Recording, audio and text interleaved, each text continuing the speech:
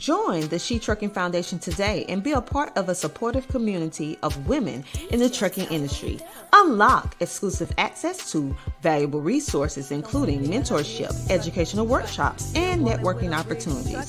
Whether you're an experienced professional or just starting your trucking journey, Shetrucking is here to empower you and help you thrive. Visit www.shetrucking.com to join us and drive your trucking career to new heights. Join the Shetrucking Foundation today and be a part of a supportive community of women in the trucking industry. Unlock exclusive access to valuable resources, including mentorship, educational workshops, and networking opportunities. Whether you're an experienced professional or just starting your trucking journey, Shetrucking is here to empower you and help you thrive. Visit www.shetrucking.com to join us and drive your trucking career to new heights. Hello, everybody. I am Dr. T&J Ramsey, the host of the Shetrucking podcast, powered by CTR Media Network. And today we are bringing on some of the best in celebration, yes, of women in trucking during this amazing International Women's Month. And today we have the amazing Jennifer Marshall. She is not only a CDL instructor, she is a driver, and she is a woman on a mission to help empower you on no matter what level of trucking that you find yourself on. So without further ado, let's bring on the amazing Jennifer Marshall. Welcome to the show. Hi, thanks for having me. Yes, it is so great to have you today. And so when I think about you as a woman, the question always comes to mind for me. Why did you decide to go into the trucking industry? Honestly, to be like my aunt. Oh. Yeah. My Aunt Sandra, that's all she did until she, started having kids. And then my uncle, he continued on with the driving and she ran the internal part of it. So, and, everybody has that favorite aunt that you emulate. And, I used to joke around, call her Aunt God. So that's why I got into it. Oh, wow. That is something else. So we have some virtual studio audience in the building saying, hello, ladies. Hello. Hi. All right. Make sure to like, follow, share, and subscribe. So, Jennifer, you went in because you had this fabulous aunt and you decided to go into trucking. So, was it easy for you to obtain your CDL? And when did you come into the industry? No, it was not easy. Mm-hmm. When I graduated from high school in June of '98, she gave me a job. Her and my uncle gave me a job in their trucking company in the office. I did driver qualification, safety, logs, stuff like that. Fuel by state back when you still had to do it by hand. And then that kind of evolved into being what's called a squirrel. And I would have to help load and unload the trailers with my brother. And because they hauled high value electronics. And when that started phasing out, and I hit a few bumps in my personal life, I decided it was time that I needed to go driving. I was called a few schools, and I called Lincoln Land in Springfield and talked to Bob Howard, and he told me exactly what to do step by step, how to get into the program and how to get it funded, because it was a few $1,000s even back then. And he got me in. I had to drive back and forth. Plus I had a kid at home. And then, I was the only woman in the class. All the companies that were coming in to recruit were flatbed, only looking for men. So on top of everything else, thank God for Bob and Craig, who was my actual range and road instructor, helped me find a job. And they pointed me towards SMX out in Fort Dodge, Iowa, which they're no longer in business. They were bought out by Decker. Mm-hmm. Great company though. They were, oh my God, they were great. And then from there, when they started to be bought out, I moved to Risinger Brothers in Morton, which was a little closer to home. Had to step away from that one because ran into an issue being, a girl. So you know how it is. Then I went to night transportation. And when I was at night, I had the best support group right up there in Lamont, Illinois. My dispatcher, I'm not going to name names because they're all still involved in trucking. Just the dispatcher and the recruiter and everybody was great in that office, except for the safety guy. Had a few issues with the safety guy. He put a tracker on my truck, and he would know exactly where I was at, what I was doing, and would show up when I was in the Chicagoland area. One night it got bad enough that my dispatcher and him actually threw hands in the parking lot over it. So, and my dispatcher ended up going to work at another company. That guy never got sent anywhere because he had family in the company. So he went back to Texas. And then from there, I went to Celadon. And Celadon was great. They were great. But that was when the old man was still alive. So your mic's gone.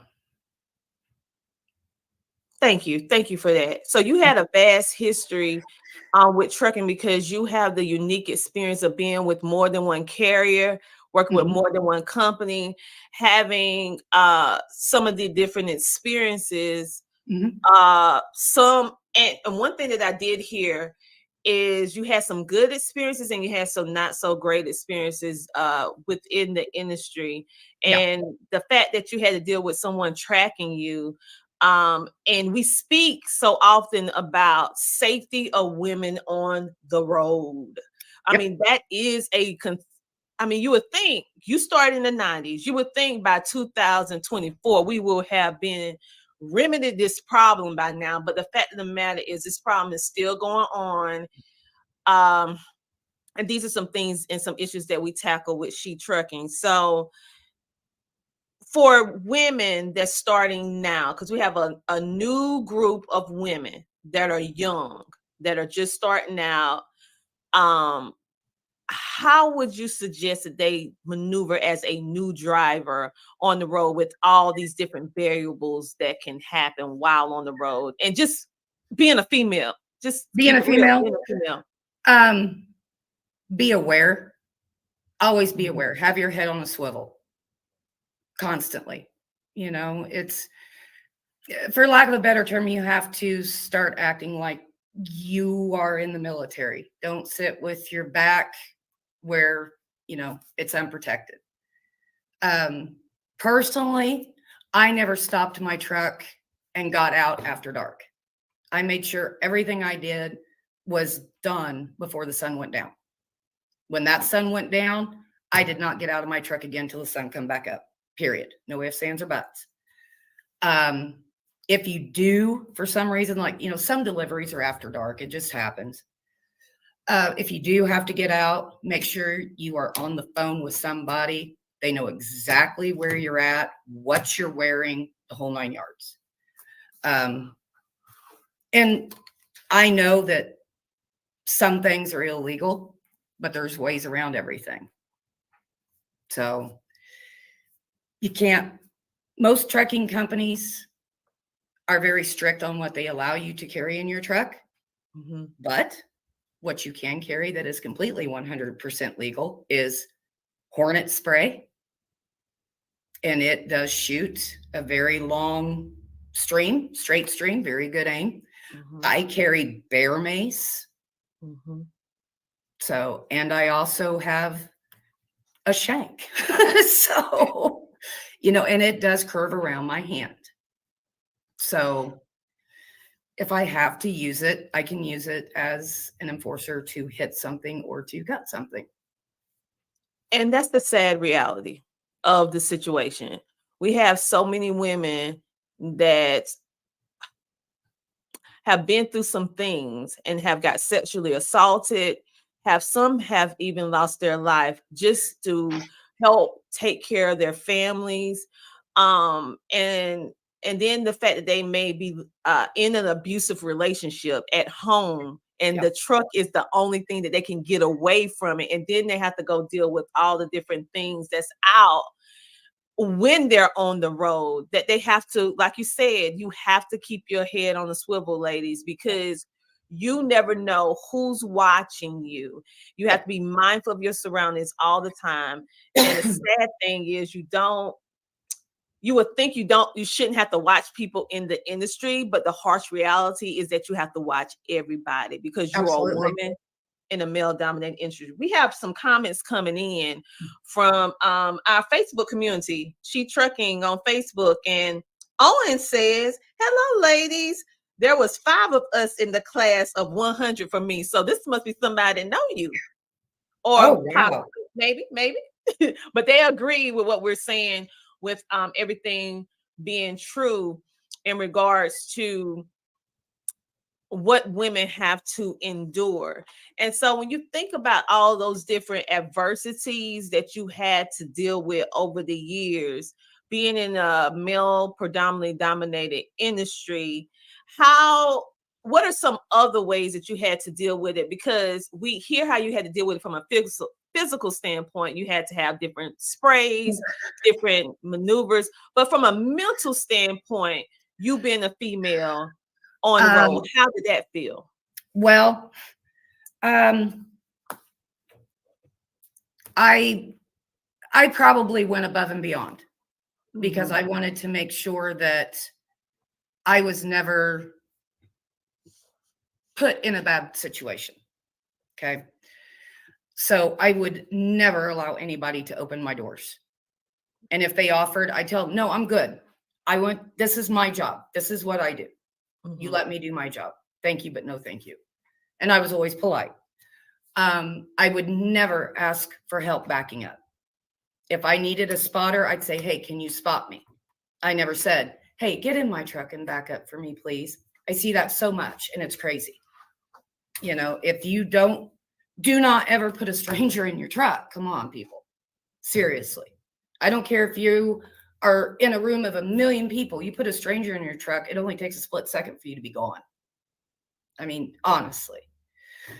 Um, I just wanted to be better. Everything Mhm. I did, I wanted to do better. When it was, alley docking, I worked and worked and worked until I was better at it. Backing straight, I wanted to back straight, longer, better than men. I wanted to be able to drive more miles than the men. That way I could say, look, nobody has to carry my weight. I am good to hire. I am worthy of you going out on a line for me. I'm going to go the extra mile for your company. So like I said, I may not have done it the right way, but I've only had one company that I left on bad terms with. Um, but everybody leaves on bad terms with them. Mhm. Literally everybody has left. So, And and those companies do exist. oh yeah. Okay. And so Oh we're yeah. not gonna give them a platform right now. No, But not even. you know, let me look at you. You know. Okay, and so and ladies, the reason why we're going so deep into these uncomfortable topics is because we need you to understand. We don't want you to be naive. We have a lot of new women, a lot of young people that it's a generational gap, a generational divide. Like our age bracket, Jennifer, we have an awareness of our surroundings because of how we was raised a little bit differently than this new generation of We were young raised people that's, feral. yeah, within their 20s. And so they're a little bit more carefree Hmm. in ways that we never were. That helps in some ways, but also is very dangerous in this industry. Yes. And I'm even going to take a shower. Getting out of your truck at any time can become a life and death situation. Yep. up under the wrong circumstances if you're not paying attention. If you're not, you have to start being mindful of what's going on. Okay. And it's not saying that we want you to be paranoid, we want you to be fearful, overly fearful, but we want you to be self-aware of what's going on in the industry. And sometimes people may just not talk about it. But here, Jennifer and I, and with Shetrucking, we want you to be known, we want you to be mindful of the good and not so good so that you can be safe, so that you can make it home to your Yep. families. We Yep. want you to stay safe, just like our virtual studio audience. She said, definitely. And she said, stay safe. So, Jennifer, is there anything else you want to say on that topic? Because if not, we're going to take a small commercial break and then we'll be back with some more conversation, because I'm so grateful to you for even having the bravery to talk about this. This side. Everybody can talk about the other side, but this is really what hits home. And this is what women Don't. leave for. They leave the Yeah. industry just because of this stuff that we're Yep. talking about. And they don't have anyone like you, Jennifer, that can tell them from a woman perspective, this is what you need to look out for. Yep. Don't. They're going to ask you 40 ways from Sunday where you're going, what you're hauling, where you're going next. Don't tell them. Don't. Tell them someplace in the opposite damn direction. You know, I stopped and had a tire fixed at a Love's in northern Indiana when I was headed into Michigan. I got up into Michigan, got at a truck stop, shut down for the night. I was hauling pickles out of Palatka, Florida. And I had the mechanic call me and say he's staring at my truck. I literally had to call my husband at that time, who lived in Indiana, and tell him to get up there now. I'm sitting on the floorboard of my truck with the doors locked. And this guy took my phone number off of the paperwork from the breakdown. So do not put your phone number on there. Put your dispatchers. And then have your dispatcher contact you, because there is 24-hour dispatch. Anywhere you work, 24-hour dispatch. They can call you when your truck's ready. Little tips like that can be things that save your life, because it takes but a minute for your life to be changed forever. And sometime it never go back to how it was before. Yep. And so on this Women International Month, we're celebrating amazing women like Jennifer and all of you that's in the Shetrucking community. But with all that celebration of you being able to conquer, being able to build, grow, and thrive in an industry that's was not made for you, we also have to have the hard conversation surrounding the parameters of having yourself inserted in an industry that was not made for you. Yeah. The dark side. The dark side. The dark side of it. Yeah. And it does exist. We hate it exists. We've been fighting for this to change for a long time. So we hope in some decade this is remedied, but it's not now. And I that's was why lucky. I was lucky because when I started, I had my aunt that gave me a heads up. Yeah. So, and like I said, she started in 78. Oh, wow.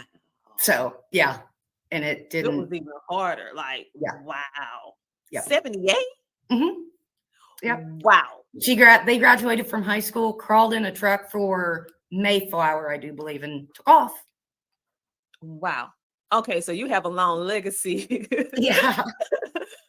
Of warriors in the trucking industry, women. So, yeah. Okay, that's why you, but everyone don't have the benefit of having this beautiful legacy that your family built for you, and also having, they may have men that's in the trucking industry, but they don't have women as well. You have both.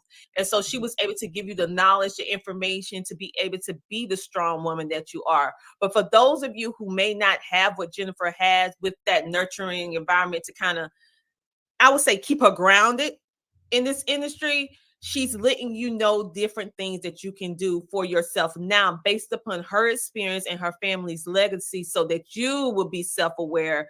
You don't have to have what she had, but she's here to inform you. Listen, ladies, it's more than just getting in the truck and driving. Yep. Yeah. Oh, yeah. And I tell everybody I run into, because I was just up at the truck show in Peoria. Here's my business card. This is my cell phone. Text me, because I live in a dead zone for cell service, but I do get texts. Okay. If you have a question, text me. And I Yeah. tell my students, I don't care, because it's the same thing Bob Howard told me, same thing Craig told me. 5 years from now, 10 years from now, you can't find a job, call me. I have fingers all over the industry. I can help you get a job. You're on top of a mountain, you're freaking out, you don't know what to do. Take a breather, call me. I don't care if it's 2:00 in the morning. I would rather walk you off that mountain than read about you on Facebook. If you're sitting in a truck stop, scared to death, call me. I can figure out where you're at, and I know who to call, because I may have one of my friends in that area that can get to you. I have a good friend in Florida. I have another good friend that lives in Oklahoma, another one that lives in California. I even have a really good Facebook friend that lives in Canada, because I also drove to Canada when I worked for Celadon. So I know people everywhere. And that's, I tell my students, if you need me, reach out. I'm not going to cut you off. Even when you're done with the class, I'm here. And see, that is true sisterhood. Okay. We say the word sisterhood a lot, but do we really, are we using it because it's a trend? Are we using it because it sounds good to say? This is what sisterhood look like. This is what we build for Shetrucking. Jennifer is one of our members. And we're going to talk a little bit more after the commercial break, because you're saying, man, I know everybody on here is like, Jennifer is amazing. I know. No, she also has a school as well. So when we get back from our commercial break, we're going to go into her school, because you already heard her journey. And now she's actually turned another leaf, and she's doing the school. And you can find out how you can be a part of it, how you can be within her inner circle, and all that good stuff after this commercial break. We'll be back in a moment.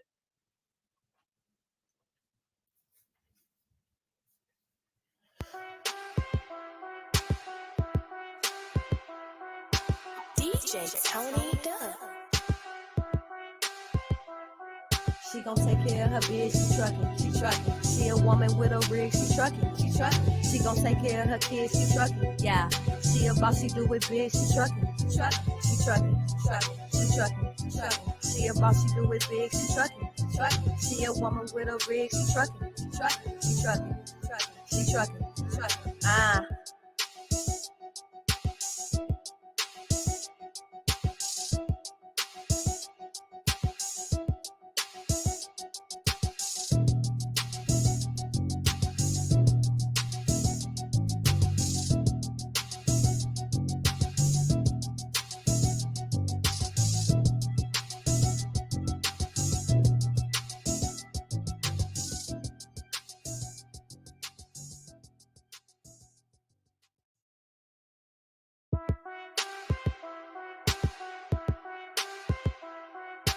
DJ Tony Duck. She gon' take care of her biz, she truckin'. She a woman with a rig, she truckin'.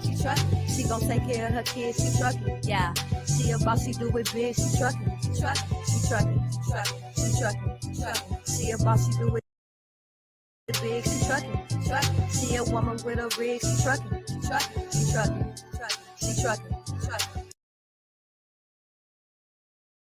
And just like that, we are back. And that was a commercial from previous years from Matt's. Matt's is the Mid-American Truck Show. And Shetrucking is going to be in the building at Matt's. That is March the 21st through the 23rd at Louisville, Kentucky. Our booth is 40652. That is 40652. And in celebration of Matt's, we have launched, if you have not looked at it yet, we have been dropping it in a group, but sometimes doing these algorithms, you just don't see it.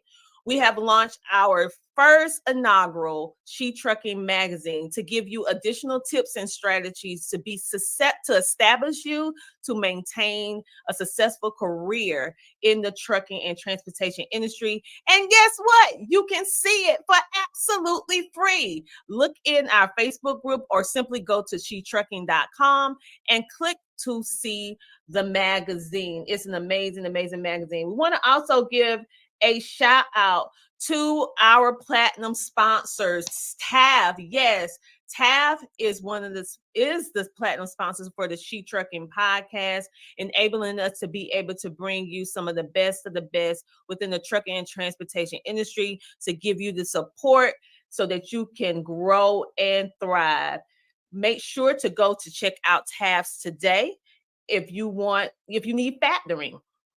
On that note, you guys, we have so much amazingness going on. Before the commercial break, we were speaking with Jennifer Marshall, and she was sharing all of the things that we need to look out for being a woman in the trucking and transportation industry. Many times we have these conversations, and it's like little gumdrops, sweet and savory, really sweet, but there is a sour side for females that's in the trucking industry. And so this is not to make you afraid. This is not to make you not want to be a part of the trucking industry, because I feel that it's great for you to do it, but this is for you to be self-aware. So right now we're going to bring back on the amazing Jennifer Marshall. Welcome back.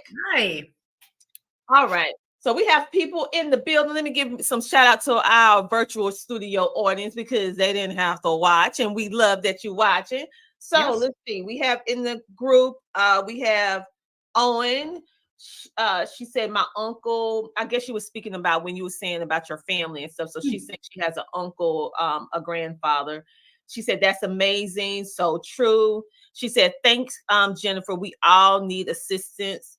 Trucking sisters. I have a question about her school. Yep, I knew you would. And we're gonna talk about it. And she said, yes, great. We have another person talking about, hi, oh, that's your baby. Yep, that's my daughter. Oh, hey. Hi, Allie. We have Sarah in the building. She said, put Jennifer on that cover. And we have Michelle saying hi, Jennifer. You guys, thank you so much for tuning in on today. Make sure to like, follow, share, and subscribe. And if you haven't joined the Shetrucking community, for those of you who are watching outside, make sure it's a free group to get additional support as well. So you were speaking about all the different things that women need to look out for in regards to trucking. You also spoke about your beautiful legacy, having both men and women in this industry in the 70s, and how you pretty much was able to be on the administrative role, doing whatever needed to be done in your family business, to now being a driver. And now you transition into being an instructor, and specifically a CDL instructor. So what made you decide to become a CDL instructor, and tell us how they could get in contact and all that good stuff? Well, I had no intentions of being a CDL instructor. Really? Yeah. I just was going through some things at home and needed a break from the road. So I was getting my CNA certificate reinstated, along with my EMR, Emergency Medical Responder Certificate.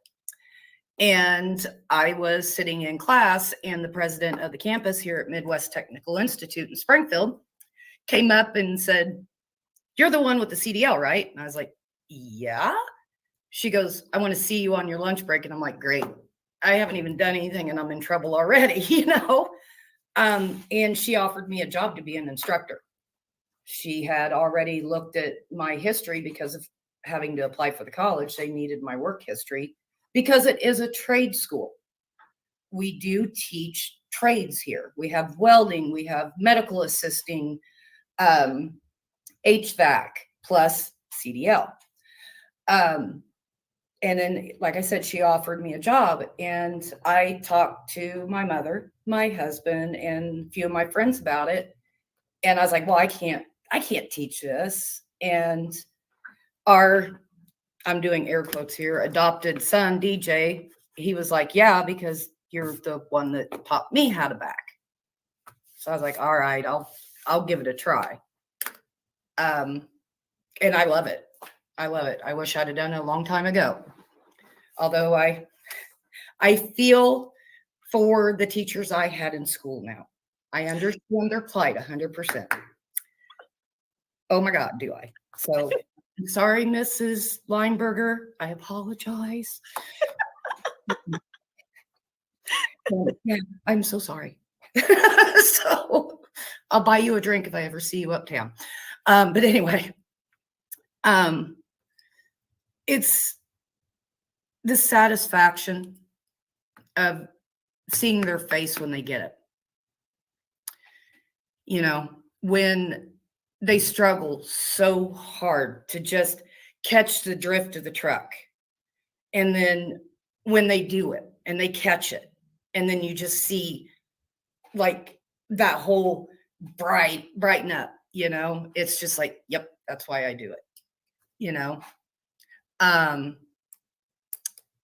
then I did have a female come through. I've only had one. God, I wish there was more. I had one come through. She had severe testing anxiety. And that's the other instructor, Tony. His name's Tony Chancellor.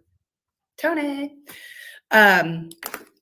He was really, really good with her out on the range. And, you know, I worked with her. And that was both of our, you know, crowning glories that, you know, we got her through it, got her CDL. But you don't realize the impact you have on somebody until you're there, you're doing it. I had one student that when he got his CDL, after the state tester was done, he ran up and gave me a bear hug. And I mean, he looked like he was about ready to cry. And I mean, I was floored. So, but it's awesome. It really is. And the fact that you are taking it to an additional level in regards to your trucking, in regards to your journey,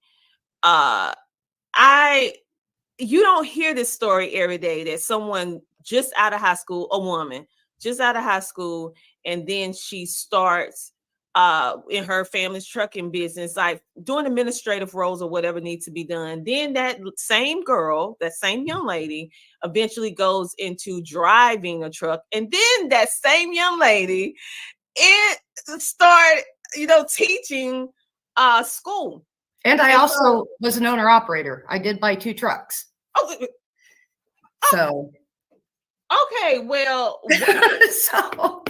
so tell us a little bit about what made you do that at that point in your life, because you did just about every single little piece of this trucking and transportation industry. So tell us a little bit about what was the mindset, because so many people right now is talking about, I want to buy a truck, and we're trying to say this is not a good time to buy a truck. So and that's what I tell all my students.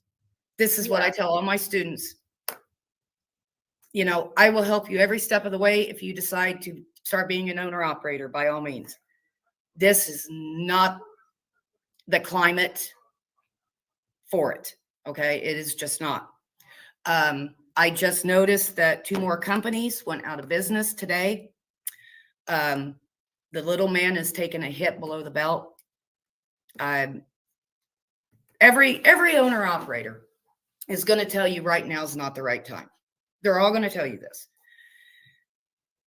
But the trucking industry is an ebb and flow thing. It's a live thing. And you have to catch the flow just right. And right now is not the right flow.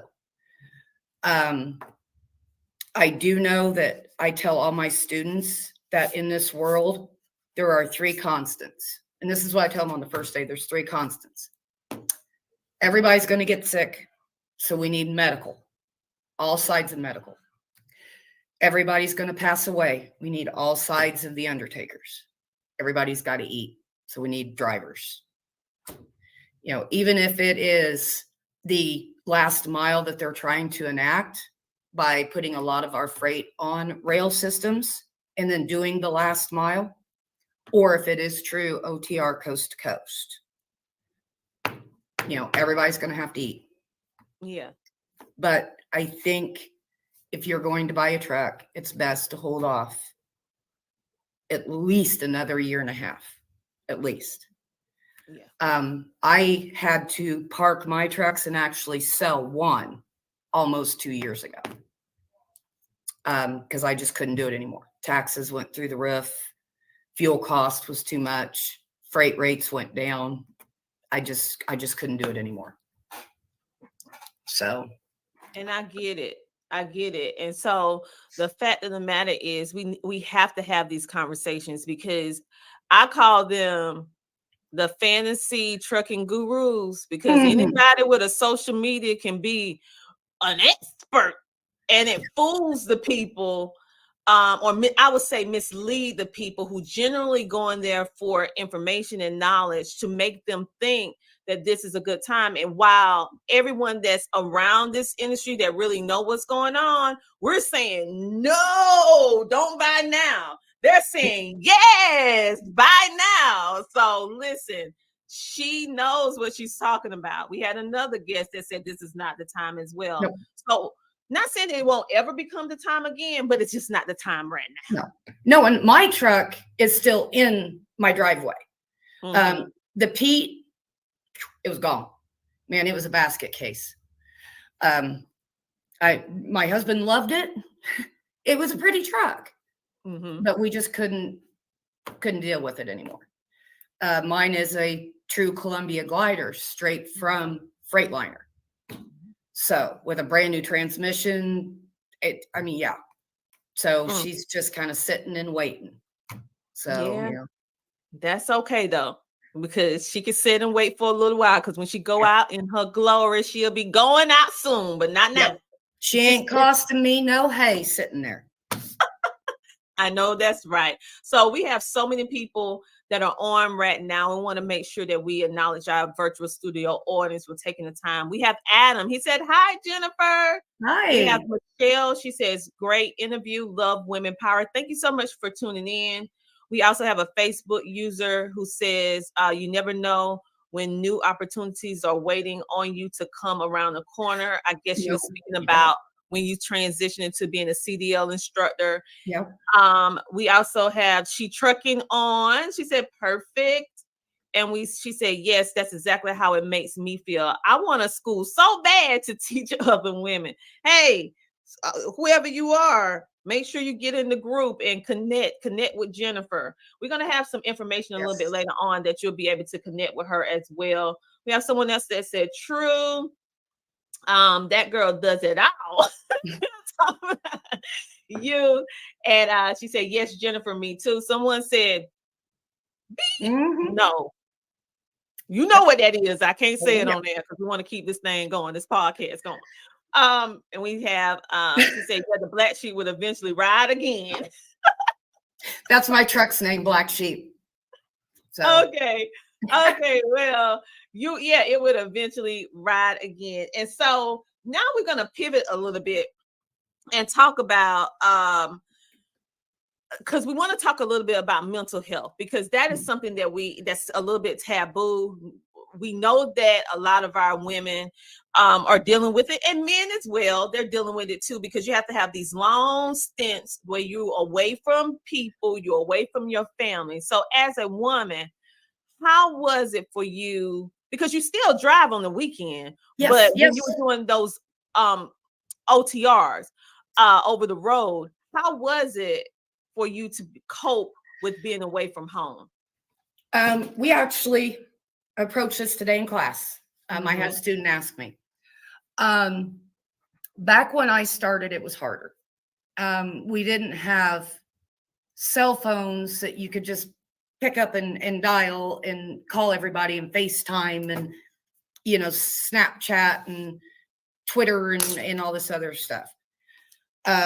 We actually, once you got unloaded, you had to make a mad dash to the truck stop to the payphone to get your next dispatch. We had bag phones. They were like $5 a minute. We actually had 800 phone numbers that we could call home from a payphone. Back when everybody still had landlines. And then, you know, cell phones did start to come in. And then, you know, you had your free minutes after, I think it was like 9 o'clock or something like that. But that's when you could go into the truck stop for lunch, an early supper. You could sit and talk with the other drivers, the older drivers. It was safe. You could get some advice. You know, if you were struggling with something, you didn't know how to get somewhere, you didn't know how to get in somewhere, you could get the advice that you needed. That's gone now. You can't do that. They're even shutting down the restaurants in the truck stops. The camaraderie that kept you company back then, it's not there anymore. It's not. I don't know if it was the invention of social media. I don't know if it was the generation of, you know, I'm important and I need a trophy too. I don't know. But the camaraderie's gone that we had out on the road where, you know, we could all sit out and gossip because, you know, the women would tend to gravitate towards each other. And it's like we would just kind of like, we had sonar, we would just find each other, you know. Not anymore. Not anymore. And so you had that one cassette that you really liked, you know. I ran an Earl Thomas Conley cassette till I had to buy it twice because I ran it out. You got to know certain truck stops. You had certain truck stops that you stopped at all the time. And then you got to know the staff there. So you got to feel safe there. You know, I had a truck stop in New Paris, Ohio.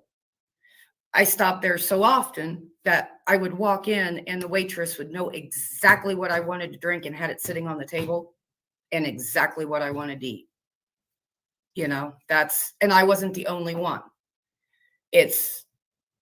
We were all like that, you know.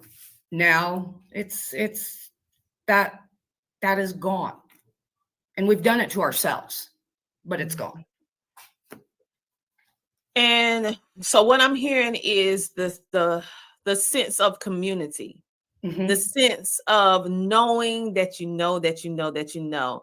It's something about having, I would say, consistency. Because when I'm hearing everything that you're saying, like having the simple things, that waitress that knew you was coming and knew your order, that knew what you wanted.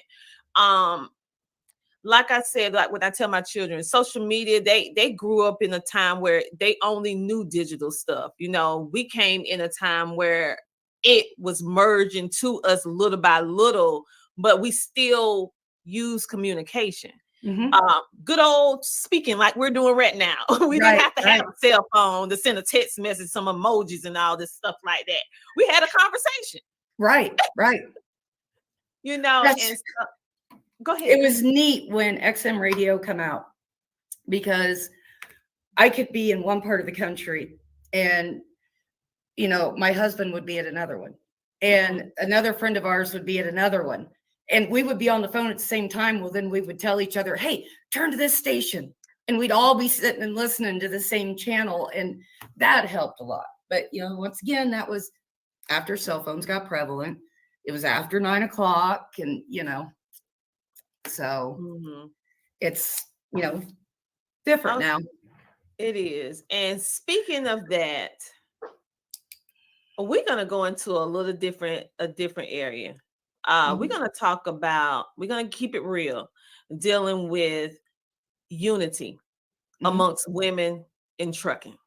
Okay. Some The harsh reality is that it's not too many women in the trucking and transportation industry, and you have a lot of things that are against you being just a female truck driver or in this industry per se. And the sad reality is that we are dealing with I would say, a problem of women going against women in trucking when we should all be coming together in unity. So do you find that to be the case? Am I just, is it just me? Because I see bullying and all kind of things going on amongst No, women. I'm like, what are you doing? We fighting no. this fight together. And woosah. It's a woosah moment. Got to rub the earlobes.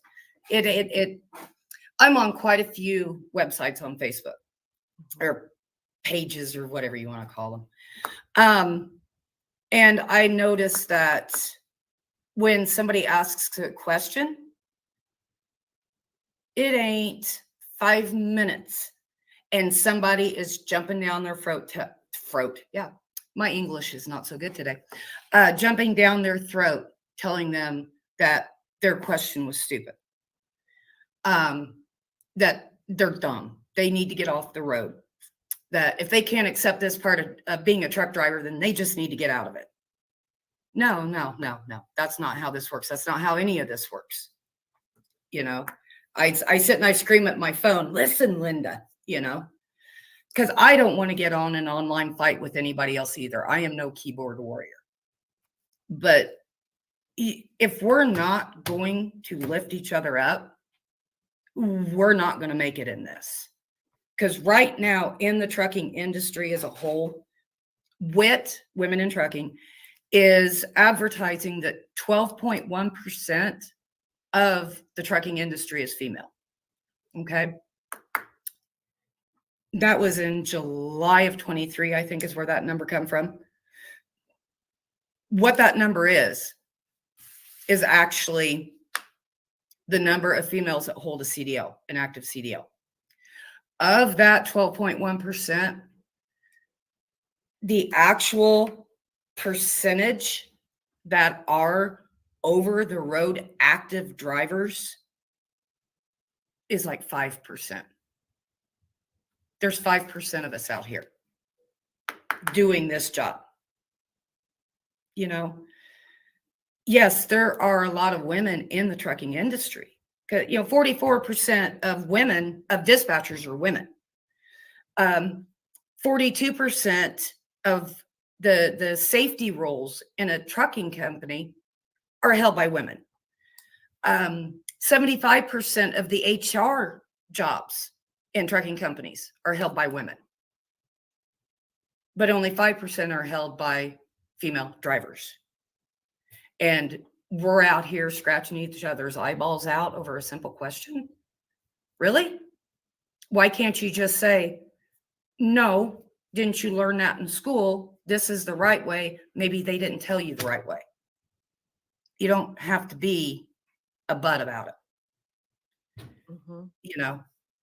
And I noticed on the news the other day that they're really hammering at us right now about the accident in Louisville with Cisco, where she went over the edge because she crossed the line.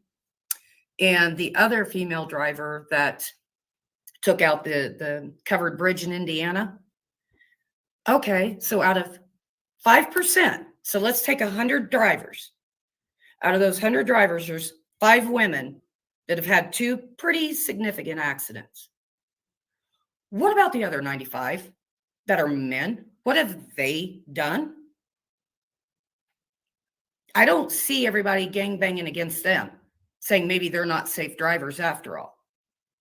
Because the statistics are still there that of an average accidents, only 40% of women are involved in them. when it comes to actual big rig accidents, only 40% are women. 60% is still male. So not only are we tearing ourselves down, tearing each other down, we have the industry tearing at us. And now we have the news tearing at us because of 2 incidents that happened, that I'm sure is going to end up being a third, because in the little community that I live in, a female bus driver crossed a center line yesterday and hit a day cab head on. And the bus driver and the truck driver and the 3 preschoolers that were on board all passed away, which is not good. And I mean, it's crazy. It really is. But the sad reality, whether you drive a truck or a regular standard vehicle, these accidents happen. We hate these accidents happen, these casualties happen. But the core of this that we should be really hammering down on is the fact that as women in this industry, we have enough against us. We should never be fighting each other. No, so it's so many different organizations, women organizations that's like Shetrucking is a great organization that absolutely helps women establish and maintain successful careers in the trucking and transportation industry. We're not the only one. It's other organizations and entities. Instead of us independently working on these islands, we should all come together. Absolutely. We're more powerful. That's the only way we're going to fix it. That's the only way that we're going to rise above, is if we work together, not separately. So, you get on these sites and they're nitpicking at each other, and it's like, ladies, stop, just stop. Look at the way you look. Okay, you have somebody that's on the fence about being a driver, and then they see this, and they're going to be like, oh, hell no, and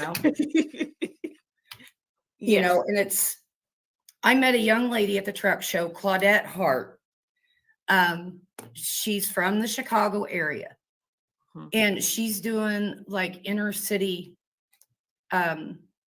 support for people that want to be a truck driver. She's not teaching it, but she's giving them support to do it. And I give her props. I really do. She is trying so hard to lift up women everywhere. And it's like, you can do it. I can do it. There is another female instructor at 160. She's doing it. But these people on Facebook, they can't. What's wrong with that? It's a problem. It's a problem. And that's why we're addressing it today. One of our virtual studio audience members said they agree. So on this Women's International Month, we need to change the narrative, move that needle from the negative zone to the positive zone. Absolutely. And we all need to come together, because we're all women. We all have families. We all have different issues that we have to contend to in regular life, as well as the beast right here in the trucking and transportation industry. No woman in this industry should be at odds. When we see another woman, we should feel secure and comfort to know that that is our sister, regardless of the color of her skin, regardless of her age, regardless of her background. We are one. Exactly. And, as female drivers, we already have to deal with the female dispatchers that we don't exactly get along with, And I'm here to tell you, I had one. Oh my Lord, if I could have reached through that phone, I don't think she'd have had any hair left. It was real hard to stay professional. I'm not in competition with you, girlfriend. I don't want any of this that's out here. It's all yours. I just want my load. You don't have to be snarky to me. You don't have to be hateful to me. You don't have to make condescending remarks. Mhm. I just want my load and for you to go away. And be fair at the end of the Yep. day. Our virtual studio and says, yes, we need to lift each other up, Sarah. And I 1000% agree. And the reason why we decided to talk about this taboo, touchy subject is because it's happening. And in order for us to remedy this, to solve this problem, we need to be brave enough to even have this conversation. Yeah. Okay, at the end of the day. And we have so much, ladies, that we offer, that we give, that as women in any part of the trucking and transportation industry, that we add value. Why not add value to each other? It's hard enough. It's hard enough. But women, we've got to get a thicker skin too. Yeah. You know, it's on both sides of the dime here, you know. Just because I'm a blunt person, okay? I'm very blunt. I don't tiptoe around anything. Unfortunately, I'm kind of like a bull in a china shop. So, you know, I kind of put it just right out there. You got to get thicker skin. You're gonna get offended. It's gonna happen. Pick yourself up by your big girl panties and get over it. Okay? They may not have intentionally offended you, but you do not need to fall down and make a big scene and, oh my God, they spoke to me that way. No, come on. You know, if you're at a stoplight and you look down and there's a gentleman driver doing what they do sometimes. I mean, come on, girls, we've all seen it. You don't have to call them out. You don't have to take a picture of it. You don't have to be obscene. Look away and go on about your business. Okay? It's just like a bully in school. The less attention you give them, they're going to get bored with it and move on quicker. Okay? Period. I agree. You know, in regards to, let's speak a little bit about the lack of female trainers in the industry before we go.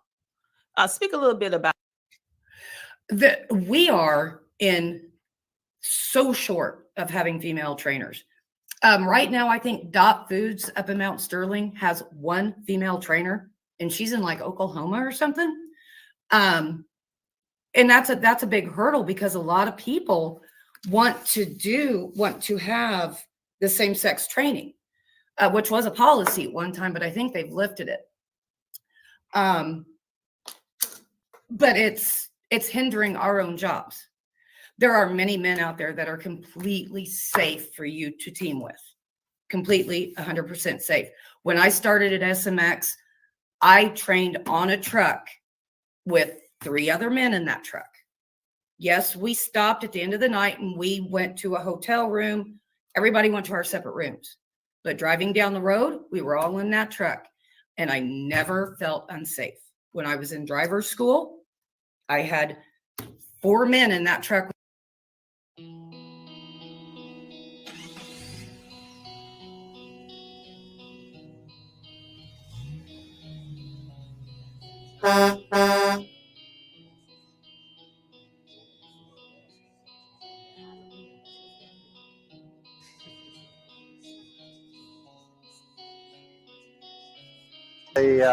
The Jamboree, we brought our 2022 VNL 860 Globetrotter Volvo. It's the downsped technology with the higher gear ratio and the 14-speed transmission. This truck steadily pushes 9 to 10 miles per gallon, loaded and empty. It's pulling a 2023 Great Dane Champion SE dry van that my wife and I spec'd out as well to make the combination work a little better together. We have personally, I started when I was 18 and a half years old in 1975. I turned 68 years old July 20th.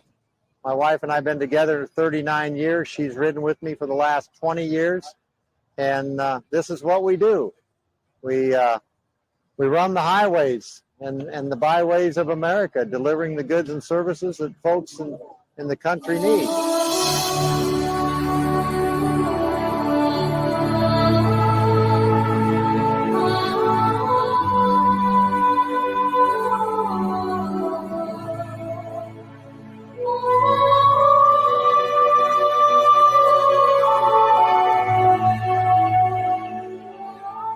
idea of how we set the truck up.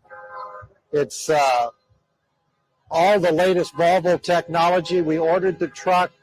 It took 1 year and 4 months to get it. It was ordered, I apologize for the greeting from Interstate 80, but that's the Truckers Jamboree. So it took 1 year and 4 months to get the truck. It was ordered basically pre-COVID, but it did come in exactly the way we spec'd it, and it has treated us very well. And I like to tell people that it's a two-tone color combination. It's pearl white and stainless. And that's the way we wanted it. We kept it simple. Just a simple design. And we run the flow below system. We run the air tabs. We also run the nose cone on the front of the trailer. And yes, folks, I did put the twin exhaust stacks on it. It's not necessary, but coming from that old school, and even the salesman said, Al, he says, why are you putting dual stacks? Nobody will see them. I told him I'll see them every time I hook up a trailer. And it's just, that's, I guess, part of the old school in me. But the overall effect has worked very, very well. It's a very comfortable truck. It's easy to access the back here with the catwalk, the way it's designed. It's good and secure. Like I say, here we have the flow below design here to keep the air. We want to keep the air attached to the tractor as much as possible. And I don't know if you folks have witnessed how the flow below covers work. I question myself, how accessible is it going to be? It's simple, and you have access to check your lug nuts for the tightness and check your air pressure. We do not have the auto inflation system on this particular model. We didn't opt for that. But we did run true balanced centering sleeves, and we run Centromatics all the way around. The tractor and trailer are both equipped with the disc brakes. So it's disc brakes all the way around. We run the aero mud flaps on it to keep the airflow moving. And the other thing that you will always notice if you have those is they basically eliminate road spray on wet roads. I call it a poor man's wind tunnel. You can actually witness how this all works when it's working correctly, because you can see the road spray and how it is funneled on past the tractor and trailer. And as we go on down along here, we've got the aero skirts. Now, when my wife and I purchased the trailer, it was just a basic trailer. It did not have the nose cone. It did not have the skirts. It did not have the excess rub rail on here. And it did not have the air tabs, nor did it have the flow below on it as well. We've added all of this stuff to it along with the aero flaps on the back. And we can go down alongside here, and like I say, it all works together. We opted for all position tires on the tractor, as well as the low rolling resistance tires on the trailer to keep the rolling resistance down. We also put here we have the analog. We didn't opt for the highest tech. We just got the analog right way gauge, which corresponds, if it's 34 on here, that's 34,000. And it's accurate within about 250 pounds. And I have found that very useful when loading at these various places and you don't have access to a scale right away. Gives you a general idea where you're at.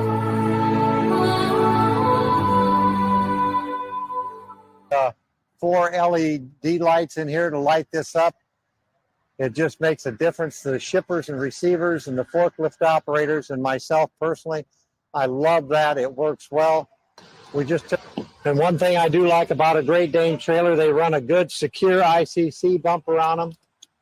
The entire framework back here is stainless steel. A lot of different companies will use a galvanized metal. This is a stainless steel assembly around this entire rear frame assembly on the trailer. July 20th, I turned 68. Happy birthday. Thank you. And we've logged nearly 6 million, just probably a little more than 6 million miles, no chargeable accidents. So we've been blessed that way. God has taken care of us in that aspect. And it isn't that we haven't had some close calls. And I know, folks, there's no way I could have been driving this truck by myself, because I couldn't have avoided some of the situations that weather conditions and the traffic puts you in, as all of you well know. Just certain times you have to look up and say, thank you, Lord.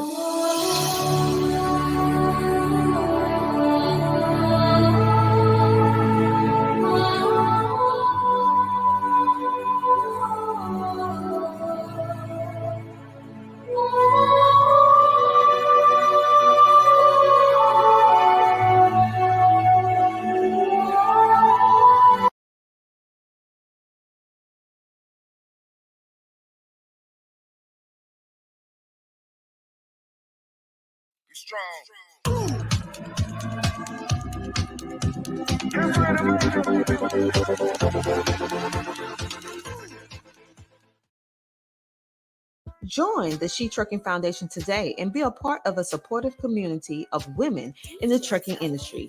Unlock exclusive access to valuable resources, including mentorship, educational workshops, and networking opportunities.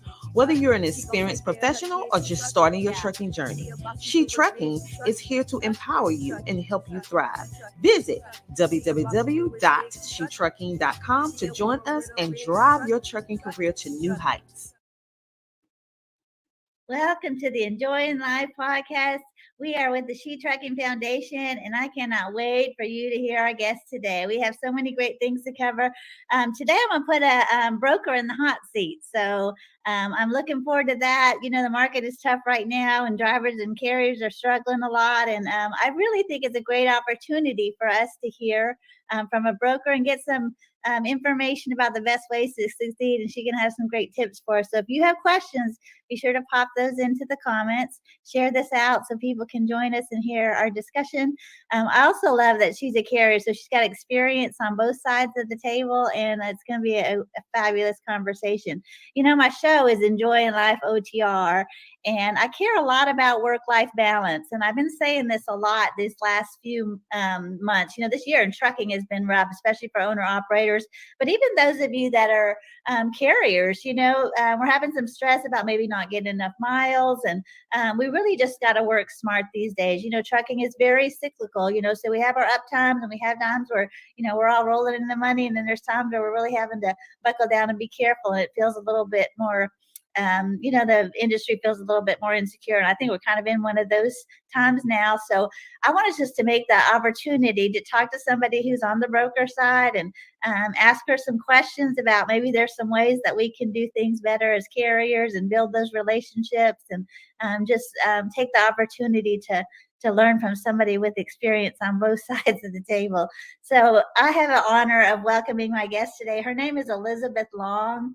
She is a broker, like I said, and a carrier, and I've run freight for them in their brokerage. It's Patriot Star, and she is somebody that I consider to be a real trusted resource in the industry. She and her husband both have been acted like mentors to me, really. And anytime I have a question about the industry or how things are going or something that's happening with my paperwork and contracts or something that's just feeling a little bit uncomfortable to me, I know that I can go to her and ask her as a trusted resource, and she's going to give me factual information. So I'm really honored to have her on the show. So if you could join me welcoming Elizabeth Long. Thank you for having me on today, Cindy. Elizabeth, you know I'm a big fan of yours. I love the work that you do. You're one of my favorite brokers. I tell you that all the time, and I really have enjoyed working with you professionally. But even as a friend, I think you have a lot to offer. You know, at Shetrucking, we care a lot about equipping, empowering women to thrive in this industry and to make the most of the opportunities that are presented to us in freight. So I've been looking forward to sharing them with you with them and getting them to meet you and hear from your perspective. Can you start out and just share us a little about your career and how you started in the industry and what's your role in the industry today? Absolutely. And I do want to tell you too, the feeling is mutual. I love working with you. You are one of my favorite carriers to work with for so many reasons, we'll probably get into later. So the way I got started in the industry, to be honest, I never thought I would be in transportation, trucking, logistics. I never in my wildest dreams thought I'd be a part of this. But I met my husband, Kenny Long, and we got married, and he had a CDL and owned a truck, and he'd been driving for probably about 15 years when we'd met. And he taught me how to drive. And I'd ridden in the truck with him for a little bit before he taught me how to drive. And then I went and got my CDL, and was fortunate to do that before you had to go to school, and was able to just get on the job training with him. And let me hop in there real quick. What did you do before this? Like what? So yeah, that's a great question. So I did a lot of sales. I did car sales. I worked in a bank, but actually I spent a lot of my younger years, I mean, maybe 10 to 15 years in the restaurant business.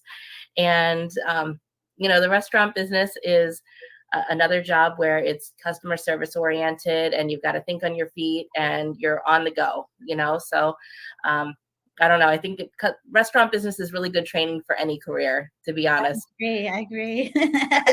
So I enjoyed that, but I love what I do now.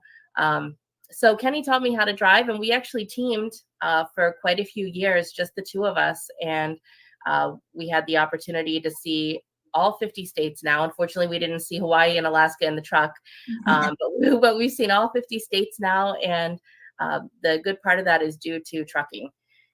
So I guess I've had my CDL since 2012, and I don't know how many miles I have, but accident free, which is fantastic. And congratulations. Well done. Thank you. And I've had a great time traveling with Kenny. So. Well, we're going to talk about your team driving with Kenny toward the end of the show, but I kind of want to pick your brain about what your primary role in the industry is right now. Can you tell our audience about switching? Yeah, absolutely. So we started our carrier in 2012, and that's when Kenny and I were driving together. And then over the years, we had started to accrue some of our own customers. And these were customers that we had met through friends, family members who might have referred us, or even just, someone sees us, locally, and they wanted to work with us. And so we had started to accrue. Oh, and actually one of our biggest customers came to us through another truck driver who was working with a customer, and they needed help in the Central Florida area. And she said, you should give Elizabeth a call. So we started to accrue these customers, and it got to the point that there was other shipments then in places that we couldn't handle, that we didn't have our trucks in. And so Kenny and I talked about it in 2017. We decided to make the leap, and we started our freight brokerage. So that was I don't want to pass this up, because I think you put a point there. I think it is so important, because I hear a lot of people go, I should get my brokerage. For one, a couple of things. You're taking direct freight as a carrier with a customer without a brokerage. Yes. Many people owner-operators don't realize that they could do that. Could you talk a little bit about that? So me, I just got one, and I do have direct shippers, but can you tell a carrier that's just maybe got one truck or a small fleet how they can go about working directly with the customer? Yeah, it's a really good question. I mean, it is really important as a carrier, as any business owner, we should always be marketing our business. No matter who we're talking to, everyone we come across should know what we do. And it really helps, because someday someone's going to need something moved, or they're going to have a neighbor that needs something moved, or a boss. And so they can then think of you and reach out to you when they need that shipment moved.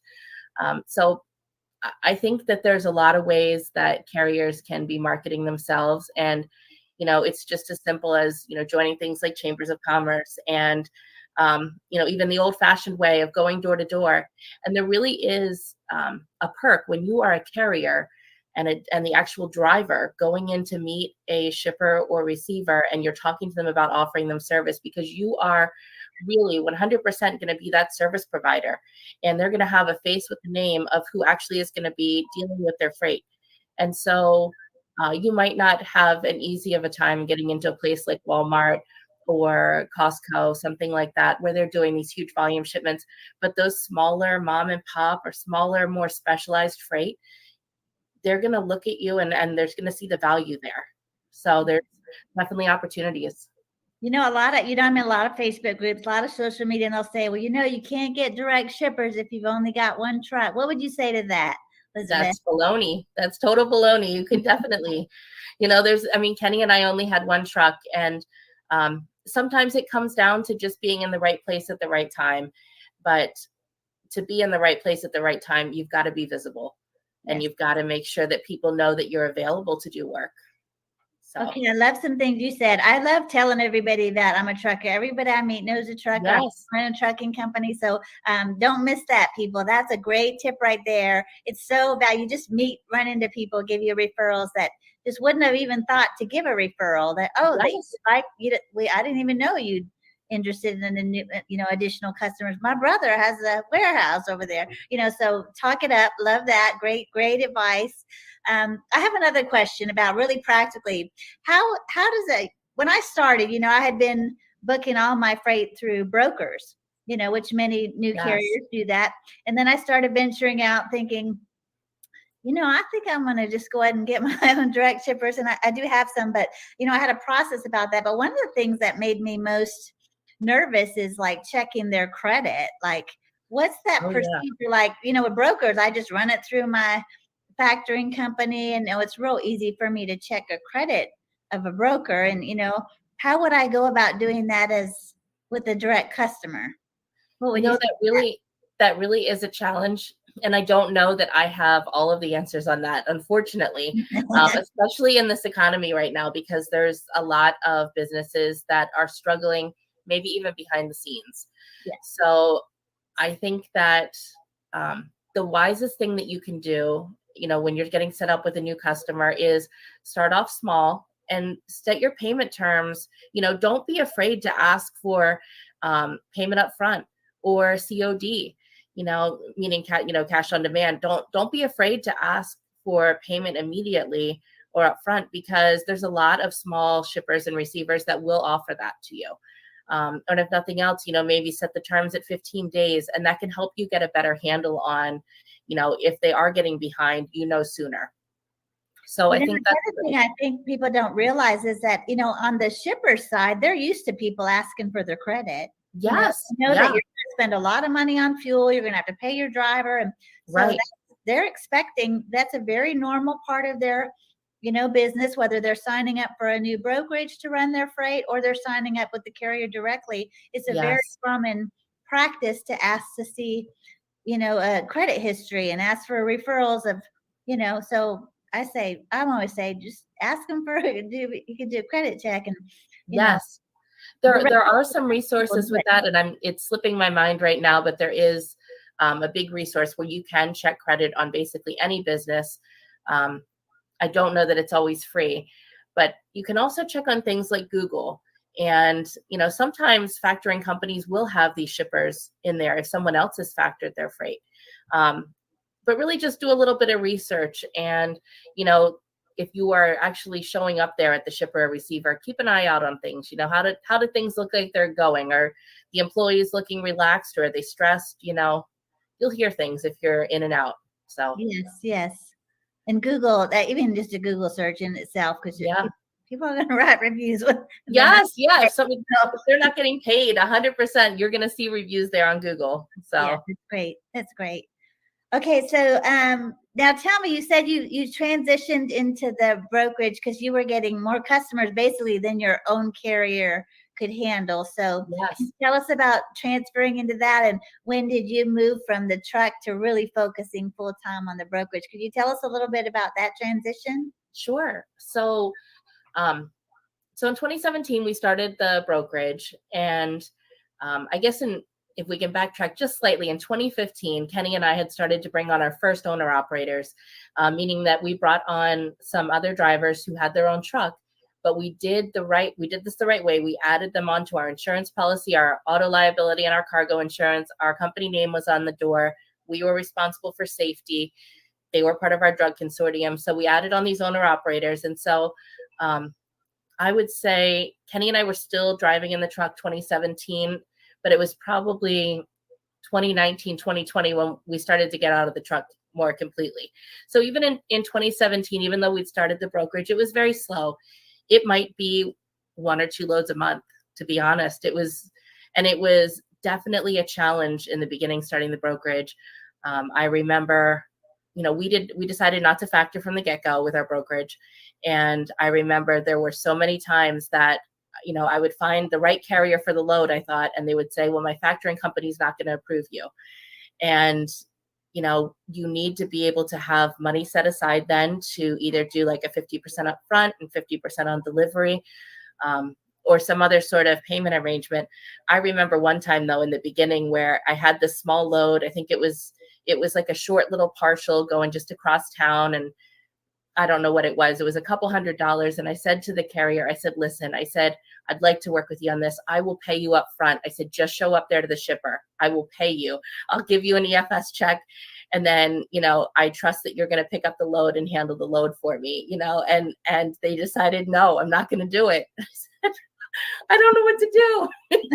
So there was definitely, that was probably the first 2 years of the brokerage. There was a lot of struggles with that. And I had to work very diligently to make sure that I paid my carriers on time. So it was a lot of really being on top of things to make sure we build up our credit in the beginning. And fortunately, when we started out, that's the biggest challenge. I'm sorry to interrupt.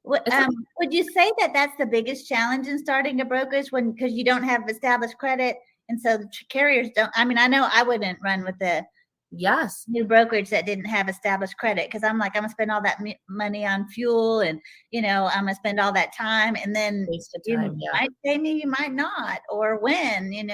Would you say that not having established credit is the biggest challenge of starting a new brokerage, or something else?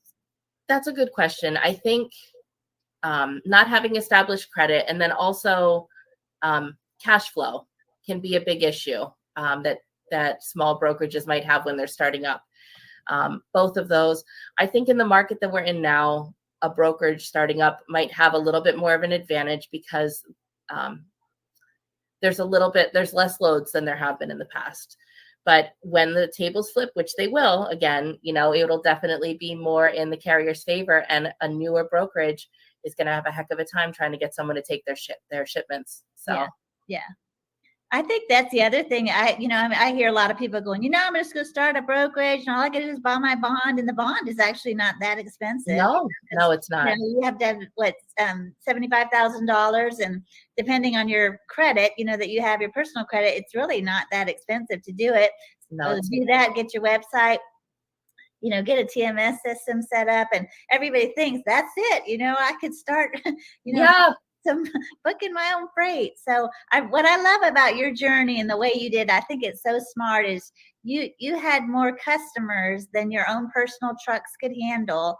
And that was the time where you started to make that transition, because you weren't starting the brokerage with needing to go for customers. Correct. You were already having customer relationships started. And I think that's so smart. And I think many people don't do it that way. So I've heard Kenny say that before. When do I know it's time to start a brokerage? And you'll say, well, when you have more freight than your own trucks can handle, that's the time where you want to branch out. And yes, that's it, like getting new customers, Elizabeth. Everybody acts like that's well, it's not as easy as most of us, as most people might think. And that's probably the reason most carriers don't have a lot of their own direct freight. It takes a lot of calls. Kenny and I actually at one point had hired someone that we had known. He worked with a different brokerage, and we hired him on salary just to do outbound calls to try and bring in new customers. And we paid him for an entire year, and he did not bring in anyone at all. Yeah. So I don't know if it was his methodology that, just wasn't working, but it's really not that easy. It comes to acquire someone who wants you to handle their shipping. It really comes to being at the right place at the right time, and you have something that solves their problem, and a lot of times, as business owners, unless there is an issue, unless they're not happy with what's happening with their current service provider, they don't want to have to switch. Right. They're comfortable with the status quo, and unless they're unhappy with the price or the service, or something major has happened. So sometimes it means following up for a couple years until someone might be ready to switch. Okay, listen, everybody. Did you hear what she just said? The time that it takes of so much wooing and wooing and wooing, trying to really build that relationship and keep putting your name and your face in front of that customer. It takes so many times of calling, and building those in. And then the market is so fragile right now. The rates are so competitive that shippers, their phones are blowing up all day with people saying, I could beat their rate. Give me a shot. Just give me Yes. loads. And, they're trying to just get the freight as what they can. And, carriers, we're feeling that, we are. You're feeling it Yeah. too, carrier side. So, Yes. but when the market is so competitive like this, then it's just, how low can we go? And, then try to provide good service, provide a good carrier when the rates are, skinny. That's a Yeah. And to be honest, I don't think, when you're looking for shippers that you want to work with, if the shipper tells you that really price is the only thing that matters to them, sometimes you have to listen to that. I actually met someone the other day. Kenny and I were at an event, and we were actually at an event for one of our other customers. We were making a delivery and a pickup for them.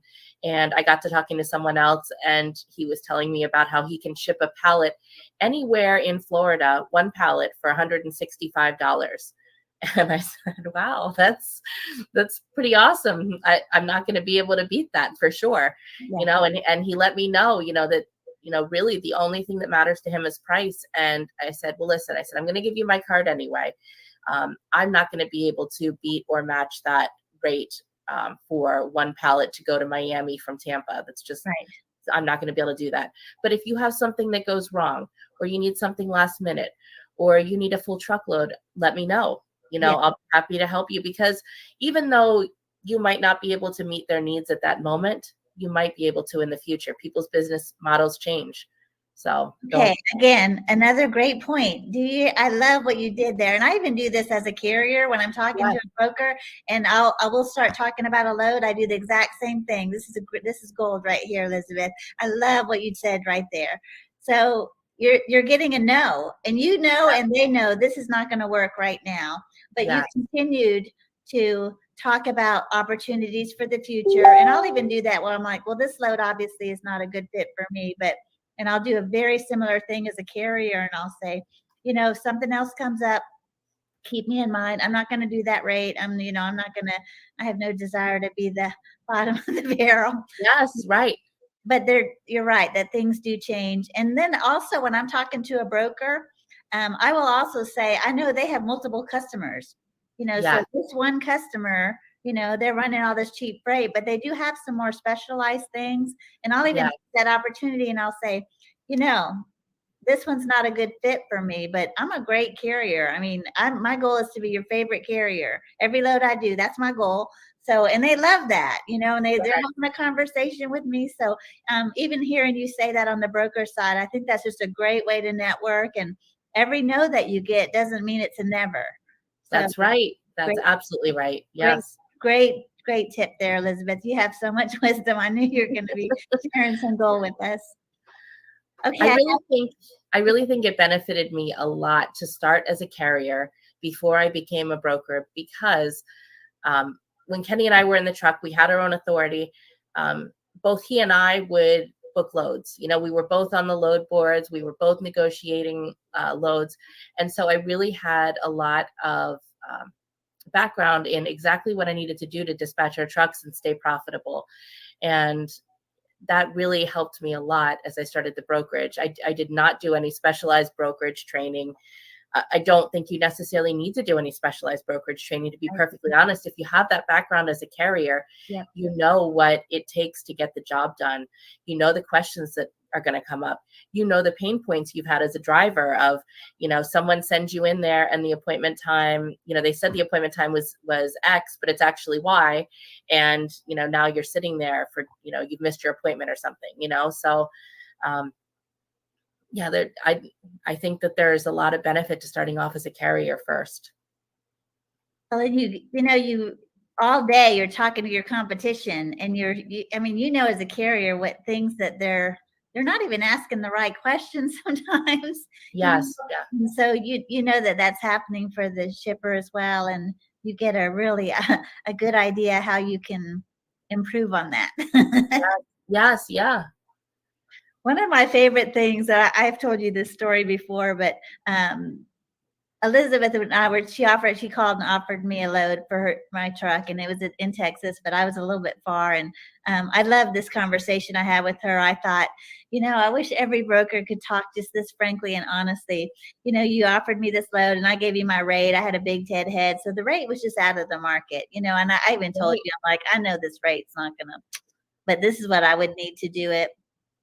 And you said to me, and I just loved your honesty. And you just said, you paused for a minute, and I was like, and I was sitting there, she's like, you're crazy, girl. I ain't paying you that. But I didn't know what you were gonna say, because you get blasted sometimes. So Yes, like, what is she gonna say? She said to me just so respectfully, and she said, Cindy, I know why you gave that rate. I understand that, but honestly, I could cover this load cheaper than that with another carrier that's closer by, and the market's competitive right now. So I think we'll just pass on this one for now. And, it was just straight up. And I was like, I loved it. I was like, I love this woman. I'm like, why can't we all just talk honestly? You weren't going, Yes. I don't have that much in it, that which Right. but it's like, you're just like, just honestly, I could cover it cheaper. And if somebody that was closer, and I was like, we could just talk that honestly instead of all this, crazy lines we feed each other. Yes.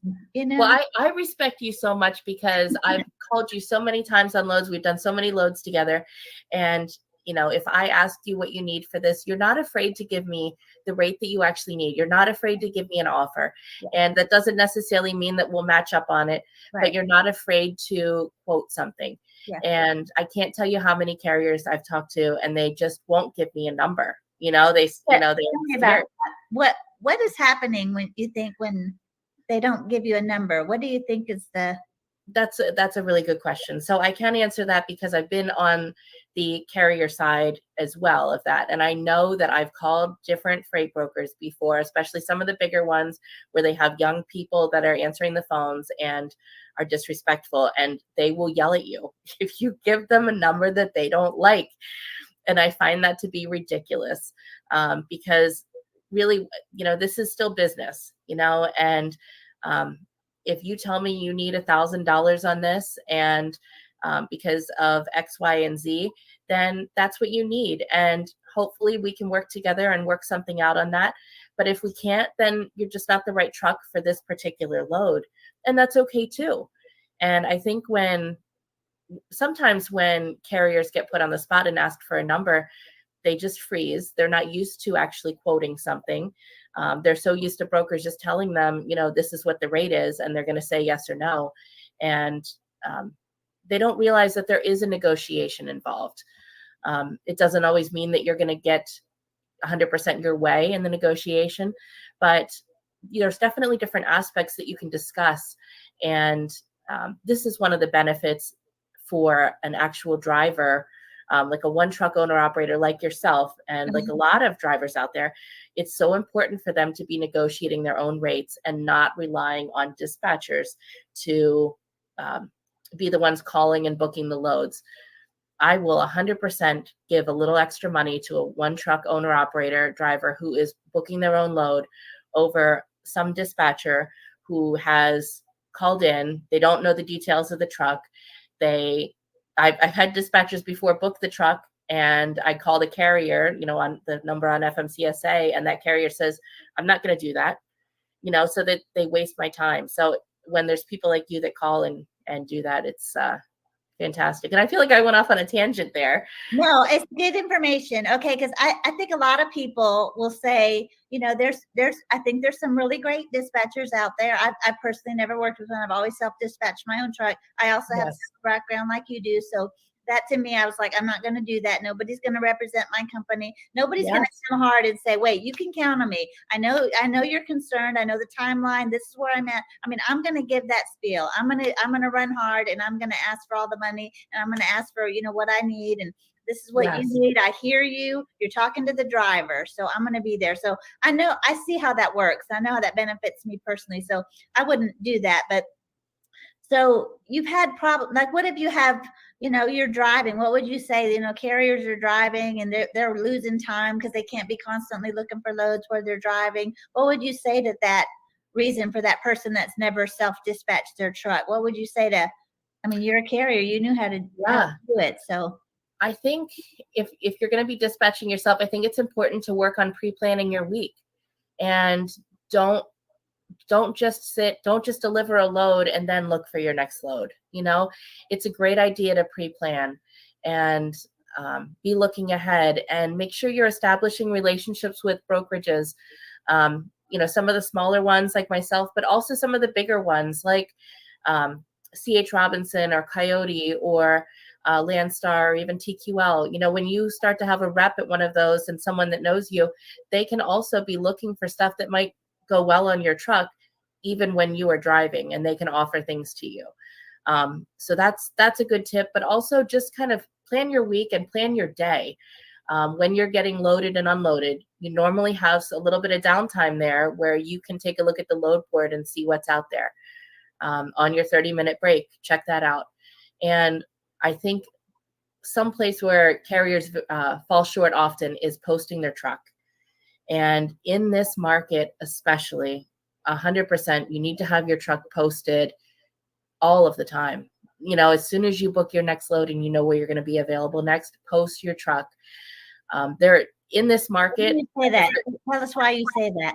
Yes. Yeah. Well, there's a couple reasons, and I'll give an example that you were a part of, actually. The story. So, in this market where freight brokers are not struggling to find trucks as much, it is super important for them to be able to go onto DAT load board or whatever load board you're using, and be able to see, okay, well, this carrier has a posted truck there. They can look up your MC number, see your safety score, see you don't have any freight guard reports, and say, okay, I'm going to call them. Instead of having to post their load and deal with the hundreds of incoming phone calls that they can hardly even catch their breath in between, it's so much nicer to be able to pick and choose who you're going to call and try and work something out with. It also puts a little bit more control in your hand as the carrier, though, as well, because you know that the broker has hand selected you, picked you out and said, I'd like to work with this carrier. Yes. Yeah. So they've already kind of looked you up a little bit, most likely, before they've called you. So you do have a little bit of an advantage there, so don't be afraid to, even if you can't, let's say you're driving when someone calls you, don't be afraid to say, hey, I see your number that came in. Let me get your extension. Let me look this up, and I'll call you back in just a few minutes with the number. And, it's not terrible to do that, so. I love that what you're saying so much, because I find when a broker calls me and they've seen my posted truck, Yes. The conversation is so slow. Well, for one, they're super respectful. Yes. It is a whole different thing. They're like, hey, I saw you posted your truck, and how are you doing today? And I'm like, yeah, I'm doing great. How are you doing? And Yes. It's this slow, casual pouring out of the details. And let me tell you what I've got and why I want you to look at this. And I see you're ready to go into this area. And that the conversation is so less aggressive. Yes. It's such a yes. Oh, you hit the nail on the head. And I'm really glad you said that, because it's a totally different energy. Yeah. If you and I were even in that position, because if I post my load, I'm stressed. I'm getting a lot of phone calls. Yep. And a lot of those phone calls are unfortunately double broker guys who are trying to take my load and trick me into giving them the shipment, and then so they can steal my freight.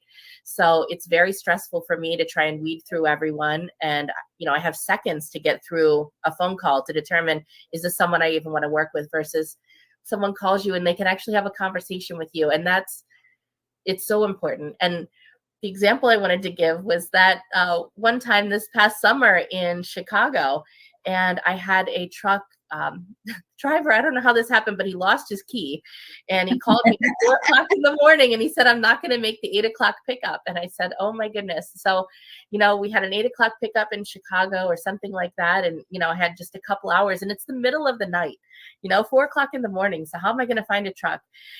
Yeah, exactly. Yeah. And I looked on DAT, and I could not believe, I looked for available trucks. I could not believe it. Here is Cindy with Achieve Trucking is posted there. And I said, this can't be right. This can't be Cindy up there. That's not normally her area. Right? And I looked and it was Cindy. And I thought, oh my goodness. I'm like, this is going to be amazing if she's available. And I probably waited an hour because I didn't want to wake you up at 4 o'clock in the morning. Yeah. And I called you and, you helped me out with the shipment, and I paid you more than I was going to pay the other carrier. I think I paid you excellent for that market. And, That was great. but I was so happy to see a carrier that I knew and trusted that I could rely on to get the job done right. And I think most brokers probably feel like that when they're looking for something more than just the cheapest truck, which we are oftentimes. It's not always just the money, really. Yeah. Okay, I have a lot I want to talk to you about. We're going to take a little commercial break, but you shared some fantastic information, and I still have a list of questions that I want to go through because you just have so much information that you have in that beautiful brain of yours, and I'm so grateful. So we're going to cut to commercial, but we're going to be right back. If y'all have any questions, we got a broker in the hot seat here. So if there's anything you wanted to know about the other side, this is the time to ask. And she's an experienced carrier with a fleet of 10 trucks. So she's run all kinds of freight. And so if you guys have questions, pop those in. We're going to go to commercial, but we'll be right back.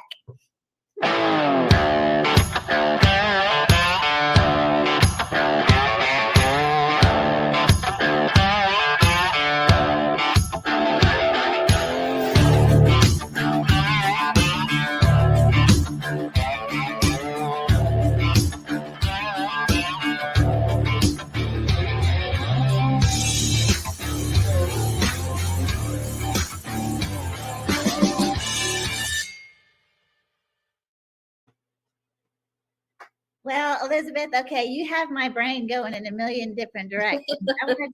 I want to talk a little bit about double brokering. Okay, I know for me as a carrier, I noticed that they're really being careful when they book a load with me. There's a lot of things that are happening. Can you tell us a little bit? Maybe there's a new owner operator out there, or maybe somebody even thinking about becoming an owner operator in the future, or maybe even open a brokerage. Can you tell what's happening in the market today about double brokering and how that impacts all of us? And then what you as a broker are doing to prevent that fraud, basically. Can you give us a little summary if somebody's not really familiar with that side of the? Yeah, absolutely. So what we're seeing happen now is there are a lot of shell carriers. And what I mean by shell carriers is it's someone who has opened up a carrier and maybe they have one truck on their policy and then they are accepting freight from a legitimate broker. And then with their shell carrier, they get the load information, they have the rate confirmation, and they have that load secured. They then hand that load off to maybe a sister brokerage company of theirs, which is a scam brokerage company. They do have a legitimate MC number, but usually they're set up that they don't care to pay any carriers, so that brokerage then will post the load or call trucks and get that load moved with another legitimate carrier who doesn't realize that this has been double brokered. Did that explain that part of it? Very helpful. Right? Okay. Very helpful. So, so what are you as a broker doing to prevent that from happening? So we as carriers can understand how to overcome, sure, what we're looking for. Yeah. So one of the first things that I do now is when I am booking a new load, and if I'm having to take incoming phone calls, or if I am looking to work with someone new, I have Carrier 411 up, and I use that every single day. I'm checking every new carrier in there. I'm checking to see if they have any freight guard reports, meaning that someone might have reported them for double brokering. I think there is an unfortunate thing with Carrier 411 that sometimes they've gotten a bad rap because brokers will threaten to file a freight guard report for this or that. And it's, a lot of times it's something that, it stinks, something went wrong, but, it's not the end of the world. And there are brokerages like me that will look past some things like that. I mean, if I ask you about it and you have a good explanation, and it wasn't, yesterday, a lot of times we can move past it and we can still work together. I'm not against that. But if you've been reported for double brokering, we're not working together. So, Right. So that's probably my first check. We have a couple other resources that we use. One of the other things that I'm always doing is calling the number that's listed on FMCSA for that carrier to confirm that I'm booking the load with who I think I'm booking it with. A little side note with that, there is something that had happened with FMCSA was allowing carriers to be able to change their address and their phone number by sending in a copy of their driver's license. And what was happening with that is some carriers were actually having their identity stolen, and their phone number and address was changed by sending in a picture of their driver's license to one of these scam brokerages. So I would really hesitate to send a copy of your driver's license, your CDL, to anybody at this point. Okay, everybody get that? It's to prevent somebody else from impersonating your company and your MC. So yes, it's a big scam out there. So there's other ways that you can still verify who you are, and maybe that means, having your insurance agent vouch for you, and so, there's just different things you can do. I would always be ready to send pictures of your truck, your company name. Tell us why they're asking that. Just in case they're not put together. Can you explain that a little bit? Yeah, that's a great question. So, even beyond just the double brokering, there are a lot of companies out there who might only insure 1 or 2 trucks, and then they hire on what they call owner operators.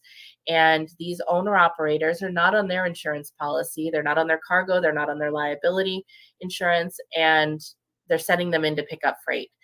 And it really opens myself as a broker and my customer up to a lot of risk, because that truck might not be properly insured. I haven't vetted them.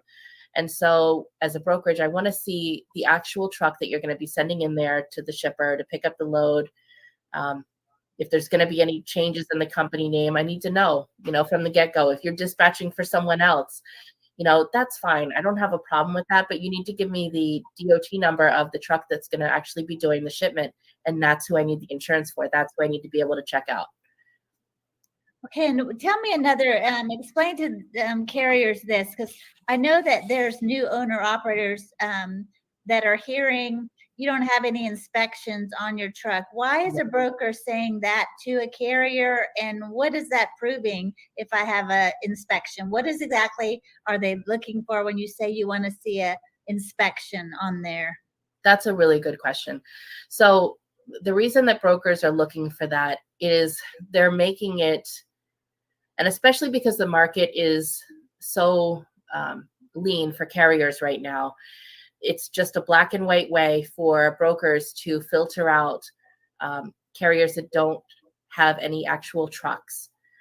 And so it filters them out, but it also does filter out some of the good carriers that are newer that just don't have any inspections yet. And so that's unfortunate. There are ways to overcome that. And that really comes into, I think, when you are calling on a load and you're going to be dispatching yourself, if you really represent that this is your company. Yeah. And a lot of times you can talk to a freight broker and be able to explain to them what the situation is. And through other documentation, such as showing pictures of the truck, it might even require like a FaceTime call.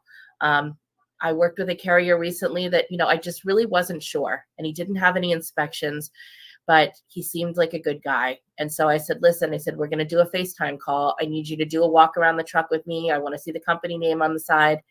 And so, it really, there are brokers out there that are willing to go that extra effort. If you sell yourself, if you, help them understand that, where you're at, you're trying to make a living here, you're trying to get your business established, and you're a good carrier and you're going to take good care of their freight, we will go above and beyond.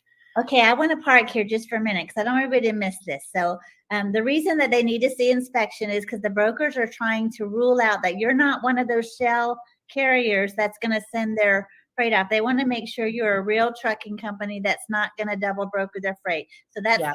the main thing. And then also I loved what you shared as a way to overcome, it's an objection, in sales, there's an objection and you overcome that objection, so understanding why you're asking is teaching the carriers how to respond to that quest. They're really just needing to be verified that you are an actual broker, you're an actual carrier with a legitimate truck.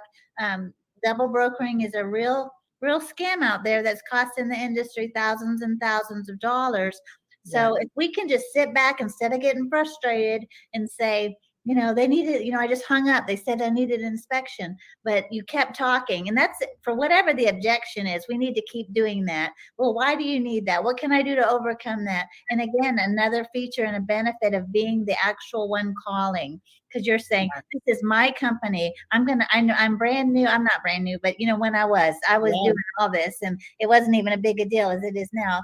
But I was saying, I'm going to do a great job for you. I know you're nervous. I know I don't have a proven record, but I want to grow my business, and I'm going to work harder than anybody else you're going to put on this load. And, so I was just going at it hard. I was saying, give me a shot, put me in there. But understanding why they're asking for that inspection. How else can I prove it to you? Let me go on FaceTime. Let's take a picture of my truck. What can I do to overcome that concern? Because I want to work with you. I want to build a relationship. So, coming back over those things. So I love it that you shared that. That was very helpful information. Anything you want to add about double brokering? There's two other points I want to make about this. I think that carriers can also do a better job of really taking a close look at the paperwork that they're given, and catching some of this stuff before they deliver the freight. So whenever you're given a bill of lading, it's really your responsibility as a carrier, number one, to make sure everything matches, make sure, the date matches, make sure the shipper and the receiver matches what was on your rate confirmation. Make sure, this is super important. Make sure the quantity of the freight that they put on your truck matches what you actually have. Heaven forbid you get there to the receiver and they say, well, it says that they loaded 4 pallets on here and you only have 2. What are you going to do? You signed for that you received for. Check the name on, the third party bill to information there. Sometimes that can be a clue. And I've talked to a lot of newer carriers who were picking up and delivering freight to places that did not match the bill of lading and did not match the rate confirmation. And I'm finding this out after the fact because these are carriers that I've been trying to mentor a little bit as we work together a few times, and I want to see them succeed. And they haven't gotten paid for this. And as I look back through their paperwork then, and we can take a look at that, and things don't match. So when things don't match, you need to stop and you need to take another look at it. And it might even mean that you need to ask the shipper, and say, what's going on with this here? Is this the freight brokerage that you're working with? And I just want to make sure that this is the location it's supposed to go to. Now, obviously, if it's a blind shipment, that might not be feasible, but take a moment to really look into things. Don't be so fast to just sign the paperwork and run. And the other point I want to make about double brokering is there's a lot of carriers that think that it's just a broker problem, and it's not. One of the big factors that is driving down rates, especially if it's in the case that the shipper might still be paying the same rate, but the broker's rate seems to have dropped to the carrier, it's because so many brokers have ended up double paying for loads, meaning they paid the scam carrier and they've paid the legitimate carrier that actually did the load. And so if you think about that, like let's say you paid $1,000 for this load, but you had to pay it twice now. I guarantee the broker did not have $2,000 in that load to begin with.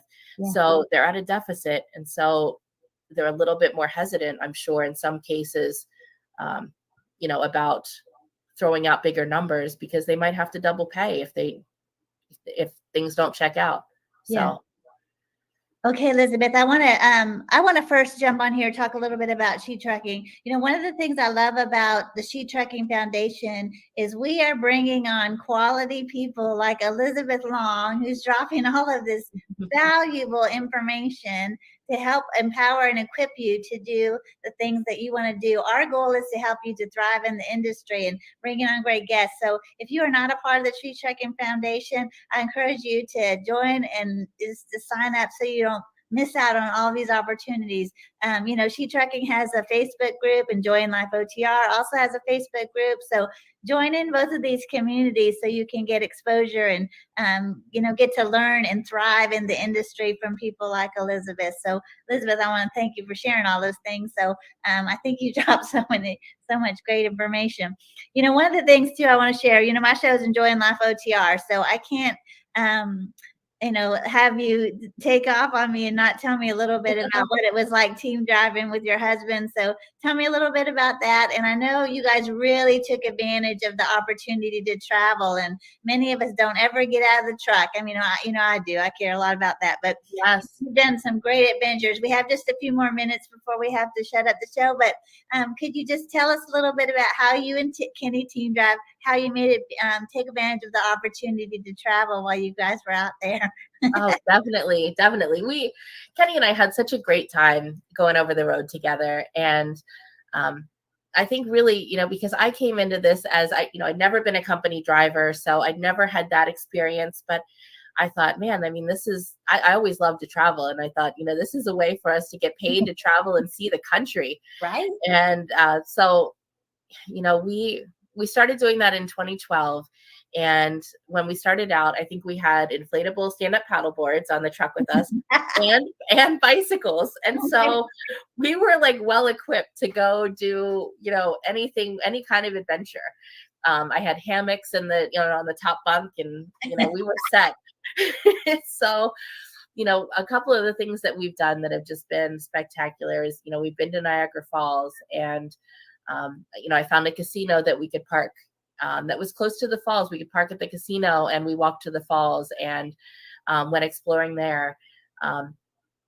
We went to downtown St. Louis one time, and, we've never been afraid to just get out and go and walk. And so I found this little truck stop. It was kind of close to downtown, but I think it was, 5 miles from downtown. And we said, all right, well, we're going to walk it. We did it. And so we walked into downtown and explored all day. And I think we did 15 miles that day, but Wow. we had a great time. We went to this, we went to the City Museum, which was this jungle gym type thing for adults, and played all day there. We had, I guess, one of our longest trips that we did, which was really neat, is we went out to the state of Oregon. We were kind of near Portland. I don't remember exactly which truck stop it was. I think it was TA Portland South, probably. And so it wasn't anything special. But I looked at the hotels in the area, and all the hotels were about $200 a night. And I said, that's kind of expensive. We have a perfectly good truck right here. And so we slept in the truck, and we showered at the truck stop every day. And then we spent our money on a rental car and went exploring and had great dinners out. And I think we were honestly there for about a week, maybe even 10 days. But we did a lot of hiking up there, and just, really enjoyed some downtime after we delivered our load up there. And, it's pretty awesome that we can have everything we need in the truck with us. We have all of our clothes, we have food, we can cook, it's comfortable. And so as long as you're there at a truck stop and you can take a shower, you could stay there indefinitely and kind of go explore. And I don't know, there's so many neat opportunities. And to think it would have cost us, $1,400 a night, or $1,400 for that week, if we were there in hotels, and we got to just stay there for free. So that was pretty neat. We've gone and seen the Grand Canyon, which I don't know that this was entirely okay for us to do, but we were going. So I don't necessarily recommend this. You could do this at your own risk. But we were going past the Grand Canyon at night. And I said, well, when are we going to be out here again? We were ahead of schedule on our load because we'd already done some team driving, and this was a solo load. And I said, all right, well, I'm going to pull into where the tour buses were. There was no one there to stop me. And I said, I'm going to park there. And we watched the sun come up over the Grand Canyon in the morning. And it was really neat. It was so cool. So I love that what you said too, that you were team driving, but you would take a load that was booked for they had the time frame of a solo Yes. driver, and y'all took it as a team load, and then you freed up some time to have a little extra cushion because you guys were driving around the clock to get it, so you freed up some time in the weekend or whenever. Definitely. Yeah, that was definitely something that we worked on doing, is just, hey, let's team where we can so that way, we can have some downtime where we want it. And that was also, it was a slightly different market there in 2012, but I also really enjoyed, I'd look at the load board and I'd see, well, where do we want to go, and sometimes book loads to take us to areas that we'd never been to before. Yes. And so sometimes, it might not be the best paying load, but maybe it takes you to some place that you've never been before. And if you think about, well, I could buy a plane ticket and rent a hotel and do all these other things, or maybe I take a load there and take a couple of days off and explore and, I have my fuel covered and have a place to stay. So great. I think that's even great for company drivers to do that. Team, the company driver just runs them around the clock, and it's understandable. But I think even a way that they could work with their dispatcher and go, okay, we need to have a little downtime.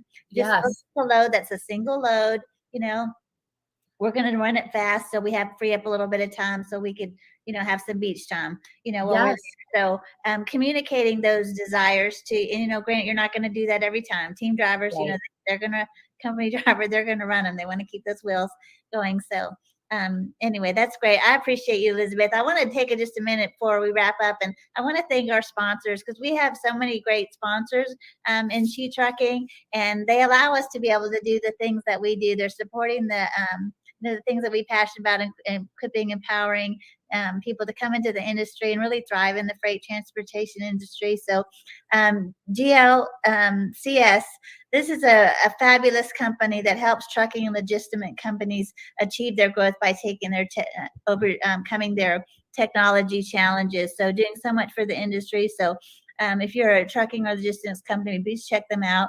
So many great resources available and really helping companies to thrive. Another one is True TMS, My Guardian Doc. I really love both of these companies.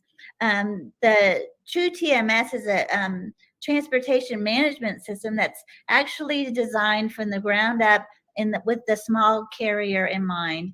So if you have a small fleet, 1 or 2 trucks or a handful of trucks, this is a great company for you to check out. They have a free trial that you can check out. So that's a great opportunity to give them out just to play around and see all the tools that they provide. But they are designed for the smaller fleet. The other sponsor I want to mention is My Guardian Doc.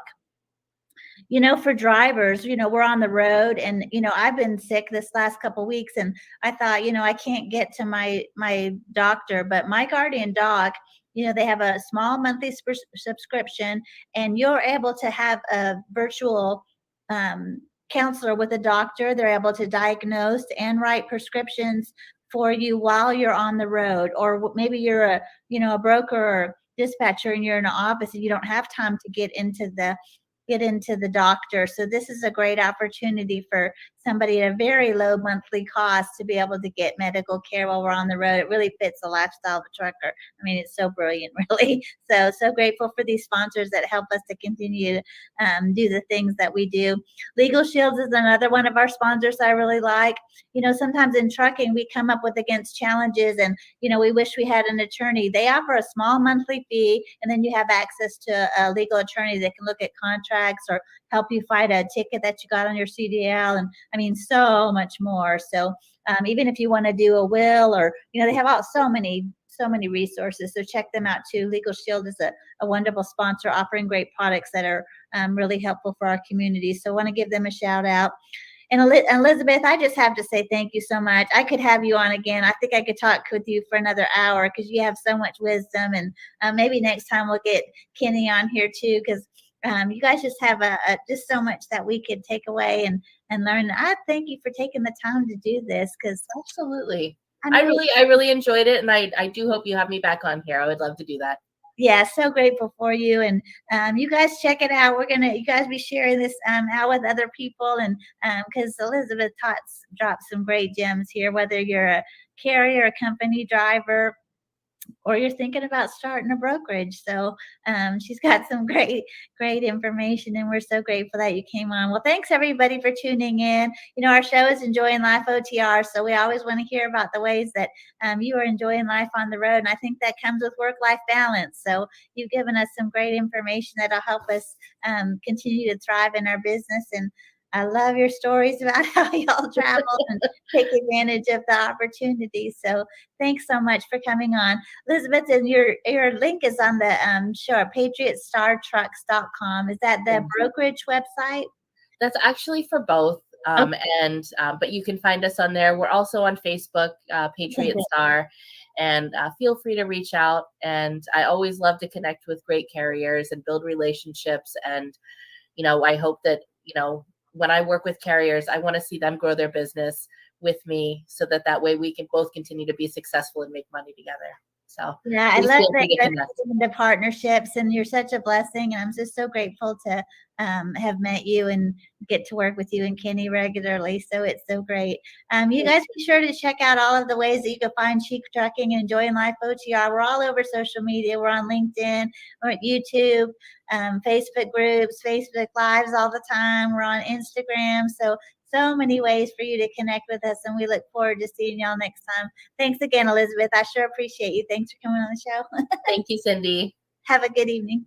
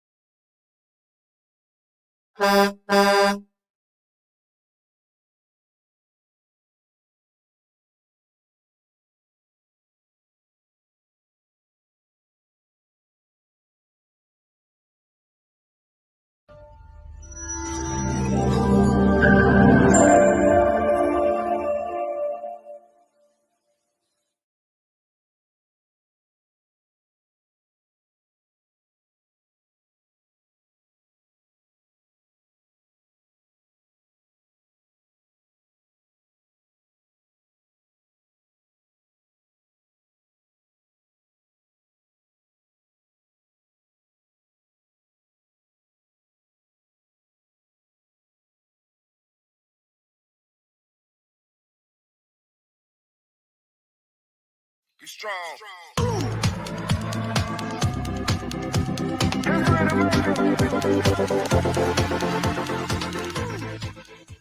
Shetrucking Podcast is an informative podcast that is dedicated to bringing listeners the latest news and updates from the ever-evolving transportation industry. Founded by industry expert and entrepreneur Sheree Moore, and powered by CTR Media Network. Whether you're a seasoned transportation professional or just getting started in the industry, the Shetrucking Podcast offers valuable insights and advice to help you stay ahead of the curve. Learn more online at shetrucking.com.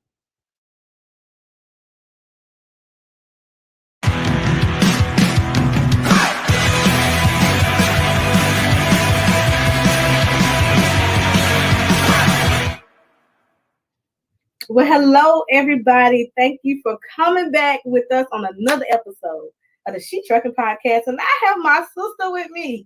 She prints it, everybody. Welcome to Thank the you show. for having me. Let's give Hello, her- Shetrucking world. Can you please introduce yourself to everybody? Absolutely. My name is Dr. Shadon Russell-Reynolds. I am the CEO of Two Printed. We are a 50 female promotional products company committed to helping brands really show up in excellence, to give you the opportunity to let people know that you're there, maintain your unique position in the marketplace in a very big way. Absolutely. I love what she do, because she's all about marketing and branding yourself. So all the Shetrucking stuff that y'all have seen and probably have at y'all house, guess where it come from? She prints it. Why? Because she actually prints it. You see all the products she has behind her, right? Yeah. Let's talk about that. Yeah, and this actually, so like fun fact, she printed really started off as an idea to start a t-shirt line, right? And this was, umpteen years ago, pre-drop ship era. And I couldn't find a print shop that could accommodate my limited capital and also the versatility that I wanted to offer. And so it encouraged me to really learn about the business.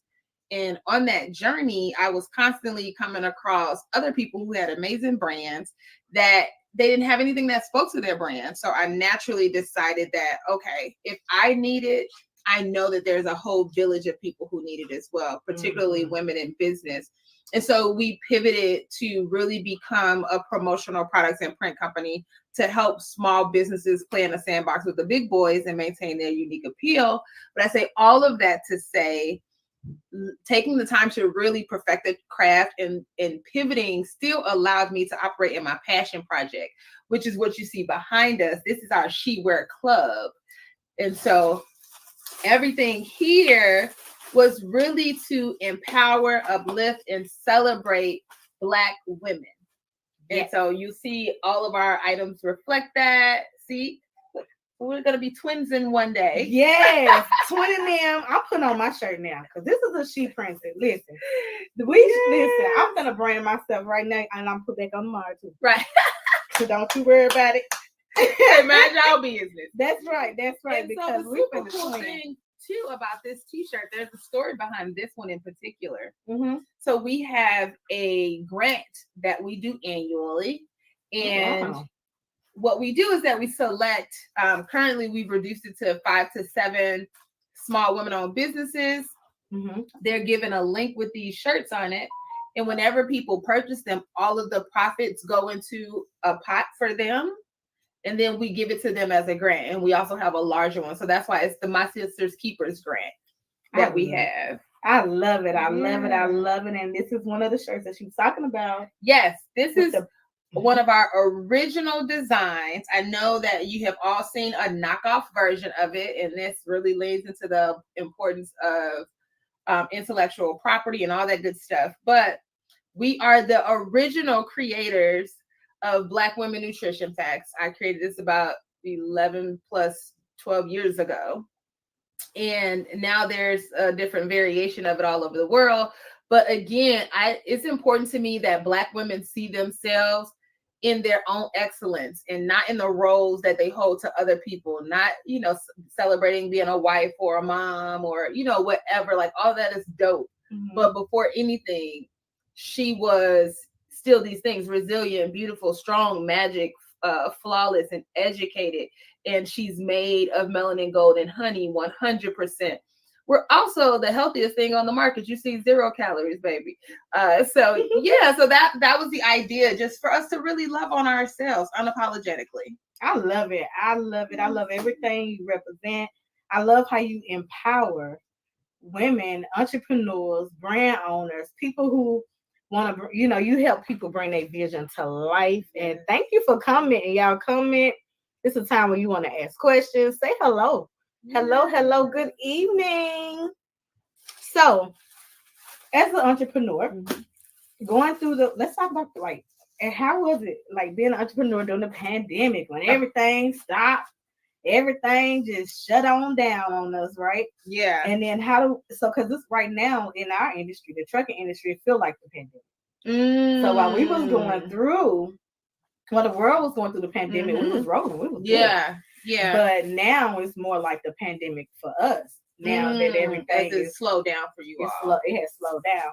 So as an entrepreneur, what advice do you have for entrepreneurs to be able to keep going, keep pushing, using this time to build and stuff like that? Absolutely. So similar, as you were saying, in the trucking industry, we also had a really big boom in business during the pandemic, right? And so, yes, financially, it was a gift. We had some record numbers, we really got the exposure that we needed, and we reached a much broader audience and all that fun stuff. But at the same time, because everything took off so quickly, we missed those opportunities to really sit and learn, to really focus on networking events or growth and development courses, right? Those in-person opportunities, because the world was still technically shut down and we were just moving. Like we were just trying to make it happen and get out there and build our brand, right? And so similarly, now that the world has slowed down a little bit, what I appreciate is that it's allowed me to really value my time and value how do I maximize every moment of every day and every opportunity. So if you feel like your business has slowed down, you're freaking out, you're like, oh my God, where am I going to get my next dollar from? Trust you, me, God will make a way. But I need you to focus on where's the next place that I'm going to get an opportunity, education, resources, so that when that next boom happens, I'm ready, that I'm structurally sound, that I have systems in place. Like, how do I maximize this downtime to really prepare for the next wave? Because it's coming. It's coming. It's coming. It is. Miss Cheryl Pollard said, and thank you for tuning in. She said, I want a She Empowered shirt. Absolutely. If you go to sheprinted.com, it's right below you. Yep. Right here. It's on our website. It's under products. It's on the main page. And you can, whenever you make a purchase, like I said, 100% of the profits go into our grant. And then we award women annually whatever it is that we make off of these shirts, because we genuinely want to empower and be our sister's keeper. So thank you. I feel empowered. You should. I did. You see that? Y'all saw the transition. Right. I feel empowered right now. It does something. It does something to you. Something. And it's it is also a really good quality shirt. Like, I'm very particular. So we started this line in the pandemic. So this is one of the OG shirts, right? And it still looks just as good as your brand new shirt.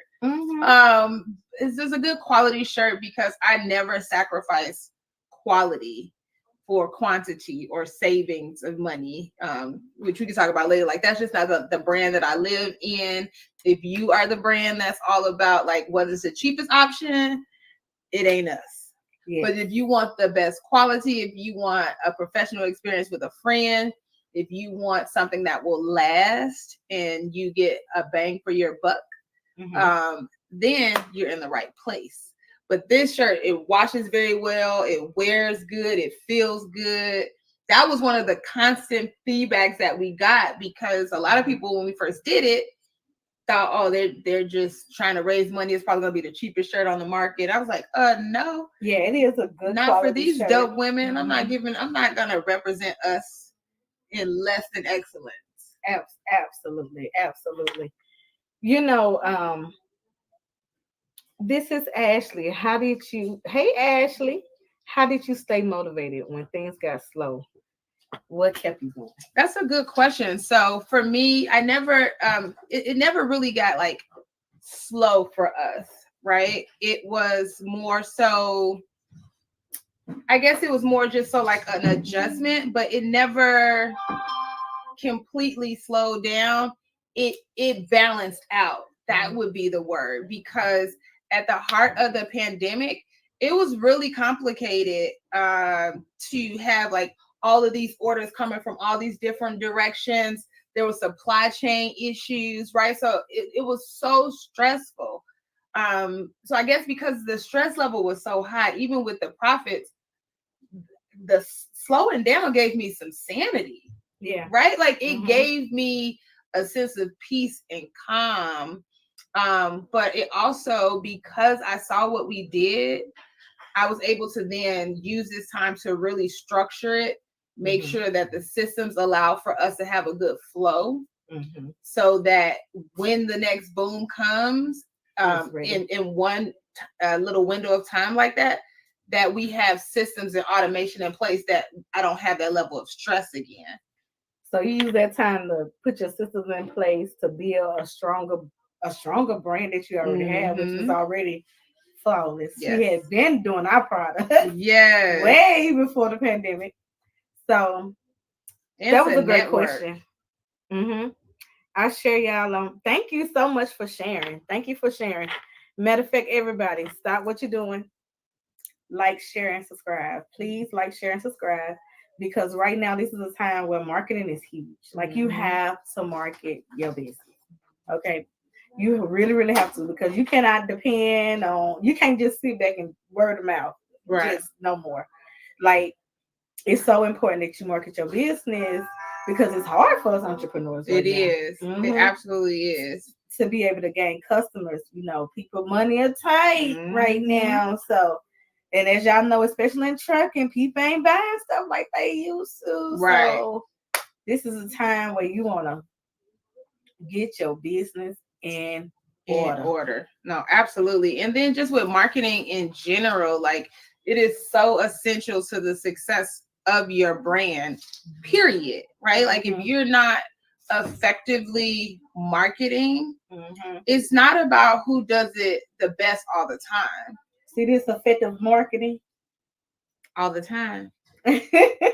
But if you could be the best of the best, but if I don't know who you are, if when I Google a particular product, you don't have SEO optimization, you don't have a presence in Google search, your Instagram name is Tasha Does It the Best, but the name of your business is Curls and Kinks, like, it ain't making sense, right? Like, you have to make it where it's easy for people to know you, have your intellectual property, and then when they find you, you need to show up in excellence completely. And then you have to teach them to find you. We were looking at something online not too long ago, and then immediately, what I show you on my phone, look how they found me, right? Because they're using pixels, because they're using marketing, and the marketing imagery was amazing. This one right here is a prime example on how to market. If you don't know what good marketing look like, that's how you got here. You need to follow her page. Exactly. That's how you got here. Good marketing. Absolutely. And that's why we're here. We're here to help you. Yeah. Be able to market effectively. Yeah. We here to make sure. Listen, what we here to make sure you got products. You know, so you can wear your brand. So you can be able to do the things that we do and we love. This is what we love. This is what we love. We love, absolutely love to do. You see these smiles on our face. This is my favorite place to come. It's like literally, I have pulled my semi truck up in her parking lot, jumped out. Like, she sure did. She sure did. Had took up the whole front of my building. Okay. But that. I mean, it's amazing. Like, I tell people all the time, if you don't love your brand, don't ask other people to. It's true. If you don't invest in your brand, don't ask other people to. Like, if you don't see the value in spending more time out of your day, you may not have more money, but if you don't see the value in giving more time into marketing, right? Eventually spending more money on promoting, because totally slightly different things, right? That live together. Branding and marketing go together. Okay. But yeah, like, if you don't invest in you, please, and pretty please stop asking other people to. Just stop, because it makes no sense. I'm only showing up for you in as much as you're going to show up for yourself. Absolutely. We're going to take a quick break, y'all. And I thank y'all for tuning in. We're going to take a quick break. Think of your questions and write them below. This commercial that I'm getting ready to play is an event that I will be attending next week in California. I will be driving the electric trucks. This is what CalStart has a electric truck emission event that you can actually drive the electric trucks. Literally, we are driving Peterbilts. We driving all the Freightliners, all the electric trucks. So it is a free event that you can attend. And you can check out on our social media. We're posting about it every single day. It is in Fresno, California, and it is free. So check out this video if you want to be a part of it.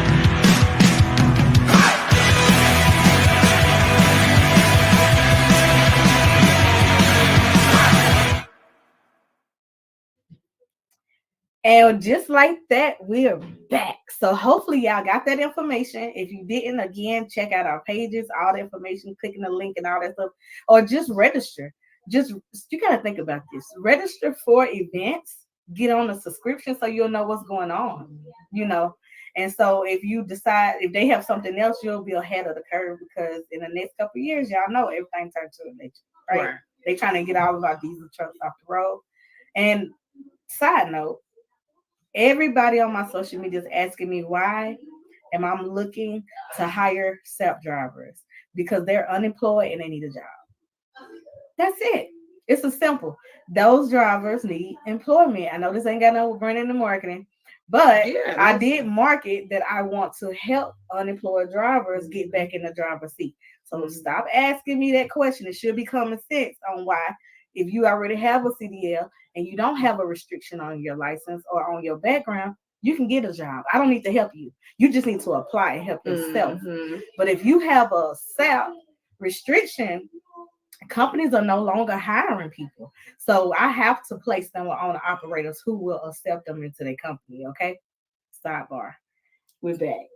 Listen, and I'm here for Dr. Shadon. I'm here for it. Yes. Yes. No, listen, at the end of the day, everybody should be concerned about making sure that people are gainfully employed, right? Like none of our businesses will survive without consumers. I don't care what it is that you do. So, and consumers, they need money to consume.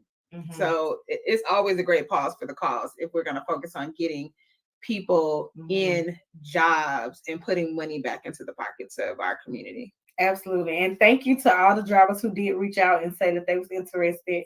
I will be sending out a link for y'all to be able to put your application in, and we're going to see who's the best fit. I have several people who are ready to hire y'all drivers. So, and I'll be with y'all through the whole process, making sure that everything goes smoothly as well. So, all right, let's get into some of the brands that you have worked with. Okay? Yeah. You want to name some of them? Yeah, we've had the pleasure of working with IHG, which is International Hotels and Resorts. We worked for one of our clients is Southern Company, and Georgia Power falls under that umbrella. We do a lot of work with the Georgia Power leg of Southern Company. BET Her recently. We are now working on some stuff for the BET Awards. Who else is on it? I mean, just there's a whole slew of corporate clients that we've been fortunate to serve, and we continue to be grateful for those opportunities. And that is the ultimate goal, is to really expand our corporate clientele. But it's still just as important that we work with small businesses that are working to scale, right? Like the names that you don't know yet are the names that I'm proud of, because one day those names will be in lights in the same way. And it's going to be an honor and a privilege to know that we were on that bandwagon with them the whole way, that we got to watch their journey, like Shetrucking. Okay. That's right. We got to be a part of this journey as it continues to build and grow. And we're still here with her. And she's been everywhere. You've seen her everywhere, all over the TVs, on every magazine. And so it's just an honor to be able to say, hey, I remember when you first realized the power of people knowing and putting respect on your name and putting it out into the universe. And so those are the clients that I'm most honored to say that I serve, the names that you don't know yet. And so do you do bulk shipping, or do you do like individual? Like, can they buy one product? Because I came in here, y'all, grabbed my bag and went shopping. I'm not going to Walmart. I ain't going to no regular stuff. I'm coming here to She Princess and I'm shopping. Absolutely. So from a retail standpoint, you absolutely can. The items that you see behind us, our bathing suits, our hoodies, t-shirts, tank tops, jackets, and more. All of that from our retail line. You can buy one, you can buy 100, whatever floats your boat. We had a whole sorority group chapter that bought our Dipped in Melanin and Red. Clearly, so it was bathing suits and everything. Yeah, we make all of this stuff, right? And so that's the power of owning She Prints. It powers our She Wear line. So you can buy any of those things one off. From a promotional products and print company from under the She Prints umbrella specifically, the only things that we offer as onesie twosies would be like large format printing, custom tents, retractable banners, tablecloths, just really large format items like that. Aside from that, everything else is loosely called bulk ordering. Our minimums are as low as 24 units. So it's definitely a place for you to comfortably enter and not feel like you have to break the bank. But we do want you to see value in volume, right? Like just having one t-shirt or two t-shirts with your logo on it, but you got like a bunch of designer t-shirts or brand blouses or whatever.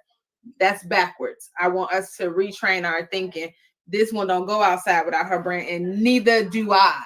Like if you didn't see me in the streets, you know, down to the socks, baby. Like I am always branded. Down to the socks. We got socks coming soon. Yes. Shetrucking. Get ready, get ready, get ready. Printed by She Prints. That's right. That's right. So it's easy for you, between you and a spouse or a family member, to split up 24 t-shirts. We run errands. We out in these streets all the time. And to throw on a t-shirt is easy peasy. So we don't want to encourage the idea of you not being worthy of buying in bulk. And when I was just driving and I started my clothing line, you know, originally, you know, Shetrucking started from a clothing line. And that's exactly what I did. I just threw away everything that I had, pretty much my good clothes. You know, I kept them good. I didn't bring those into the truck. Every day I wore my brand. Yeah. And that was more of my uniform. So that's how I'm here today to tell y'all, if you want to brand yourself and wear your uniform every single day, because what that did, that literally help me build relationships with the shippers, the receivers. They started knowing who I was when I started building those partnerships. Yeah. So I want to encourage you to brand yourself and market effectively. Yeah. And if you need help, you either go to She Prints It for your branding, for your printing, and the coaching for your marketing part, and coaching, right? The coaching part of it, and the strategies and different things like that. Then come and holler at me. You go to inbox me or go to my website or whatever on shetrucking.com and be able to schedule a consultation. Let's talk. Okay. Yeah. So, because she's done it. Been there, done like it. Some of these folks out here, I ain't gonna even go there.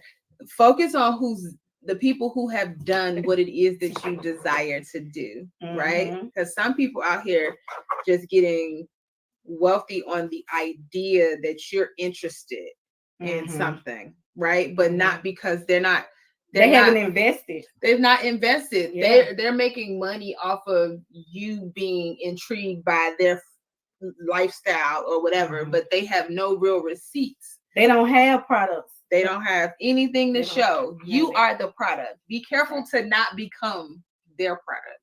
That's true. That's really good. I hope that didn't go over your head. These products are in our membership boxes. Okay. So as we get members coming into our organization, these are promotional products that we give to our members for our organization. There's a lot of organizations out here that don't give you anything. And then some of the stuff you give, you might as well throw it in the trash. That part. You might want to throw it in the trash. When I tell you, no good. That is so true. It's quality over quantity every time. Like, I hear people say, well, I can get, a t-shirt at Walmart for $7 or $10 or whatever. And it's like, but if you have to buy another one every couple washes, then how much did you really pay for it? It's true. Because even the Shetrucking shirt I have on now is so old, but it's still good. See? And so that's what I love about when you wear your own brand. You can just keep going with it over and over. And it's kind of timeless until it leads into the know, like, and trust. Right. Because if I see it all the time, people see she so much with me that when they see it somewhere else, they think it's me. Exactly. They're like, when we first started doing your stuff, they were like, you got trucking now too? I was like, I don't own she as a whole. Because, another thing is this, a lot of people, they're so afraid to collaborate. Yeah. And this is what it looked like when we collaborate, y'all. Yeah. And I tell people, I rock my she. I have she is me. It's a shirt up there on the top Matter of fact, it might be right here. Yep. It is. Yeah, it was right there. The she is me, and people think this is me, but it's not. It's a she. But it was meant for you to feel as if it was yours. That is the whole idea of the design, that she is me. She is all of us, right? And so but the power of connection is everything.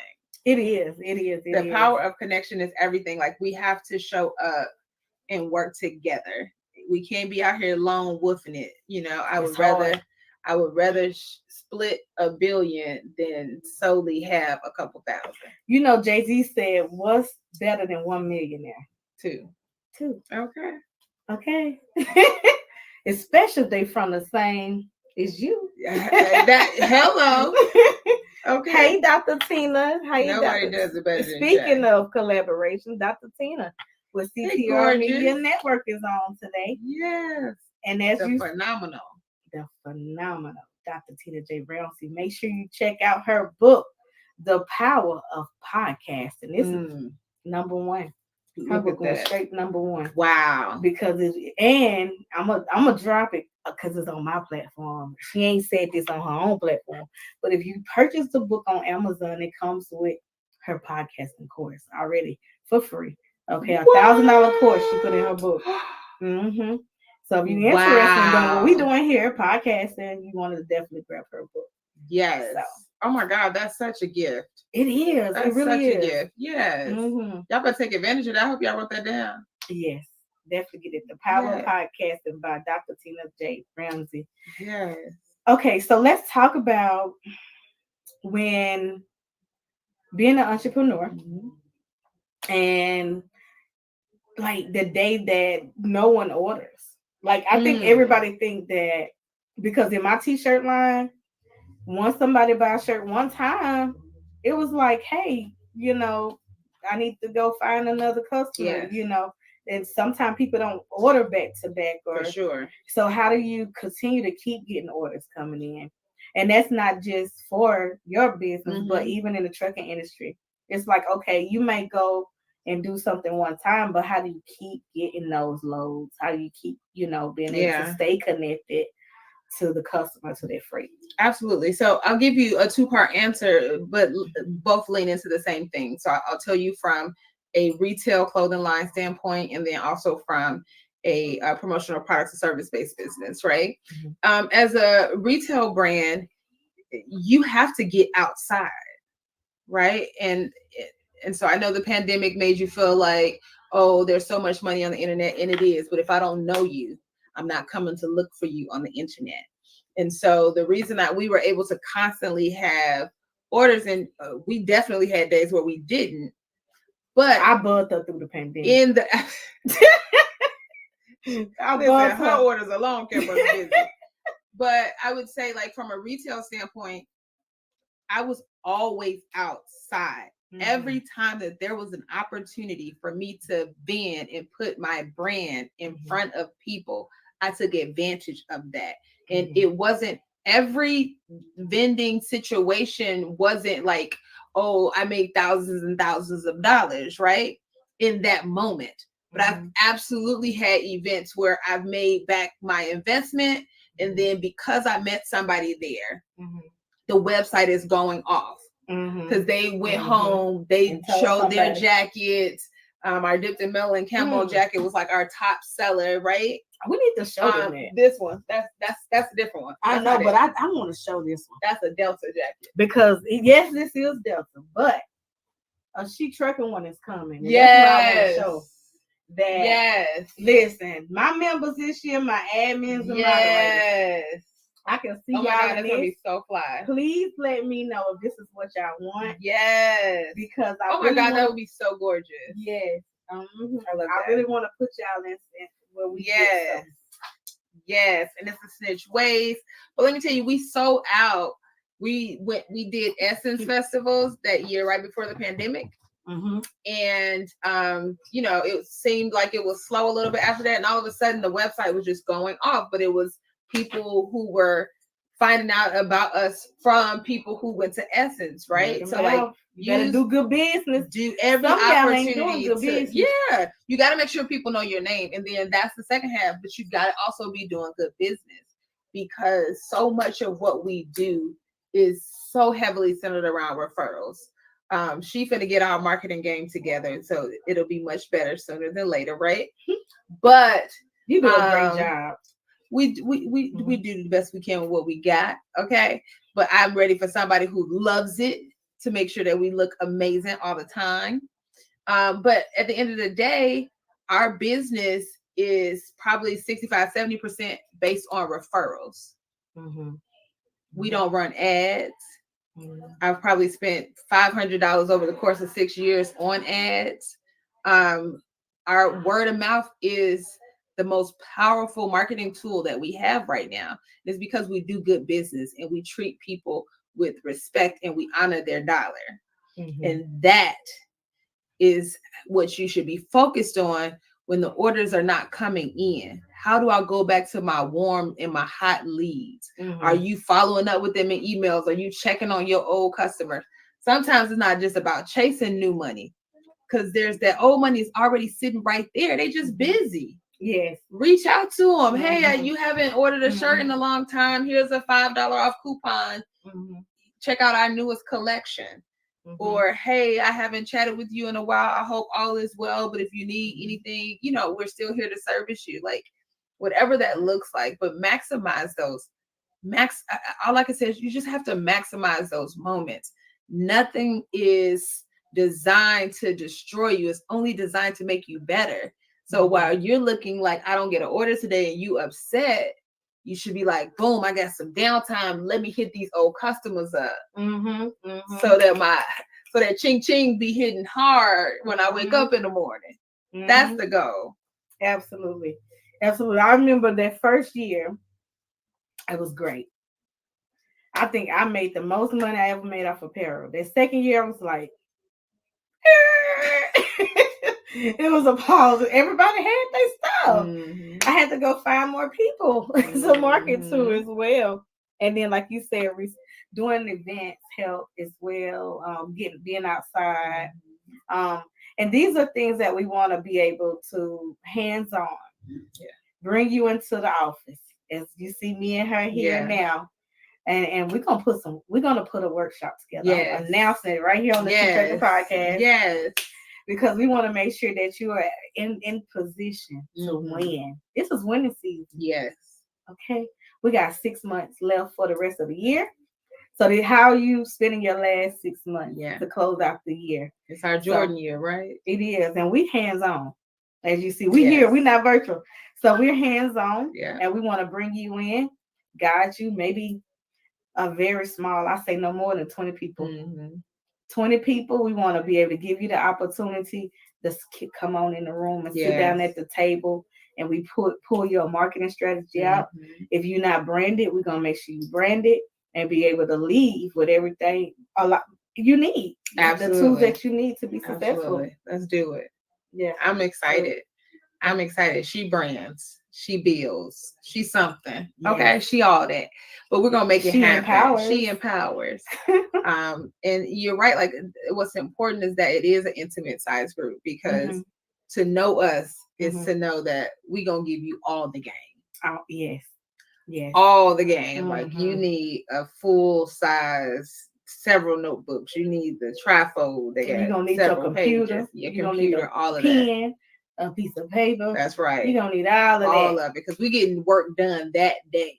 Absolutely. It's not just about taking notes and then you go take the action later. No, we knocking things off the list that day, because we genuinely want you to win. Like, nobody wants to be at the top by themselves. That's why. Absolutely. For real. That is the truth. That is not our goal. So, y'all, if you have any questions, definitely. This is the time to ask questions. I'm sitting here with Miss Dr. Shadon Reynolds of She Prints It. I got on her shirt. You see how she made me change my shirt from Shetrucking to She Empowers. Boom. fun. Just like that. What a beautiful wardrobe change. Okay, because It it works is. either way. Okay, you I love it. That's how you flash people, right? Start with She Powers, and then hit them with a little She Truck. And I feel like now we all branded in here. Everything Yes. as you see now is black, white, and red. Yeah. You know what I'm saying? So when you talk about your branding, let's talk about how to be consistent in your branding, because that's what made me throw this shirt on, right? Because I want to show the difference. Yes, and in branding. cohesiveness. Absolutely. Like, if you don't have a brand guide, like, that is so important. It really is, because it teaches people how to see you. It also makes it really easy for you and others to identify when somebody is using your brand outside of your guides without your permission, right? If you see she in pink, I did not do that. Yeah.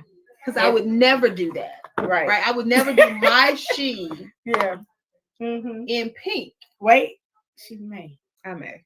Maybe She maybe in October. collaboration. Maybe a collaboration. Maybe a collaboration. But it's gonna be so clear that it's a collaboration, right? And so, because it's not our brand colors, it's not representative of who we are. Your brand should constantly tell a story. If you are all over the place, your customer's gonna be all over the place. You're going to attract They're not something gonna that you don't want. understand what you're doing. Yeah. So you're not gonna have the target audience that you're looking for. Well, they're And not they going don't to see you as a understand your brand. That's true. They're going to see you as an item, right? So, Mhm. like, they're like, oh, that T-shirt. I like that T-shirt. They're not going to say, I like Shetrucking's brand of T-shirt. That's true. And that's the difference. I had a girl that tried to steal my brand. She lasted a year. She couldn't do it. And then she was trucking. She put teal, white, pink, and add yellow. Girl, Wow. bye. You couldn't even stand. If you watching this, you couldn't even stand a year. And I'm gonna sip my tea. God don't like ugly. Okay. Yeah. So I almost said a name. Ooh. I I wish you would have sipped and then let it out. Shout out Okay? to Sakara. Listen and spit it out. Spit it out. Sip the tea and spit it out. But also, to that point, when it comes down to who owns the intellectual property, right? Like, a lot of people are now making their logo on these free apps. They're using like free logo.com or whatever, or you're building your stuff, your logo on Canva. Wherever you source it from, if you didn't go through a designer, that's who owns it. So we're going to be talking about trademark and copyright and different things like that, and how to protect your intellectual property. Because when that lady did that, guess what? I'm just waiting for her to get enough money so I can sue her. Now that I see that she no longer is functioning because she don't have the theft that she wanted, right? Because they try to steal your brain, your ideas, and all that kind of stuff. Can't steal my mind. Can't steal my mind. You're right. That's the thing. You can steal what a person may be doing at that moment, but when it's theirs and it's their purpose and it's their thing, you just can't take that.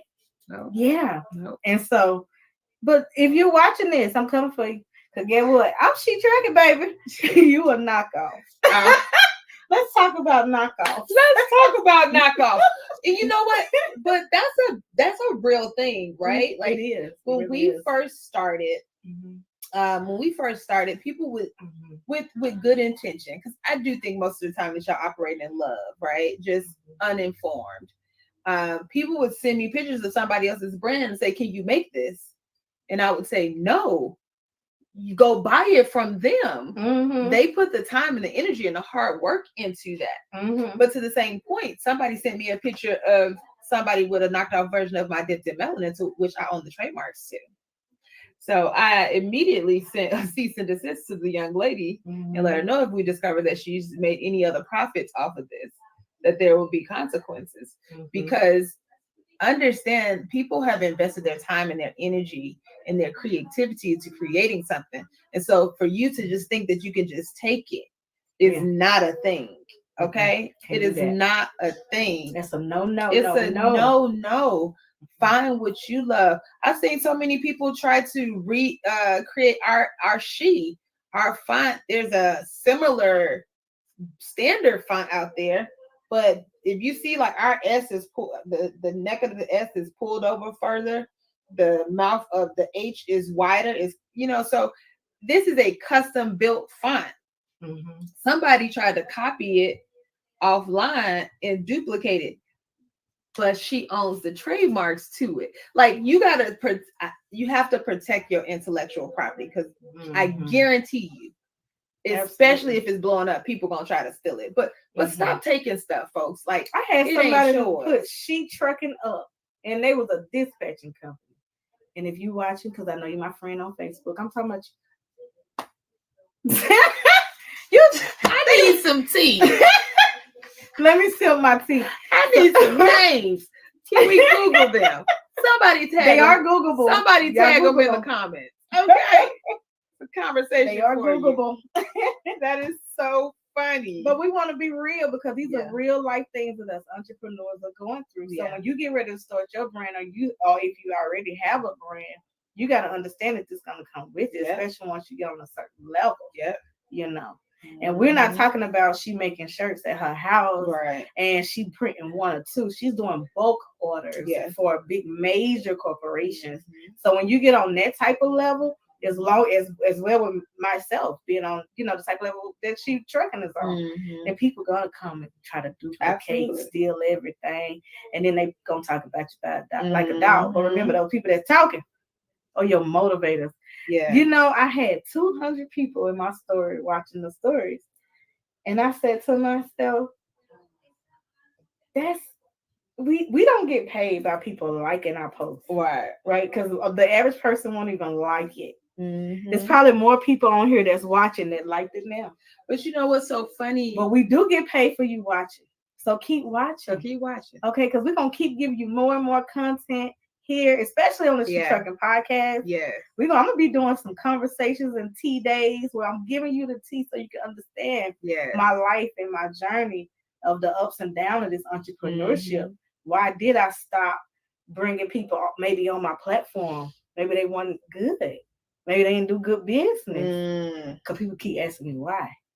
And so know that I'm tuning in for the tea. What is that episode? For the tea. Okay, I'm tuning in for the tea. But it's real life. It's real life. It's so funny. Even when I got my doctorate, it's like I had maybe 1,400 views on the video, but only 300 likes on the post. Y'all gotta do that. Make it make sense. You watched the whole video, shorty. Like, do you not like it? It ain't gonna hurt you to hit the like button. But sometimes, what I also understand is that, and the reason that I say this, and I'm smiling and I'm laughing about it, because I am definitely at the place that it does not bother me. I greatly understand that it's a you problem and not a me problem. And I say that with love, because some of us are just still battling our own insecurities and demons. And, what you're trying to push onto me and deflect onto me is really about you. Because we're really in competition. When you get on these type of levels, you in competition with yourself. That part. You're not in competition with no one else. Absolutely. You are literally, I am my worst critic. Yeah. And I think every entrepreneur, we are our worst critic. Yes. So, so we putting time in, speaking of that, I want to go back to you getting your doctorate. And congratulations on getting your doctorate degree. Thank you. Being a mother, being an entrepreneur, how did you balance that, going back to school and all that kind of stuff? So let me be very clear. For me, my doctorate, I have an honorary doctoral degree from the Greater Commission Theological and Seminary College here in Atlanta, Georgia. And I'm so glad that we get to have this conversation, because I also went to college. I attended Clark Atlanta University here in Atlanta, Georgia as well, HBCU.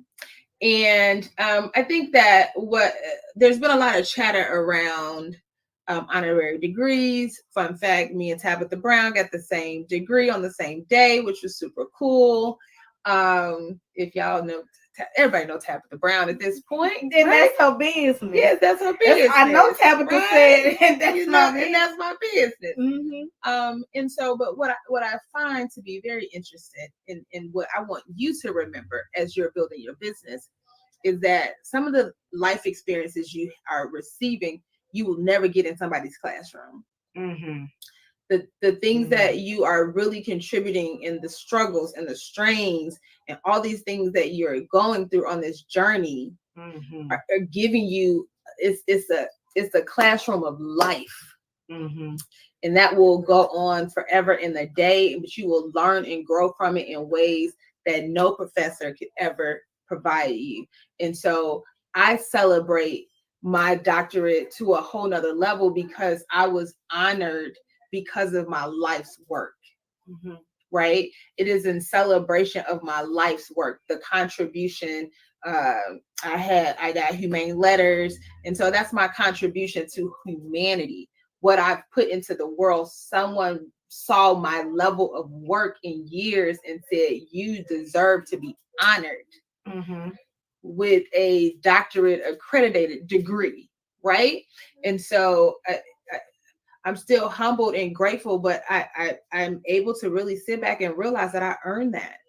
That I put in. But how did you work. balance that? Because I think I don't know. I don't think I did. The balance is people. You know, it's hard to balance like stuff. But there's no such thing as balance. Just take that word out. Take it, pick it up, grab it, throw it in the garbage. Okay, you just gotta do it. Right. You just gotta do it. There's no balance. Like whatever I choose to do in that moment. So if I'm time blocking, right? I say that like from 9 to 5, those are my work hours if I'm in the office. And that's all that matters. That's my focus. If I happen to be working prior to that or after that, it's still a part of my family hours. So that's the priority. So if I'm like, okay, if we're doing this and I'm like, okay, but my family call, I gotta go. It's time to stop because I chose to dedicate this time to them. But I can't balance it all evenly. I'm just saying that I'm prioritizing. That's it. But I'm not balancing anything. I'm not a juggler. This ain't no balancing act. It's not a thing.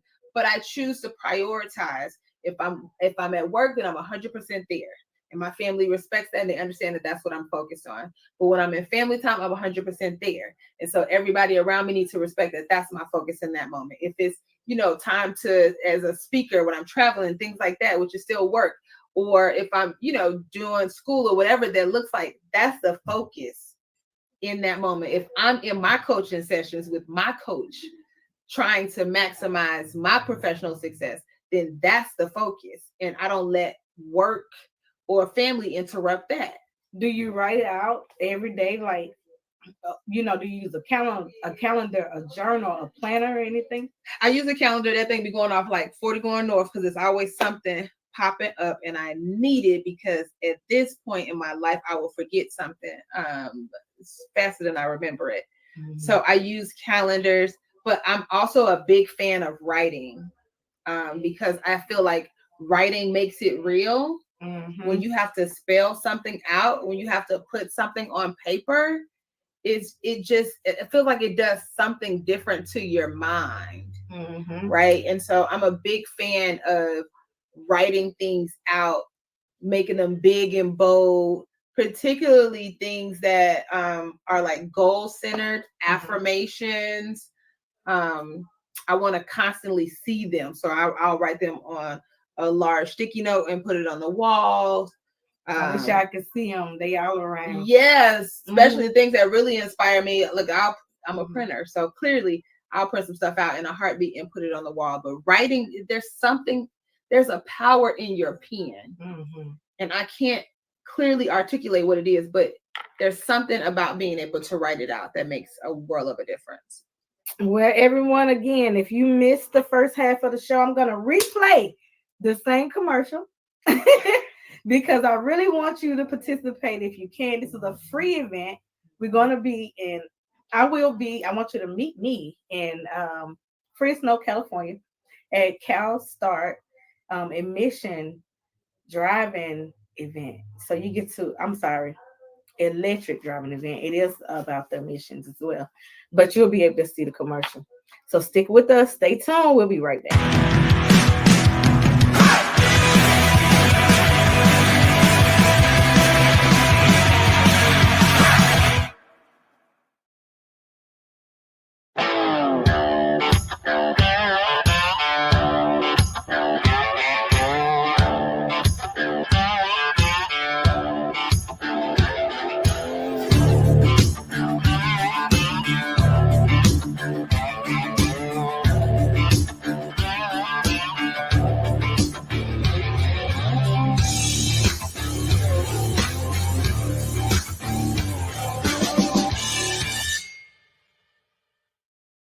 And we're back.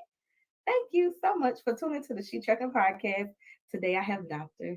Shagun Reynolds here with She Prints It. I'm so excited. She my sister. I love her. Yeah. We're absolutely family for sure. Yes, Miss Mona. She is our chaplain and Shetrucking. And Hello, she gorgeous. said, yeah, she said, I love that she empowers shirts. Yay. Yes. So thank you Yes. so much. Yes. So okay, let's talk about the different products that you offer. Yeah. Whew. So we have tons of products. I mean, literally thousands, which is why we really like to talk to our clients, specifically like, what are you looking to do? Who's your target audience? What your goals are? Because we can support you in a multitude of ways. But we do have catalogs available. We have it digital. We also have a paperback version of it for you. If you are interested in just seeing some general stuff, then please go ahead and check out our email us, shoot us an email at info@sheprinted.com, and we can send you a digital copy.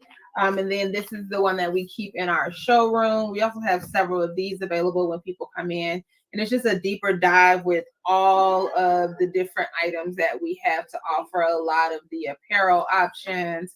And this one is more compact. We focus on some of our top sellers, different categorical things that you may be interested in by the season. Tents is one of our top sellers right now. She made my tent. Yes, if you've seen the Shetrucking tent, we did that for her. So this really kind of highlights some of the essentials. And y'all should have saw me putting it in that truck. That was exactly what you were picking up when you came with the truck. Yes, absolutely. But that, I mean, people don't think to invest in things like that.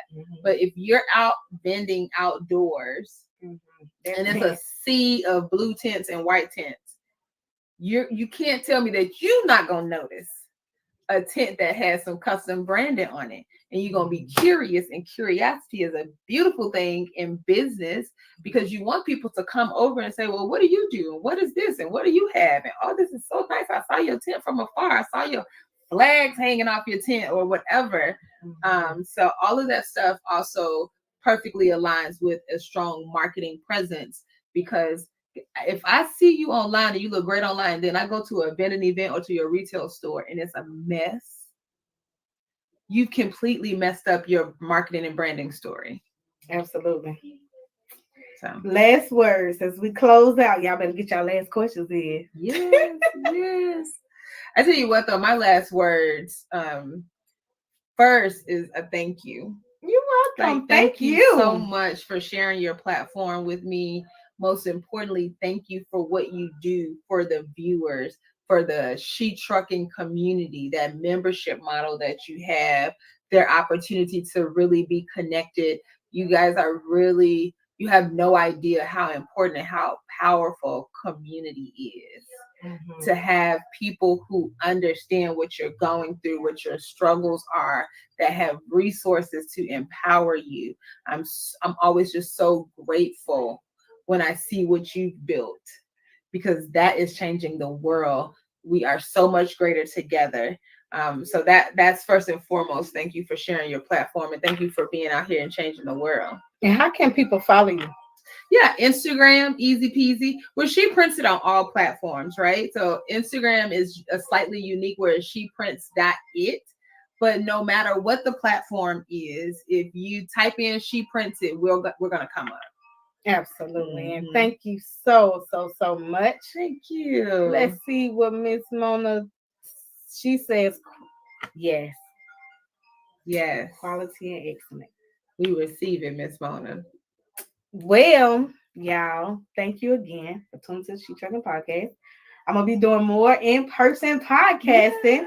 You're going to hear more from us as we really plan and bring on this event because it's going to be amazing. You'll see me posting it. Yeah. Okay. I will say, get ready to July. But okay, drop. Just a little drop. Get ready, Yes. y'all. Get ready to head to Atlanta. It's gonna be amazing, amazing. It's only gonna be a few people, That's right. limited seats, and this is a limited opportunity because we want to make sure that we are hands-on and that we're able to continue to coach you. Yes. Okay, through the process. We went literally to get like this is what I can't remember the year I met you. I don't even know. It feels like we've always known each other though, right? Like it was an instant connection, like straight family from the moment we share space with each other. Absolutely. So I don't know. I don't know, but it don't matter. Okay, I'm just so glad God made it happen. That's all that matters. But we want to bring other people in. So we want to bring other people into this circle of, as you see, when I'm like, hey, and like today, I was like, hey, I need some shirts. Yeah. You know what I'm saying? You gotta know who to call. You gotta know who you gotta have people in your corner that's gonna help you as well to be able to get what you need, like products, services, different things, answers business questions. She is a wealth of knowledge. So she just gave you a lot of business game, entrepreneurship game, branding game, sisterhood. Yeah, my sister keeper. That's right. As she said before, if you purchase a shirt, it's gonna go towards. Tell them it one more time. Yeah, it's gonna go towards our My Sister's Keepers grant, and we will gift all of the profits to different small women-owned businesses that have been in existence for 1 to 2 years. Yes. So much information was dropped on this live. Yes, and God will set you up. Every time. He will, but you got to do the work. Listen. You got to do the work. Do the work. It's people that pray about it all day and don't put no work in. But I think that my cup is empty. We can go deep on that. And I can pray that it's some more tea coming here. But guess what? I gotta go put the tea in the cup. You gotta do the work. I gotta brew it. I gotta put the sweetener in it. But I gotta stir it prayer up. and faith ain't the same. That part. Cause sometimes y'all think y'all praying and y'all just begging. Oh, y'all don't want that, huh? Cause faith is work. To have unwavering faith is work. And some of y'all ain't really got that type of faith. Some of y'all just out here begging. Y'all panhandling with y'all prayers. Okay. Let y'all put the work in. Pray about it. Have real faith and then do the work. Do the work. Because it's going to take some long nights. It's going to take stand up at 5 o'clock in the morning. Getting up maybe at 3 o'clock in the morning. 24 hours sometimes we work on our brand. Sometimes we know we're supposed to be asleep, but guess what? We're trying to finish because we got deadlines. I'm sure sometimes you have huge orders and you up all times of the night. I got employees that don't show up, they're not feeling good, but my customers don't care what's going on the back end of this business. They want what they pay for. And I understand that. That's right. So pray about it, but do the work. Put the work in. Say it, sis. I know, right? Let's go. Yeah. So this has been another amazing episode of the Shetrucking Podcast with Miss Sherdun. Listen, Dr. Sherdun, I gotta get used to that, y'all. I know. I gotta get used to hearing it. Listen, I'm so proud, first of all, of you. Thank you. You listen. I told her, I'm pulling up on you. Yes. I said, I'm coming to get my hug. I'm pulling up. I got so excited. I jumped out the car too fast without walked in. I'm like, hey. But I Yes, was you so excited because she didn't Yeah. even tell me. I know. She didn't even tell I me. know. So Everybody got on me about that. Mhm. It was so surreal Mhm. when you get those kind of honors and opportunities. You're still in awe. I want to close out by saying how powerful is doing like writing down your goals and doing a what do we do every year? Some We people do call the, them vision boards. Vision boards, yeah. Yeah. It's extremely important. What you put into the universe is the start of what you get back. Yes, you have to do the work. Yes, you have to have the faith. But there is power in placing things in the universe. I wrote a list of goals for 2023, some of which I shared online because I understood that a closed mouth don't get fed, and I put it into the universe.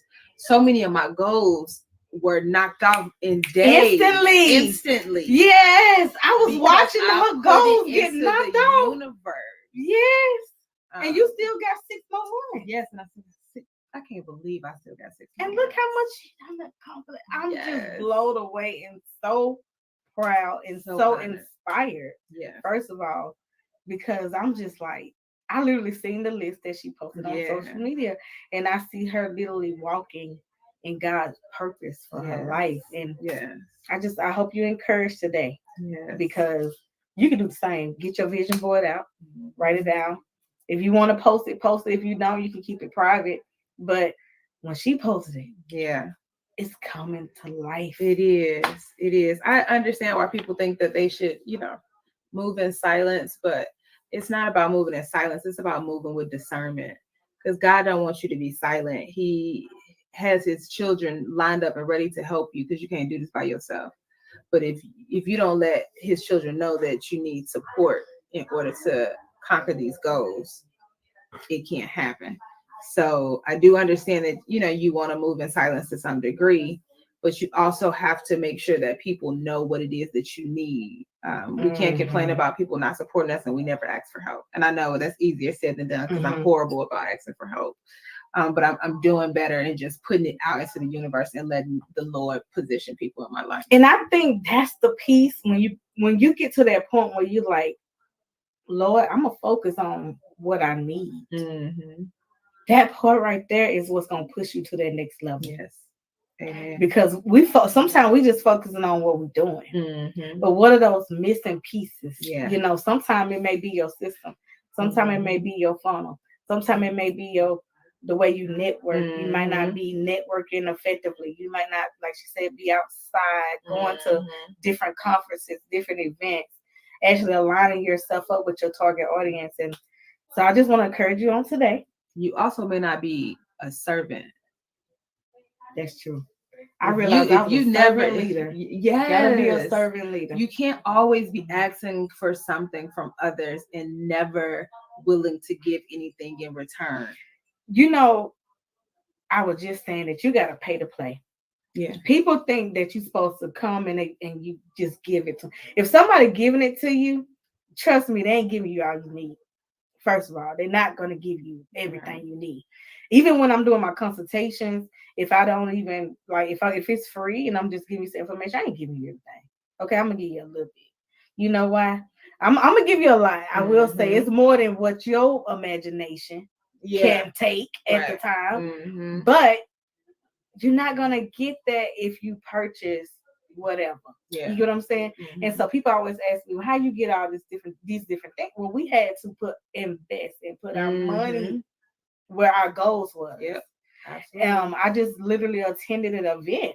I attended this huge event because someone invested into their brand to be there. This is not luck. Yeah. You get what I'm saying? And sometimes if you want to be there, when we go to the Mid-American Truck Show, we have to purchase space to be there. Yeah. So you gotta pay to play. Yeah. And in this next season, we're gonna play hard. All right. Boom. We're gonna play hard. We're gonna play big. Okay, drop the mic. Boom. So as she said, you can go to sheprinted.com be able to get your brand started. Get your Miss Mona, you have a brand, Trucking Angels with Christ. You do events. She prints it is a vendor who you can get all of your products from. Yeah. Right here. She has everything that you possibly want. Okay. My job is to show you how to get the funding to be able to get those products. Yes.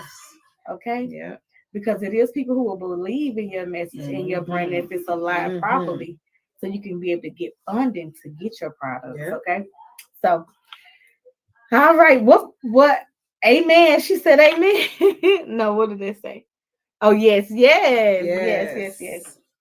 Thanks again. I see more people on here than usual. So, but we'll be back around this time again. Okay, I'm gonna let her go home. She's been at work all day. I'm just holding her hostage here. I'm trying to keep her as long as I can. Oh my God, this was good. This was so good. Thank you. I'm so excited that we really got to connect with your audience, and thank you all for your level of engagement, because that is huge. We want to make sure we're maximizing these opportunities. Absolutely. And so let's I want y'all to share, like, and subscribe. Watch the replay. If you're watching the replay, you have a question, you want to drop some, a comment, definitely comment on this video. We're here for you. We're here for you. Okay. If I wish I could show you what's in front of us, it's all everybody else's product. So I just showed you all of her products, but everything in front. I feel like I want to. Let's do a tour. I got to. Can you tell them about? Yeah, for sure. I can move this all around. We can make it. Let's see. Right here. Oh, okay, multitasking. Yes. Yes.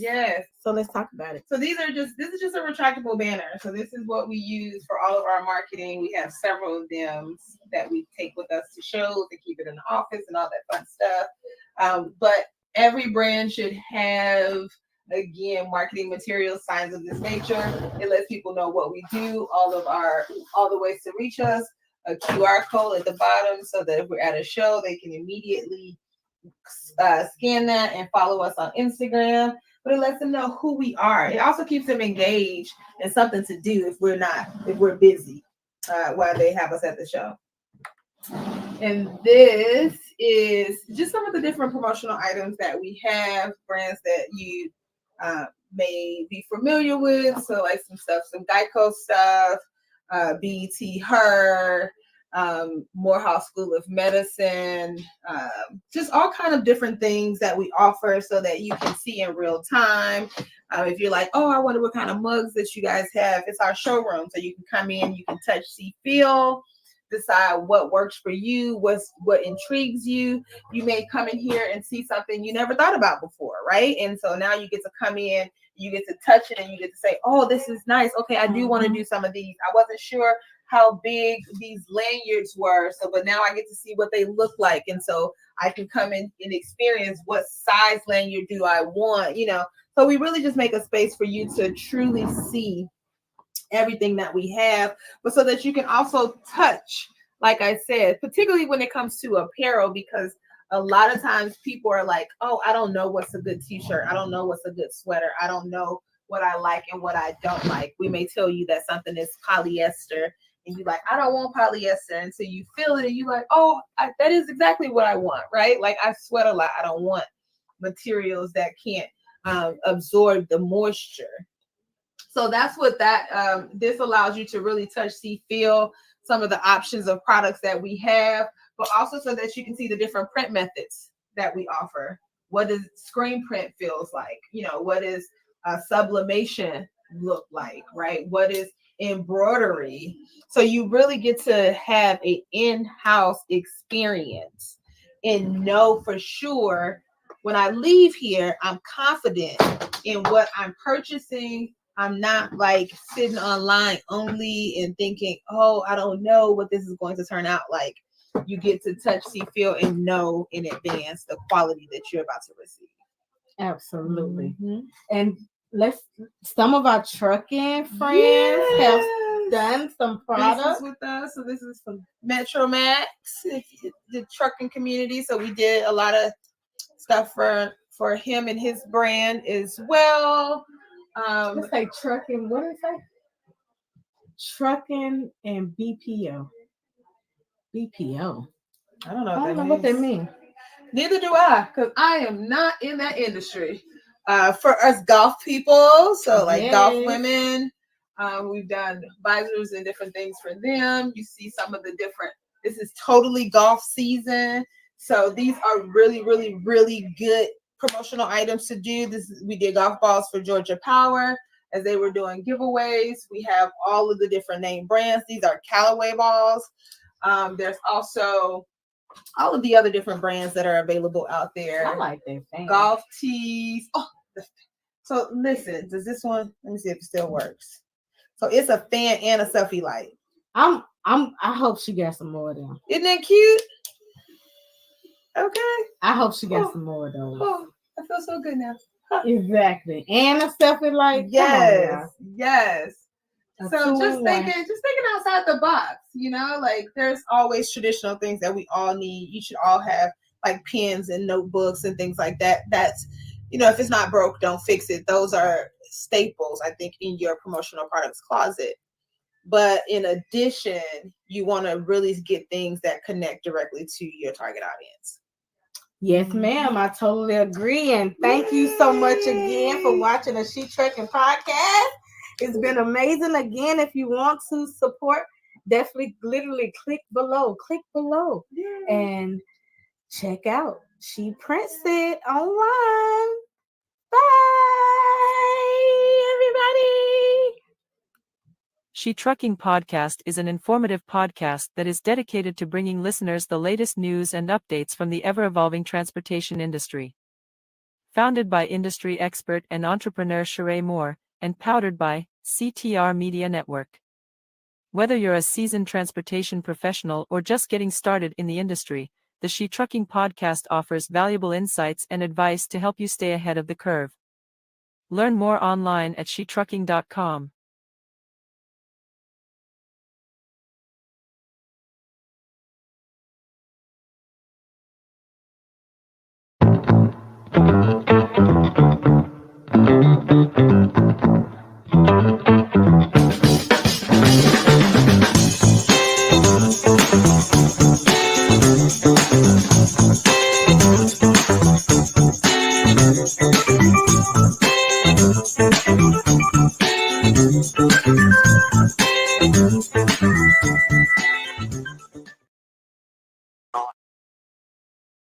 Like this. There are cars everywhere. Bobby, you about to get on the interstate. Oh so my slow God. the truck down. Oh God. Slow the truck down.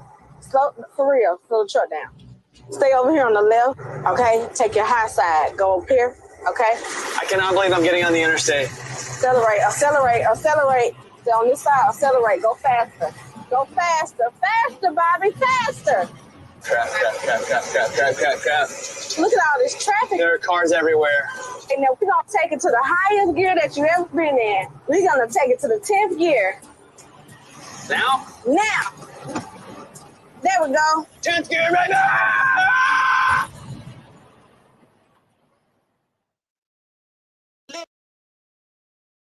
Listen, if anybody's interested in getting into podcasting, grab this book. Go on Amazon, grab this book. It goes with me almost everywhere. This book has like a workbook. It has places you can fill it in. It tells you how to monetize your podcast. It tells you how to set it up. It tells you about sponsorships. Listen, go on Amazon, get this book.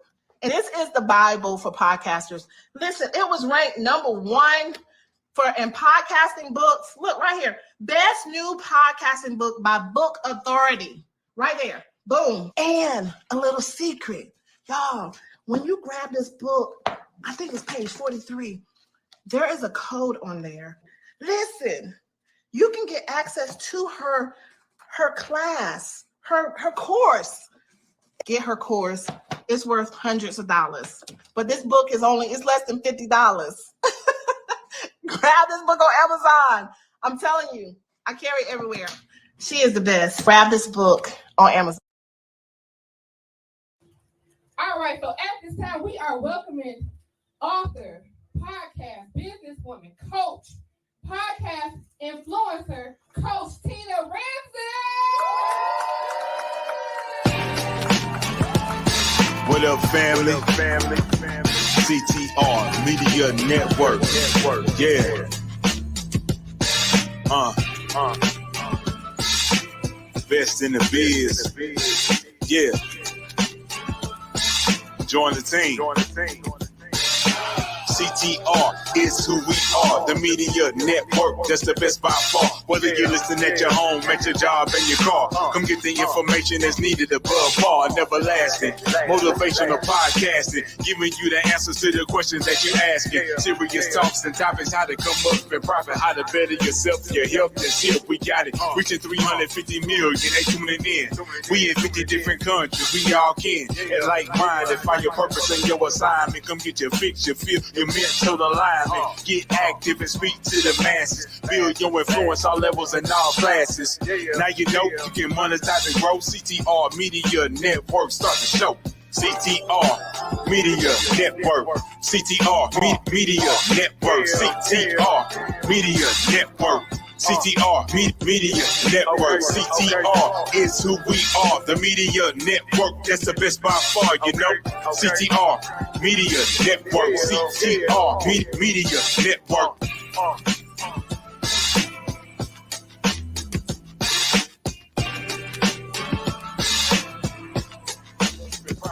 Better yourself, your health, and shit. We got it. Reaching 350 million, they tuning in. We in 50 different countries, we all can. And like minded, find your purpose and your assignment. Come get your fix, your feel, your mental alignment. Get active and speak to the masses. Build your influence all levels and all classes. Now you know you can monetize and grow. CTR Media Network, start the show. CTR Media Network. CTR Media Network. CTR Media Network. CTR Media Network. CTR is who we are. The media network that's the best by far, you know. CTR Media Network. CTR Media Network.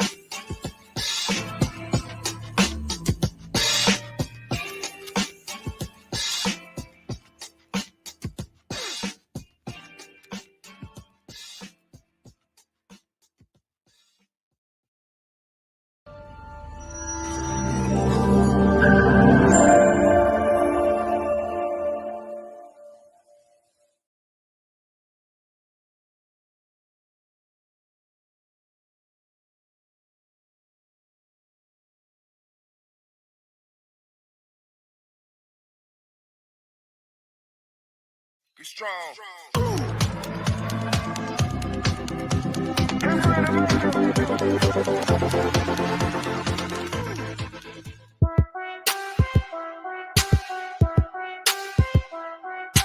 DJ Tony Dunn. She gon' take care of her bitch, she truckin'. She a woman with a rig, she truckin'. She gon' take care of her kids, she truckin'. Yeah, she a boss, she do it big, she truckin'. She truckin'. She a boss, she do it big, she truckin'. She a woman with a rig, she truckin'. She truckin'. Ah.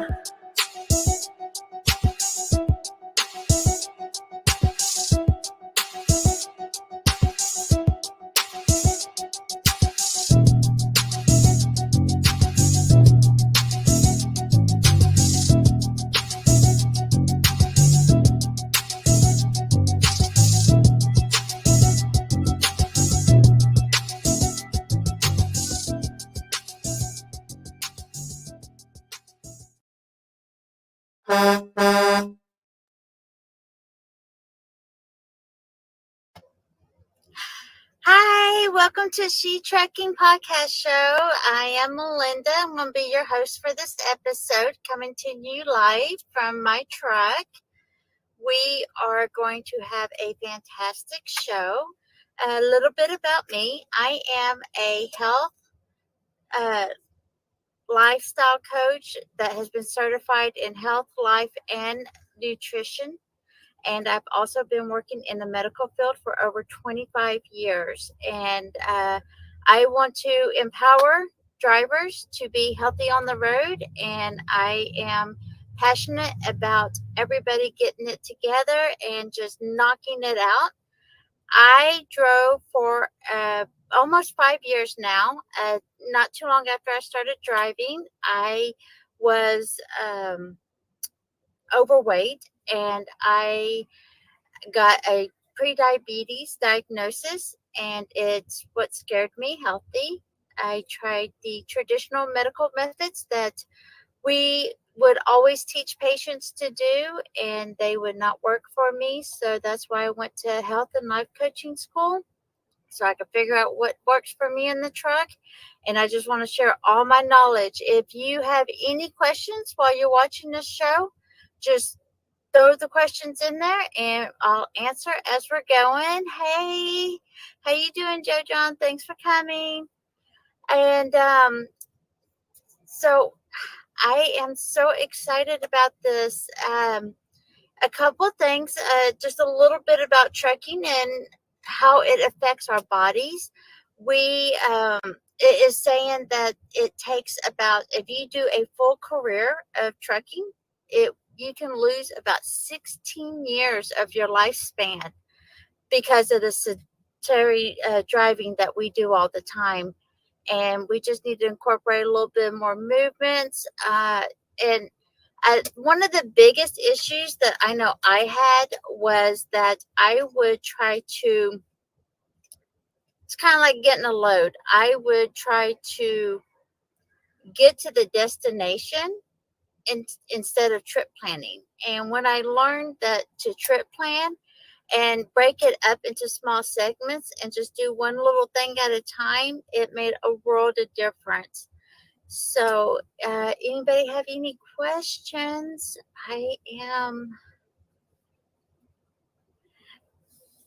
Nope, no questions yet. Okay.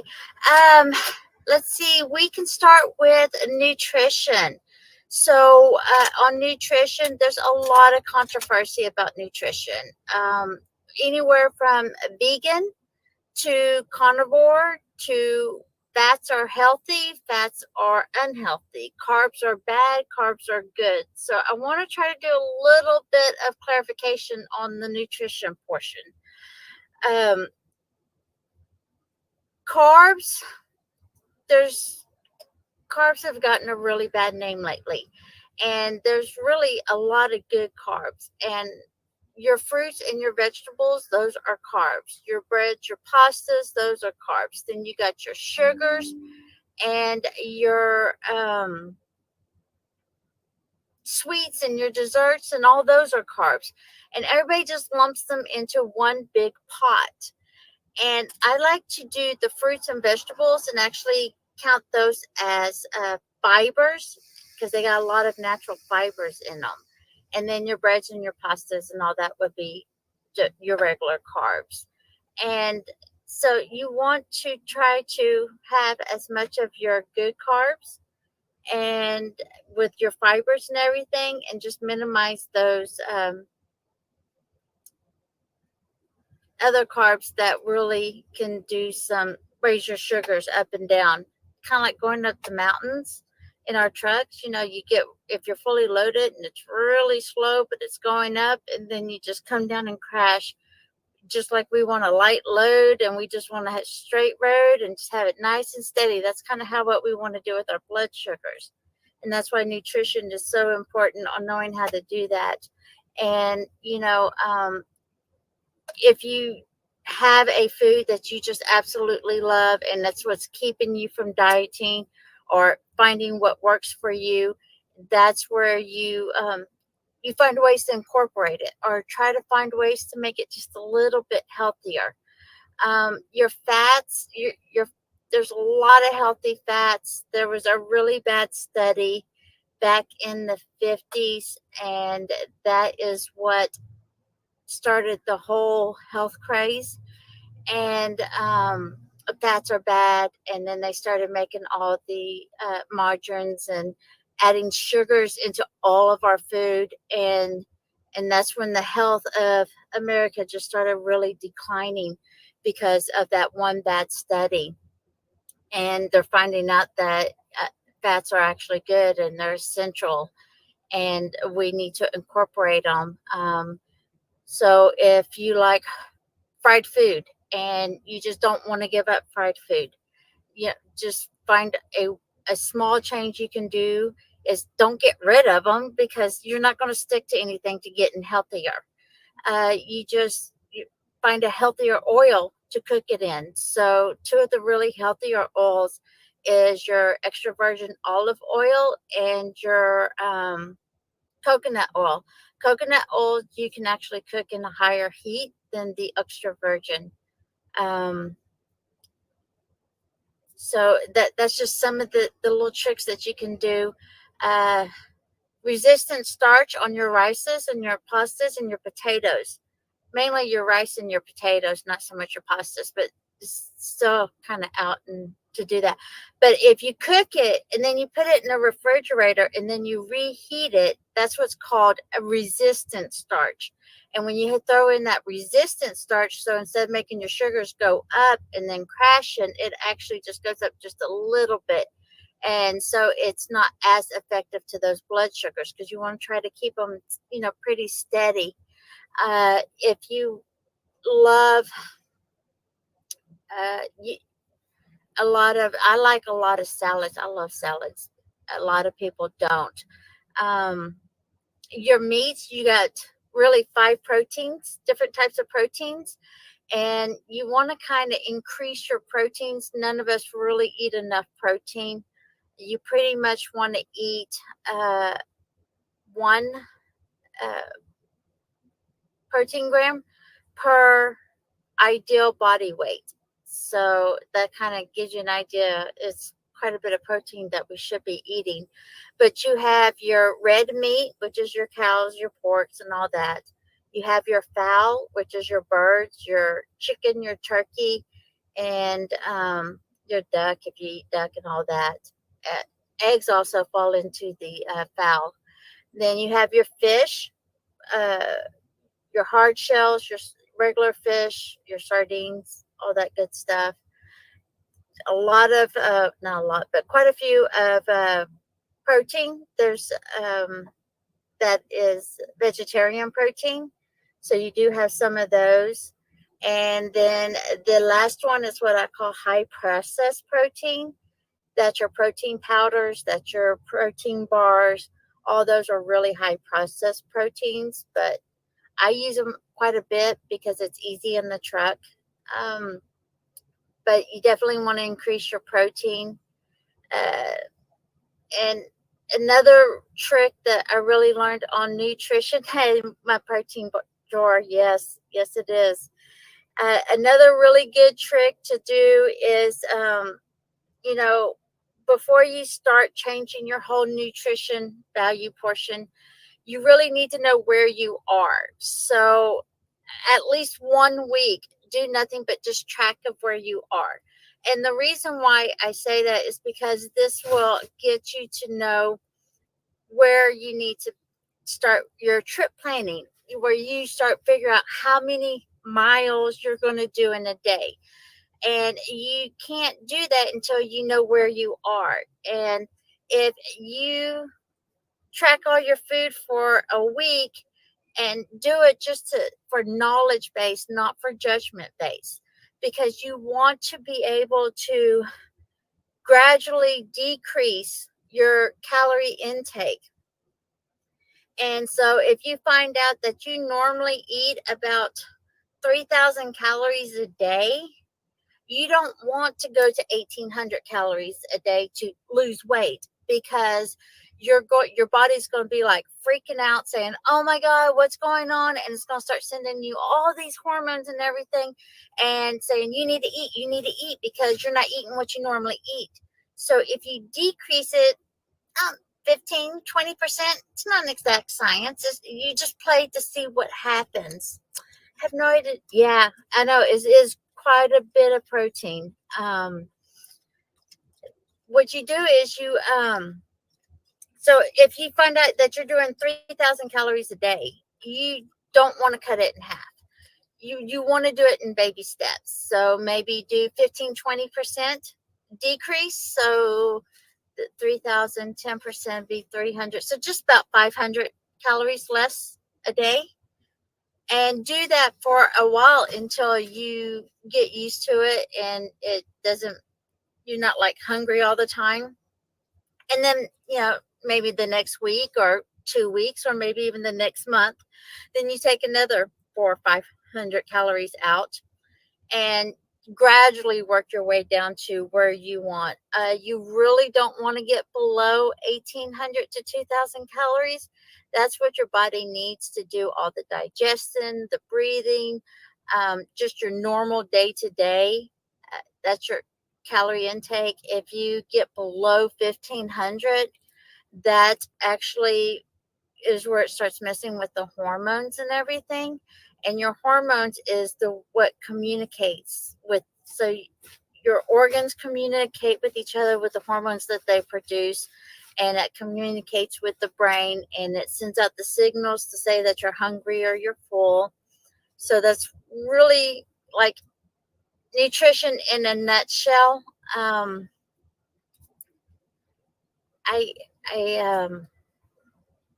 I don't know how deep to really go into this. Anybody have any questions? Sodium, salt. I like to eat daily salads. That's actually put it in a cup, and I keep it in so I can eat it while I'm driving, or instead of having a bowl, I just keep it in a cup. I add eggs and chicken to my salad to have that protein in there. And I actually eat my salads in the morning because salads have, they are higher in carbs. That way I can burn those carbs throughout the day. Carbs is like a gasoline engine. So you burn through them pretty quick, and your body will use those first because it's easier for the body to process it. Whereas fats, they take a little bit longer, and it's a slower burn, kind of like a diesel engine. It burns slower. So it takes a little bit longer, and that's why it's good to eat those later in the day. So it will hold you over until your breakfast the next day. I do a lot of meal prepping, freezer meals. When I first started, actually, let me grab something real quick. When I first started on my healthier journey, the very first thing I got was a freezer. Hold on, let's take this real quick. The very first thing I got was a freezer and a Hot Logic Mini. And the Hot Logic Mini is like a little warmer cooker. And I started with freezer meals that you buy at the grocery store. They're healthier than fast food. And it's one thing I really firmly believe in is that, you don't have to be healthy. You don't have to do the healthiest thing.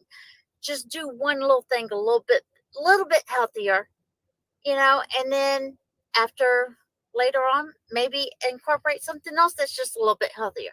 So freezer meals, according to the gurus, are not healthy, but compared to fast food and compared to truck stop food, they can be very healthy. So it just depends on that perspective of what you're comparing it to. I have what's called a Hot Logic Mini. And if you're watching this on video, this is what it looks like. And the ones that's not watching it on video, it's just like, it looks like an insulated bag. And what it has on the bottom of the bag is a warmer plate. And then you just plug it into an inverter, and you can put it in, dry for 2 or 3 hours. You can dry for 5 hours. It won't overcook it. And it would just keep it in there. It'll warm it up, cook it up. So I'll put it in, I'll dry for 2 or 3 hours. And then when I stop, my food is done. It's hot. It's ready. It's fresh. I don't have to stand in line. I don't have to spend $15, $20 a meal. I only spend $5 or $10 a meal. So it's a lot more cost effective. It's quicker. And then you just throw away the trash and you have a hot meal. And that's the way I started. And now I meal prep. And when I go home, I will cook several meals and then I freeze them. With that freezer Ziploc bag, you can actually stick it in the Hot Logic and it will not burn the bag. So I have hot home cooked food without having to cook. And it just takes a couple of hours, which I'll be driving while it's cooking, and it's really good. So that's nutrition. A couple of things is there a particular salt? Yes. So Himalayan salt, I was actually fixing to get into that salt before I got distracted. Squirrel. Himalayan salt and Celtic salt. Those are the two best salts to have. The reason being, if you can get the Celtic salt, that's actually the better one because it has, don't quote me on the number. It has like 89, I think it is, the minerals that we need for our bodies, for everything to communicate with each other, to help those neurons talk better, and to help go into the cells and to bring in the nutrients that the cells need. So the Celtic salt is the better salt to have, but it is harder to find. The Himalayan salt is good. It has 72 or 73 of the minerals. So you see, it's just missing just a few, not as much as the Celtic, but it's still really good. Table salt, the typical white table salt that we grew up with, that has been ultra processed, and they take out so many of the nutrients in the process of it that they had to put something back in. And where do you find Celtic salt? Right now, it's been really hard to find it. Usually like health food stores or Amazon, you can find them there. You used to be able to find them in Walmart, but I haven't been able to find it lately in Walmart. So Trader Joe's, maybe Aldi's, those healthier food chains, you can probably find them in there. But the main key is it's not so much as, potato chips. I used to have a hard time dieting because of potato chips and because of gummy worms and ice cream. Those are like my three weaknesses. Thing I learned about potato chips is you want to try to get the least processed as possible. So Lay's Original is a really good one. It could be cooked in a little bit healthier oil, but you still get, all it's got is the potatoes, the salt, and the oil. So it's only got the three things. So it's closer to, and it's not ultra processed like, say, Pringles, which is so processed they can't even put potato chips on their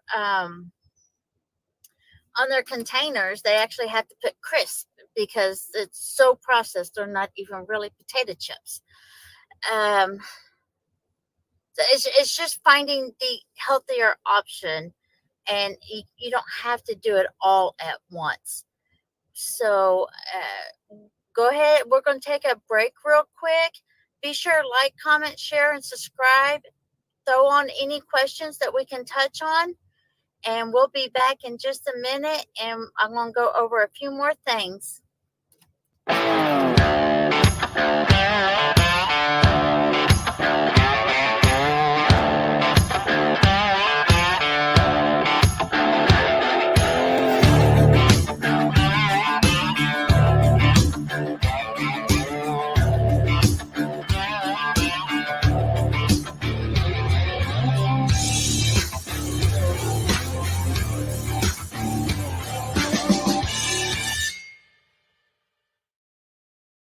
Listen, if anybody's interested in getting into podcasting, grab this book.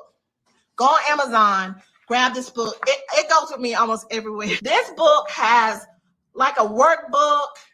It has places you can fill it in. It tells you how to monetize your podcast. It tells you how to set it up. It tells you about sponsorships. It even, listen, go on Amazon and get this book. And this is the Bible for podcasters. Listen, it was ranked #1 in podcasting books. Look right here. Best new podcasting book by Book Authority. Right there. Boom. And a little secret. Y'all, when you grab this book, I think it's page 43. There is a code on there. Listen, you can get access to her class, her course. Get her course. It's worth hundreds of dollars. But this book it's less than $50. Grab this book on Amazon. I'm telling you, I carry it everywhere. She is the best. Grab this book on Amazon. Hey, welcome back. Yay. Okay, so we left off on nutrition. I just did like a really quick overview onto the nutrition portion. We can definitely go much deeper in a few future shows. Just let me know what you want to know, and we will definitely go that route. I do want to touch a little bit on exercise because, you know, that's what we're supposed to do. And exercising is, I had a very negative association with the word exercise. And because I had to do it. And my inner rebel was like, no, we're not going to do it because we have to do it.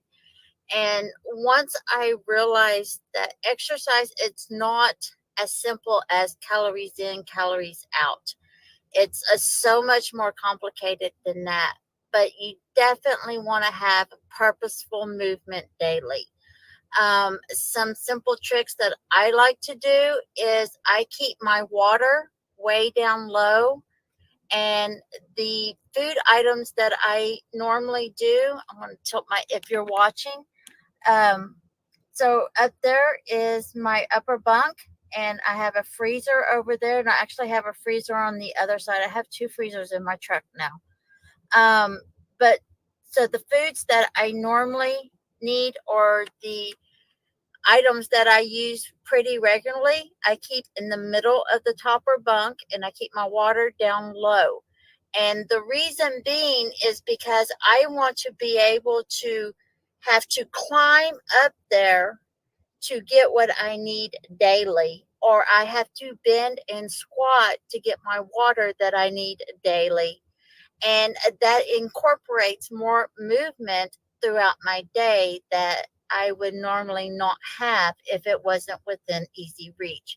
So that's one easy way to add into purposeful movement into your day. I like to go hiking whenever I get a chance. Tia and I, my puppy, we walk several miles a day. So the rhythm that I really found that has worked for us, and I highly encourage you just to experiment to see what works for you. But we will get up, we'll walk a couple miles, do our pre-trip, get on the road, drive for about 2.5 hours, and then we'll take a 15-20 minute break, whether it would be at a shipper's, dropping and hooking, live unloading, whatever the break, fuel stop, we will do that and walk around for at least 15-20 minutes. Then we'll go and we'll drive for another 2.5 hours, give or take. And we will do that multiple times throughout the day. And then we stop post-trip, and then we'll walk for another 20-30 minutes. And throughout just that day, we usually get in about 5 or 6 miles a day. I love taking pictures of our hikes. So I do a lot of photography, which really helps bring a lot of joy to me and being able to share our journey. And then, so it gets me out of the truck, just finding little things to get out of the truck, take pictures, get out of the truck, walk, just walk around the truck. When I first started, before I got Tia, because Tia makes me get out of the truck, I would have a portable stepper that I would keep in the passenger floorboard, and I would use that to get my steps in, especially when I didn't feel safe. So that was a really big help. I've heard people having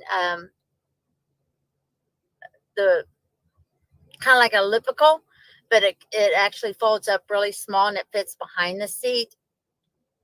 So there's a lot of different little things. Just, what activity do you like? It doesn't have to be anything that is strenuous. I mean, a lot of us, we think when we want to get healthy, we have to work out an hour or two a day. And it's not, it's just incorporating a little bit more movement throughout your day. And that little bit adds up, just like with the nutrition, don't do the whole 3,000 calories, just, cut back just a little bit. It's just like when we get a load that goes from East Coast to West Coast. We're not going to try to do it in one day. We're going to do a little chunk, and then we're going to rest, recuperate, and then we're going to do a little chunk, rest, recuperate. And it's the same thing when you're trying to get healthier, especially here on the road. And experiment, because after you want to try something, you hear someone, let's just say, okay, say the keto diet, because a lot of people had a lot of good things about keto diet, and you want to try it. Well, try it for a week and then do an after action review. What did you like about it? What did you not like about it? What can you adapt to keep the parts that you like? Or you can just throw it away. And just say, oh, yep, that one's not for me. And then just keep experimenting, and you make your own rules to find what works for you in your truck on the road that you can stick with. And that is what healthier is. It's not being the best of the best. It's what works for you in the truck that's just a little bit healthier than what you were doing yesterday. And that is like the biggest key. Some of the questions that I came across in the Facebook group is a lot of people was asking about blood pressure, high blood pressure. One of the main things about high blood pressure is that it's actually your kidneys that regulates your blood pressure. So, and your kidneys also filter out your water and what you drink, and filters out your waste. Kidneys are also in charge of your adrenals, which we get a lot of little mini micro adrenal rushes throughout the day when people cut us off and our heart stops, like, oh my God, I can't believe I almost hit them. Or when you're pulling into a customer and you're like, oh, am I going to be able to make this back? And you feel your adrenaline kicking in. All that is on your kidneys, and your kidneys' best friend is water. But none of us likes to drink water because we're constantly having to use the bathroom, or it's just boring. And a lot of health gurus don't think you should do additives in your water. I believe if that's what it takes to get you to drink more water, put it in there. Just try to minimize the sugar. But the easiest thing with the water, it usually takes your kidneys 30 to 40 minutes to filter a bottle of water once you drink it. So it's about timing. So if you know you're going to be on the road in about an hour, go ahead and drink a bottle of water. Yes, kidneys do regulate your blood pressure. It's fascinating how that works. Your heart actually pumps it through there, but the enzymes that tells your body to have your blood pressure higher or lower is actually produced through the kidneys. And that's why we want to take care of our kidneys. It's a lot more important than what besides just filtering out waste. And but time your water intake. And if you know what, if you don't want to get rid of your soda because you love your soda, trust me, I used to drink 18 Dr. Peppers a day. I was a Dr. Pepper addict, and I never thought I would never drink Dr. Pepper. And I can't tell you the last time I had a Dr. Pepper. But when I first started, I would actually, on my healthier journey, I was not getting rid of my Dr. Pepper at all. And but what I did is I started incorporating a water in between my Dr. Peppers. And then just gradually over time, I just kind of increased the water and decreased the Dr. Peppers without even realizing it or making a conscious effort. It just kind of evolved naturally.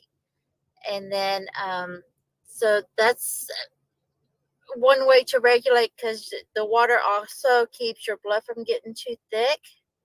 Just like exercise and movement, it has a lot to help with your happy hormones in your brain.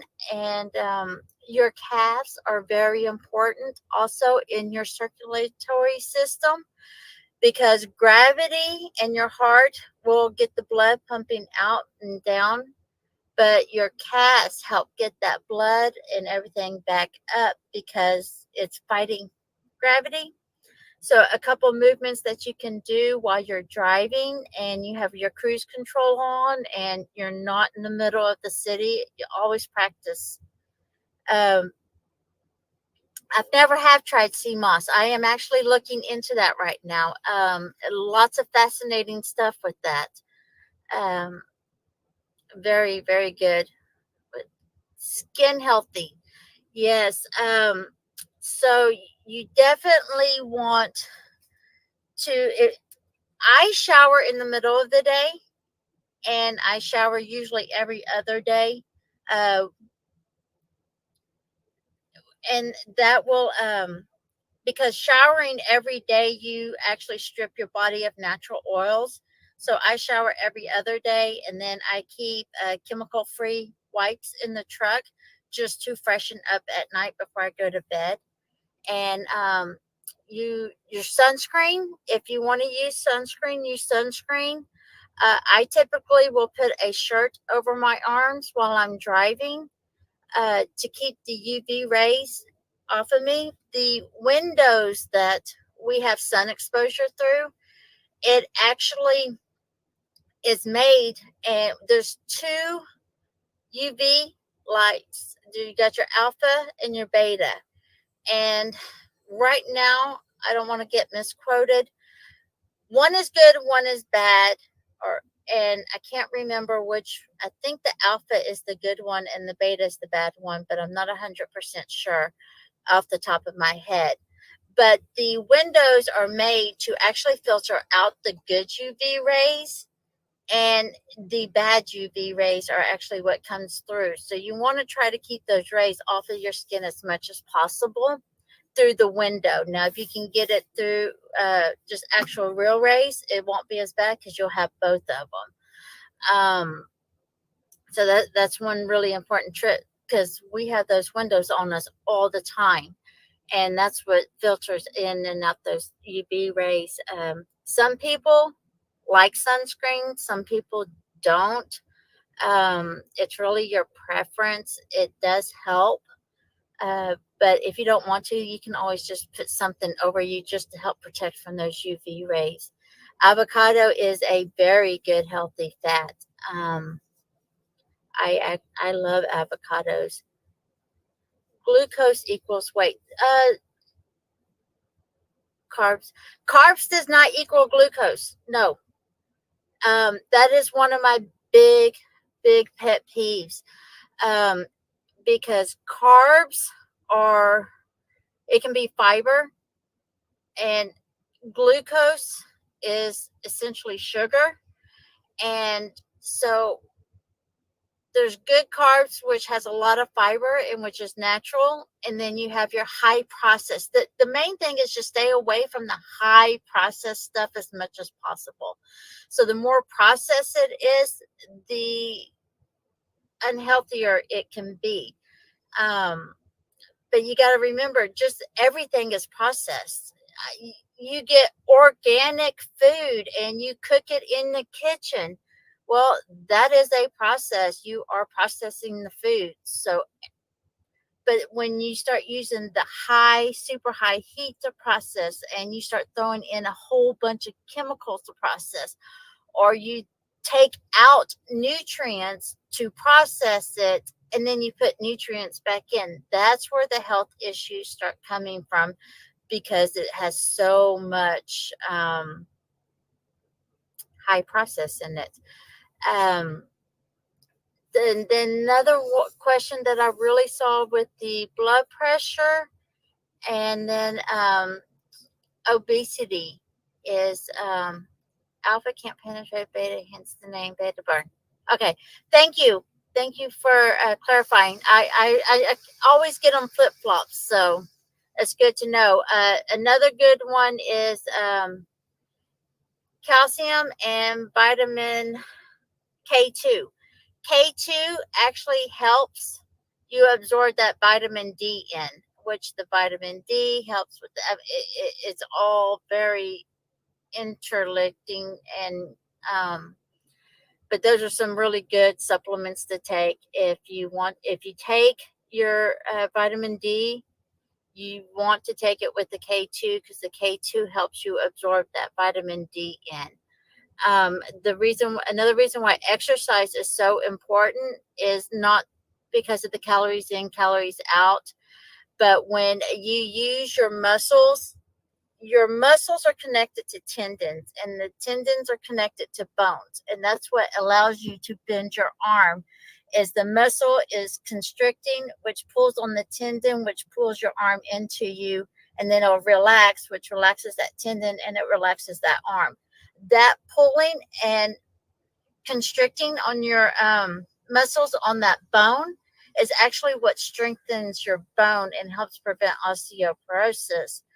And so that's another reason why exercising or purposeful movement is so important, is to keep your bones strong too. Let's see. So the three main health concerns that I noticed in the Shetrucking Facebook group, that was going to be the high blood pressure, which I kind of touched on. And please comment, let us know, and what it's going to be, what more information you want on, because I can go so much deeper on these. You got your blood pressure, obesity, and diabetes. So we're going to take a quick break, and I'm going to touch on diabetes when we come back.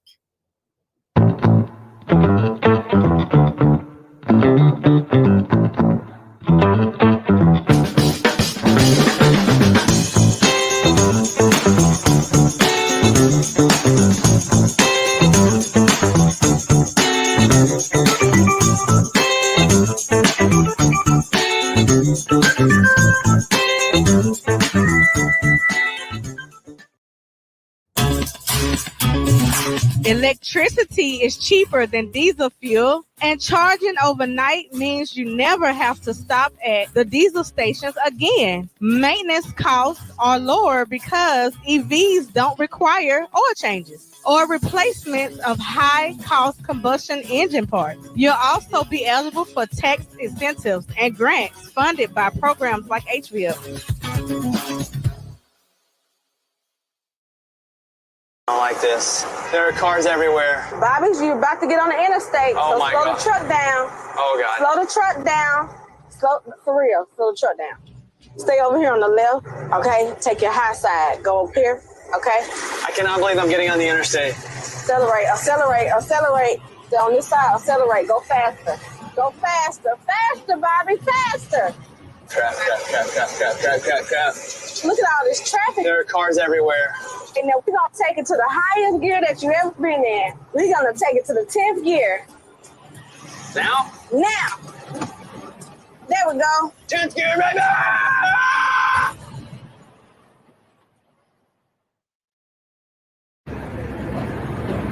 Hey, I'm Todd Spencer, president of OIDA. here at the Walcott Truckers Jamboree. Want to let everybody know that OOIDA is started by truckers 50 years ago this year, started by truckers to give them a voice in Washington, D.C. and in other places as well. We have members that are drivers, members that are owner-operators, members that are small fleet truckers, and some members that are just supporters of the industry. But you're all welcome. If we work together, we can address some of the serious issues in trucking. And believe me, we have some serious issues that you know all too well. So, hey, we are stronger together. Be a part of what we do. We have an office in D.C. We know how to communicate with the lawmakers. Just need the support of you all. So join, please. Hey, welcome back. Welcome back. We have been having a lot of good conversation coming in, and I'm loving these questions. We have talked about, touched on nutrition. We have touched on purposeful movement, aka exercise. We have touched on high blood pressure, and now I kind of want to go over diabetes. This is actually what has scared me healthy. Diabetes. My aunt was diagnosed with diabetes in her 30s, and she died at the age of 48 due to complications of diabetes. 1 in 3 Americans will be diagnosed with diabetes, and they say 2 in 1 Americans have pre-diabetes that's undiagnosed and just don't know it yet. I had the pre-diabetes diagnosis, and with my aunt happening, I was like, no, we are going to find something. We are going to get healthy, and we're going to stop playing. And I was able to lose the 60 pounds during the year I was going to health and life coaching school. And through that process, I drove almost 130 miles that year, lost the 60 pounds, and lost my prediabetes diagnosis. And I was able to keep it off 3 years later, and I'm still working on it. And I just watch, and that's the reason why I watch so much with my sugars and try to keep that steady level as much as possible instead of those huge roller coasters. And I saw statistics. There is 3.2 million semi-truck drivers, and they're saying 70% of truck drivers will get diagnosed with diabetes. So this is like really, really important, and it can be very scary diagnosis. A lot of doctors or modern medicine will say this is a progressive disease and it cannot be prevented or it cannot be reversed, which has been proven false. It can be with hard work.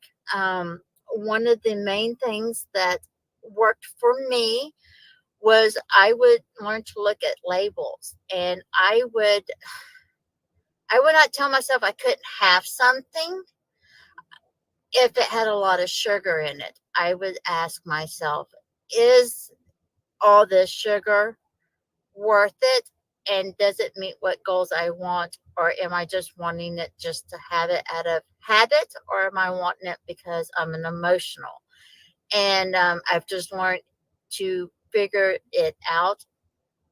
And one of the main things that I look at the nutrition labels is I look at that one line that says added sugars.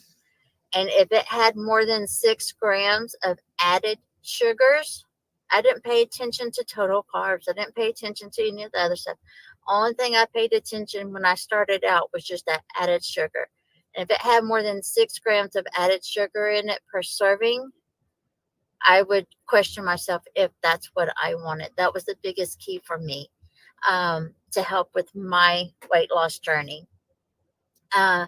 Diabetes is, I don't know how deep to get into this because this can get pretty deep.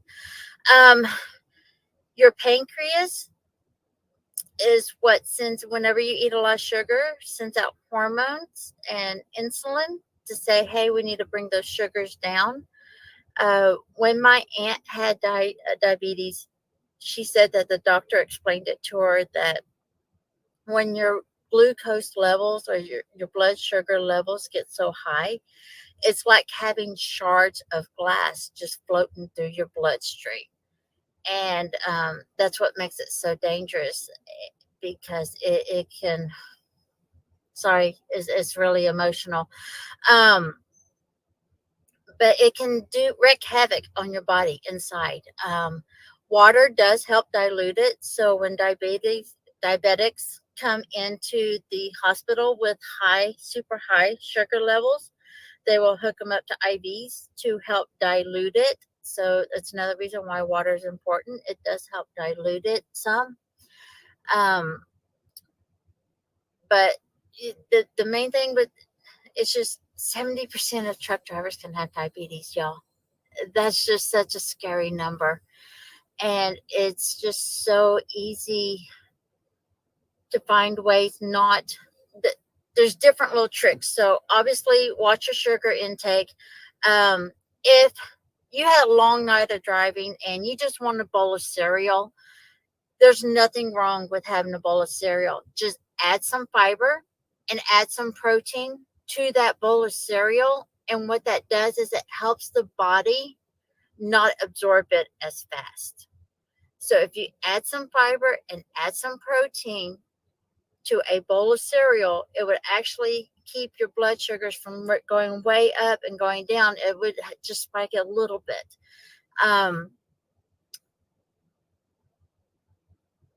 So that's just some of the little tips on the diabetes to keep in.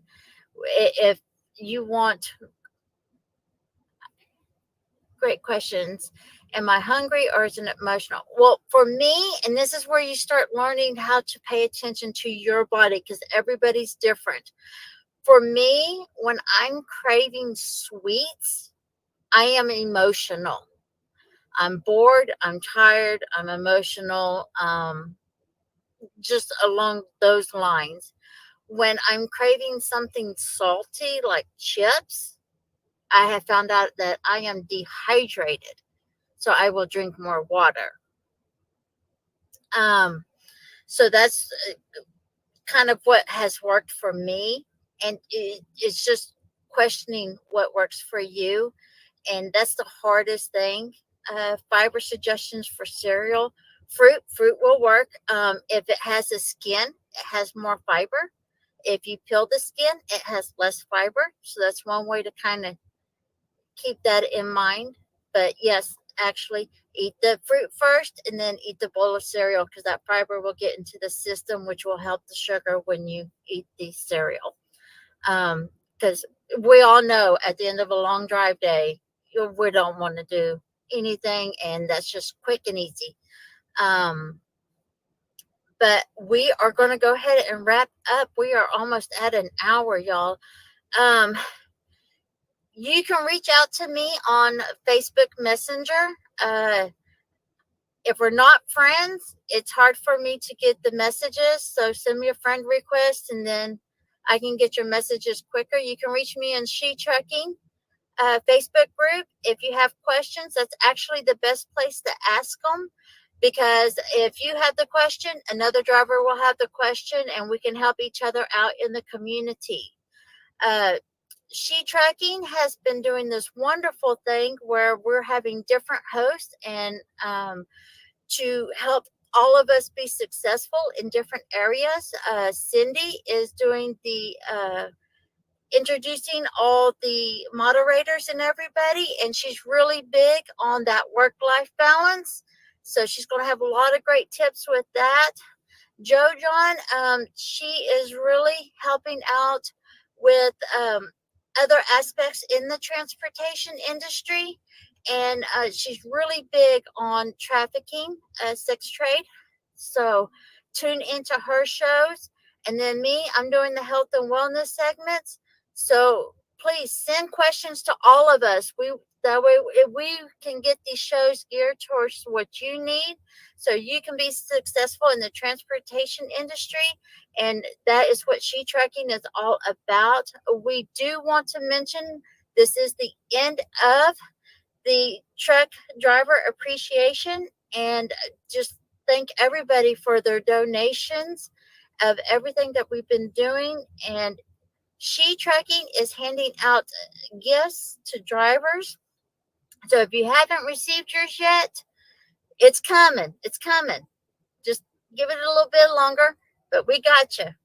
And y'all have a blessed night out there. Bye. For all my ladies out there trucking towards they goals. Let's go. She gon' take care of her bitch. She trucking. She trucking. She a woman with a rig. She trucking. She trucking. She gon' take care of her kids. She trucking. Yeah. She a boss. She do it big. She trucking. She trucking. She trucking. Trucking. She trucking. Trucking. She a boss. She do it big. She trucking. She trucking. She a woman with a rig. She trucking. She trucking. She trucking. Trucking. She trucking. Trucking.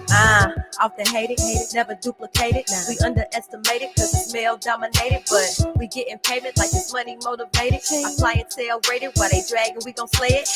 By the hour, we them girls and we got power. Haters everywhere like no taxes, they be sour. Dropping lows, no road and we be running. You could never do it like us and that's a bummer. They got my back, so I got my girls with me. I can't be like you cause the shoes just won't fit me. All these moves and we make it all happen. We just show and prove while the rest of y'all rapping. Clocking in and making ends when them racks up. Focus like the lens, we don't focus on the trends. Nah, like a truck is pulling in, told them back that. Focus and pretend we don't notice who they is. She gon' take care of her bitch, she trucking, she trucking. She a woman with a rig, she trucking, she trucking. She gon' take care of her kids, she trucking, yeah. She a boss, she do it big, she trucking, she trucking, she trucking, trucking, she trucking, trucking. She a boss, she do it big, she trucking, she trucking. She a woman with a rig, she trucking.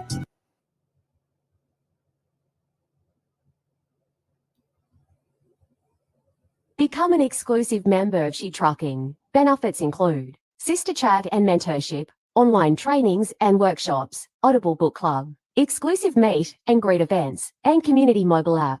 Plus get a free life planner when you sign up. Don't miss this opportunity. Go to www.shetrucking.com to join.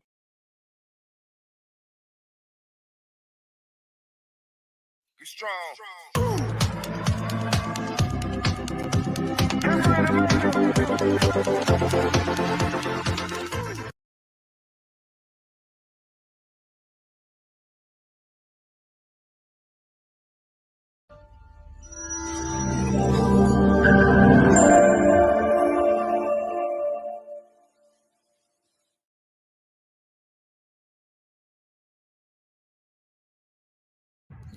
What's going on, good people? This your boy CDL Shorty. So as y'all can see, I'm standing outside of a trailer, right? Out in front of a trailer.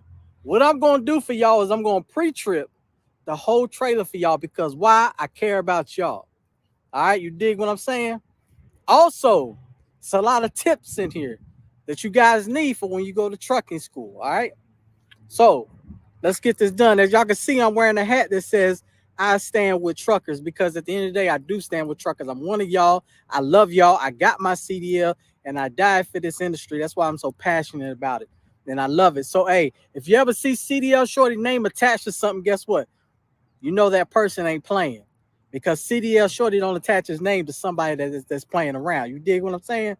All right. So look, at truck driving school, this right here is called your header board. This is the front of the trailer, all right? You want to make sure it's not cracked, broken, or damaged, no holes. What forklifts will do sometimes, guys, is they'll run those forks right through your trailer by accident, but it can happen, and it does happen. So make sure there's no holes, all right? So right here, this is called the apron. This is called the apron of the trailer, all right? This is the apron. The apron is welded to the kingpin. That's the kingpin. This little groove right here, that's the shank of the kingpin. The locking jaws wrap around the shank of the kingpin, all right? Now, what you want to do is come on this side. You want to come on this side. You want to look all the way down the side of the trailer, all right?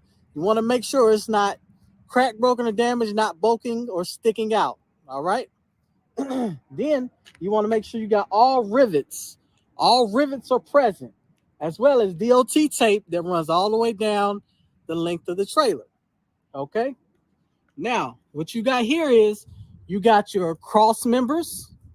These are your cross members and the trailer floor. Make sure it's not bent, broken, or damaged, not cracked or anything like that, okay? Then you got your landing gear. You got your landing gear, and this is called your K-frame, okay? Make sure it's properly mounted, secure, not cracked, broken, or damaged. Hey, real quick, get that lingo in your mind, okay? CBD, cracked, broken, or damaged. PMS, properly mounted, secure. All right, that's the lingo in truck driving school, okay? Make sure that the sand feet on the landing gear is fully raised, all right? And the handle will be in this cradle, which is the crank position, okay? All right. Now, we're moving down. You got to stop right here. This will be called your marker light. Marker light. Make sure it's properly mounted, secure, not cracked, broken, or damaged, amber in color.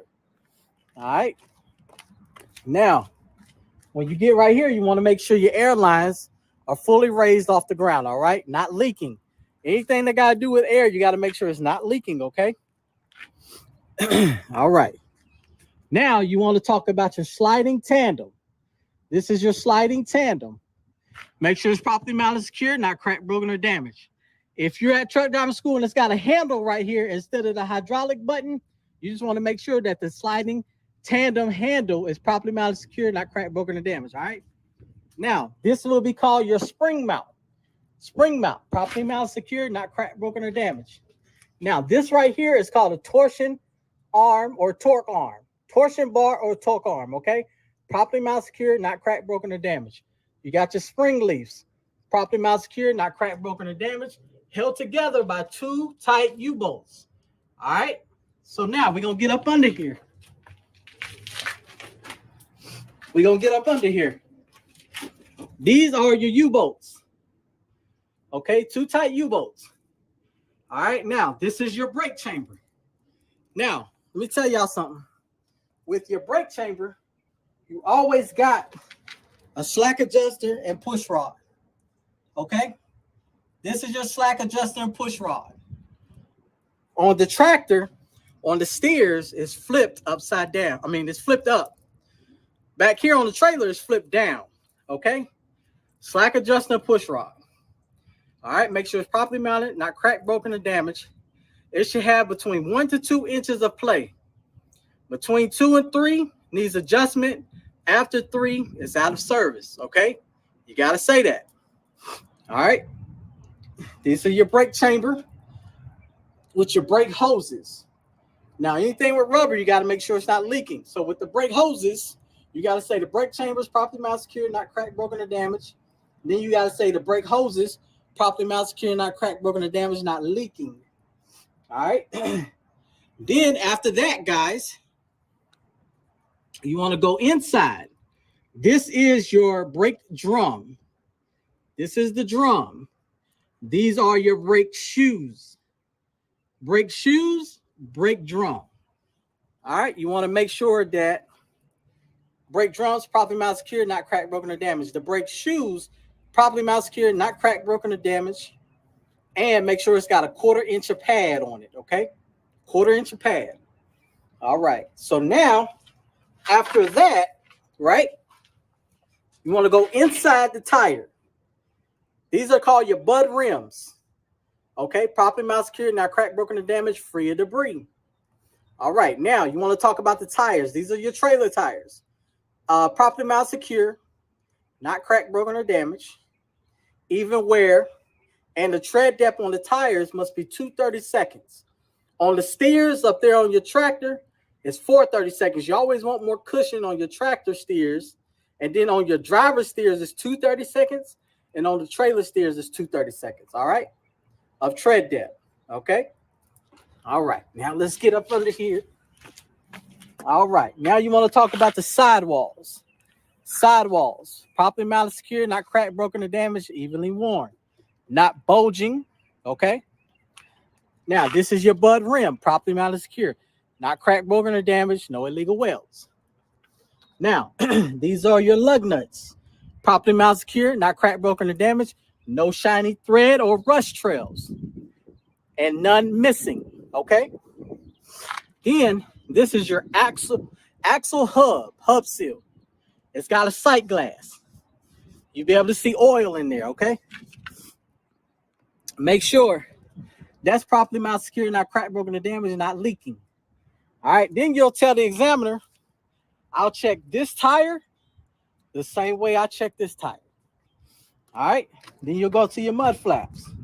Your mud flaps, properly mounted, secure, not cracked, broken, or damaged, fully raised off the ground, must have DOT present. If it does not have DOT tape present, still say it, okay? It's always good to oversay stuff versus undersay stuff. Door ties, properly mounted, secure, not cracked, broken, or damaged. ABS light, properly mounted, secure, not cracked, broken, or damaged, amber in color. ABS stands for anti-lock braking system, all right? You go to pick up a trailer and you put that electrical cord in that 7-way to make sure all your lights is working. If this should come on and go off. If it does not go off, you have a problem with your trailer brakes, all right? This is your marker light. Your marker light, okay, people? This should stay on at all times. You should be able to look out your driver's side mirror and see your marker light at all times. It's just an indication to tell you where the trailer is at all times. Now, get back to the back.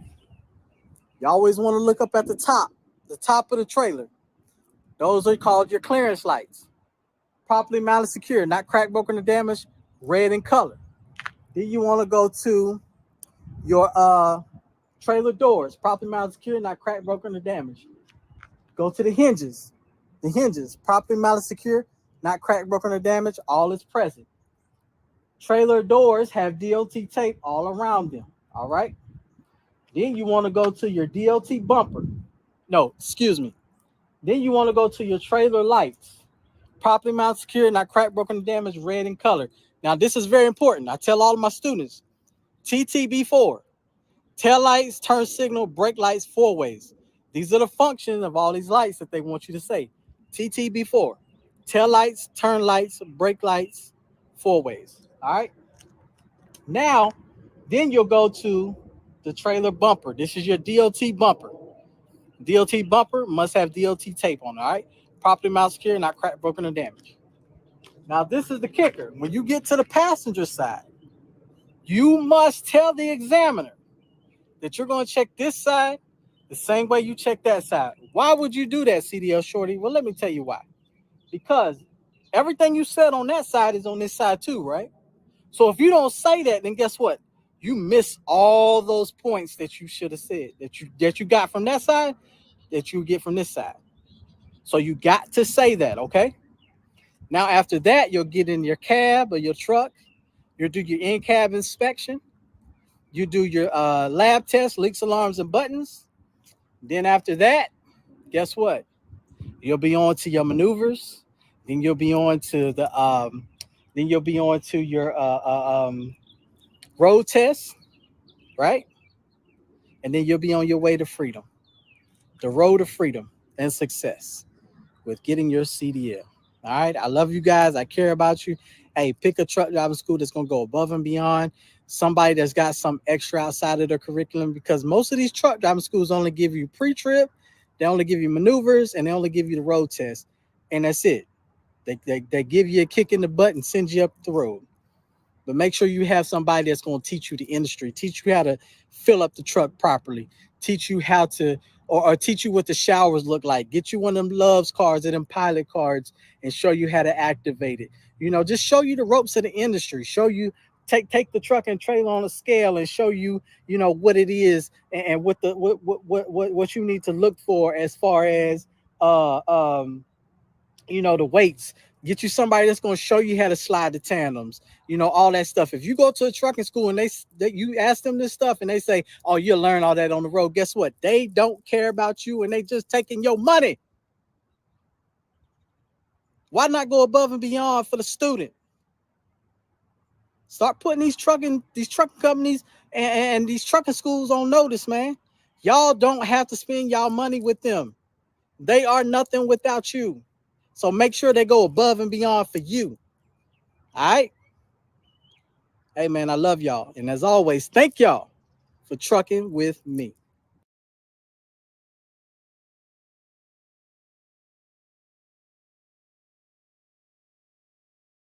You strong.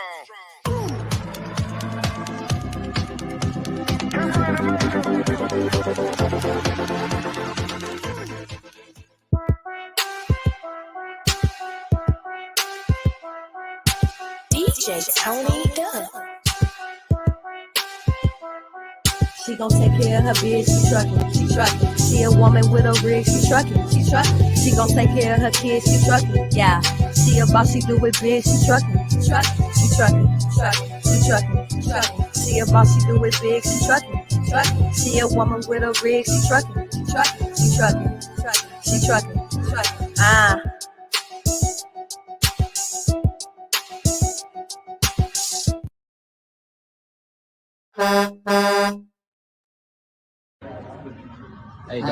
Hey guys, just want to say thank you from Truck Parking Club. Here's Hunter with Truck Parking Club. Happy National Truckers Week. We love you guys out there. Y'all be safe travels. Follow us on social media. We've got truck parking locations coming, more and more coming for you guys. We love y'all. Enjoy. Appreciate y'all. Thank y'all. See you. Well, welcome everybody back to the Shetrucking podcast. I am your host today, Sheree Moore, the founder of Shetrucking. And in this episode, you don't want to miss. First of all, you don't want to miss this episode. I have Mr. Evan, the founder of Truck Parking Club, joining me today on the Shetrucking podcast during Truck Driver Appreciation Week. Hey, one of the most common things I've heard is there's no truck parking. Well, guess what? We got a solution for you today. And why? Share it out, everyone. Share it out. I need you to share out this video before I bring Mr. Evan on to talk to you. It's going to be an amazing conversation. Make sure you get your questions and post them, and we'll be able to ask questions to Evan as he joins us here on the Shetrucking podcast right after this message.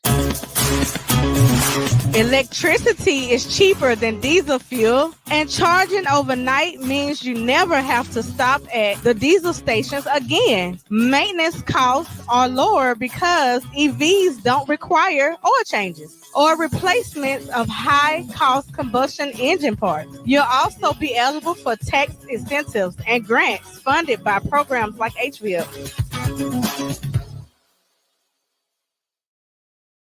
All right, without further ado, welcome to the show, Mr. Evan. How are you doing today? I'm doing good. Thanks so much for having me. Thank you for joining. This podcast is near and dear to my heart. Truck parking was big for me. So when I started driving almost 10 years ago, here I come all the way back home to Chattanooga, Tennessee, and there wasn't nowhere to park this truck. So I brought it to CNN. I said, hey, we got some problems, everybody. I started making a whole movement about it. And now look at the solution. Mr. Evan, tell us about you and tell us about the Truck Parking Club. Yeah, I'm Evan Shelley, co-founder and CEO of Truck Parking Club. So at Truck Parking Club, we help truckers find truck parking locations all across the U.S. And those locations can be made up of trucking companies with extra space in their yard, properties that real estate investors own. It can be truck parking operators, traditional truck parking operators, be self-storage facilities with extra space. We look at taking a space that has, or a location that has extra space, like a trucking company with extra space in their yard, putting it on our platform and helping truckers find and reserve it in real time. I love it. I think that is fantastic. So much I think that is fantastic. And it's so fantastic, y'all, that guess what? I know many people, I just want to say, that has parked their truck, used the app, and have came to the Truck Parking Club. And they have given us feedback and told us that it was not only easy to use, right? The app was not just easy to use, but it saved them time for just searching and looking and going to truck stops that was already filled. So thank you, Mr. Evan, for what you have done, have created, taken on that, and gave us a solution. many years we've been stuck. And then but how many parking spaces do you have currently? So we have 155 locations across the U.S., adding up to thousands and thousands of parking spaces that are available through our app. Wow, that's absolutely amazing. That's incredible, and it's convenient. Convenient. That means that you can keep rolling, keep making money out there, drivers. I'm sure our listeners will appreciate having access to such a resource. I'm curious to know about the property owners. Can you give us their perspective of how many people are jumping on board to add more properties? Yeah, so like I mentioned, the property owners aren't what you're going to traditionally think about when you think about truck parking. We have a lot of business owners that have open yards, and we take those yards and turn them into truck parking because we make it very easy through our app.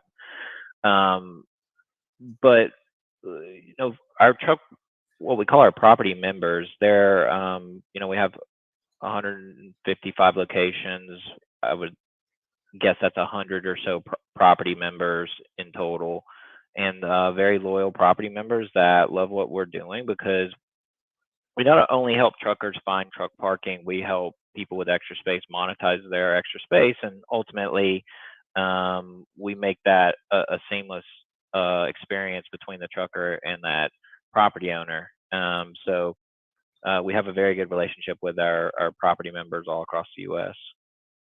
I love it. So it's a win-win for both the property owners and the truck drivers. My next question is, what do you see the company going? Where do you see the company going? Do you see more spaces being added? Like where you see the company going? Yeah, so we're at 155 locations now. We would like to get to 5 to 10,000 locations over the next 3 to 5 years. We think it's very doable, and that is what we're pushing toward. But our North Star for Truck Parking Club is we help truckers easily find and reserve truck parking all across the U.S. And I kind of botched the first part of it, but we help truckers save time and fuel by efficiently finding and reserving truck parking all across the U.S.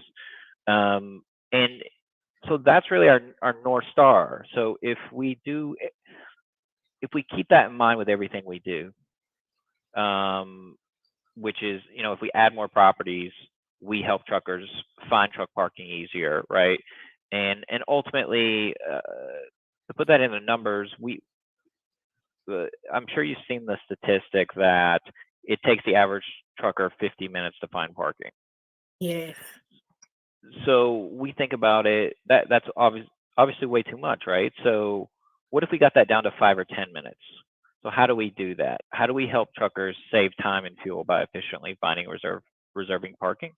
Well, one is having tons of options, and two is having a platform that truckers can go on very easily and find that parking and reserve that parking and get parked faster and more efficiently. So if we keep our mission, our North Star in mind, that's our big goal, is just continuing to improve on helping truckers save time and fuel by efficiently finding and reserving parking all across the U.S. And I think as long as we keep that in mind, everything else will take care of itself. So drivers, they can use the website. As you see, I have the website pulled up. If you want to go to truckparking.com, that's scrolling below, you can just go to the site, go to truckparking.com, or you can download the app. As you see at the top, you'll see the app for iPhone and Android. You can download the app, set up an account, and then this will come up as well, where you can be able to choose parking. Mr. Evan, will you walk me through so we can make sure our drivers know exactly how to use our website? What do you want them to do first? Do you want them to browse the spaces or click the map? Okay. Cool. Well, let's think about it. Where do we want to go here? Let's go to one of the tough spots. Let's go to Newark, New Jersey. Awesome. All so you right. can zoom in on the map, or you can search the spaces, either one. So if you want to zoom on the map, let me just show you all that you can zoom in. You can hit current location as well. And the parking spots in the yellow, those are the private properties, and then the free parking in the blue spaces here. So we can go to Newark, New Jersey. We can go here to the New Jersey area. You can literally click on the map.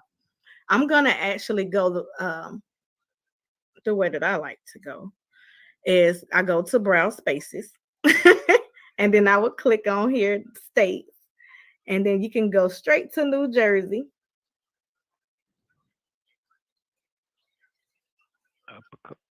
Yeah. And then you can see all the parking spaces around the area and right in the New Jersey area. Also, the map will zoom in for you, and that's what I love as well. That the map will zoom in for you, so just in case we don't have anything available, like here, you can see other spaces that's close to you as well as you're traveling into the states. Also, if you're stuck in traffic and you may not can get to that destination, guess what? There's destinations right next to you that you may can stop at first. So that's why I like this one. Another thing I like about this app and website is that it tells you how many spaces are available in real time. And it also tells you how many spaces are available in real time. So as you see at one of the hardest places in the world, in the United States, to be able to park, there's parking here on the Truck Parking Club app. Is there anything you would like to add to that? Yeah. If you want to click one of these, we can look at the listing too. Okay. How about we go here to the Port Newark, New Jersey location? Okay, just walk me through it. Yeah. So what you're going to see now is a description of the site, the address. It's going to have the amenities. This one's 24/7 security, fence gated, high security facility that you can get in and out of 24/7. We have a lot of our members that park at this location when they're up in the Northeast. It's a pretty popular location. Now, if you are brand new to Truck Parking Club, you'll see on the right you'll have to log in before you start booking, which would mean you'll have to create an account. You just sign up, and this is the info: your first and last name, phone, email, password. So we keep it very simple to get signed up, and will only take you a few minutes to do your first booking. And then after your first booking, we thought a lot about how can we make it as simple as possible to continue booking. Kind of that one-click book is what we strive for to get someone to be able to reserve their parking as quickly as possible, which kind of goes back to the original, the North Star of helping truckers, save time and fuel by efficiently finding and reserving parking. So saving them that time and, not getting hung up on some of the simple part like a website or an app, not being kind of difficult or cumbersome to use. We want to make sure that it's very, very simple to get through. This is not the biggest part of your day. It should not be the biggest part of your day. Hopping onto our app and trying to reserve parking. We want to make this the easiest part of your day, not the most difficult. Absolutely, and I think you did an amazing job. I agree. Stan Hines said this is a dope concept. Absolutely, you definitely want to download the app. Dr. Tina, she gave you a bunch of hearts as well.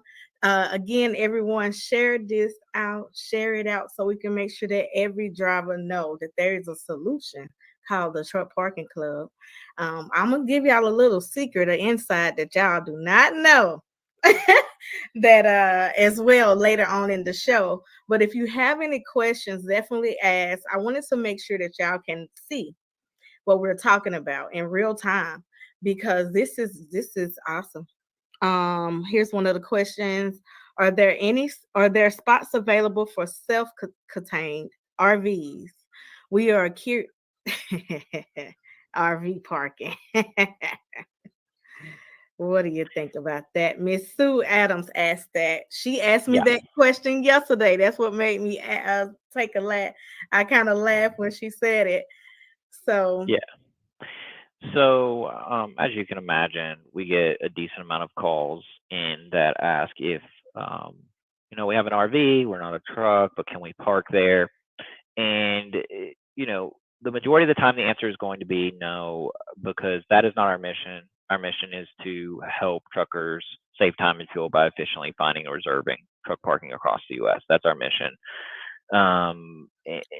So if there is a parking spot that has, let's say, 1, 2 spaces available, and we have an RV calling in and asking to reserve there, the answer is going to be no, because that's taking a spot away from a trucker. If we, this is how our protocol goes, and if someone were to call and we have 100 spaces available somewhere and they want it for a night, we probably aren't going. We're probably going to let them park there. But because it's not really taking a space away from a trucker for that night. But we're very, very conscious of that. I mean, that is how we think about it, right or wrong. That is the processes and the protocols we have in place at Truck Parking Club. but Miss Sue, because you are a member of Shetrucking, and I have Mr. Evan on here live, if you need a place to park your RV, then just give us a call. We can take care of you. Right, Mr. Evan? Yeah, absolutely. Going back, I mean, if we have adequate space and we feel like we're not going to take spaces from truckers who really, really need it, we absolutely will accommodate. Absolutely. So just give us a call. One thing I like is it 24-hour customer service. The Truck Parking Club has also 24-hour customer service. So you can give us a call anytime that you have any questions or you unsure about. Look, Miss Sue said agree. I know she's going to be traveling. She came to Chattanooga one time in her RV before, so I know she's going to be coming down south here soon. And so we're going to take care of you, Miss Sue, because you're a dedicated member of Shetrucking. So what is there anything else you want to ask about the map while we got the map up? I mean, add. No, this is great though. I'm glad you pulled it up. So we went through the search. You did a nice job of that. We looked at a listing. While we're on here, we have a good amount of truckers or trucking companies that add their yards. So if you all have a yard with your trucking company that has 1, 5, 10, 50 extra spaces in their yard, you can go on and add your location.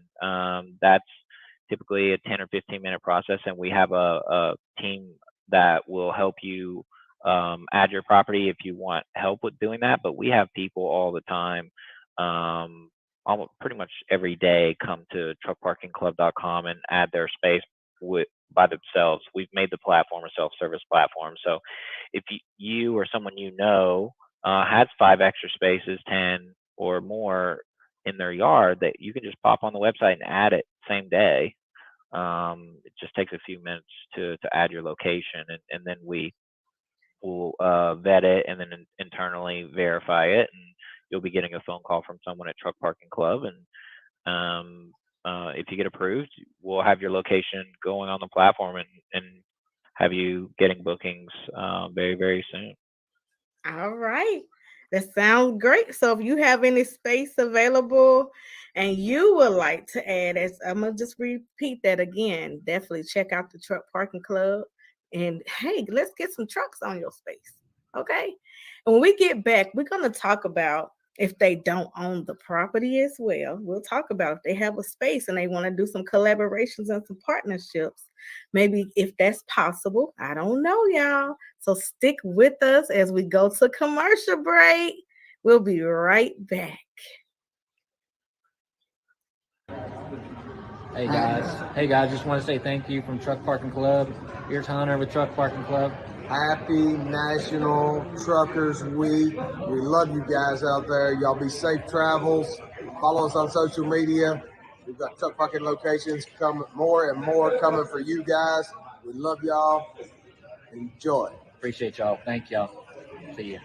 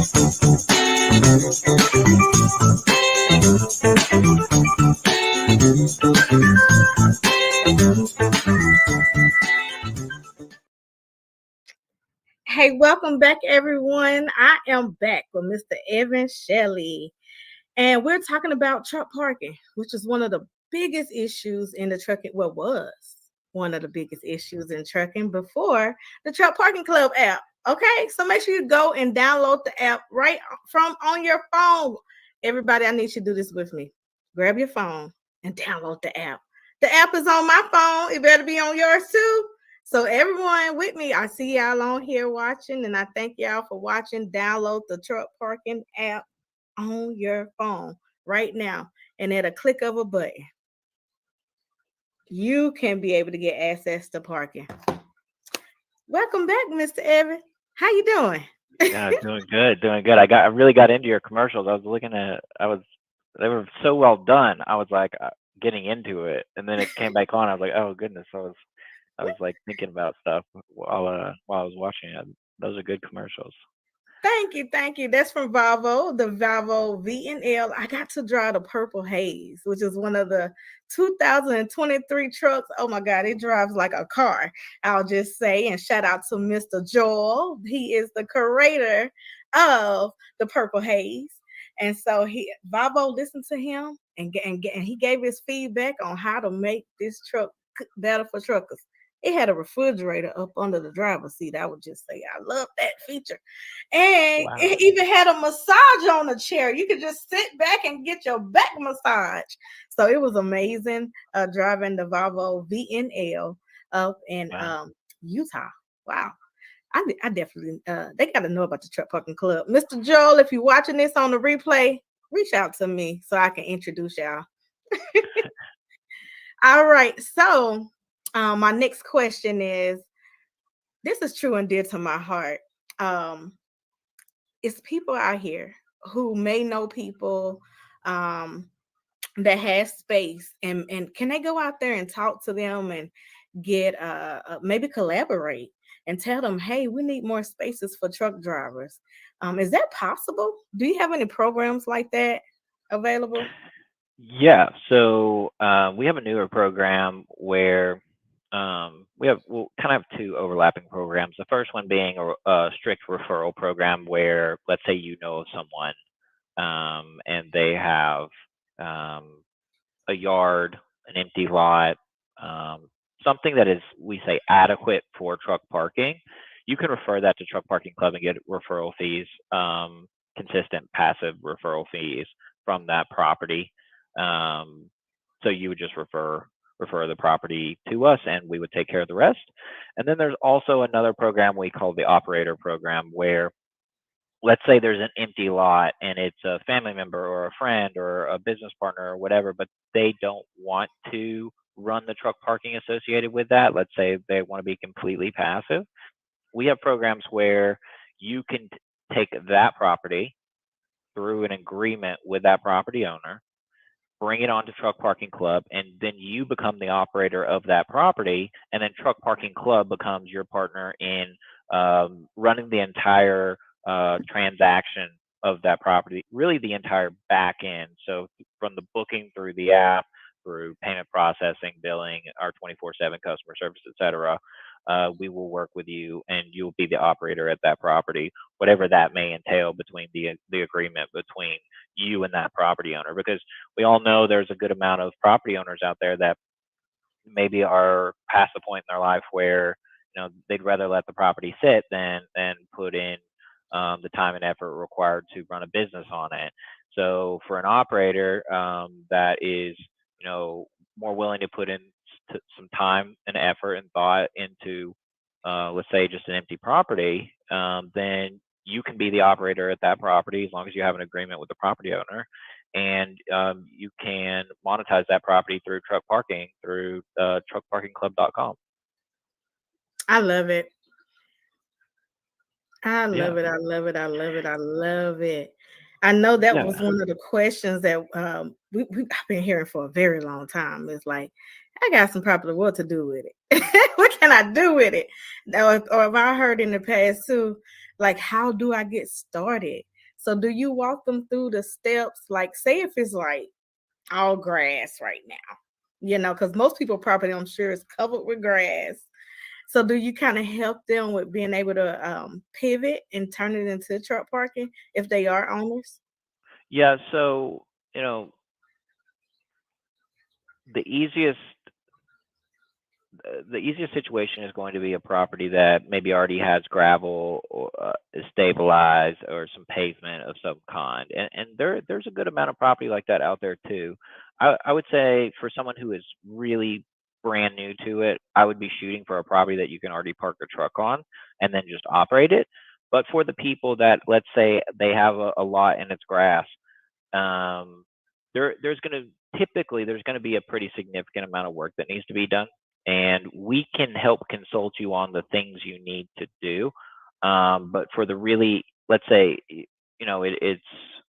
it's a grass or wooded property, there's probably a pretty significant amount of development that needs to be done at that property. So it gets a little deeper at that point. So what we really like to shoot for is a property that you could park a truck on now. The only reason people aren't parking a truck on it now is maybe it's an owner that lives on the other side of the country. Maybe it's an owner that just doesn't want to do anything, would rather just let it sit there.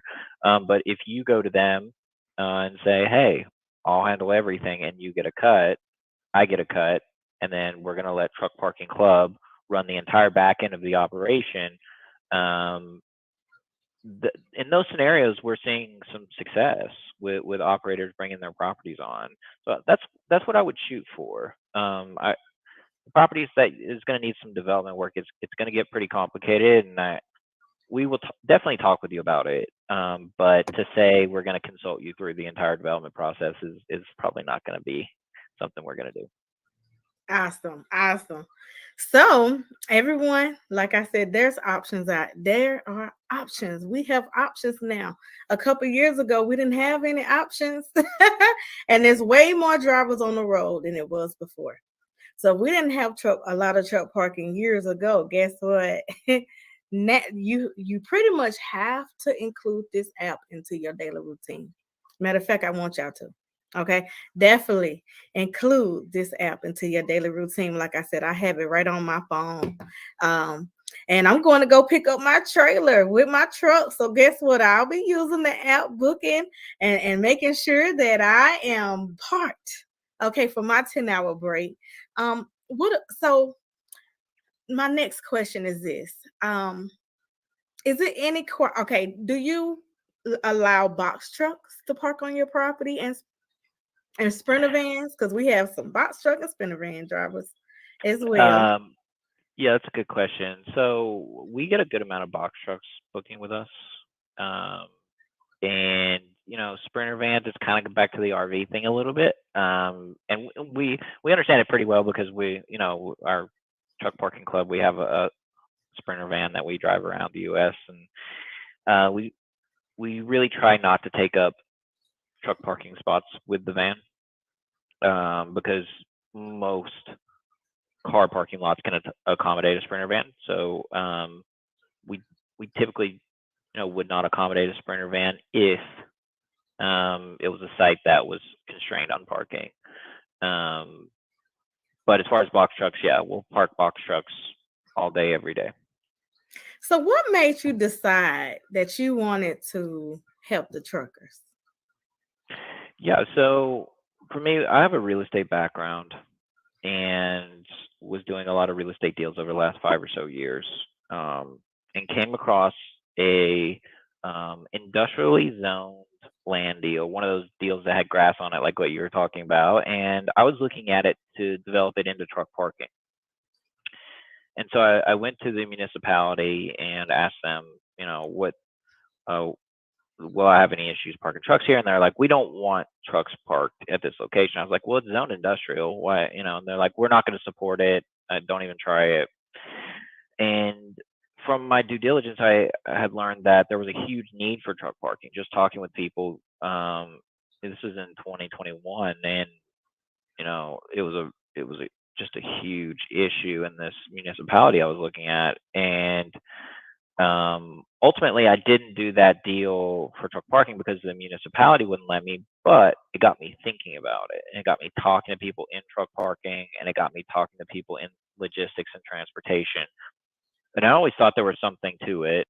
And so over the course of like 12 months, I was just constantly talking with people about it, trying to figure out the best route to go. And initially, I thought I was going to go buy truck parking, but buy and build truck parking. But I decided that that wasn't the most scalable way, and you're going to have to build for, I don't know, 20, 30, 50 years to catch up to the shortage. So then I thought, after a lot of conversations with people, it's like, well, there's space out there, right? Mhm. There are parking lots out there.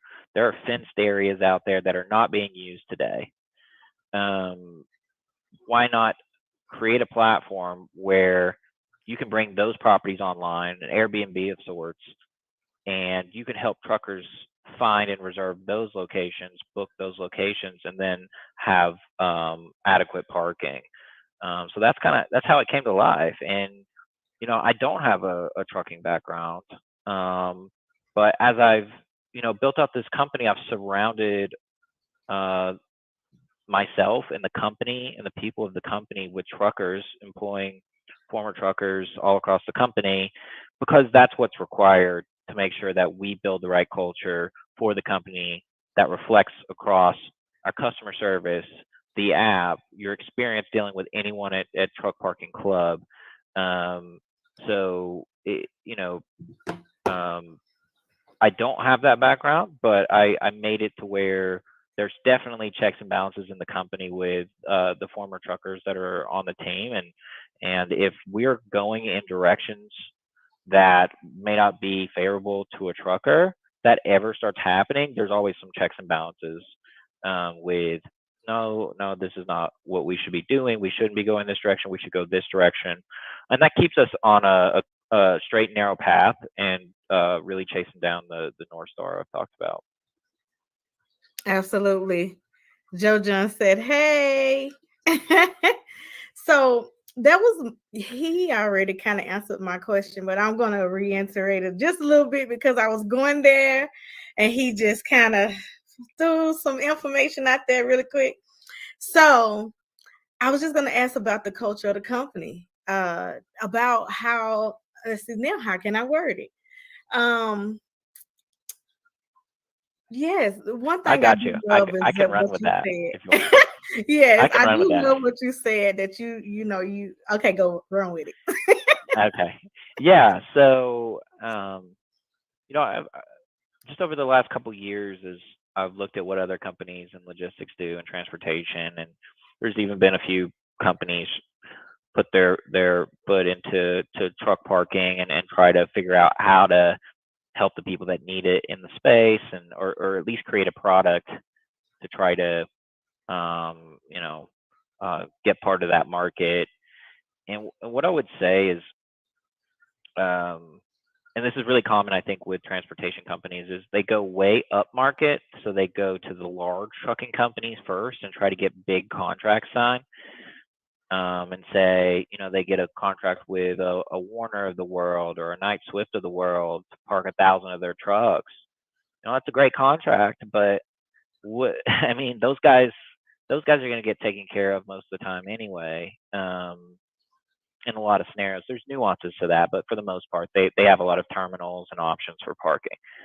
So what we did is we took a completely different approach and went way down market to the people that need the truck parking the most, that are impacted the most when there's a shortage in the area, and then created a culture and an experience and a product that resonated and helped the owner operators of the world, the 1, 5, 10, 50 trucks of the world that don't have a terminal in every big city.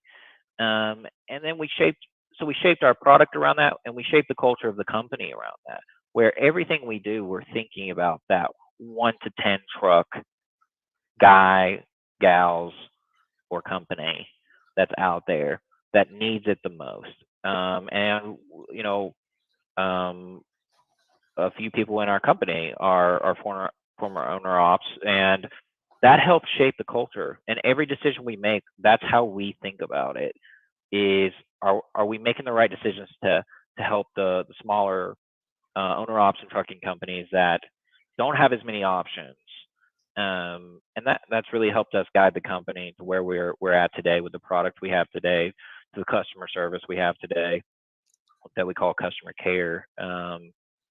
All that together has really created this culture of like, and things like going to trucking shows, right? We're constantly going to trucking shows. Just got back from one, headed out to another one, Joplin 44 next week. And you know, when we go to those shows, we're trying to understand more about what do the truckers need, or what are we not doing for them? How can we improve? How can, you know, what areas do you need truck parking the most? So just everything has really been wrapped around serving the smaller trucker, and creating a product for the smaller trucker, and that's served us really well, because we know that if we do that, you know, everything will take care of itself. I love that, because 80% of the industry is owner operators, carriers, the smaller trucking companies. And so, and those was the people who were screaming out, we need help. And so you provided a solution for them. I love that you hire truck drivers, because often the truck driver gets forgotten about. And so I met Mr. Evan at the Truckers Jamboree in Walcott, Iowa. And he was telling me the story about, I saw truck park, and he's telling me the story about, you know, how many spaces he had available, and that you could just download the app. So I download the app immediately. I'm just so engaged. And he was like, I'm looking for someone to help me on the customer service side. And so I said, okay. The first day I was like, okay, I just listen, tuck it in. The second day I was like, I can help you. I can help you. And so I've been with Truck Parking Club now for a couple months, probably 2 or 3 months now. Yeah, time You know, flies. I don't. it does, and I love it, y'all. I love talking to the drivers every day, helping them be able to find a parking spot real fast. Most drivers, y'all know that we're tired at the end of the day. So the easy transition of getting into a space and getting settled. Sometimes the drivers have called and they may need directions, or they may need different things outside of just our parking. And because we are experienced drivers, we're able to help you and navigate. So I haven't announced this, but I'm announcing it now here on the Shetrucking podcast, that I am part of the Truck Parking Club. I'm just so happy to be a part of the team. And like I said, I see so many drivers who take advantage of the app, because it's a needed thing. And thank you, because I was the owner operator who couldn't find parking. And now I'm like, hey, y'all, I'm just an advocate. Like, literally, in every one of our truck driver appreciation boxes, you will receive a sticker from the Truck Parking Club. You're also going to be able to receive more information on all the services that is offered, how to reserve your parking, so much more. What you can, how to book, and how everything go. You're going to receive these stickers. Everyone been asking me about these $100 bills, as well as I've been creating the marketing around it. And so you will also receive a bundle in your pack. And I want you all, while you're on the road, to give it to a trucker. You have to pay it forward. And I want you to hand one to a trucker. So if you park in a parking spot, I want you to give one, put it on their window, put it on their door, give it to them in their hand.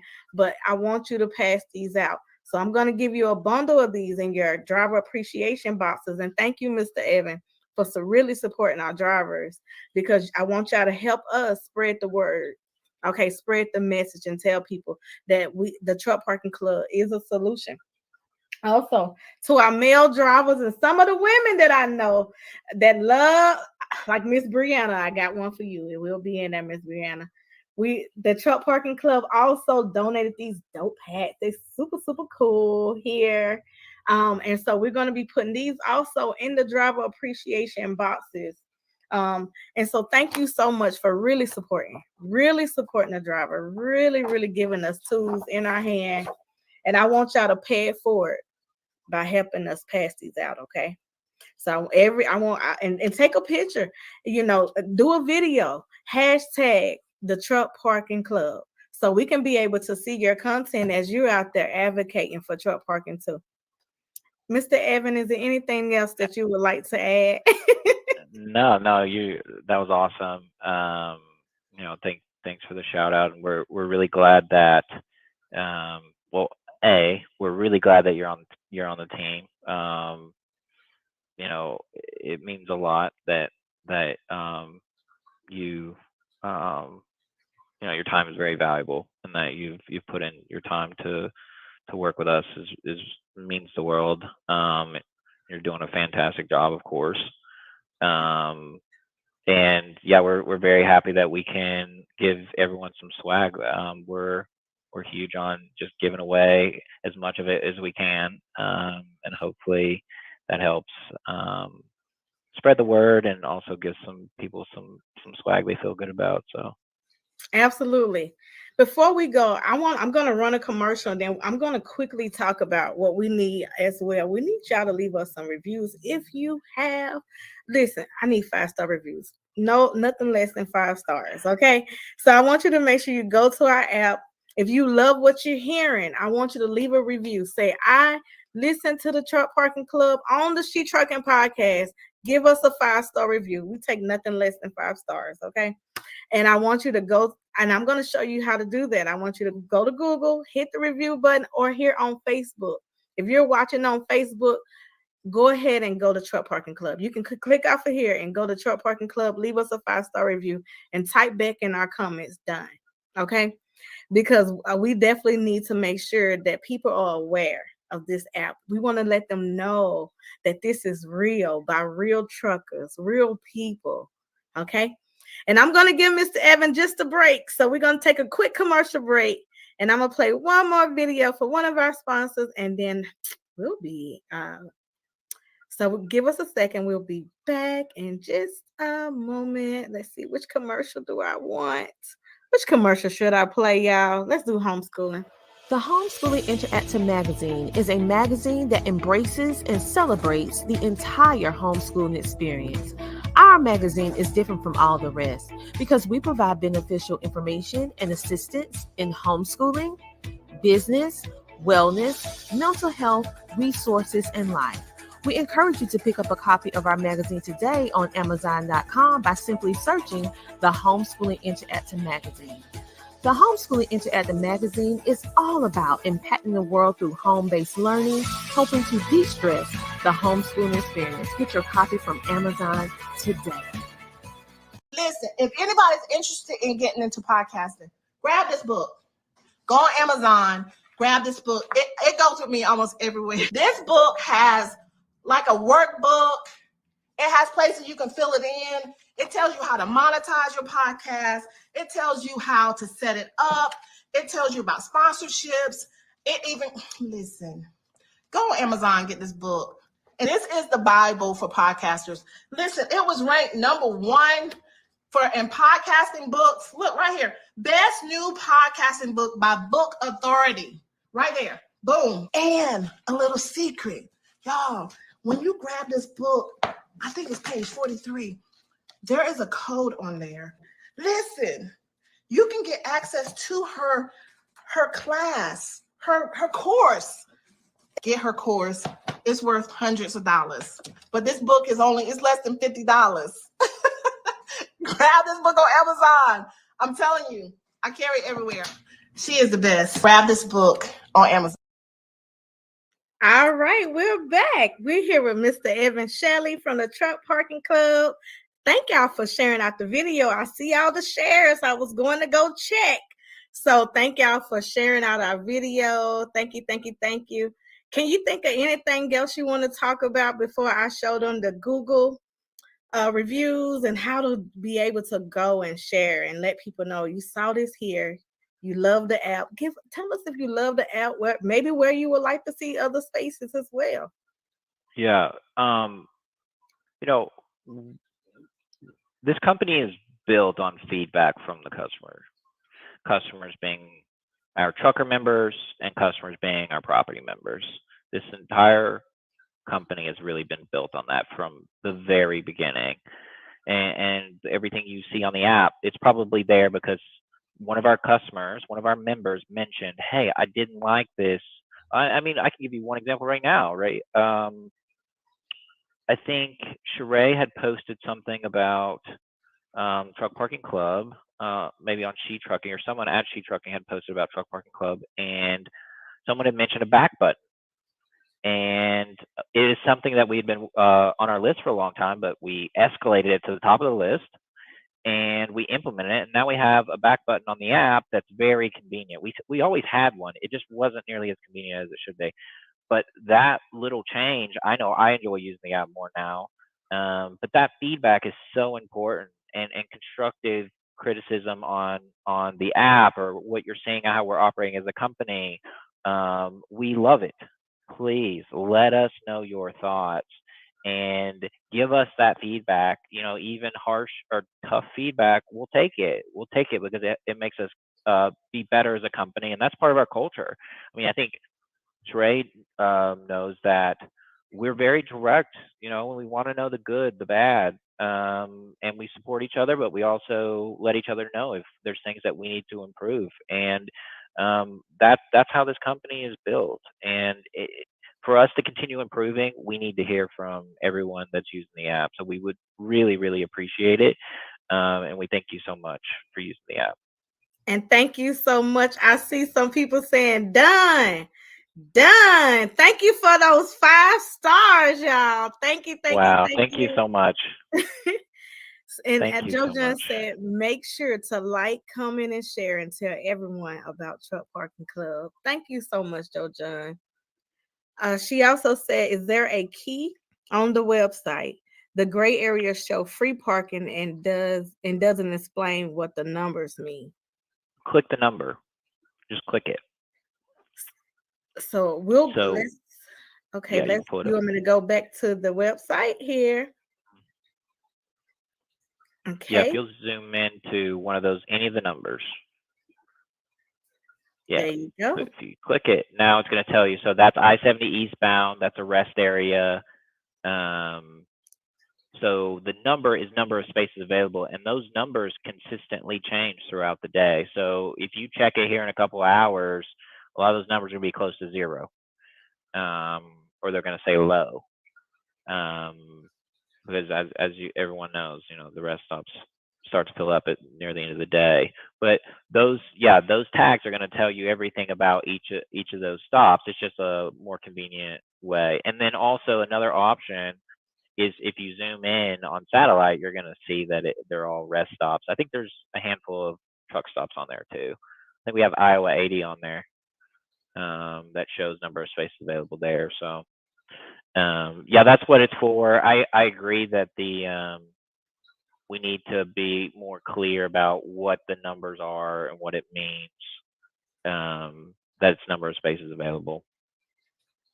I love it. I love it because y'all know we have went to a truck rest area and there'd be no space available.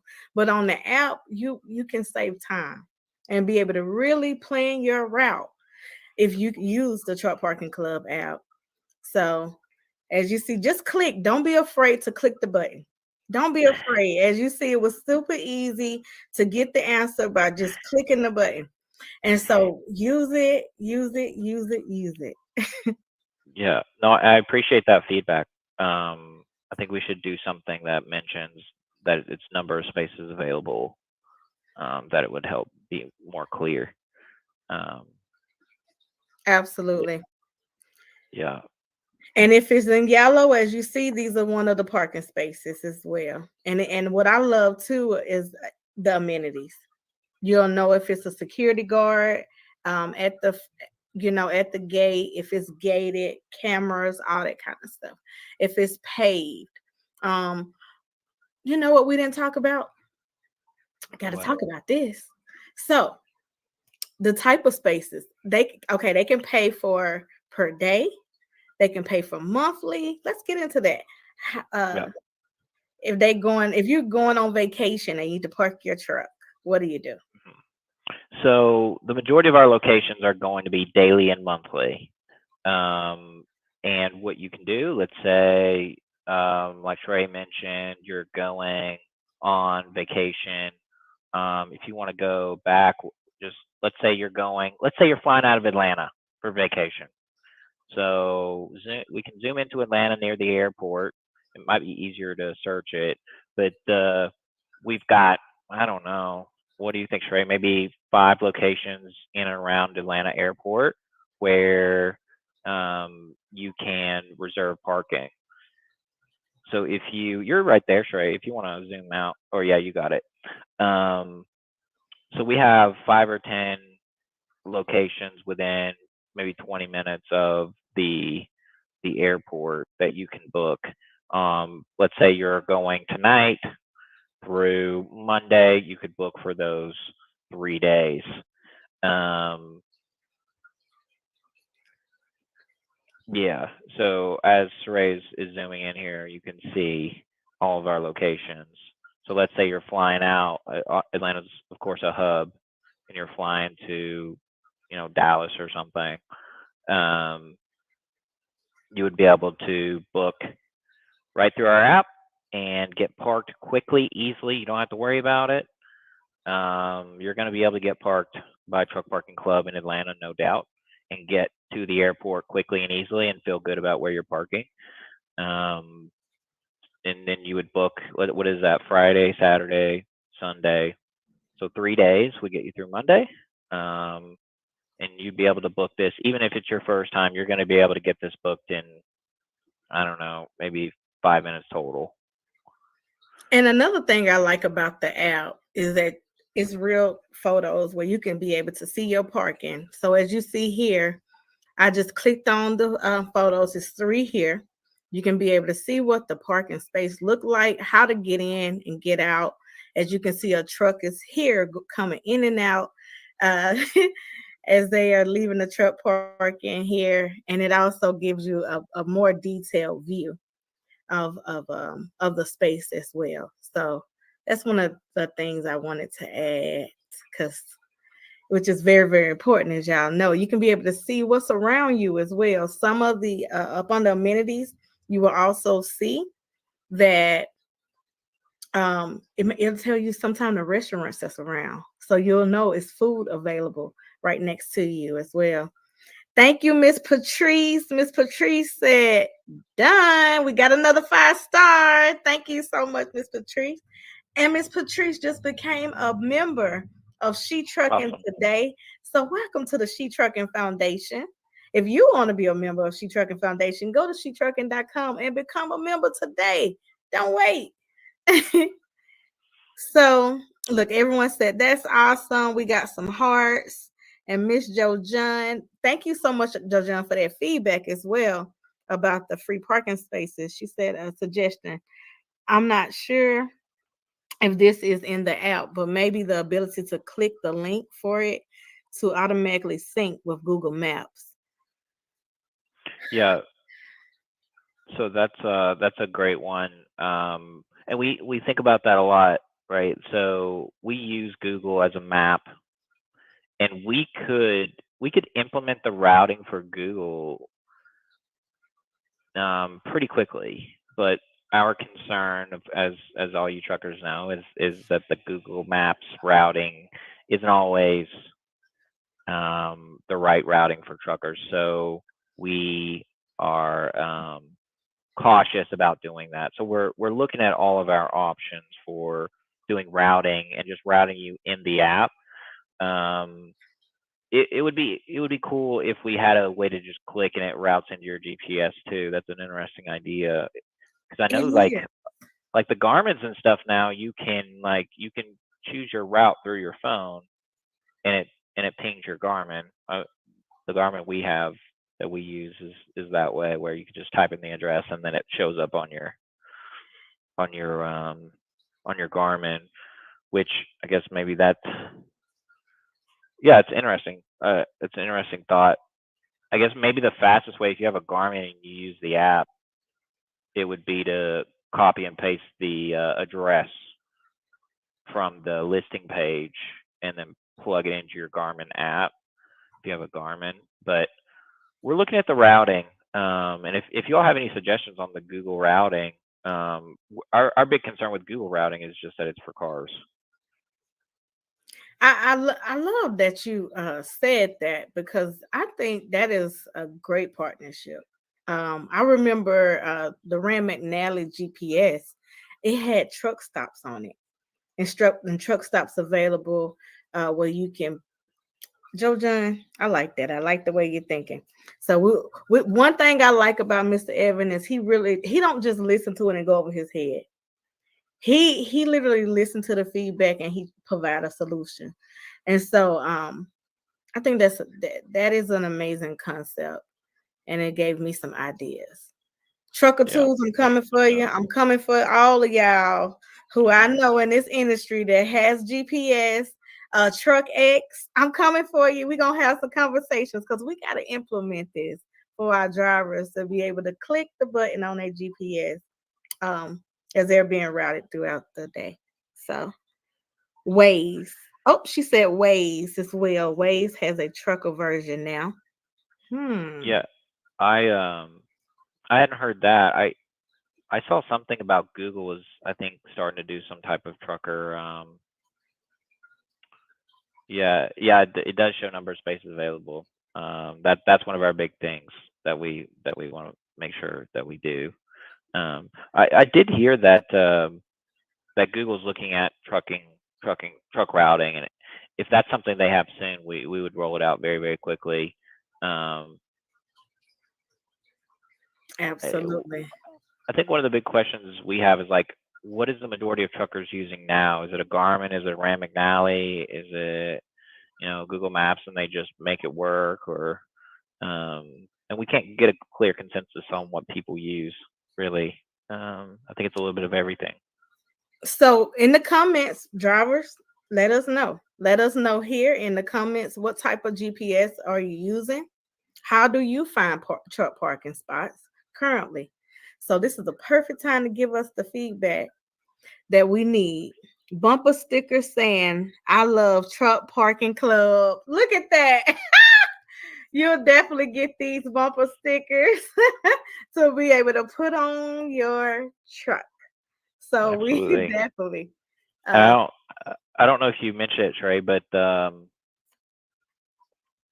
the stickers that are in the will be sent in the bag is very similar to some stickers we're going to be rolling out soon, where it'll have the member number at the bottom, and you'll be able to just write in because every single person that signs up, you get your own member number, 6-digit member number. And so on these future stickers, which they're not even out yet, but we're gonna be sending them out over the next few weeks. You'll be able to just write on the member number that you have, and then you can put it on your trailer and on your truck. So when you go to a truck parking club location, they're gonna know you're a truck parking club member, and be able to look you up immediately and have really no issues. So that'll be out very soon. I love it. I love it. Thank you for your feedback, everyone. They said Garmin and Google. Hammer is a good trucking app for us without buying expensive Garmin and Rand McNally. I never heard of that one. So we definitely want to make sure we referring them to truck parking apps because my dad, I would say he's a truck driver, and he took out a bridge here in Chattanooga. So let me make sure I get everybody on the truck, the garments and the Ram and Nally. I don't want y'all to really use no app because my daddy used to use them, and yeah, I had to buy him a GPS. I used Garmin and Google Maps together. Thank you, Miss Cheryl. Hey, Miss Cheryl. Miss Cheryl been driving for many, many years. I plan ahead and buy my spot. Awesome. Are you using the Truck Parking Club app? Definitely download it on your phone. We want to make sure that you are downloading it on your phone, just like it's on my phone. As you see, it is an app that you can download. Now we just got. I'm over time, y'all, so I'm gonna have to get him off. If you have any questions, make sure that you ask now, okay? And so we have some Garment, we have some Rand McNally's, Trucker, let's see, Trucker Path, have for truck parking. Garment has truck stops and small truck stops. They said you can write it off on your taxes. Absolutely. It is a complete tax write-off. Anything else you want to add before we wrap up, Mr. Evan? No. If you have any questions at all, we have a 24/7 customer service line. We have contact us on the website that you can go and ask questions. You can go, you can call our customer service number and talk with someone in customer care, and we're also very active on social media. So if you want to shoot us a message on one of our social medias, Facebook, TikTok, LinkedIn, YouTube. We're a little bit everywhere. So feel free to reach out at any of those places. We love the feedback. We appreciate the feedback. Anything we can do to improve, we would love to hear it.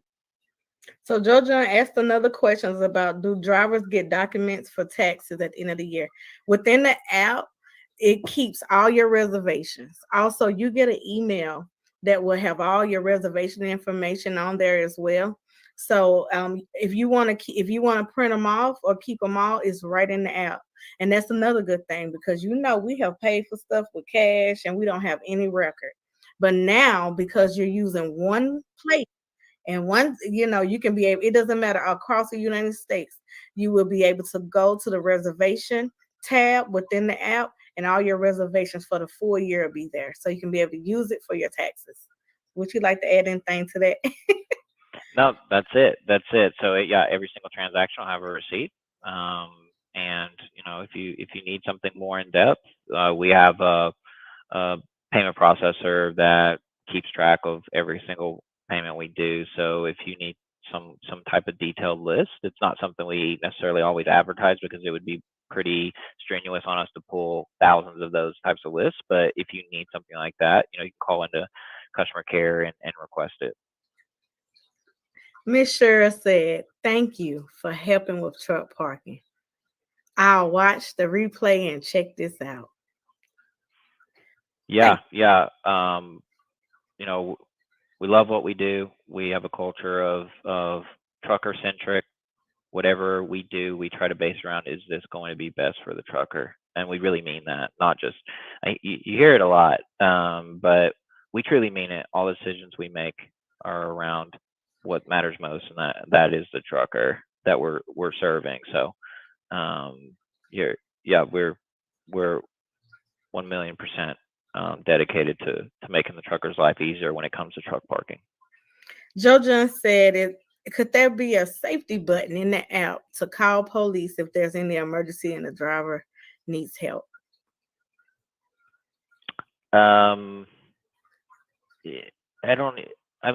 Possibly, I guess. One thing is, we're here also 24 hours right now, as of right now, with customer service. We're here for 24 hours a day. that is something that he can think about later. We're not gonna put him on the spot asking him that question, but we are Yeah. here 24 hours where we can, be able to assist. I If think you it don't, is, isn't it now that like 911 is dialed into local police, right?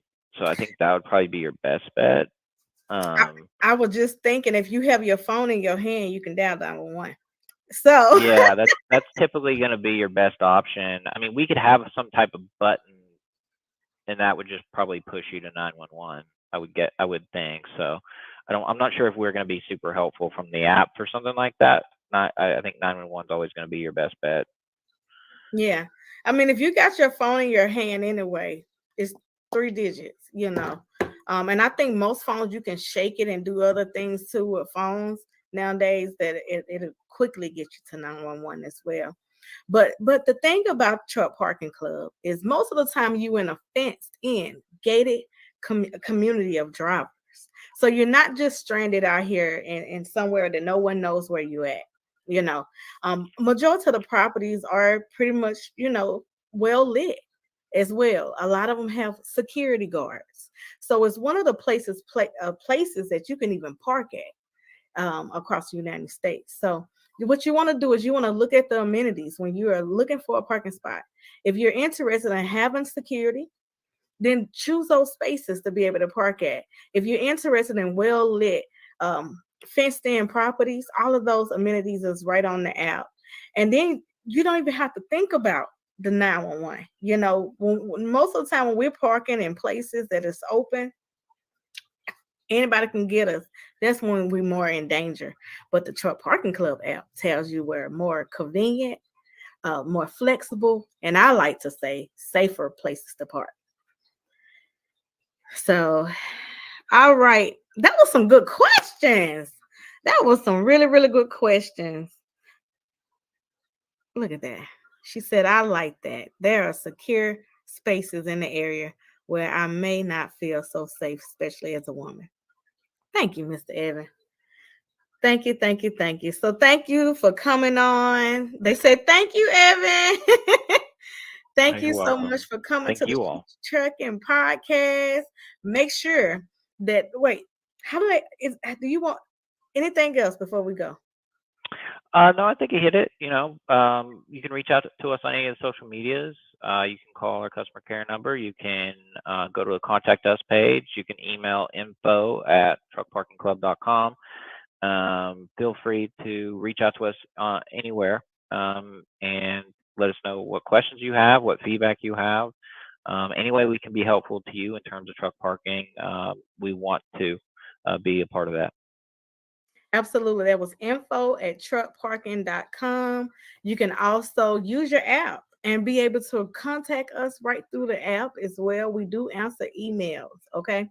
So if you send us the emails, we'll answer you right back with no problem.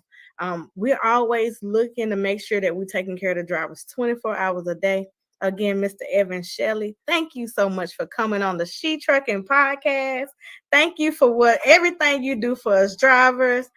Listen, everyone will be getting these stickers to be able to go on your truck to let us know you are truck parking. You part of the truck parking family. You're also going to get more information in your driver appreciation boxes. And again, my ask is I give you a bundle. Okay, we're giving you $5,000 here that you take one and you give $100 to another driver. Okay, just give $100 to another driver, one that may be parked on either side of your truck or someone that you meet, and we have a little message on the inside. So when you get your $100 bill, make sure you share it, pay it forward, and share it. And thanks again for the truck parking hat. They will be in our driver appreciation boxes straight from the Truck Parking Club. Thank you so much for coming on again. It's been a pleasure and honor to have you here. Yeah, thanks so much for having me. I really appreciate it. You're welcome, and you have a great day. Everybody, what an amazing show today with the Truck Parking Club. I want y'all to stay tuned on Sunday because we're going to have another episode of the She Trucking Podcast with Melinda. It'll be Melinda's first show. She has an amazing special guest. They're going to be talking about healthcare. So make sure you subscribe to our YouTube, okay? Make sure that you follow us and make sure on our YouTube page. Yes, definitely hit the reply button. Hit the reply button. Absolutely. Absolutely. Absolutely. Hit the reply and watch this on the replay. On the replay button, hit the replay button and hashtag replay. If you are watching the replay, share this with drivers and pass this information along.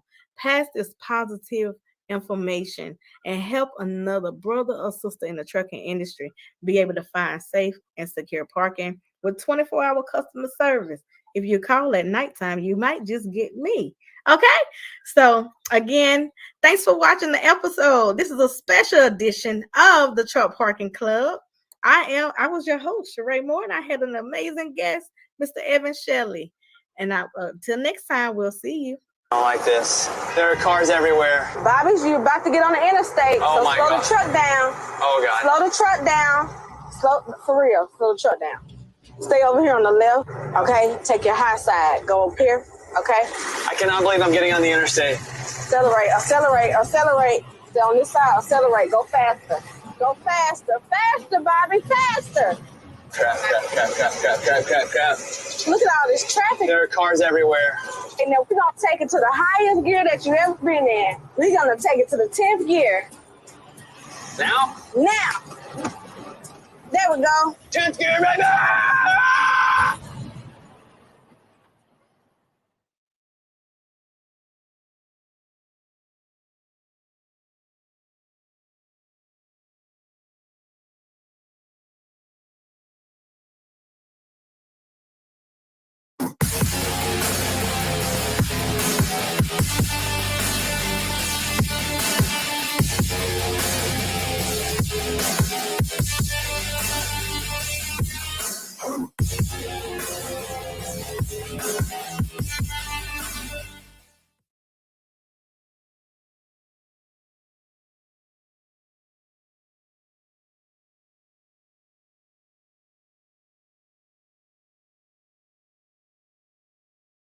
Be strong.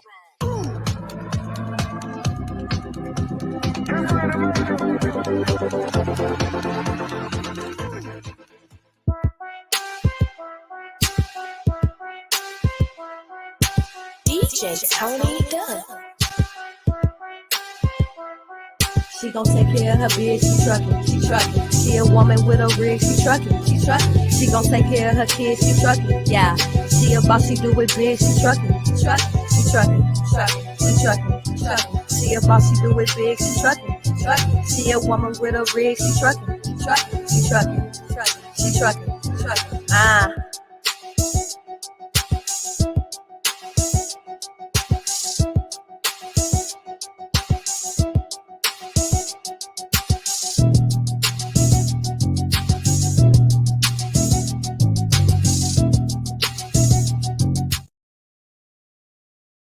Join the She Trucking Foundation today and be a part of a supportive community of women in the trucking industry. Unlock exclusive access to valuable resources, including mentorship, educational workshops, and networking opportunities. Whether you're an experienced professional or just starting your trucking journey, She Trucking is here to empower you and help you thrive. Visit www.shetrucking.com to join us and drive your trucking career to new heights.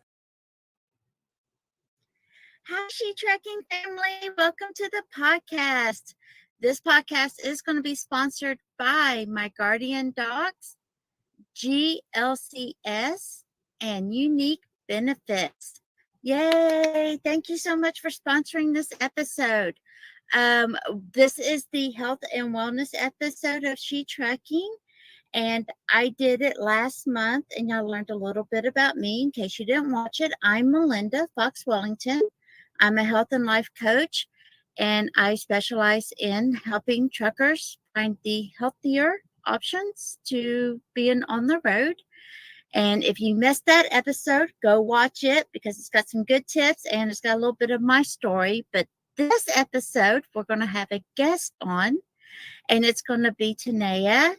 And she has been driving for 3 years, and she has been working on her healthier journey. A lot of similarities to mine, but she's gone a little bit of a different route. Everybody has their own journey, and you just got to find out what works for you. So let's bring her on.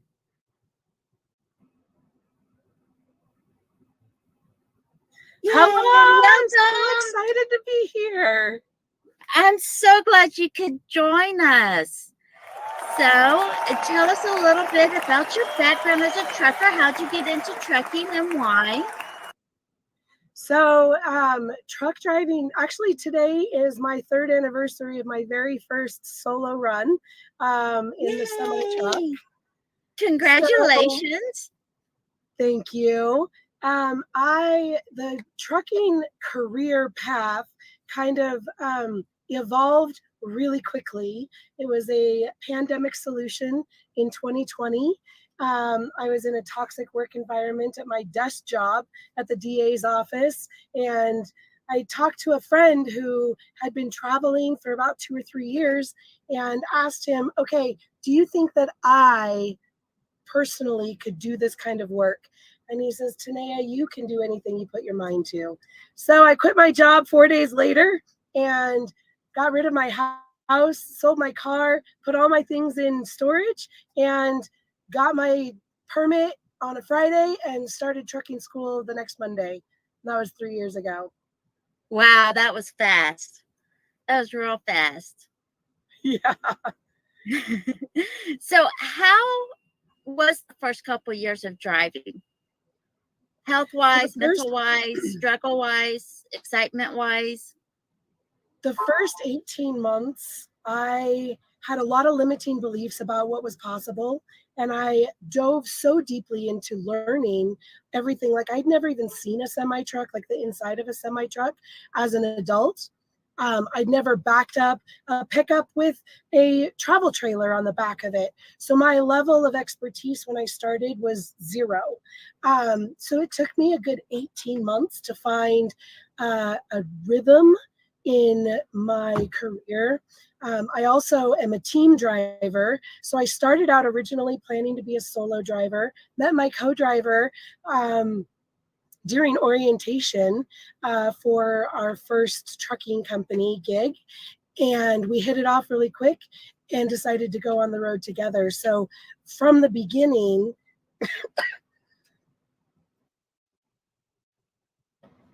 I'm still getting over a cold, so I apologize for the cough. From the beginning, we were learning how to drive teams and drive 20 plus hours a day. And that took quite a lot of getting used to. So the first 18 months of my career, I ate all the fast food. I never moved my body. My mindset was so focused on the job that I completely let myself go and did not focus any effort or energy on personal growth or mental health stability. Gratefully, I think because I was a team driver, I didn't have to, like, I wasn't alone per se. And so I think that helped with like bridging the gap of not having that loneliness while also being in the truck. But the transition to being on the road 30 days after having been home for the first 38 years of my life was hard. Oh, yes, it is. I frequently tell people all the time, you know, you're not only learning a new skill, you're learning a new job, and you're also learning a complete lifestyle, which is causing an identity shift. So that's so many levels of just bam, bam, bam, bam, bam, until you can find your rhythm. So that's completely normal. What are some, if you don't mind sharing, the health issues that you started finding until you realized, oh my gosh, I got to do some changes? And how did that transition happen with you, where you were at your worst to where you realized you needed to do something?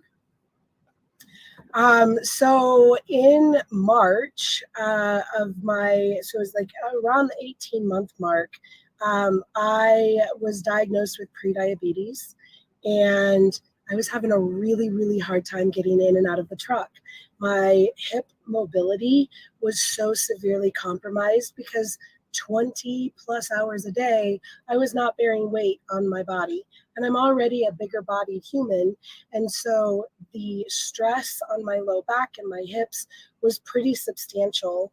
And the idea of walking around my truck an extra few times made me want to vomit. I just didn't want to walk in the elements, and I didn't want to the concrete jungle is a pretty rough transition from where I came from in my life.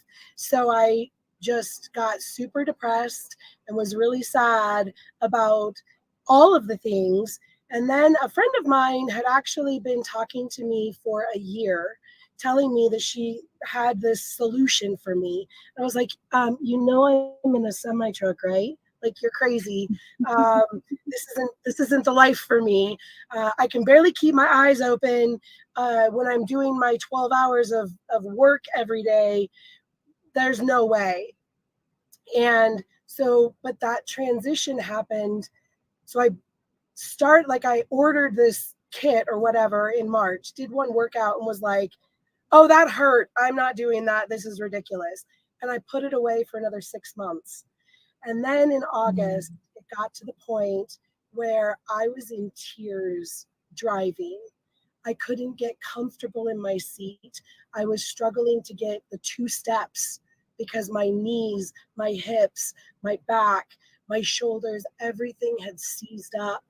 And I was standing at a fuel island, actually, and I watched this older truck driver, career truck driver, get out of his truck, bent in half, literally hunched over, fueling his truck. And it brought me to tears. And I said, that is not the life I want to live. I don't want this for my future. I don't, and I'm terrified of needles, so I don't want to become diabetic and rely on medications to keep me alive. And so that was the day that I pulled out the program again and said, I know it's going to be hard. I know it's going to hurt, but if I just do a little bit, it has to get better than what I've got. So that's where it started. Yeah, I call that the trucker shuffle. When I see drivers like that. Yes. Yeah, I call it the trucker shuffle. So, speaking of trucker shuffle, I mean, perfect timing. That's so funny. So, I went more of a holistic method where I could learn how to figure, gauge, and experiment what works for me. You mentioned a program. So how did that work for you? And what attracted you to the program compared to trying to figure it out holistically and experimenting it yourself? Yeah, so Body by Beachbody is the program that I started a little over a year ago. And really, it was the idea that it was a plug and go. It's an app on my phone. It kind of takes out all of the guesswork. I had lots of excuses and very little time. So my schedule now is a little bit different, but when I first started taking my health and wellness seriously, I had very little time available in my daily schedule. And so my co-driver, who is absolutely phenomenal, he would always make sure that on his breaks, he would go to a fuel island and I would jump out of the truck, grab my 30-minute workout, and he would do circles around the parking lot if there wasn't a place to park. And then we had to get right back in the truck and go to our next destination. And so the ease of having something that was already pre-done, it was ready to go, all I have to do is push play on a program and it's going to tell me exactly what to do and how to do it. And it made moving my body fun. And so I look forward to those programs now. In the beginning, it was a little rough. But so yeah, and I've been documenting my journey since the very beginning. So my Instagram, Ever Be Rising, has a pretty great peek, a window into how I am getting to those spaces. And now I started doing them outside. And then I very quickly moved into the shower rooms to get that workout done, because it's private and it allows me to do a meditation and do some other things now that I have a little bit more time in the shower rooms to get those workouts done. Yes, I remember seeing one of your posts, and it really drew me to you because I thought it was just so unique. Your superpower is shower workouts. And I just thought that was phenomenal because I never even considered doing a workout in the shower. I work out either in the truck or I go for a hike or walk around with my dog. Never considered doing one in the shower, but it is private. It's safe, especially if you're solo, by yourself. And then you can just jump in the shower right afterwards and carry on because you're just there already. So it really just like piqued my, it's like, oh, that's pretty unique. Yeah. So how did you come up with that was the best option for you? Well, it was the first option I used, and it really just stuck. So it spoke to me in as much as I love what the trainers have to say. So moving my body, I started with 0 weights, and I started with these very beginner movement style programs. But every single time that I would come to a workout, I also got a jolt of mindset work. And so that really started like the shifting gears in my brain about mindset and personal growth and development and taking care of my body as the vessel of living my life. And so it was pretty immediate where I was getting more than just a body workout, like just being able to use the lessons that I was learning in the workout and applying them to life. It really felt like a 2-for-1. And now so that was from August, and I got wicked consistent with 4 to 5 workouts a week in my in the shower rooms. But it was my first hollow body hold in a 2 by 6 foot space. So that was like the toilet is on one side and the bench is on the other, and I'm in between them. That was super fun. I love finding those creative solutions too. So like it really helped me to elevate my level of thinking of like, this isn't just an obstacle, this is an opportunity to find a way to make things work for the unique situation that I was in.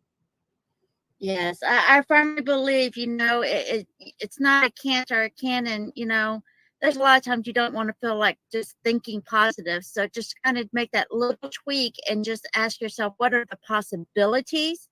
Makes a world of difference. Instead of trying to have that really fake does. positivity, just say, okay, this sucks, but this is what I have. What are my possibilities with this? Just makes a whole complete different shift on it. Yeah, So absolutely. And when the shower rooms are too small, because that's happened, I will work out in the trucker lounge. I will work out in a rest area, picnic space when the weather is conducive.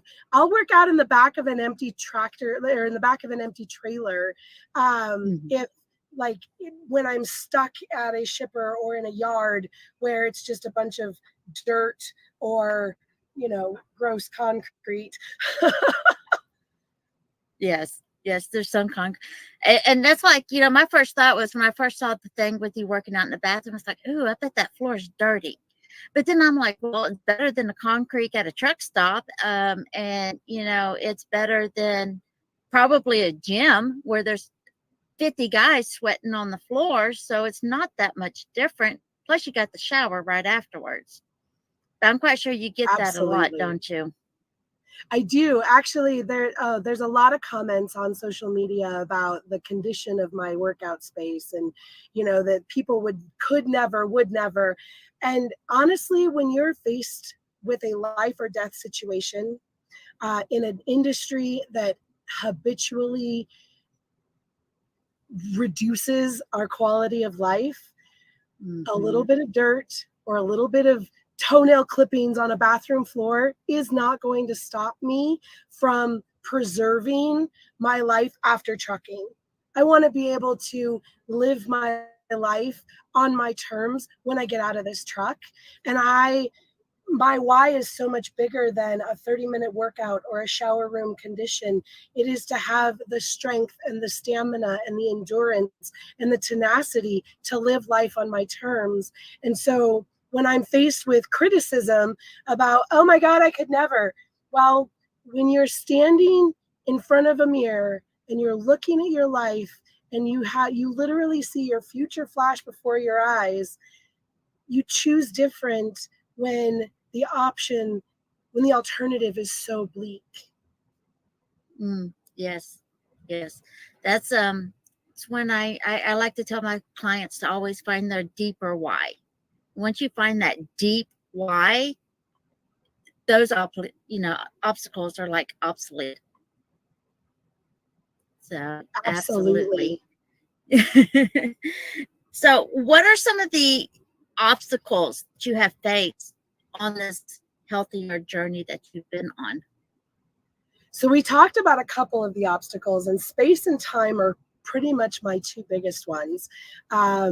Depending on, when we have customers, there's sometimes that we can't stop for more than 45 minutes without calling in and alerting security and doing all these things. And so I just shift my focus. Okay, I can't work out this day, or maybe I can't work out for 2.5 days because that's how long it's going to take me to get to that shipper, and just being able to be flexible.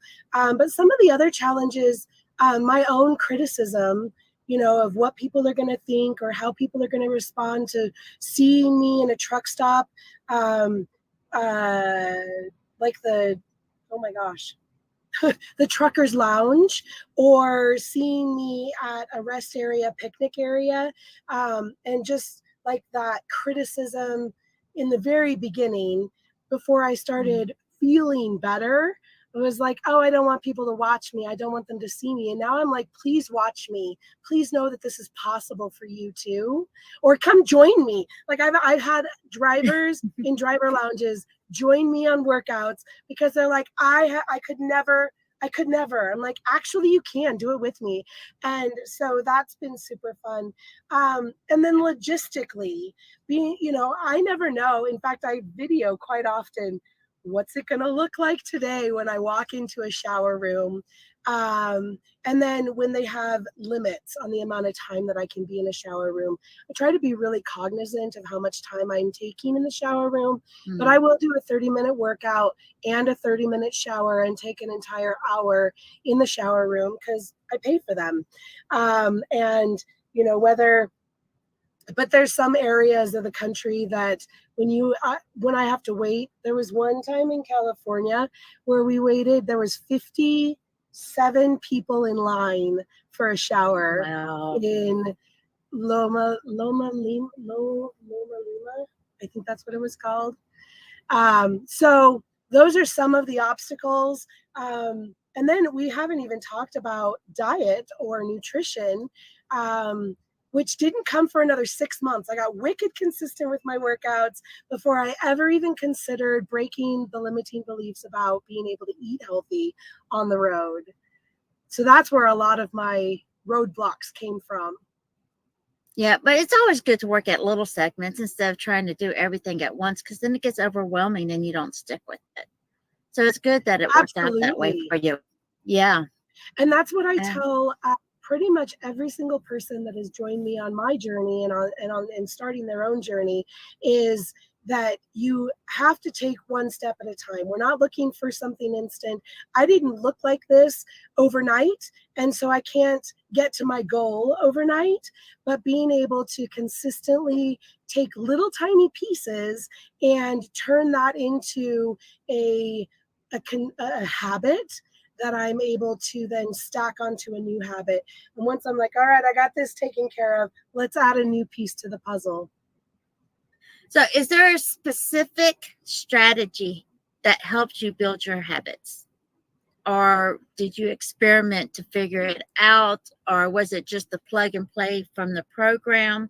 What helped you get that strategies? I mean, what strategies did that help you to get those habits? Oh, that's been a work in progress, and it's still being progressed. I'm still working on it. My very favorite personal development book is called Atomic Habits by James I Clear. love that book. Yes. Yes. And so explain a couple of this. Yeah, I was gonna say, explain a couple of those concepts real quick, and then we'll do a quick break. So taking one habit that you already have ingrained, and adding a new habit that you want to create, so that you create a cue in your mind that helps you remember to do it, but also creates a new routine. And so habit stacking, where it's like, I'm going to do this every day, and my new habit stack is, as soon as I then B, and then I get to C. And so, like, as soon as I get to a place, a fuel island, I am going to go onto the app, at the Pilot app, and reserve a shower. And then I'm going to, and so it was just being able to create those little tiny shifts where it's like, okay, well, I'm already going to the fuel island, so now I just need to add this new thing. And that really helped get me on track with creating those habits. Yes, it's an awesome book. If y'all haven't read it, y'all really need to. If I remember correctly, you can get an audio version of it off of YouTube for free, so you don't even have to pay for it. You can listen to it while you drive. It is a great book. Yes, Cindy, great book. It is. It's one of the things that's really helped. Focusing on your why instead of the criticism. Yes, that is really, really good. Some great points that we've been getting here. Oh, look at that shower workout. Great idea, because someone else is watching is a big hindrance. That is so true. That's why when I first came across, I was like, oh my gosh, I've never even considered that. That's just, it's safe. You're private. You got your shower afterwards. I mean, it's phenomenal. That's why I love that superpower that you're like, my superpowers work in the bathroom. I loved it. I loved it. Yes. But thank everybody for watching. We're going to take a quick commercial break. If you have any questions or anything, go ahead and start throwing them in. We're going to touch a little bit on nutrition and everything when we come back, and then some tips and advice. Join the Shetrucking Foundation today and be a part of a supportive community of women in the trucking industry. Unlock exclusive access to valuable resources, including mentorship, educational workshops, and networking opportunities. Whether you're an experienced professional or just starting your trucking journey, Shetrucking is here to empower you and help you thrive. Visit www.shetrucking.com to join us and drive your trucking career to new heights.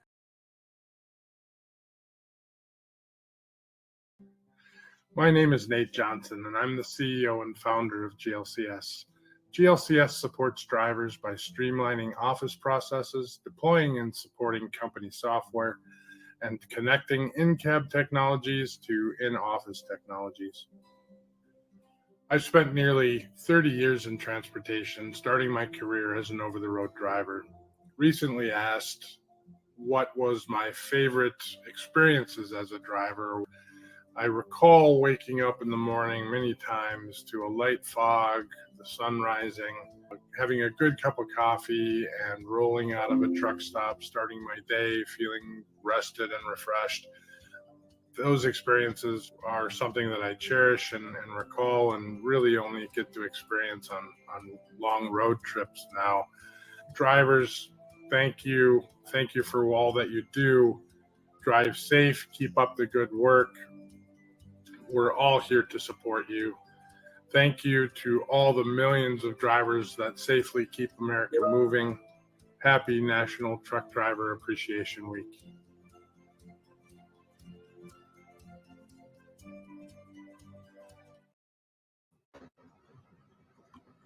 Hey, welcome back, everybody. How y'all doing? Throw some comments in if you have any questions or anything. So we left off with where you was, some strategies and things to help you get to the healthier side of things. And how long since you said it was August when you got serious? Yep. So August of last year? Or That's correct. okay. So I just want to make sure everybody's clear. This has been over a 12-month journey. So we're talking 14 months now? Yes.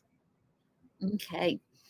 Now, you said that you did workouts for about 6 months before you even consider adding the nutrition. How much of a change did you notice in just the 6 months before you even focused on what you was eating?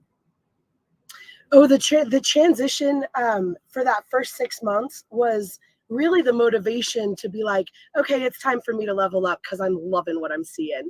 So my body composition has started to shift. I have lost, now this is total, so from my heaviest to where I am now, I've lost 65 pounds since I started trucking, or since I started my journey. So in the photo in April, that was 6 weeks into my food journey, and then through July I need to do another one. I love every time I go to a truck stop and I see one of those full-length mirrors, I'm like, hey girl. Now, I know when I first lost my 60 pounds and I walked by a mirror and I caught the reflection out of the corner of my eye, and I looked because I thought it was somebody else and I had to do a double take. And I'm like, oh, wait, that's me. Did you ever do that mentally, that mind shift? Yes. And I do it on a daily basis. And I actually, some of my transition, like the transformation photos, is my smile, my eyes. Like there's so much more to this journey than just pounds lost and inches lost. And I am still a big girl. I'm not at my goal weight. I am not a skinny mini, and I don't know that I ever will be, but my focus has been how much more life I can live within the life I have. And so that first 6 months, that transition, like I was literally bouncing out of the truck. I was waking up in the morning with energy. I was getting through the end of my night without having to feel like a zombie, using supplements through body to fuel my nutrition, to boost my energy with natural caffeine through green tea, having a focused brain blend every single morning, this power shot that I have that helps me maintain the focus to do my job well every day. So all of those things kind of happened at that 6 month mark. And so the last 6 months, I've actually noticed a little bit of a plateau because my body was not used to moving at all, and now I'm moving it every day. And so it's like, oh, okay, we're used to this. This is great. But I've gone from 0 weights to 25-pound weights. So there's still a lot of progress. But with food, I'm eating really healthy, but I'm still not burning as many calories. So that's where my weight loss journey has stalled. I haven't lost, well, that's not true. I lost 6 pounds in the last 2 months. But I feel like that's a stall. However, what I'm gaining every single day from continuing to do those habits has been so much more than the weight loss, because I don't have gut bloat anymore. I'm not running to the restroom because of intestinal issues. I'm not having headaches anymore because of the foods that I'm choosing to eat. I was just fixing that. So what are some of the other non-scale victories that you have noticed in your journey?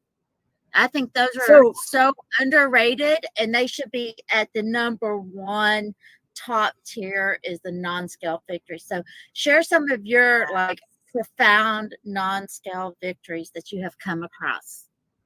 So my biggest accomplishment in this journey so far is that 2 years ago, I was diagnosed with prediabetes. And at my last physical, I dropped my A1C from a 6.8 to a 4.3 in 18 months.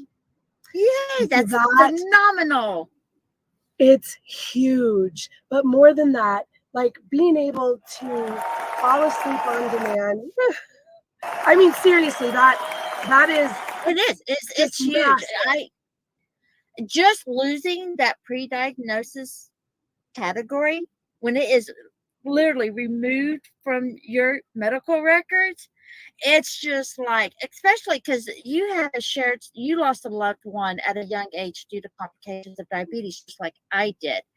And that was when I got that pre-diabetes, it just crushed me because I immediately thought of my loved one. And I'm sure you did the same thing. And I tell people all the time, that's what scared me healthy. That was my initial why, because I did not want it. So losing that is fantastic. Most Congrats. certainly. Thank you. And then the second profound change is how my body moves. So when I can sit in a driver's seat for 7 hours and then I stand up and my body doesn't hurt, that to me, like I'm not suffering because of my career. And being able to I do some jumping jacks, and instead of like resorting to a 5-hour energy because I'm exhausted or tired at the end, like in the wee hours of the morning at the end of my driving shift, I do 10 jumping jacks and 15 squats, and I'm ready and fully awake and ready to finish the rest of my shift. And then I think the other profound non-scale victory has been how I see life, and being able to rise to the challenge of whatever's in front of me, then succumbing to the circumstances that are in front of me. Mm-hmm. Now, did you know that mind shift is really a lot to do? And the reason why exercise is so important, and I hate the word exercise, I have a negative association with that word. So I use purposeful movement.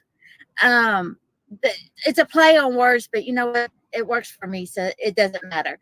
But when we sleep, our body naturally produces a chemical that's kind of like a pain medicine, kind of like a natural narcotic. And when we don't exercise, we don't get that medicine out, that natural hormonal medicine out. So it builds up. And when it builds up, that's what causes the exhaustion, the fatigue. It causes I mean, it's not like the main cause, but it is a huge cause in the depression and the brain fog, because all those, it gets built up. So when we start working out and doing purposeful movement, whether it's a strenuous exercise or just moving your body, you're depleting those natural chemicals. So therefore, those good chemicals can start taking over. And that's the reason why working out is so important. It's not the calories in, calories out concept. It's more of getting the body moving and getting those chemicals down. But let's go into the nutrition, because I think we're almost halfway done with our show already. It's just flown by. Hey, does anybody have any comments or questions? I Especially see that getting Cindy asked into about intermittent fasting. Yes. And yes, I actually have a 16 and 8 schedule. So I only eat for 8 hours during the day, and I fast for 16 hours every day.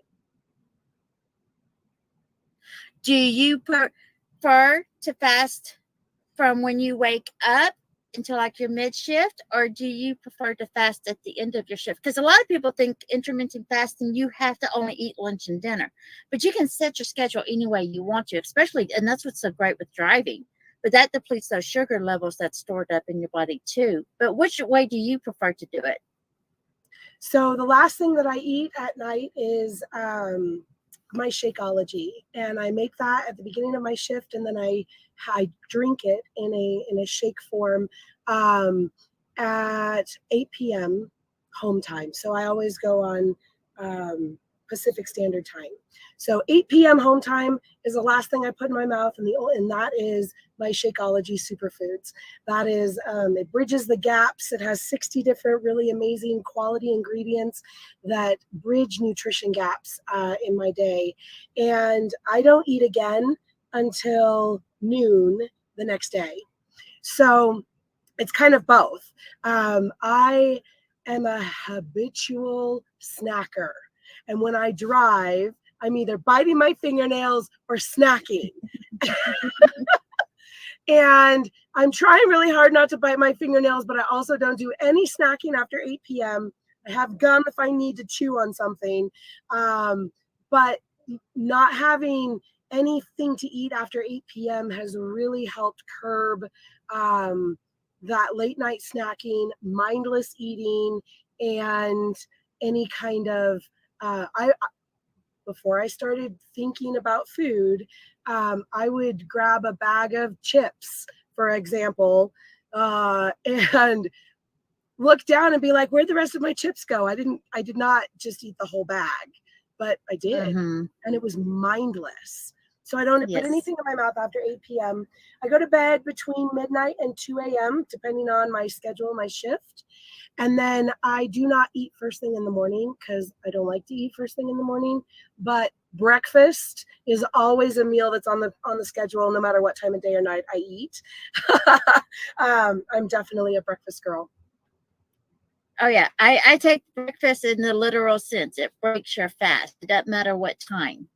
So, what's this you're sitting right here? That looks delicious.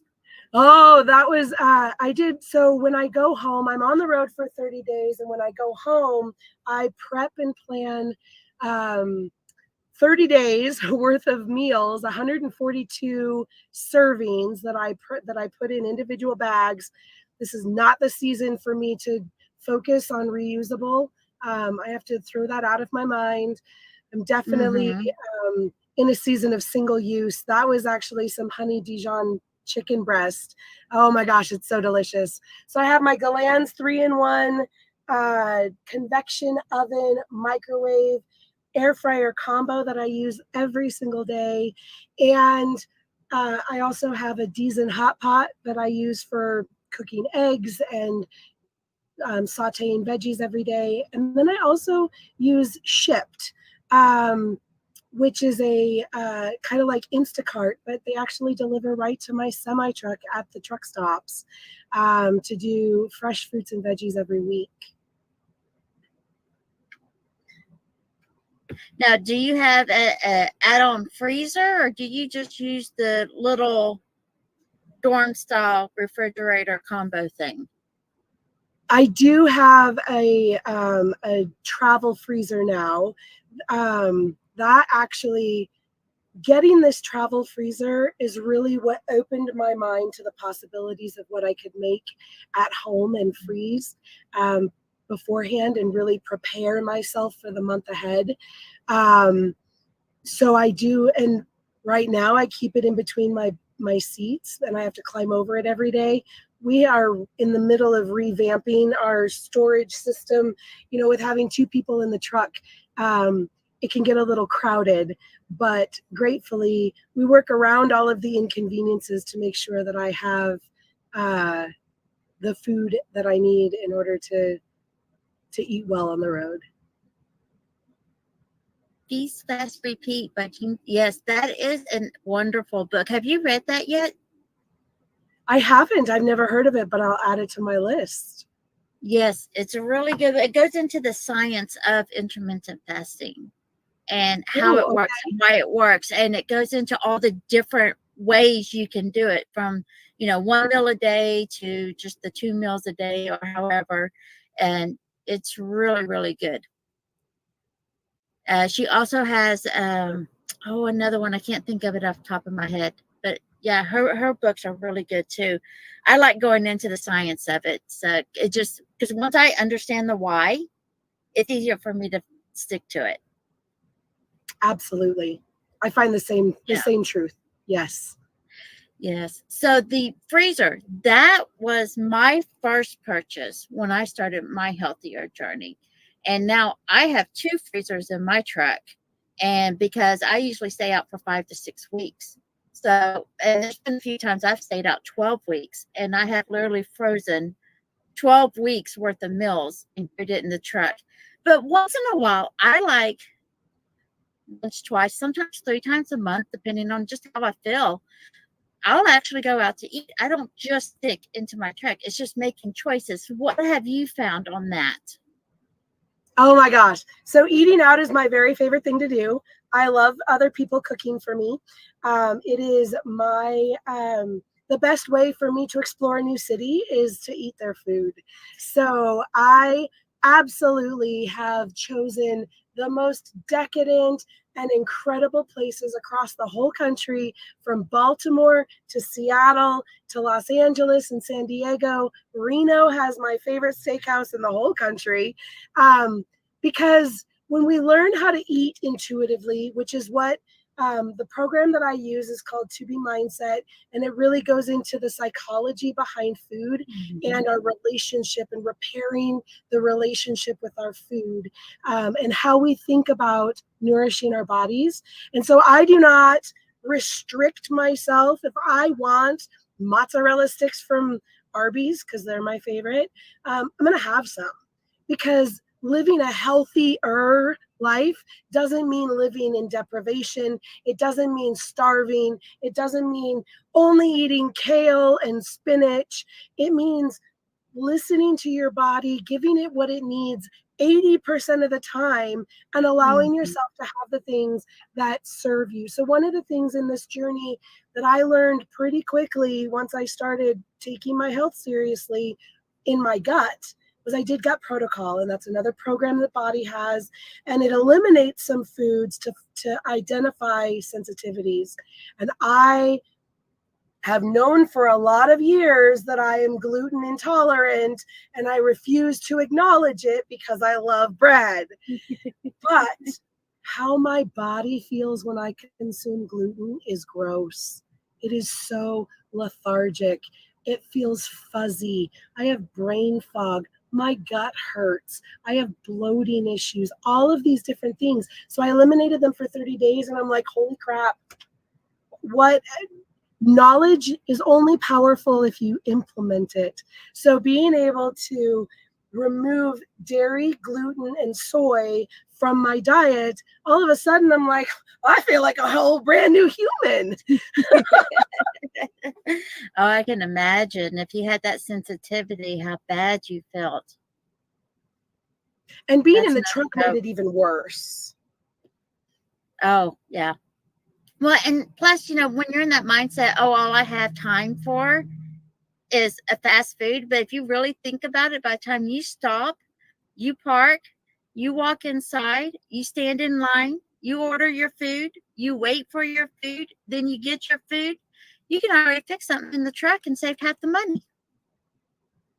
Oh, so much more money. I have saved so much money because now, like, for example, Subway is still something that I like to have every now and then, but I don't eat it every day. But the Subway sandwich that I get is $15 for one sandwich.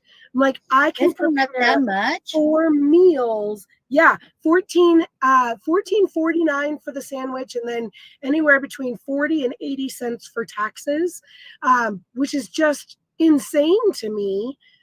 That or even like a pizza from the oh my gosh, from the Pilot is $15 or more. And so I can make an entire sheet pan that's going to feed me 6 different meals. It's fresh ingredients, it's ready to go, and I never have to leave my truck.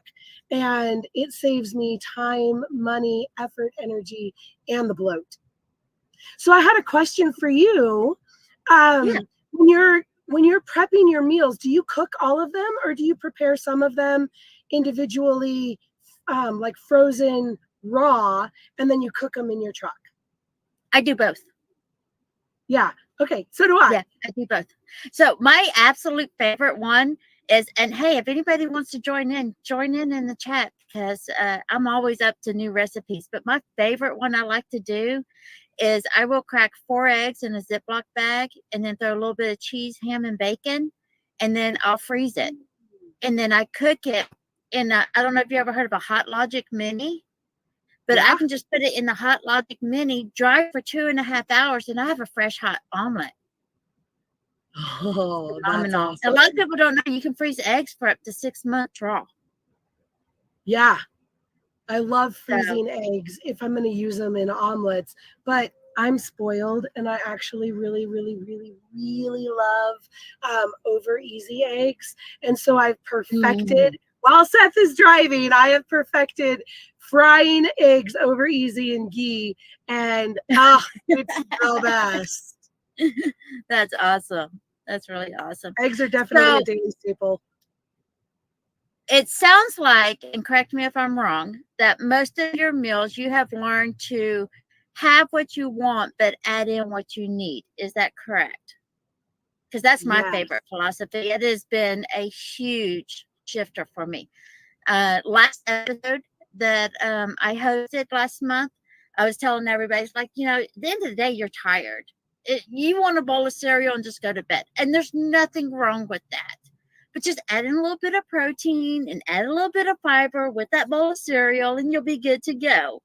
So it's just and baby the other steps. really important thing, absolutely, what I have found is decision fatigue is a real thing. And so when I pre-plan my meals and I know exactly what I'm eating at the end of the day, I always do my most effort in the morning and my least effort at the end of my night. And so I start my morning with sauteed veggies and fried potatoes and ghee and sugar-free, nitrite-free, organic bacon and eggs. And I have this amazing, incredible bowl of deliciousness at the beginning of the day. And then at the end of the day, I have a Shakeology, because as we go through our day, our ability to make good choices becomes more and more limited. And so having a plan, having my frozen foods so close and at the ready really gives me the best chance at success on a daily basis, especially when I'm tired, which is why I just chose, that was my number one reason, was because when I started identifying what I was eating and paying attention to that, no good decisions are made after 8 p.m. in my mouth. So I just make sure that I don't eat anything at all, because I was not making good choices. And that absolutely had to do with decision fatigue. Yeah, I started, one of my first one was, okay, I love to munch while I drive. Well, because I make my own rules and I experimented. Okay, this rule worked, this rule didn't work. But my first rule was I can only eat raw food while I'm driving. That was my first rule. And that made a huge difference. But then I went to, I don't eat while I'm driving, only eat when I'm stopped. That way I can go through the whole holistic, have my digestive system go and all that stuff. That's a whole nother story. But so with your nutrition and with your purposeful movements, what would be your top 3 tips to give somebody who is interested in wanting to get healthier, because it's all about the herb? Yeah, I think, and we've talked about them. So number 1 is start small. There is no such thing as a grand gesture in this journey of healthier living that's going to get you where you want to go, because you get overwhelmed or it gets hard. And so if you start small and work your way up as you get better and as you get into the routine, that is my number 1 method of creating the success that I've created, is gradually over the last 14 months. Number 2, and I think number 2 would be to find creative solutions to problems. Truck drivers don't have the same access that the general public does. And so solving problems to truck driver issues with mainstream solutions doesn't work. And so whether you find Melinda or myself or anyone that you want to align with getting healthier, finding someone who has the option to create solutions that are as unique as the circumstances that you are dealing with. It's kind of like I said, for a long time, I was trying to, plug a square into a round hole, and it never fit. It didn't work. And so finding something that allowed for flexibility and creative solutions was really powerful. And I think number 3 would be finding something that you love, that you can find consistency in.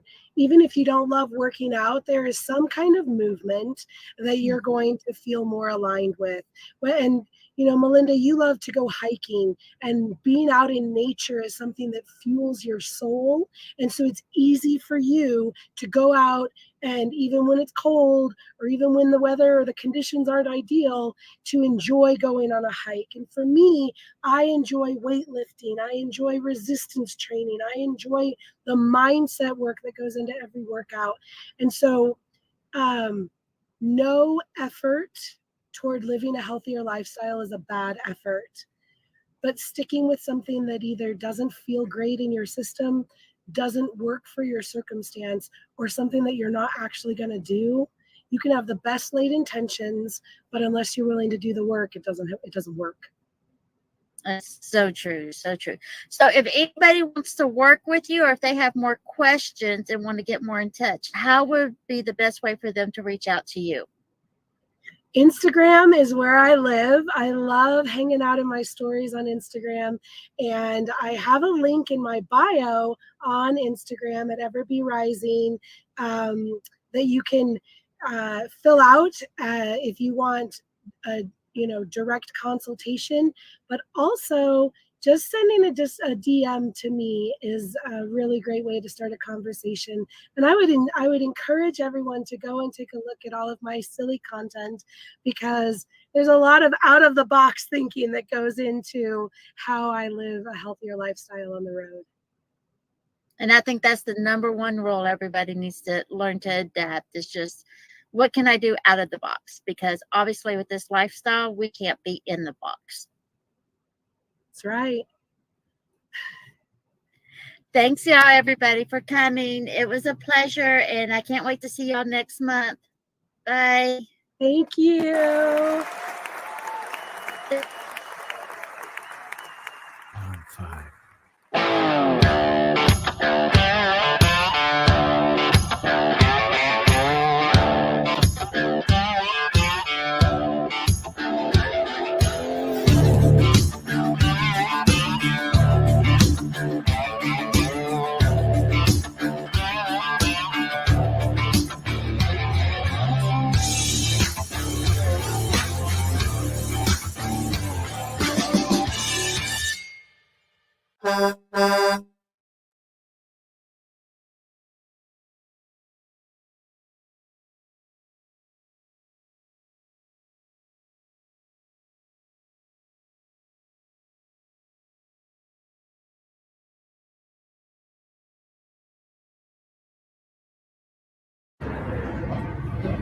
Hey, I'm Todd Spencer, president of OOIDA, here at the Walcott Truckers Jamboree. Want to let everybody know that OOIDA is started by truckers 50 years ago this year, started by truckers to give them a voice in Washington, D.C., and in other places as well. We have members that are drivers, members that are owner-operators, members that are small fleet truckers, and some members that are just supporters of the industry. But you're all welcome. If we work together, we can address some of the serious issues in trucking. And believe me, we have some serious issues that you know all too well. So, hey, we are stronger together. Be a part of what we do. We have an office in D.C. We know how to communicate with the lawmakers. Just need the support of you all. So join, please. CTR Media Network is now accepting new podcasters to join our growing network that's reaching 350 million global listeners. Have you heard? CTR Media Network offers podcast production, podcast training, distribution, and product placement. Book us for your next event or schedule an interview with CTR Media Network podcasters today. To learn more, go to ctrmedianetwork.com. Join the She Trucking Foundation today and be a part of a supportive community of women in the trucking industry. Unlock exclusive access to valuable resources, including mentorship, educational workshops, and networking opportunities. Whether you're an experienced professional or just starting your trucking journey, She Trucking is here to empower you and help you thrive. Visit www.shetrucking.com to join us and drive your trucking career to new heights. Anybody want to know about the world's largest customer? I can't hear you all. Anybody want to learn about the world's largest customer? Right? Anybody know who is the world's largest customer? The who? I can't hear y'all. Why? Because they spend over $7 trillion a year. My name is Hamza Sabri. I'm the CEO of Global Connects. We are the world-class government contracting consulting firm where we engage with small businesses and create a bridge for you to cross over into the government world, knowing how to do business in the public sector. Anybody want to learn how to do business in the public sector? Say, let's go. I can't hear y'all. Are we woke? All right. So, the world's largest customer spends over $7 trillion a year, and 23% of it has to be set aside for small businesses.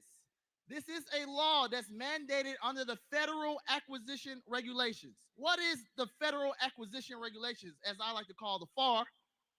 My saying is, if you understand the FAR, you will go far in government contracting.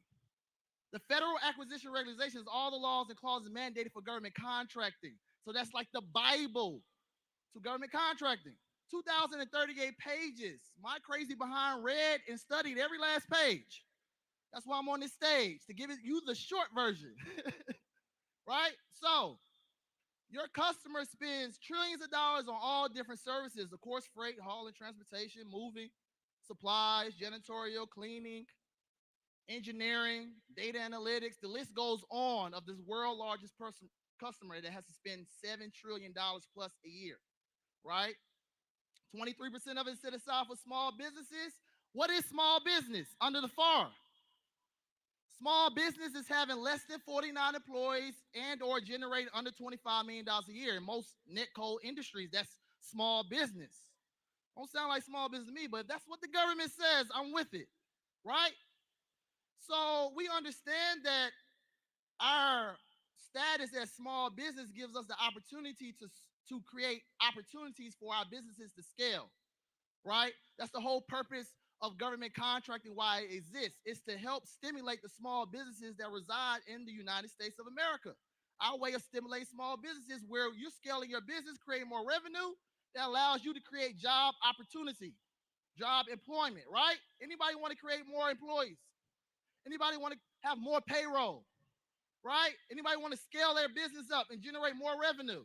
This is how you do it with doing business with the world's largest customer. How much it costs to do business with the world's largest customer? Absolutely nothing. What I call free 99.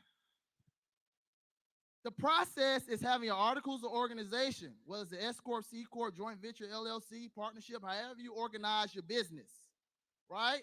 Then you have your employee identification number, EIN, Dun and Bradstreet number, business bank account. These are the most important things that you need to register your business on sam.gov. I need y'all to write this down. sam.gov, SAM.gov, System Awards Management. That's what it stands for. This is the process of you registering your business to get your cage code. Your cage code can only be issued by the government, a specific agency, actually, which is called DLA, Defense Logistics Agency. This is the agency that issues you out your cage code as a database for you to be able to do business on a federal level. Once you fill out this process It takes about 10 business days for you to get that email saying, congratulations, you're now a federal contractor. Anybody want to get an email like that? Let me hear you say, we global. I can't hear you. All right, so fun facts and data. 93% of government contracts go to companies that are actively marketing. Do I need to say that again? I might need y'all to write this down too, please. 93% of government contracts go to companies that are actively marketing. The next question should be, well, Hamza, how do you market your business to the government? All right. Capability statement. What is a capability statement? It's a statement of your capability. You're stating what you're capable of doing with your business.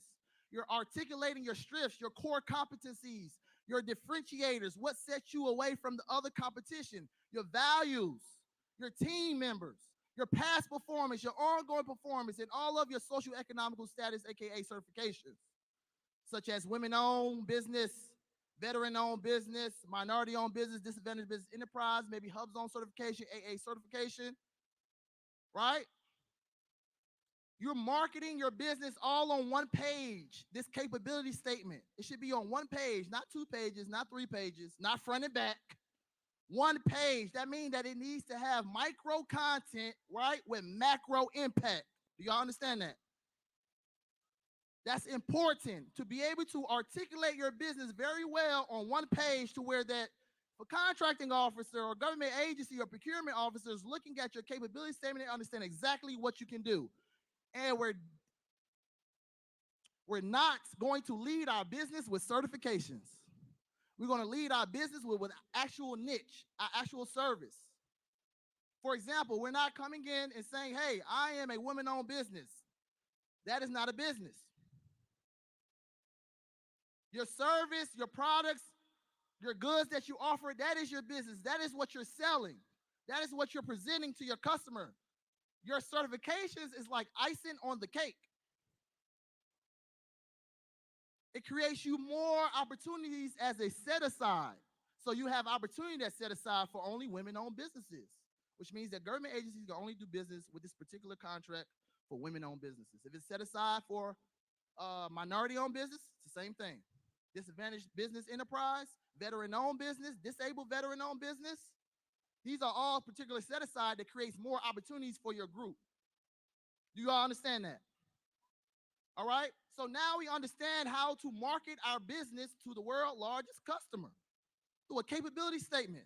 You know, in the private sector, non-government agencies, you know, marketing is billboard, banners, commercials, Facebook ads, Instagram ads. It's a lot of overhead. It's expense.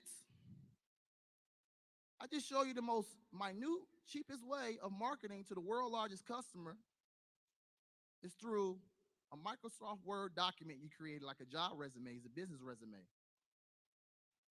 So you're saving actual money when you're actually just focusing on this one particular customer that all you have to do is secure one contract and change your life. This is the power of doing business with the world's largest customer. So now we understand the capability statement side, marketing, and things of that nature. Let's go to some more fun facts and data. Write this down. 76% of government contracts have 5 or less competitors. 76% of government contracts that get awarded, 5 or less companies were competing for it.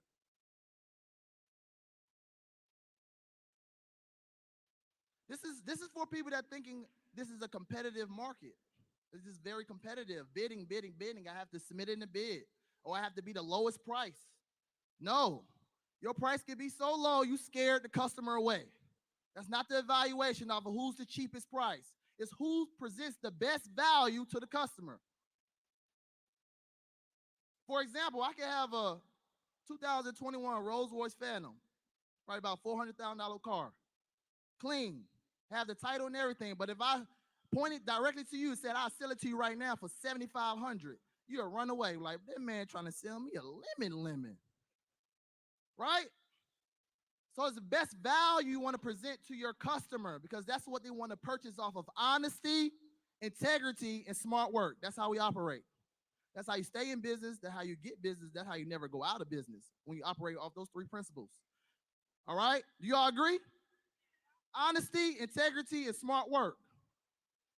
Within the Federal Acquisition Regulation, they speak on this. Companies of good character and having integrity and having honor. Because the government don't know who you are. They just know what you submit in. So make sure your paperwork is on point. T's crossed, I's dotted. When you're doing business with the world's largest customer, we are signing those contracts, proposals with blue ink. Why?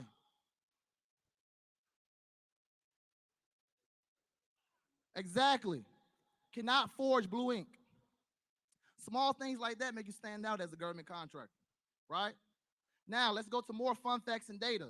We said 76% of government contracts have 5 or less competitors. 36% of government contracts that get awarded only had 1 response. I don't think y'all heard me. 36% of government contracts that get awarded only had 1 response, which means only 1 company submitted in a proposal, quote, bid, or whatever it may be. I've secured government contracts not because I was the lowest accepted price. It was because I was the only price. That means it's not enough of small businesses participating and doing business transactions with the world's largest customer. Here's another fun fact and data for you. By September 30th, 2021, that's about 12 days from now, the government has to spend $1.2 trillion. The fiscal year for the government is October to October. They have to spend this money in this time frame in order to get a new budget or a new increased budget for the next fiscal year. So why not do business with someone that essentially has to do business with you? Does that make sense? Anybody want to learn more about government contracts? Let me see here say We Global.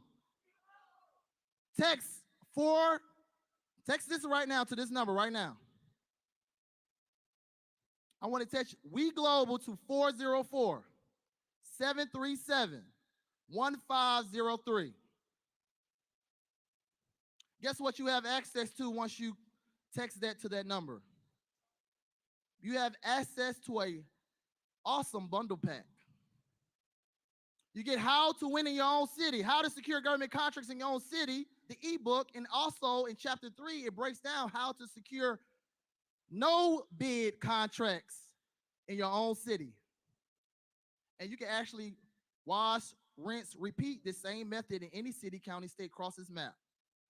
Also, in that ebook, you get a bonus 3-hour webinar, me breaking down the ebook to a T. Last but not least, you also get the world-class bid workbook that allows you how to dissect a contract, do bid analysis, be organized, knowing exactly how to pull all the important things out of 100, 200, 300-page solicitation. It's a lot of reading. So we use the bid workbook. You can all get that together when you text We Global to 404-737-1503. I also offer a 5-day boot camp, live training, virtual, where I teach you all the ins and outs of how to procure government contracts. Because that is the most important part, is knowing how to aggregate the important information to write the effective proposals, effective bids, and effective quotes.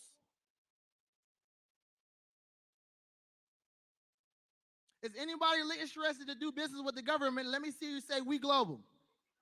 I can't hear you. I want you all to meet me in the back. I have a booth from 4 to 7. Booth 47, excuse me. Booth 47. I'm right here in the back. I'll be more happy to do more one-on-ones with y'all, break down everything within government contracting. I appreciate the opportunity for me to come on the stage. Shetrucking. Trey, I appreciate you. Thank you so much for allowing me to come on your stage. Once again, my name is Hamza Sabri, CEO of Global Connects, world-class government contracting firm. Y'all have a great day.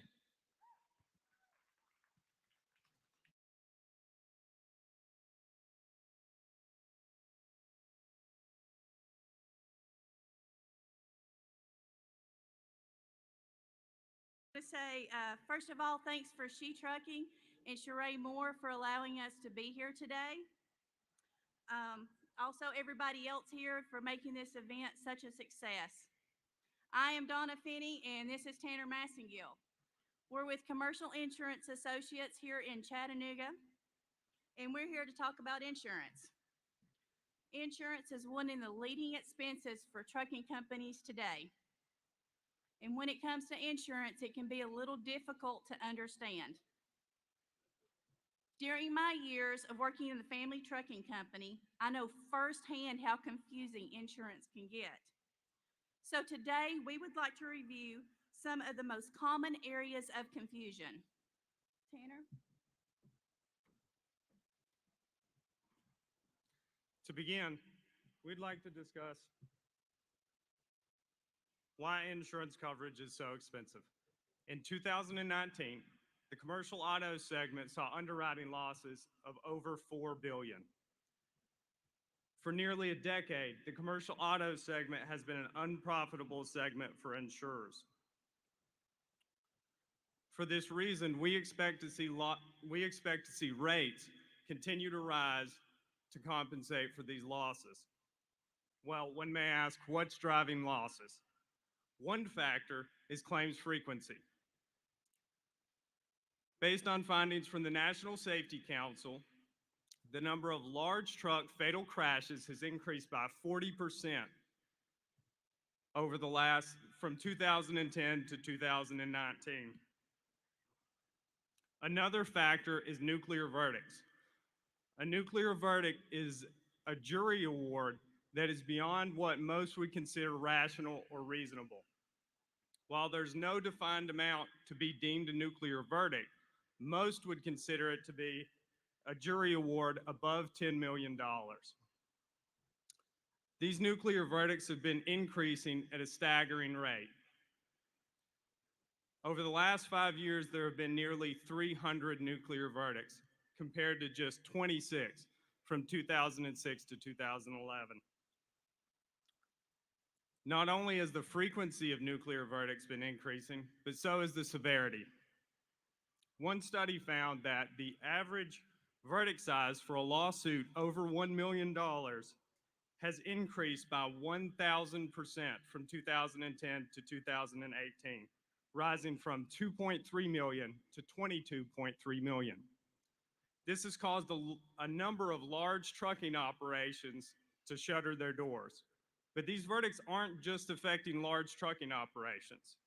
RCX Solutions Incorporated is an example of a mid-sized fleet that was forced to close after a claimant was awarded a $23 million verdict. In lawsuits that went for the plaintiff, the most commonly cited factors were hours of service violations, lack of clean driving history, and driver fatigue.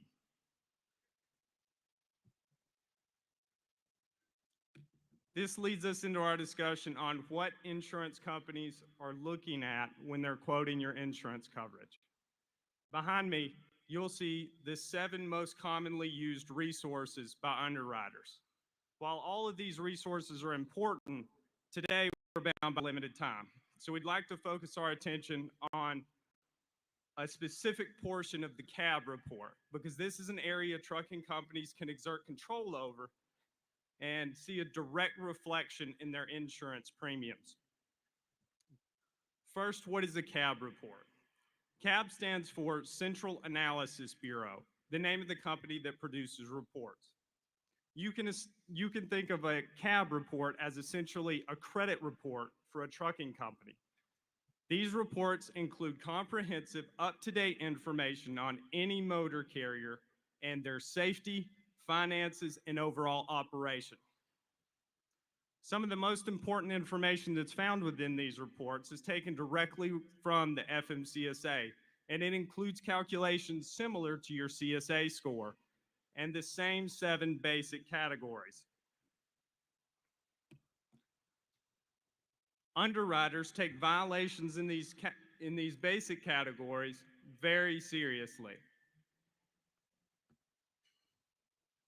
For some insurers, if you have more than 2 alerts, They will not consider quoting your company. For them, it's an automatic decline. While it's certainly debatable whether a cab alert actually deems the trucking company unsafe, it's not debatable that a plaintiff's attorney could attempt to use this against you in court. An attorney could attempt to convince a jury that a cab alert is the federal government certifying that your trucking operation is unsafe. The plaintiff's attorney could attempt to use every violation that your company has received in an attempt to elicit an emotional response from the jury. This is known as reptile theory. Reptile tactics are also a reason that we see so many nuclear verdicts today. Insurance companies take violations so seriously because it makes it difficult to defend your company in court, often resulting in higher payouts even when the verdict doesn't reach nuclear status. Unfortunately, this disproportionately affects small trucking operations more than any other category. Large trucking companies tend to be inspected often enough for good inspections to compensate for poor ones. And they also tend to have the financial resources to more regularly maintain and replace their equipment. For this reason, it's imperative that trucking companies keep a watchful eye on their violations and alerts. Every penny spent preventing violations through properly maintaining equipment, training drivers, and challenging inaccurate violations via the data queue system can reap major benefits on your insurance renewal. Like all commodities, insurance is heavily dictated by supply and demand. By getting preventable violations, you are reducing the number of insurers that are willing to look at your insurance coverage, reducing the supply of insurance that's available to you, and increasing your prices.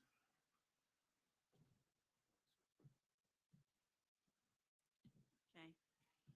So now let me tell you why it's good to pick a good broker. Any broker can give you a quote, but not any broker is going to be able to understand your industry, is be able to help you manage violations and safety. They're also going to be able to help establish practices and procedures that will help prevent the violations in the first place. A good broker is going to know the type of coverage that you need. For example, what's the difference between trailer interchange and non-owned, and what's the best situation for you? They're going to have a dedicated team that understands the industry as well. At Commercial Insurance Associates, we have producers and teams that are specialized in the trucking industry.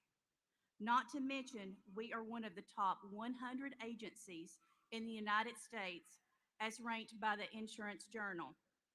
And just recently, we were featured as the Agency of the Month in the magazine Rough Notes.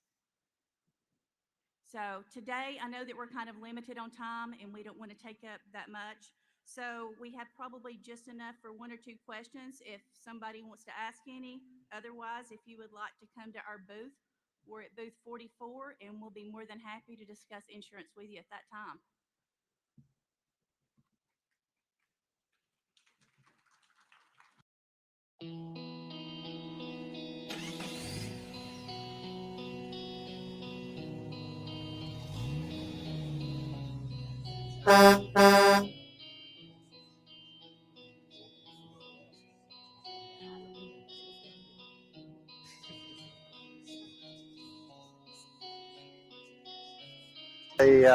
The Jamboree, we brought our 2022 VNL 860 Globetrotter Volvo.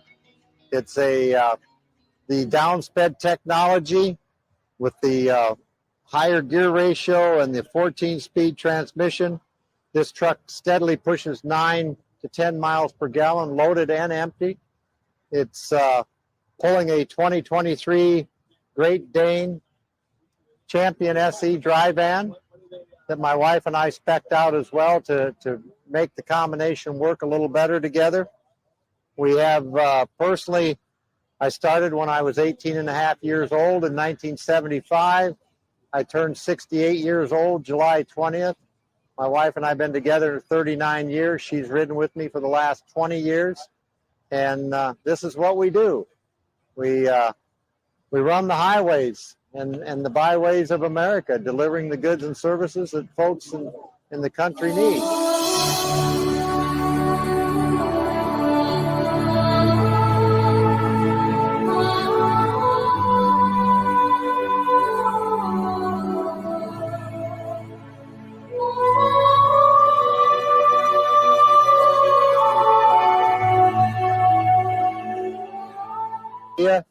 Of how we set the truck up. It's all the latest Volvo technology. We ordered the truck. It took 1 year and 4 months to get it. It was ordered, I apologize for the greeting from Interstate 80, but that's the Truckers Jamboree. So it took 1 year and 4 months to get the truck. It was ordered basically pre-COVID, but it did come in exactly the way we spec'd it, and it has treated us very well. And I like to tell people that it's a two-tone color combination. It's pearl white and stainless. And that's the way we wanted it. We kept it simple. Just a simple design. And we run the flow below system. We run the air tabs. We also run the nose cone on the front of the trailer. And yes, folks, I did put the twin exhaust stacks on it. It's not necessary, but coming from that old school, and even the salesman said, Al, he says, why are you putting dual stacks? Nobody will see them. I told him I'll see them every time I hook up a trailer. And it's just, that's, I guess, part of the old school in me. But the overall effect has worked very, very well. It's a very comfortable truck. It's easy to access the back here with the catwalk, the way it's designed. It's good and secure.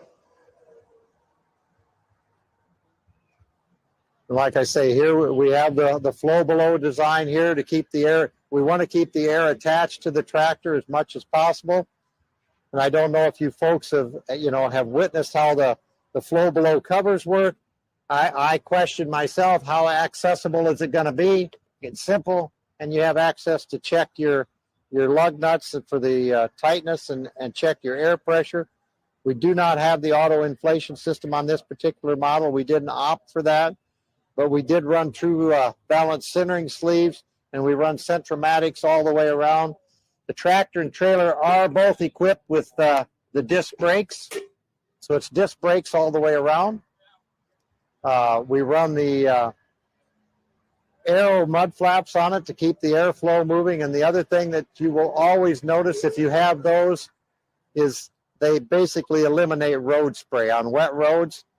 I call it a poor man's wind tunnel. You can actually witness how this all works when it's working correctly, because you can see the road spray and how it is funneled on past the tractor and trailer. And as we go on down along here, we've got the aero skirts. Now, when my wife and I purchased the trailer, it was just a basic trailer. It did not have the nose cone. It did not have the skirts. It did not have the excess rub rail on here. And it did not have the air tabs, nor did it have the flow below on it as well. We've added all of this stuff to it along with the aero flaps on the back. And we can go down alongside here, and like I say, it all works together. Notice we opted for all position tires on the tractor, as well as the low rolling resistance tires on the trailer to keep the rolling resistance down. We also put here we have the analog. We didn't opt for the highest tech. We just got the analog right way gauge, which corresponds, if it's 34 on here, that's 34,000. And it's accurate within about 250 pounds. And I have found that very useful when loading at these various places and you don't have access to a scale right away. Gives you a general idea where you're at.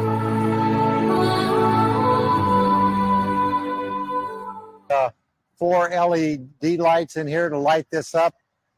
It just makes a difference to the shippers and receivers and the forklift operators and myself personally. I love that. It works well. And one thing I do like about a Great Dane trailer, they run a good secure ICC bumper on them. The entire framework back here is stainless steel. A lot of different companies will use a galvanized metal. This is a stainless steel assembly around this entire rear frame assembly on the trailer. July 20th, I turned 68. Birthday. Thank you. And we've logged nearly 6 million, just probably a little more than 6 million miles, no chargeable accidents. So we've been blessed that way. God has taken care of us in that aspect. And it isn't that we haven't had some close calls. And I know, folks, there's no way I could have been driving this truck by myself, because I couldn't have avoided some of the situations that weather conditions and the traffic puts you in, as all of you well know. Just certain times you have to look up and say, thank you, Lord.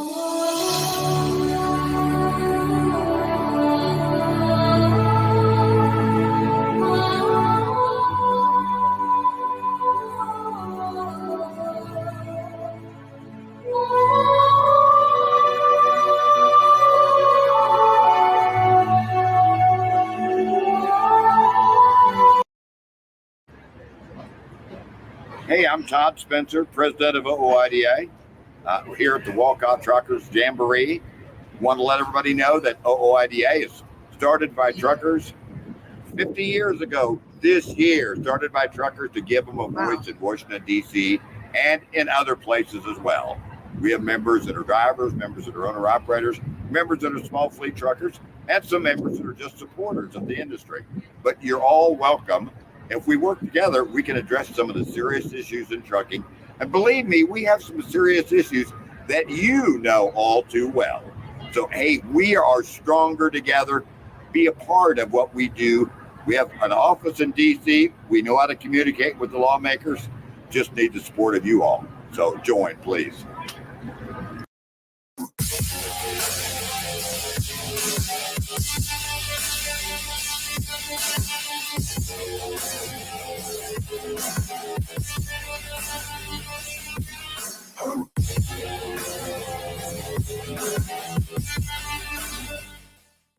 CTR Media Network is now accepting new podcasters to join our growing network that's reaching 350 million global listeners. Have you heard? CTR Media Network offers podcast production, podcast training, distribution, and product placement. Book us for your next event or schedule an interview with CTR Media Network podcasters today. To learn more, go to ctrmedianetwork.com. Join the Shetrucking Foundation today and be a part of a supportive community of women in the trucking industry. Unlock exclusive access to valuable resources, including mentorship, educational workshops, and networking opportunities. Whether you're an experienced professional or just starting your trucking journey, Shetrucking is here to empower you and help you thrive. Visit www.shetrucking.com to join us and drive your trucking career to new heights. CTR Media Network is now accepting new podcasters to join our growing network that's reaching 350 million global listeners. Have you heard? CTR Media Network offers podcast production, podcast training, distribution, and product placement. Book us for your next event or schedule an interview with CTR Media Network podcasters today. To learn more, go to ctrmedianetwork.com.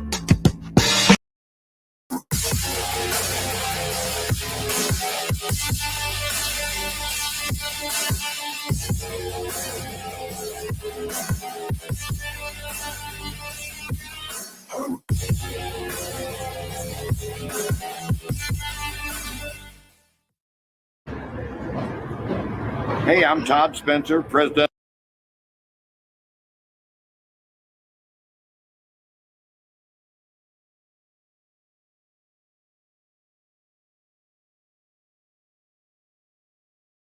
Be strong.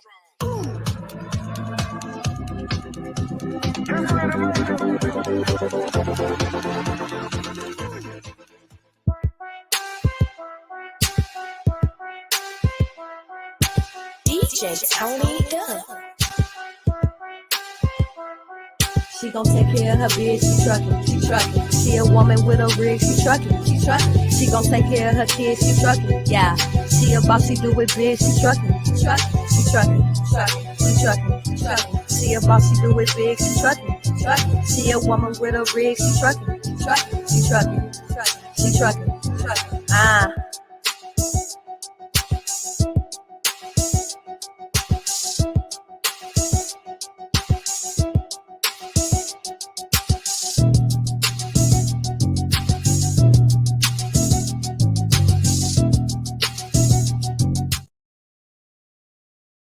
Join the She Trucking Foundation today and be a part of a supportive community of women in the trucking industry. Unlock exclusive access to valuable resources, including mentorship, educational workshops, and networking opportunities. Whether you're an experienced professional or just starting your trucking journey, She Trucking is here to empower you and help you thrive. Visit www.shetrucking.com to join us and drive your trucking career to new heights. Hi, Shetrucking family. Welcome to the podcast. This podcast is going to be sponsored by My Guardian Dogs, GLCS, and Unique Benefits. Yay! Thank you so much for sponsoring this episode. This is the health and wellness episode of Shetrucking. And I did it last month, and y'all learned a little bit about me. In case you didn't watch it, I'm Melinda Fox Wellington. I'm a health and life coach, and I specialize in helping truckers find the healthier options to being on the road. And if you missed that episode, go watch it because it's got some good tips and it's got a little bit of my story. But this episode, we're going to have a guest on, and it's going to be Tanea. And she has been driving for 3 years, and she has been working on her healthier journey. A lot of similarities to mine, but she's gone a little bit of a different route. Everybody has their own journey, and you just got to find out what works for you. So let's bring her on.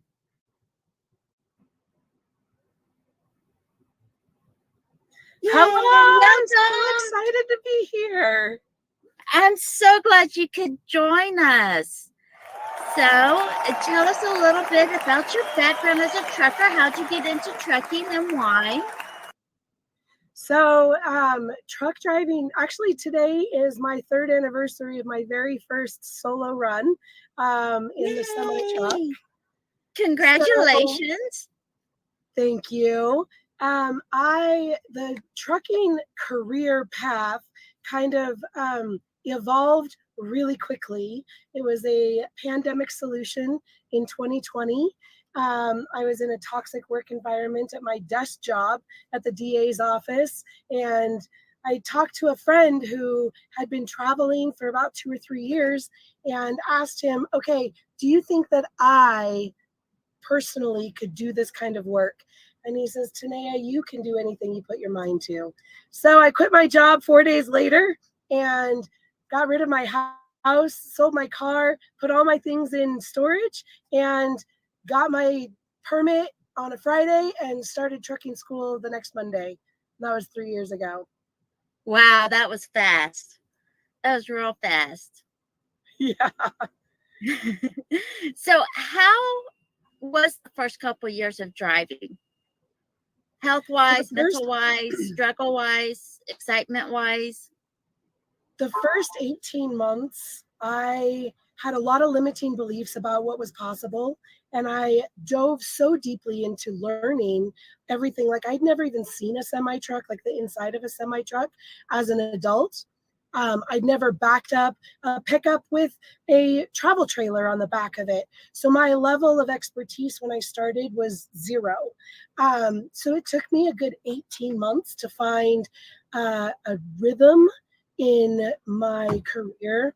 I also am a team driver. So I started out originally planning to be a solo driver, met my co-driver during orientation for our first trucking company gig. And we hit it off really quick and decided to go on the road together. So from the beginning,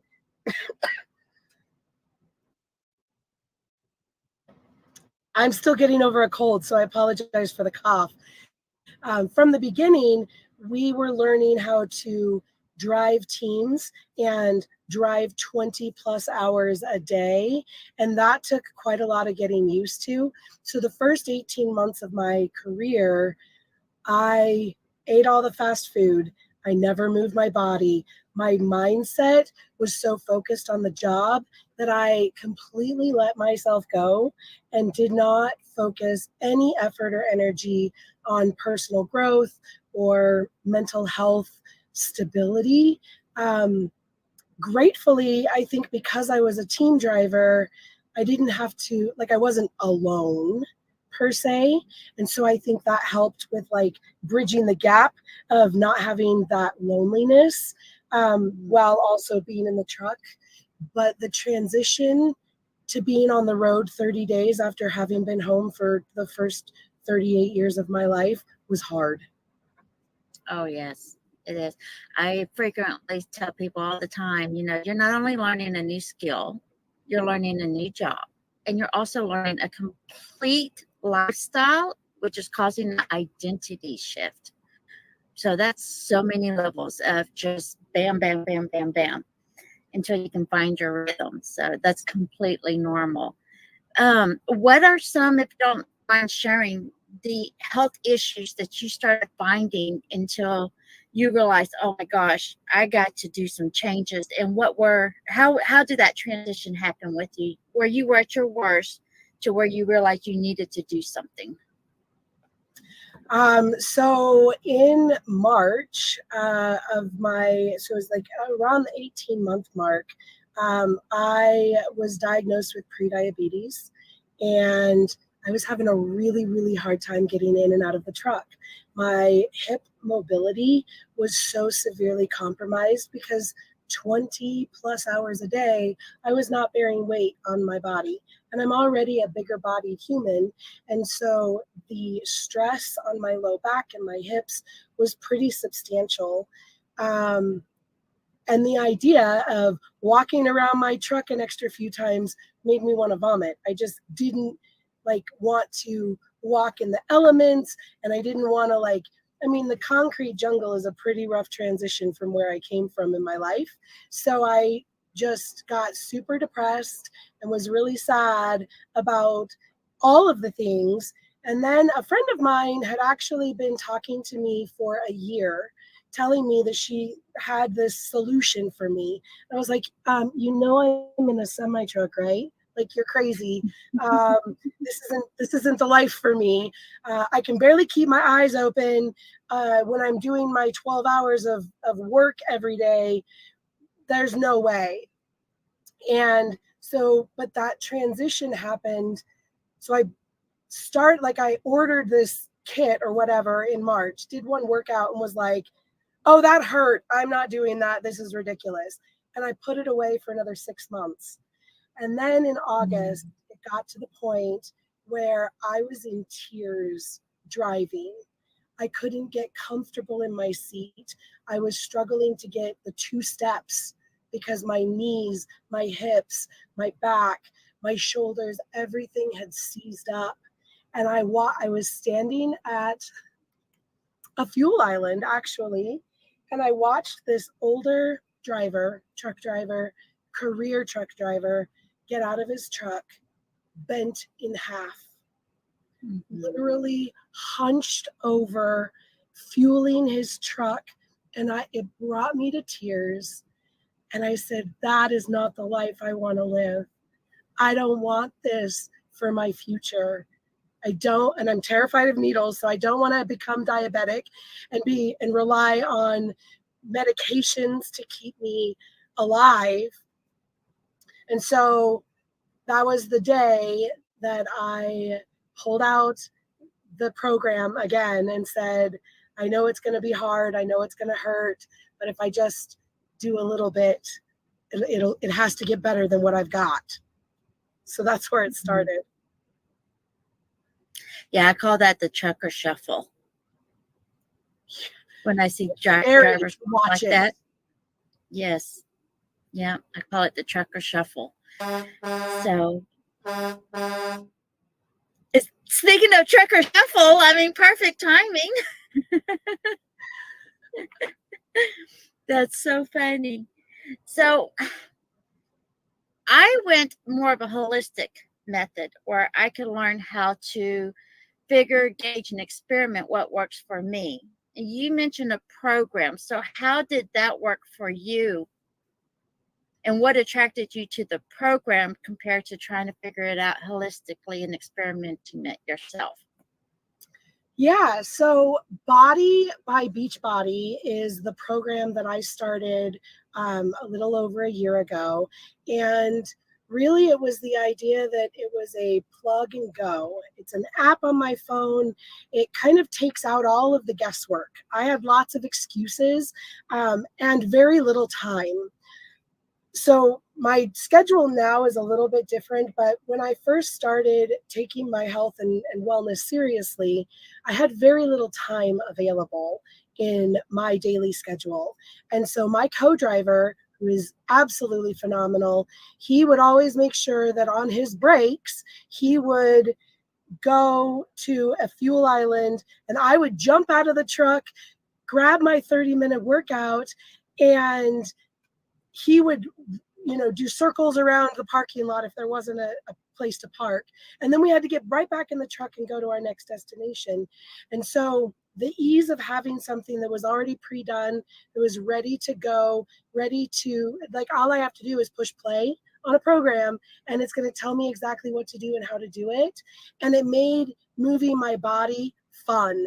And so I look forward to those programs now. In the beginning, it was a little rough. But so yeah, and I've been documenting my journey since the very beginning. So my Instagram, Ever Be Rising, has a pretty great peek, a window into how I am getting to those spaces. And now I started doing them outside. And then I very quickly moved into the shower rooms to get that workout done because it's private and it allows me to do a meditation and do some other things now that I have a little bit more time in the shower rooms to get those workouts done. Yes, I remember seeing one of your posts, and it really drew me to you because I thought it was just so unique. Your superpower is shower workouts. And I just thought that was phenomenal because I never even considered doing a workout in the shower. I work out either in the truck or I go for a hike or walk around with my dog. Never considered doing one in the shower, but it is private. It's safe, especially if you're solo, by yourself. And then you can just jump in the shower right afterwards and carry on because you're just there already. So it really just like piqued my, it's like, oh, that's pretty unique. Yeah. So how did you come up with that was the best option for you? Well, it was the first option I used and it really just stuck. So it spoke to me in as much as I love what the trainers have to say. So moving my body, I started with 0 weights and I started with these very beginner movement style programs. But every single time that I would come to a workout, I also got a jolt of mindset work. And so that really started like the shifting gears in my brain about mindset and personal growth and development and taking care of my body as the vessel of living my life. And so it was pretty immediate where I was getting more than just a body workout, like just being able to use the lessons that I was learning in the workout and applying them to life. It really felt like a 2-for-1. And now so that was from August, and I got wicked consistent with 4 to 5 workouts a week in my in the shower rooms. But it was my first hollow body hold in a 2 by 6 foot space. So that was like the toilet is on one side and the bench is on the other, and I'm in between them. That was super fun. I love finding those creative solutions too. So like it really helped me to elevate my level of thinking of like, this isn't just an obstacle, this is an opportunity to find a way to make things work for the unique situation that I was in. Yes, I firmly believe, it's not a can't or a can, and, there's a lot of times you don't want to feel like just thinking positive. So just kind of make that little tweak and just ask yourself, what are the possibilities? Makes a world of difference. Instead of trying to have that really fake does. positivity, just say, okay, this sucks, but this is what I have. What are my possibilities with this? Just makes a whole complete different shift on it. Yeah, So absolutely. And when the shower rooms are too small, because that's happened, I will work out in the trucker lounge. I will work out in a rest area, picnic space when the weather is conducive. I'll work out in the back of an empty tractor or in the back of an empty trailer. If like when I'm stuck at a shipper or in a yard where it's just a bunch of dirt or gross concrete. Yes, there's some and that's like, my first thought was when I first saw the thing with you working out in the bathroom, I was like, ooh, I bet that floor is dirty. But then I'm like, well, it's better than the concrete at a truck stop. And, it's better than probably a gym where there's 50 guys sweating on the floor. So it's not that much different. Plus, you got the shower right afterwards. But I'm quite sure you get that a lot, don't you? I do. Actually, there's a lot of comments on social media about the condition of my workout space and, that people would never. And honestly, when you're faced with a life or death situation in an industry that habitually reduces our quality of life, a little bit of dirt or a little bit of toenail clippings on a bathroom floor is not going to stop me from preserving my life after trucking. I want to be able to live my life on my terms when I get out of this truck. And my why is so much bigger than a 30-minute workout or a shower room condition. It is to have the strength and the stamina and the endurance and the tenacity to live life on my terms. And so when I'm faced with criticism about, oh my God, I could never. Well, when you're standing in front of a mirror and you're looking at your life and you literally see your future flash before your eyes, you choose different when the alternative is so bleak. Yes. That's it's when I like to tell my clients to always find their deeper why. Once you find that deep why, those obstacles are like obsolete. So absolutely. So what are some of the obstacles that you have faced on this healthier journey that you've been on? So we talked about a couple of the obstacles, and space and time are pretty much my two biggest ones.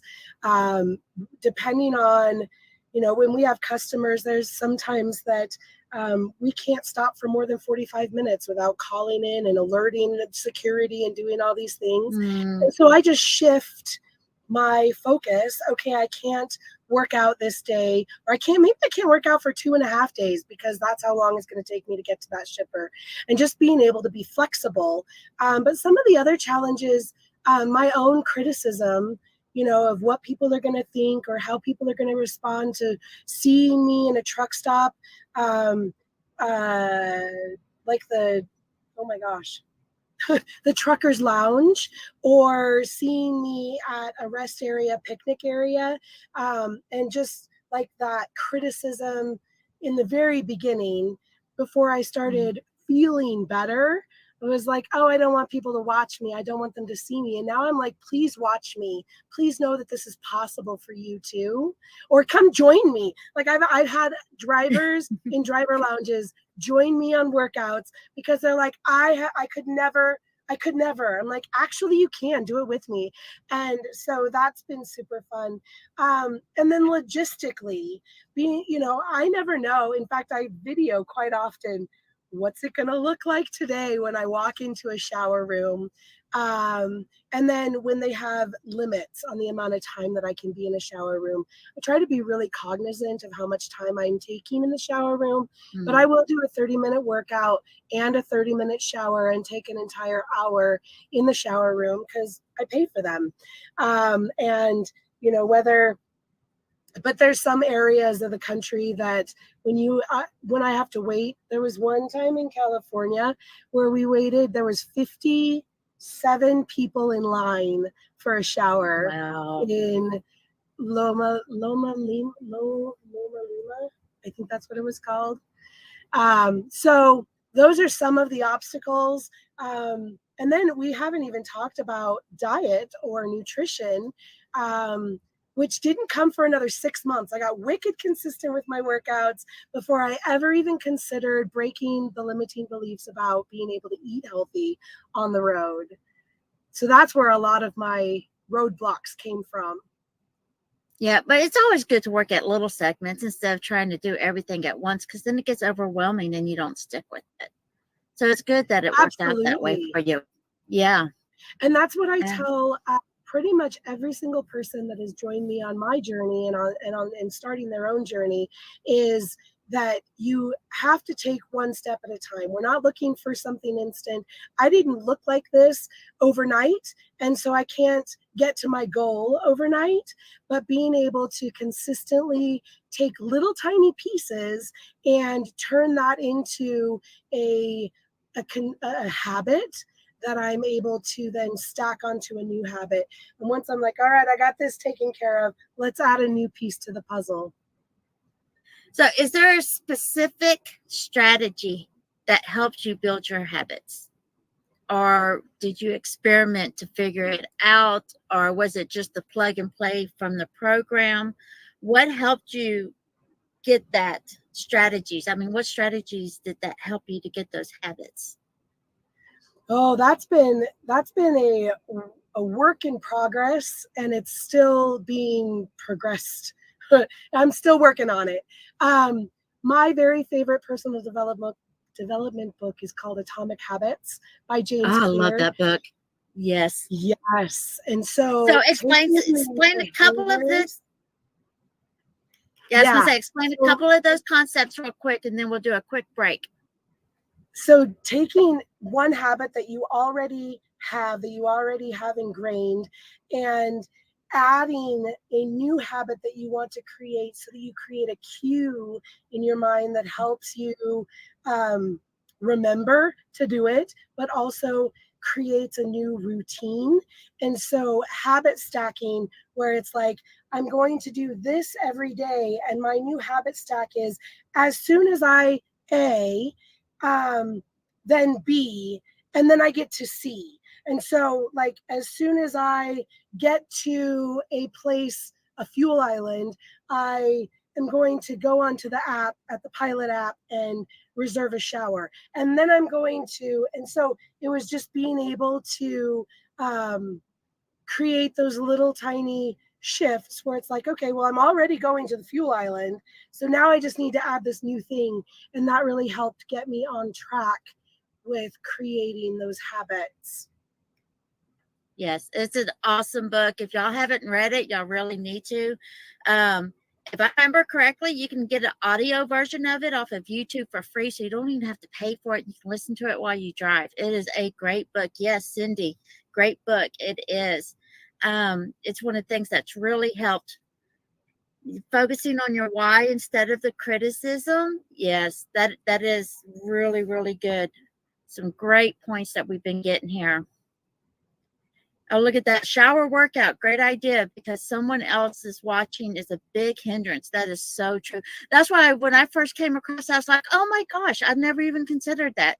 That's just, it's safe. You're private. You got your shower afterwards. I mean, it's phenomenal. That's why I love that superpower that you're like, my superpower is working in the bathroom. I loved it. I loved it. Yes.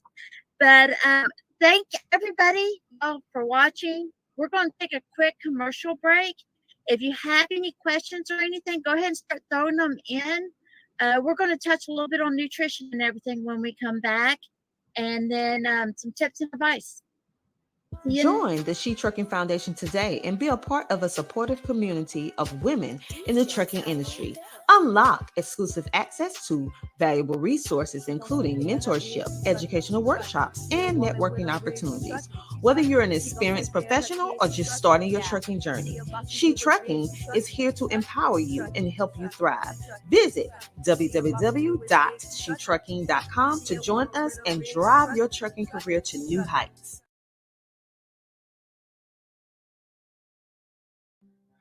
My name is Nate Johnson, and I'm the CEO and founder of GLCS. GLCS supports drivers by streamlining office processes, deploying and supporting company software, and connecting in-cab technologies to in-office technologies. I've spent nearly 30 years in transportation, starting my career as an over-the-road driver. Recently asked what was my favorite experiences as a driver. I recall waking up in the morning many times to a light fog, the sun rising, having a good cup of coffee, and rolling out of a truck stop, starting my day feeling rested and refreshed. Those experiences are something that I cherish and recall, and really only get to experience on long road trips now. Drivers, thank you. Thank you for all that you do. Drive safe, keep up the good work. We're all here to support you. Thank you to all the millions of drivers that safely keep America moving. Happy National Truck Driver Appreciation Week.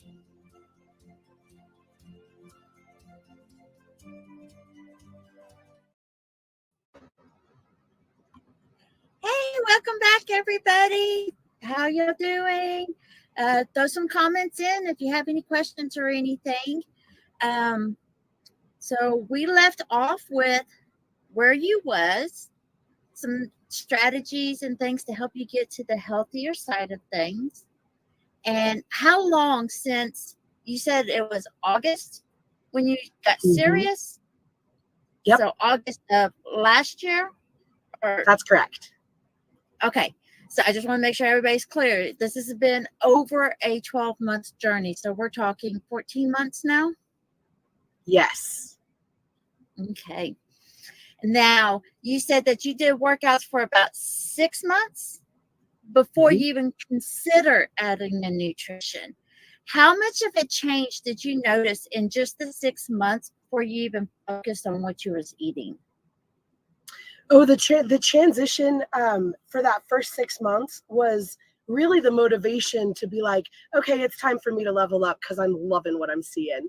So my body composition has started to shift. I have lost, now this is total, so from my heaviest to where I am now, I've lost 65 pounds since I started trucking, or since I started my journey. So in the photo in April, that was 6 weeks into my food journey, and then through July I need to do another one. I love every time I go to a truck stop and I see one of those full length mirrors, I'm like, hey girl. Now, I know when I first lost my 60 pounds and I walked by a mirror and I caught the reflection out of the corner of my eye, and I looked because I thought it was somebody else and I had to do a double take, and I'm like, oh wait, that's me. Did you ever do that mentally, that mind shift? Yes. And I do it on a daily basis. And I actually, some of my transition, like the transformation photos, is my smile, my eyes. Like there's so much more to this journey than just pounds lost and inches lost. And I am still a big girl. I am not at my goal weight. I am not a skinny mini, and I don't know that I ever will be, but my focus has been how much more life I can live within the life I have. And so that first 6 months, that transition, like I was literally bouncing out of the truck. I was waking up in the morning with energy. I was getting through the end of my night without having to feel like a zombie, using supplements through body to fuel my nutrition, to boost my energy with natural caffeine through green tea, having a focused brain blend every single morning, this power shot that I have that helps me maintain the focus to do my job well every day. So all of those things kind of happened at that 6-month mark. And so the last 6 months, I've actually noticed a little bit of a plateau because my body was not used to moving at all. And now I'm moving it every day. And so it's like, oh, okay, we're used to this. This is great. But I've gone from 0 weights to 25-pound weights. So there's still a lot of progress. But with food, I'm eating really healthy, but I'm still not burning as many calories. So that's where my weight loss journey has stalled. I haven't lost, well, that's not true. I lost 6 pounds in the last 2 months. But I feel like that's a stall. However, what I'm gaining every single day from continuing to do those habits has been so much more than the weight loss, because I don't have gut bloat anymore. I'm not running to the restroom because of intestinal issues. I'm not having headaches anymore because of the foods that I'm choosing to eat. I was just fixing that. So what are some of the other non-scale victories that you have noticed in your journey? I think those are so underrated, and they should be at the number one top tier is the non-scale victory. So share some of your profound non-scale victories that you have come across. So my biggest accomplishment in this journey so far is that 2 years ago, I was diagnosed with prediabetes. And at my last physical, I dropped my A1C from a 6.8 to a 4.3 in 18 months. Yeah, that's phenomenal. It's huge. But more than that, being able to fall asleep on demand.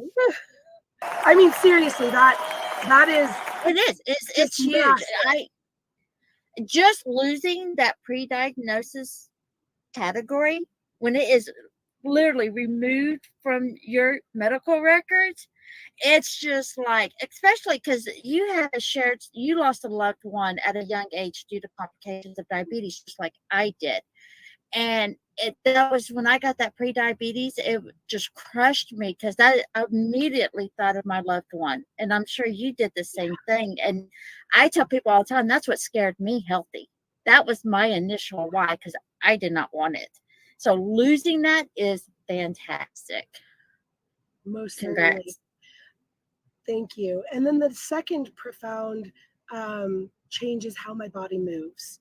So when I can sit in a driver's seat for 7 hours and then I stand up and my body doesn't hurt, that to me, I'm not suffering because of my career. And being able to do, I do some jumping jacks, and instead of resorting to a 5-hour energy because I'm exhausted or tired at the end, in the wee hours of the morning at the end of my driving shift, I do 10 jumping jacks and 15 squats, and I'm ready and fully awake and ready to finish the rest of my shift. And then I think the other profound non-scale victory has been how I see life, and being able to rise to the challenge of whatever's in front of me, then succumbing to the circumstances that are in front of me. Mm-hmm. Now, did you know that mind shift is really a lot to do? And the reason why exercise is so important, and I hate the word exercise, I have a negative association with that word. So I use purposeful movement. It's a play on words, but you know what? It works for me, so it doesn't matter. But when we sleep, our body naturally produces a chemical that's kind of like a pain medicine, kind of like a natural narcotic. And when we don't exercise, we don't get that medicine out, that natural hormonal medicine out. So it builds up. And when it builds up, that's what causes the exhaustion, the fatigue. It causes I mean, it's not like the main cause, but it is a huge cause in the depression and the brain fog, because all those, it gets built up. So when we start working out and doing purposeful movement, whether it's a strenuous exercise or just moving your body, you're depleting those natural chemicals. So therefore, those good chemicals can start taking over. And that's the reason why working out is so important. It's not the calories in, calories out concept. It's more of getting the body moving and getting those chemicals down. But let's go into the nutrition, because I think we're almost halfway done with our show already. It's just flown by. Hey, does anybody have any comments or questions? I see that Cindy asked about intermittent fasting. Yes. And yes, I actually have a 16 and 8 schedule. So I only eat for 8 hours during the day, and I fast for 16 hours every day. Do you prefer to fast from when you wake up until like your mid shift, or do you prefer to fast at the end of your shift? Because a lot of people think intermittent fasting, you have to only eat lunch and dinner, but you can set your schedule any way you want to, especially, and that's what's so great with driving. But that depletes those sugar levels that's stored up in your body too. But which way do you prefer to do it? So the last thing that I eat at night is my Shakeology, and I make that at the beginning of my shift, and then I drink it in a shake form at 8 p.m. home time. So I always go on Pacific Standard Time. So 8 p.m. home time is the last thing I put in my mouth, and that is my Shakeology Superfoods.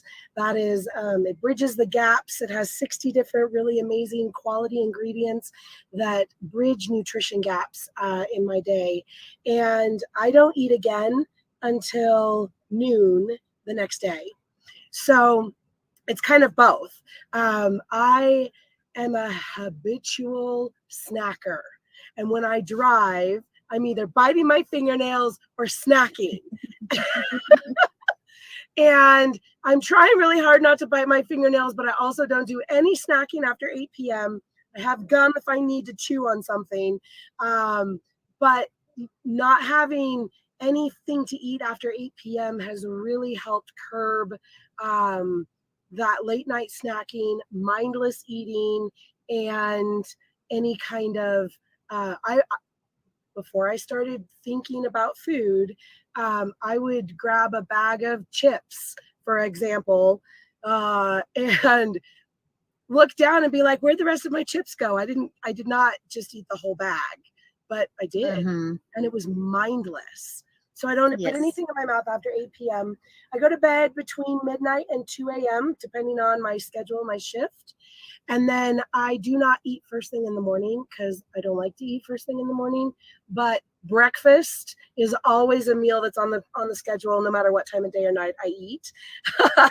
I'm definitely a breakfast girl. Oh yeah, I take breakfast in the literal sense. It breaks your fast. It doesn't matter what time. So absolutely. What's this you're fixing right here? That looks delicious. Oh, that was, I did. So when I go home, I'm on the road for 30 days. And when I go home, I prep and plan 30 days worth of meals, 142 servings that I put in individual bags.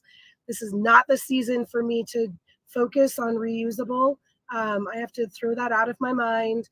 I'm definitely in a season of single use. That was actually some honey Dijon chicken breast. Oh my gosh, it's so delicious. So I have my Galan's 3-in-1 convection oven, microwave, air fryer combo that I use every single day. And I also have a Dijon hot pot that I use for cooking eggs and sauteing veggies every day. And then I also use Shipt, which is a kind of like Instacart, but they actually deliver right to my semi truck at the truck stops to do fresh fruits and veggies every week. Now, do you have a add-on freezer, or do you just use the little dorm style refrigerator combo thing? I do have a travel freezer now.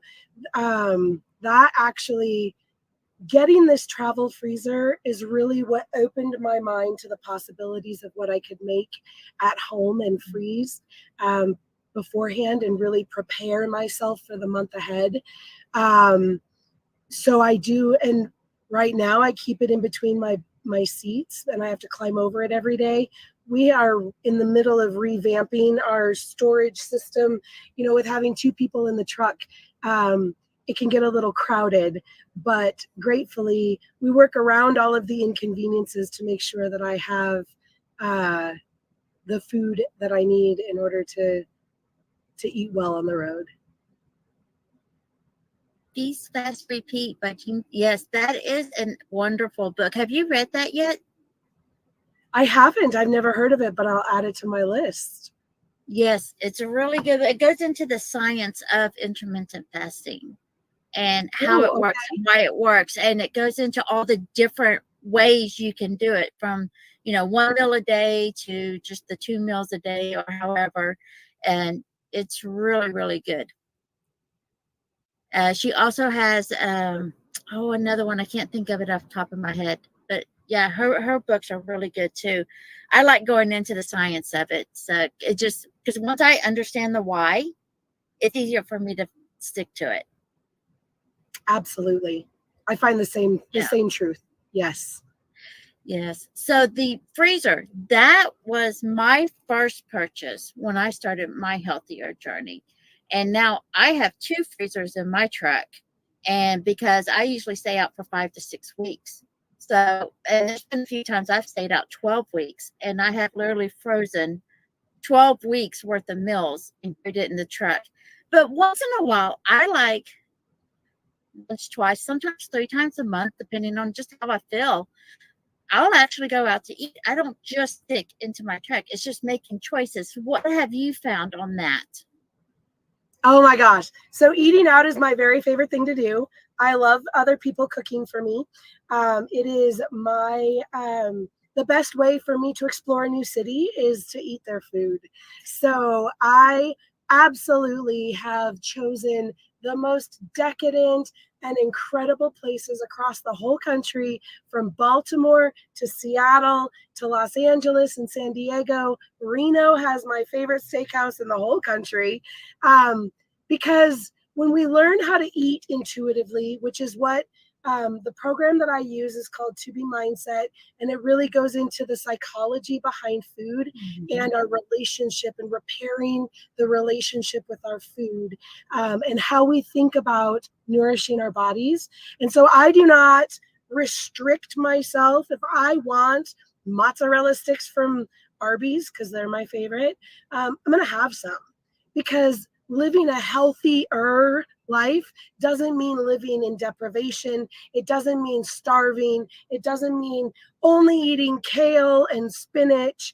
It means listening to your body, giving it what it needs 80% of the time, and allowing yourself to have the things that serve you. So one of the things in this journey that I learned pretty quickly once I started taking my health seriously in my gut was I did gut protocol, and that's another program that Body has, and it eliminates some foods to identify sensitivities.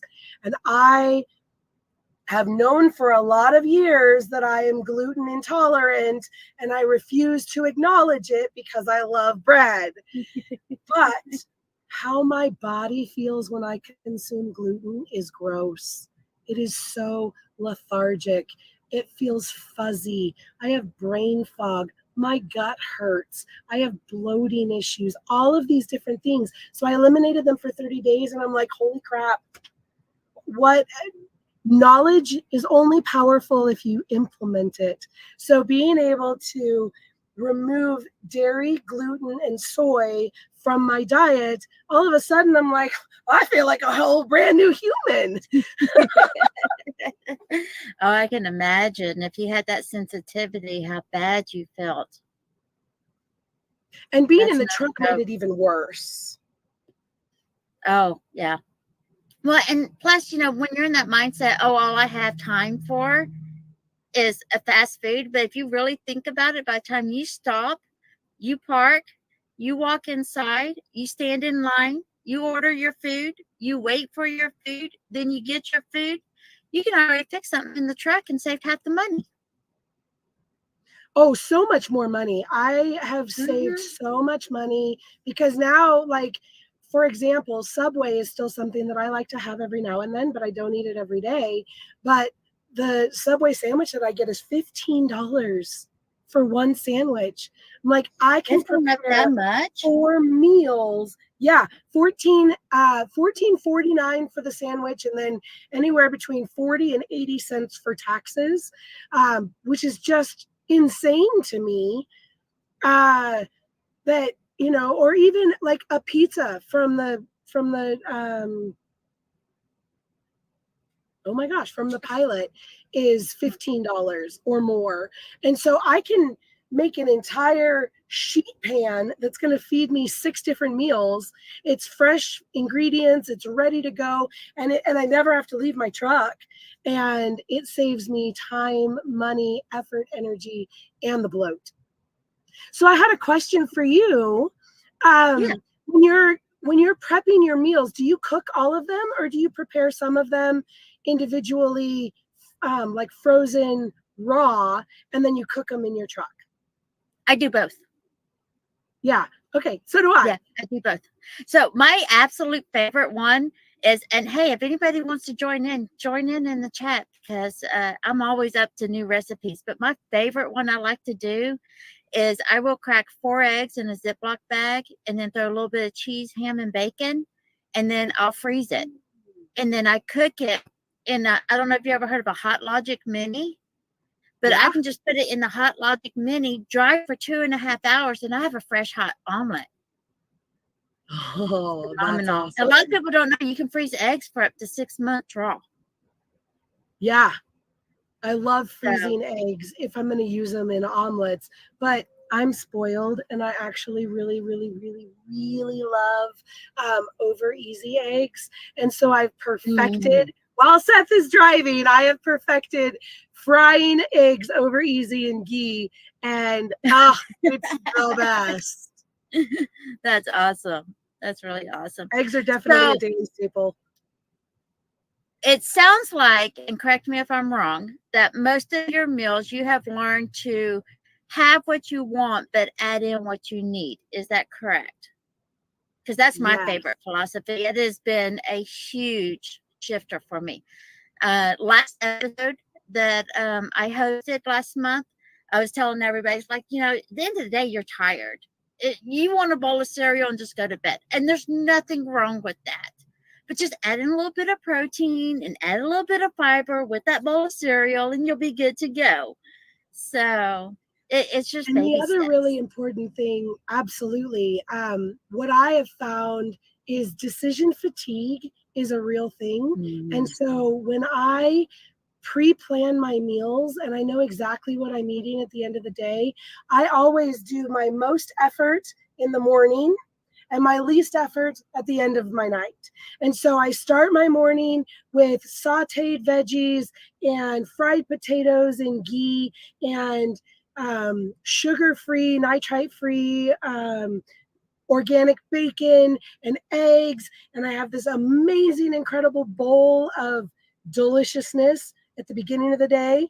And then at the end of the day, I have a Shakeology, because as we go through our day, our ability to make good choices becomes more and more limited.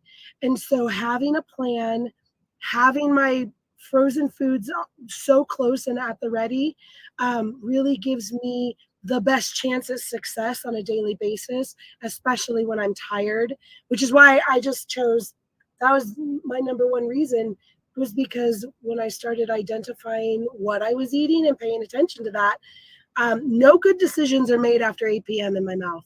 So I just make sure that I don't eat anything at all because I was not making good choices. And that absolutely had to do with decision fatigue. Yeah, I started, one of my first one was, okay, I love, like you, I love to munch while I drive. Well, my first, because I make my own rules and I experimented. Okay, this rule worked, this rule didn't work. But my first rule was I can only eat raw food while I'm driving. That was my first rule. And that made a huge difference. But then I went to, I don't eat while I'm driving, only eat when I'm stopped. That way I can go through the whole holistic, how my digestive system go and all that stuff. That's a whole nother story. But so with your nutrition and with your purposeful movements, what would be your top three tips to give somebody who is interested in wanting to get healthier, because it's all about the herb? Yeah, I think, and we've talked about them. So number one is start small. There is no such thing as a grand gesture in this journey of healthier living that's going to get you where you want to go, because you get overwhelmed or it gets hard. And so if you start small and work your way up as you get better and as you get into the routine, that is my number one method of creating the success that I've created, is gradually over the last 14 months. Number two, and I think number two would be to find creative solutions to problems. Truck drivers don't have the same access that the general public does. And so solving problems to truck driver issues with mainstream solutions doesn't work.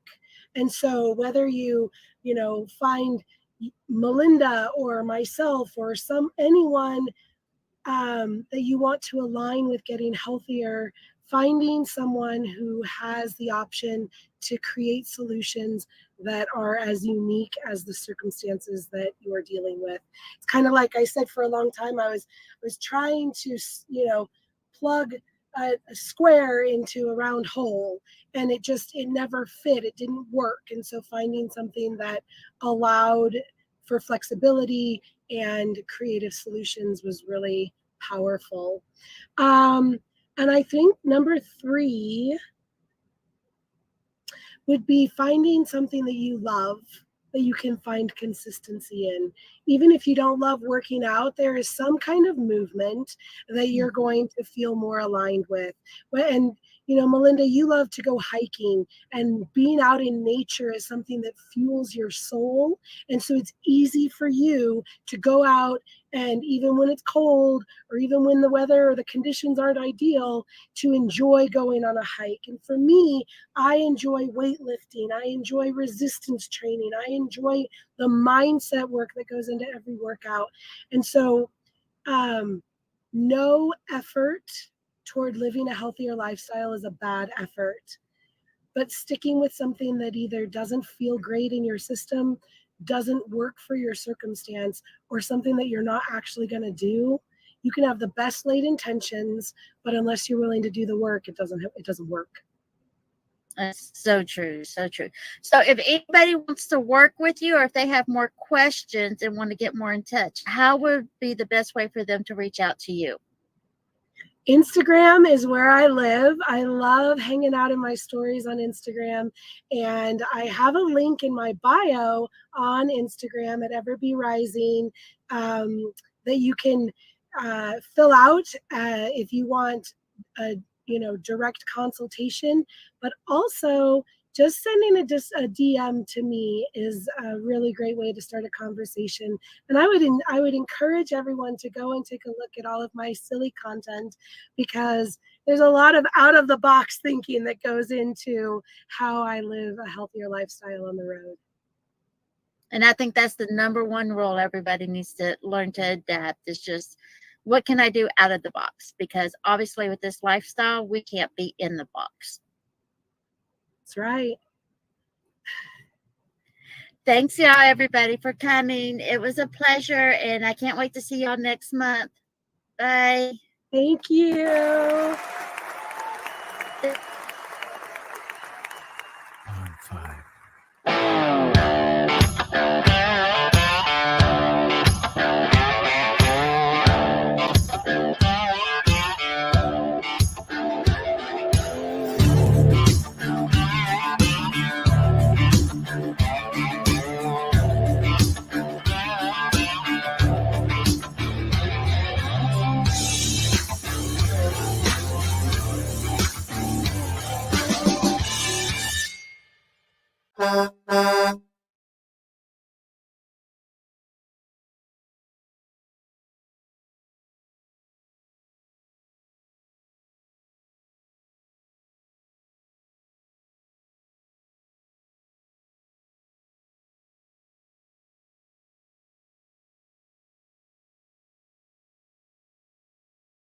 Join the She Trucking Foundation today and be a part of a supportive community of women in the trucking industry.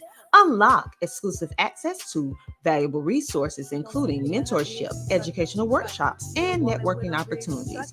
Whether you're an experienced professional or just starting your trucking journey, She Trucking is here to empower you and help you thrive. Visit www.shetrucking.com to join us and drive your trucking career to new heights.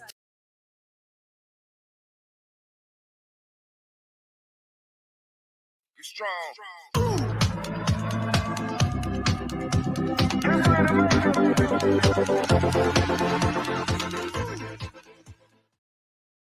Join the She Trucking Foundation today and be a part of a supportive community of women in the trucking industry.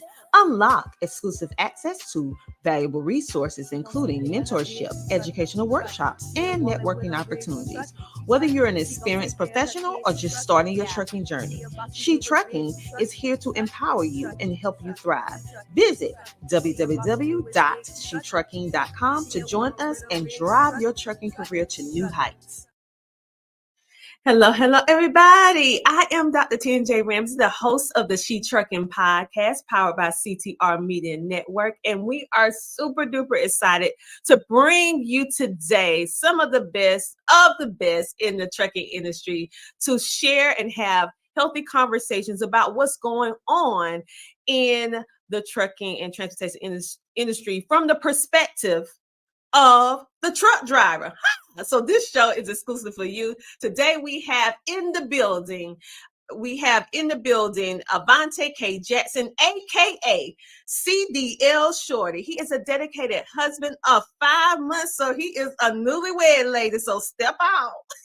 Let me stop. He's also a seasoned CDL trainer.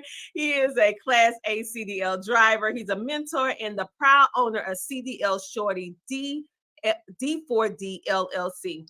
With all the experience that he have and how passionate he is working and being within the trucking industry, we had to bring him on the She Trucking podcast and also tell you a little bit something more about him as our interview go on. So without further ado, let's bring on Avante K. Jackson, aka CDL Shorty, in the building. Let's bring him on.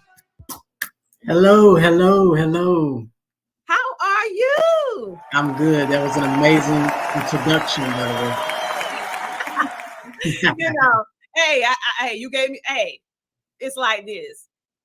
I can't work with if you're not doing the stuff. You're doing the stuff, so I have something to work with. So it's a pleasure having you on the show today, and I can't wait until we be able to jump into this conversation, especially because you're a trucker, you're also a trainer, and you hear and see the things that's going on. I like to say behind the scenes, because you literally go to the trucking stations and all that trucking stops and you talk with the truckers. So with that being said, what made you decide to go into the trucking industry yourself? Because we have many people that support, but what made you say, I'm going to be a part of this industry, and I'm also going to help share the voices of truckers?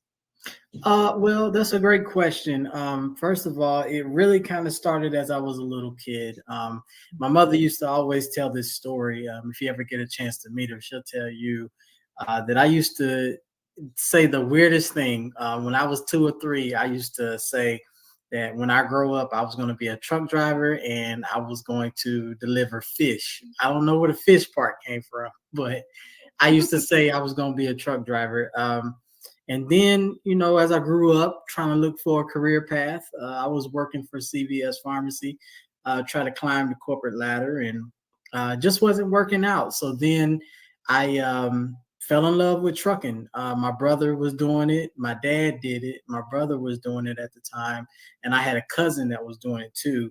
And I had got laid off from CVS Pharmacy, and my brother was running a load from Charlotte, North Carolina to Victoria, Texas. And he saw I was down in the dumps, and he was like, come jump in the truck and run this load with me. And when I did that, man, I got diesel in my blood and been in it ever since. And that was in 2015. 2015. Okay, so but you had already been predestined to do trucking. You just had to go through the motions, because literally you've been saying this ever since you was 2. So it had to come to fruition. Yeah, like for real. My mom, like I said, if you ever get a chance to meet her one day, she will tell you. Like I used to say that. I don't know where the fish part came from, but she used to say I said I was going to drive trucks. Well, one thing that made me draw to you is your transparency in regards to trucking, your heart in regards to bringing out and also sharing the authentic voices of what's going on from the trucker's perspective, because we can hear things from different companies and different situations, but really the ones who are keeping everything going, and I have said this before and I'll say it again, we as a community, as a society, is leaning heavily on the backs of the truck drivers. And I am a strong advocate of truck drivers, because you guys do not get the flowers that you deserve. You're not getting the proper pay that you deserve, from my perspective. And it's a lot of things that I see, even though we do have truck driving appreciation in September, I just feel like it should be more appreciation that's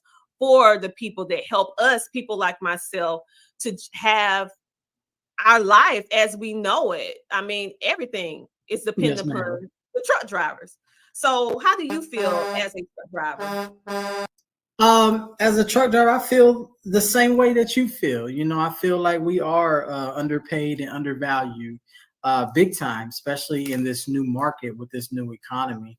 That's part of the reason why I'm so passionate about truckers' pay, along with truckers' health, because I got my own separate health issues. But with truckers' pay, what really made me become passionate about it is because working at the CDL school and being hands-on with new drivers, they're you put your all into these students, and then when they graduate, get their CDL, and they go to these companies, they get their heart broken because they're not getting valuable pay.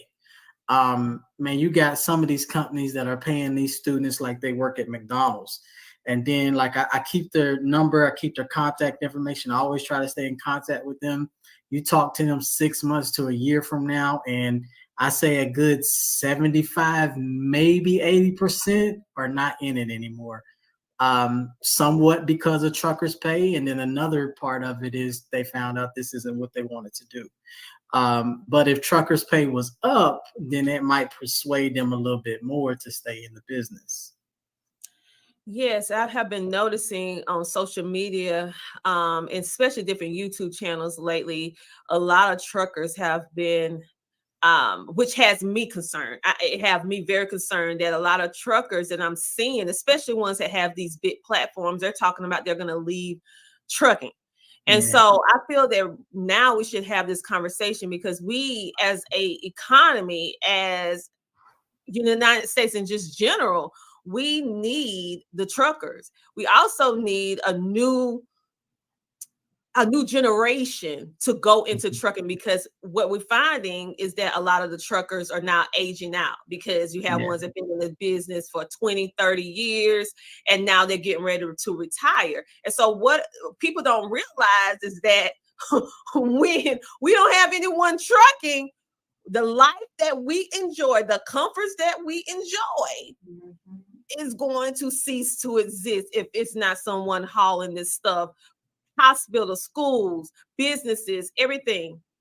Food is dependent upon truck drivers. So what do you think we could do, or what needs to be done? I know we're talking about the pay, and I really with the healthcare. So what can we do for ones in support of to keep more truckers in the driver's seat?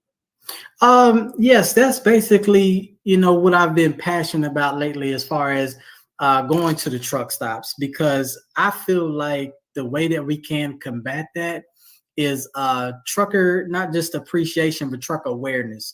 You have people that sit high up in companies that don't know what it is to be an actual trucker. So if we can get those people to come out of those offices, get in a truck, ride and drive the truck, then they can see, and then they can be more aware, like, hey, you guys really go through a lot. Let me start paying y'all a little bit more than what I've been paying y'all. I agree with you on that. And speaking of you being at truck stops and everything like that, and that's another thing. This man just don't say this. He is about this. He literally goes to truck stops all over. I like to call it trucker voices or trucker chronicles. I know that's what he calls it. He don't call it that, but I was like, this trucker chronicles, okay? He gets news. And so what we'd like to do is just share a quick video showing a little bit of what you do when you go to these trucking stops, because I feel that this episode, you guys, is really for all of you, all the truckers right now. So I hope you can honk your horns for those of you who listening in, for those of you who are watching. Don't you watch when we're driving. This is for you. So right now, that's the honk. So right now, show the video so that they can see what CDL Shorty actually does when he goes out to these various truck stops. What's going on? It's your boy CDL Shorty. So I'm up here at the truck stop, just chilling, about to make a video, and ran into one of my students, man. Well, he wasn't really my student, but he went to the school that I was training at, and I just was talking to him when we met. But tell the people what you was telling me. No, like, this man right here is the man. Like, we're just there chilling, having a great time. I was having a hard time doing my straight back. And this gentleman right here told me one thing. He said, chase the tire. Wherever you see that trailer swinging to, that's where you turn your steering. There's learning to drive truck, man. Like, once he told me that, it sticks, and that's it, man. So from then, that's it. Yeah. I appreciate you, man. No, I appreciate you. Good to see you too, man. See you, man. Very good. It was good to see him. We just noticed each other. He just ran up on me and was like, hey, I remember you. So, hey, always make a difference in somebody's life, all right? Absolutely. And speaking of you making a difference, we want to formally announce that Avante K. Jackson, but we call him CDL Shorty over here, represent for the trucking industry. He is officially a brand ambassador for Shetrucking. So not only is he out doing things for himself, but he's also bringing that same love, that same energy, that same transparency, and also allowing to share your voices, not just on his platform, but also through Shetrucking as our new brand ambassador. So welcome, and thank you so much for taking the time to pour into our community. And some people may think, oh, it's simple backing up a truck. No. I mean, in our community alone, we hear so many women like, how do I back? That is one of the main things. So just you taking the time to explain to him, give him a little tip on how to back up, that alone could have made him or broke him in regards to whether or not he stayed into trucking or not. Because if you can't back a truck, you can't drive the truck. So thank you for taking the time. So let's jump back into the pay, because I know it's a great difference between pay for truckers years ago, if we go back 10, 15 years versus what truckers are getting paid now. And many people feel like, okay, this person get paid this person get paid that. It don't matter if this person get paid this amount of money or this group of people. But the irony of it is, if one person accept a low pay rate, that could become Yes. the synapses of everyone getting low pay. So it's not really about one person, it's about the collective. And so that's why we keep saying, don't accept the low rates, don't accept the low pay, because it's more than just about you. It's about everyone's lives around this transportation chain. So do you feel like that's one of the problems that we're having with not having the right type of pay for our truck drivers? So that is a fully loaded question. I'm gonna break it down if you don't mind. So with that is, first of all, if you're a company driver, we have a rule in the industry that says a good dispatcher will make you or break you. Not only a good dispatcher, but a very good work ethic. So let's say if you got a very good dispatcher, but you're a driver that has a very poor work ethic. And I hold my students accountable too, because when I talk to them after they graduate and they tell me about their pay, one of the first things I always ask them is, well, how many miles are you running? And then they'll tell me, and if it's good, I'll be like, okay. If it's not good, I'll be like, and then I'll say, well, what's your work ethic like? Or do you have what we call a drive day, which means you shut them doors and you just concentrate on driving all day? Because if you're stopping every 5, 10, 30 minutes, you're not getting, you're not going to get good pay because you're not getting good miles. Your dispatcher has to be able to rely on you. Also, that could go into pay. Also, with that being said, if you got a dispatcher that's not a good dispatcher, that can go into pay. So it's different variables that go into low pay. But for the majority of it, you have people out there that are doing right, that are working hard and coming home with $750, $800 paychecks. That's just not right. About the off-duty pay, there's people that, get detention pay and stuff like that. At these shippers, the shippers, they got 2 hours to get you in and out. If they don't get you in and out within 2 hours, then it goes on to detention pay. But the detention pay is like $25, maybe $30 an hour. So that can go into low driver pay as well. And then I also talk a lot about, I've caught a lot of flack for this, but at the end of the day, like I tell everybody, I cannot sell my soul, because at the end of the day, I'm a driver and I'm for the drivers. So with that being said, box trucks, you got to think, and I've talked to some drivers at the truck stop about this on my YouTube channel. I made a whole video about it. You got to think, a few years ago, maybe let's say 10 years ago, the box truck game wasn't booming and popping like it is now. So you got to ask yourself, why is it? Well, there's two variables, two reasons. Number one, mega carriers are not paying well. So guess what? Everybody's going to go get a box truck to start their own LLC so they can cut the middleman out. That's number one. Then number two, you have these shippers that are mad at the truckers and don't want to pay us. So they'll take that full load that's supposed to go on the 18-wheeler and they'll chop it in half and they'll give it to the box trucks.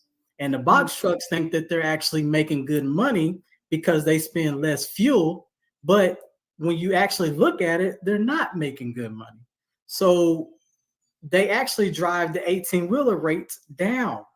So, I just try to bring more transparency. And there's a lot of truck drivers out there that feel, how I feel. I just like to bring it to the forefront because that is part of the reason why we keep getting cheap freight, as well as brokers. Brokers are taking 40% off the top for doing nothing.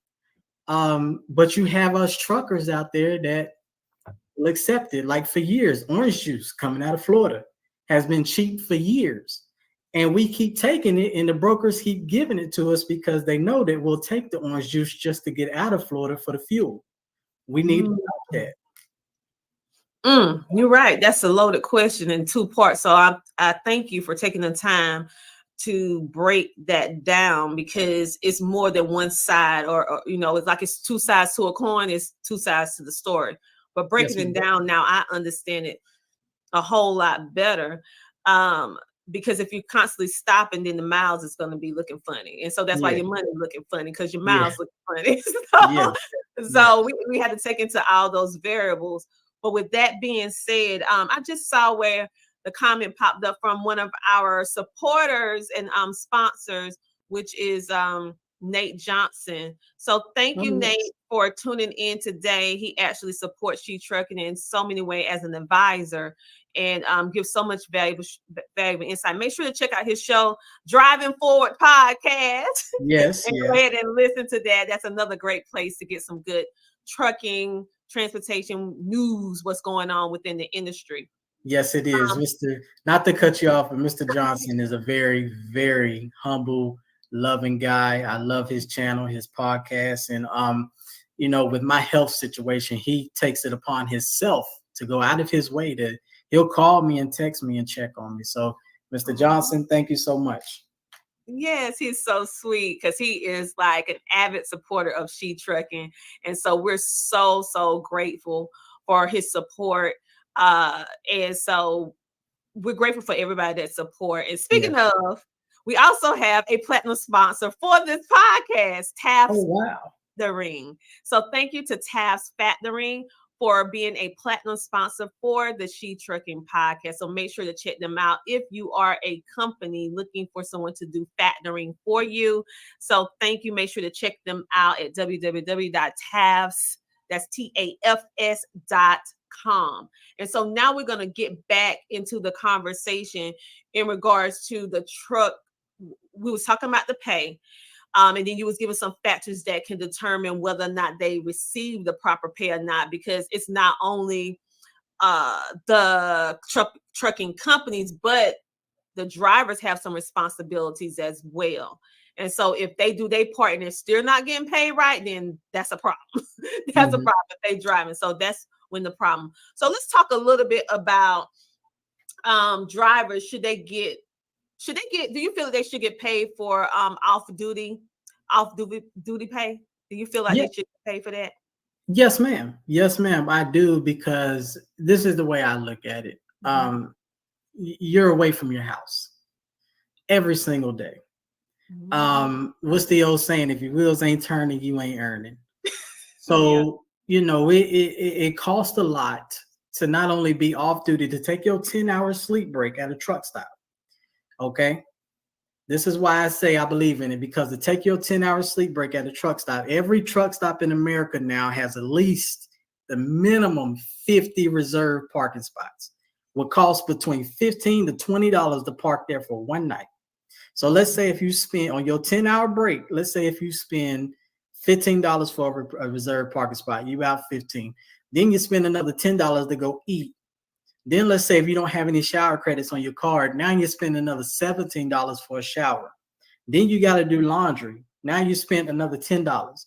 By the time you wake up the next morning and you just spent one night at a truck stop, you already spent almost $40 to $50. And you're off duty the whole time. So yes. And then another reason why truckers' health is down is because a bag of candy will cost $2.99 in a truck stop. But a bag of fruit will cost $7.99. So that's why I believe, yes, we should get paid for off-duty time. That whole time we're out on the road, we should get paid. I agree with you. And when you break it down like that, you can see why. And the price of health. Because when you think about it's $2.99, if you're already not getting paid properly, he said, always, brother. So when you think about not getting proper pay, and then maybe you have a family that you have to take care of. And even if, say for example, even if you don't have a family, any children or a significant other, you still have to take care of yourself. So you have bills and different things that you have to pay. And so if you have to pick between, if you're watching your money and you have to pick between the $2.99 and the $7.99, now logically we know we need to do the $7.99. We need the fruit. But if you don't have enough to scratch to make it to that point, then 9 times 10 the person gonna do the $2.99, and that is creating a lot of the health problems that our truckers are facing because they're driving these extensively long hours, not having access to healthy, fresh fruits and vegetables. And some people just, let's keep it real, don't know how to cook on this on the road, so they need to have access at these. Now, I must admit, trucking stops have some of the best pizza I have ever tasted, the best hot dogs I have ever tasted in my life. When I go out and travel, I look for a truck stop if I'm, to go get some food. Right. Now, with that being said, it's not always the healthiest, but if you want a good pizza, you can go to that truck stop. But think about you doing and you're driving day in and day out, and that is your regular food schedule. Think about all that sitting down, that pain on your back from all that bouncing around, which tearing up your spine, by the way. Yeah. And you don't have access to food to regenerate, healthy food to regenerate at a good price. So let's go in and talk about, because this is a big problem with the truckers. What are some things that these truck stops, as people, we can do to kind of help with that and them having access to quality healthcare while they're on the road? Yeah. Oh, that's a good question. Well, I do know that right along I-10, like that little stretch from Baton Rouge all the way to Houston, they do have like some trucker minute clinics and stuff at the truck stops. I did notice that when I was out there. But still, it's like if they want us to get a medical card, right? When we get the medical card, them things cost $90 to $100 a pop. I mean, you want us to get a medical card, take our health seriously, but then you give us bad food options. So with that being said, I think that we need to get together with the FDA, Food and Drug Administration, and, see who's putting these McDonald's and Subways and all these restaurants in here and see if we can get some healthy restaurants in there. Yeah, I agree with you. One good thing, we have a good partnership with My Garden Doc. They actually have access to telehealth, which means that a trucker can actually go in and call, and it's like $27 a month. For those of you who want to know more about it, you just go to shetrucking.com and click the business advisory. You'll be able to get prescriptions. You can be able to check in. You do not have to drive being sick anymore, and that is $27 per month. That includes your entire household. So make sure to go check out My Guardian Doc today. They have an extensive array of services, and they even, this is what I like about My Guardian Doc, is that they actually have a piece that addresses your mental health, because one talks about the mental health of the trucker. I mean, it's not easy being away from your family at long stints of time. That's a lot of time by yourself. Yes. That's a lot of time by yourself. No matter how amazingly awesome you is, that's a lot of time. Right. So they have that mental health facet, which is so important. And you guys, I also want to give a shout out to Loyalty Logistics. Make sure to check them out because they are actually supporting Shetrucking as well. So Loyalty Logistics, #why loyal? Because they loyal. Check them out. Check them out today. With all that being said, so we talked about the health. We talked about healthy food options, and that we probably going to have to just do some things to advocate going to the top of the food chain and come on down, so that people can actually have these resources and have at least have options that are not going to break the bank at the end of the day. So for many people who watch, and we have people who's watching who want to start trucking, and they're curious about how do they get a CDL. So is it easy for a person to get a CDL?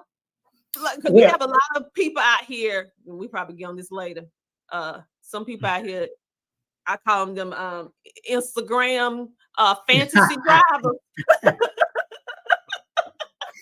Yes, Lord. Yes. They do that fantasy football. They fantasy trucking. Yes. Okay, we're talking about real CDL. So how would a person who want to be a real get a real CDL, be a real driver, not just this social media stuff? How would they Right. go about getting a CDL? Right. Okay. Well, thank you for asking me that.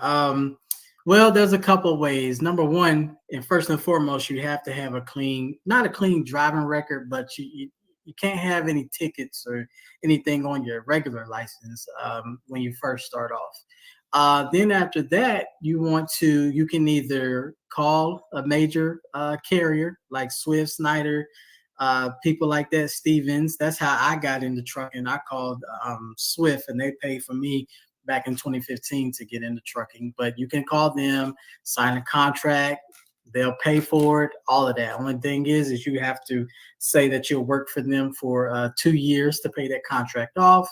That's one way you can get into it. Another way is you can pay cash. I think it's like the cheapest one is like $3,900. You can pay cash, or you can finance. You can finance through a credit union, or if that school has financing, you can finance through them.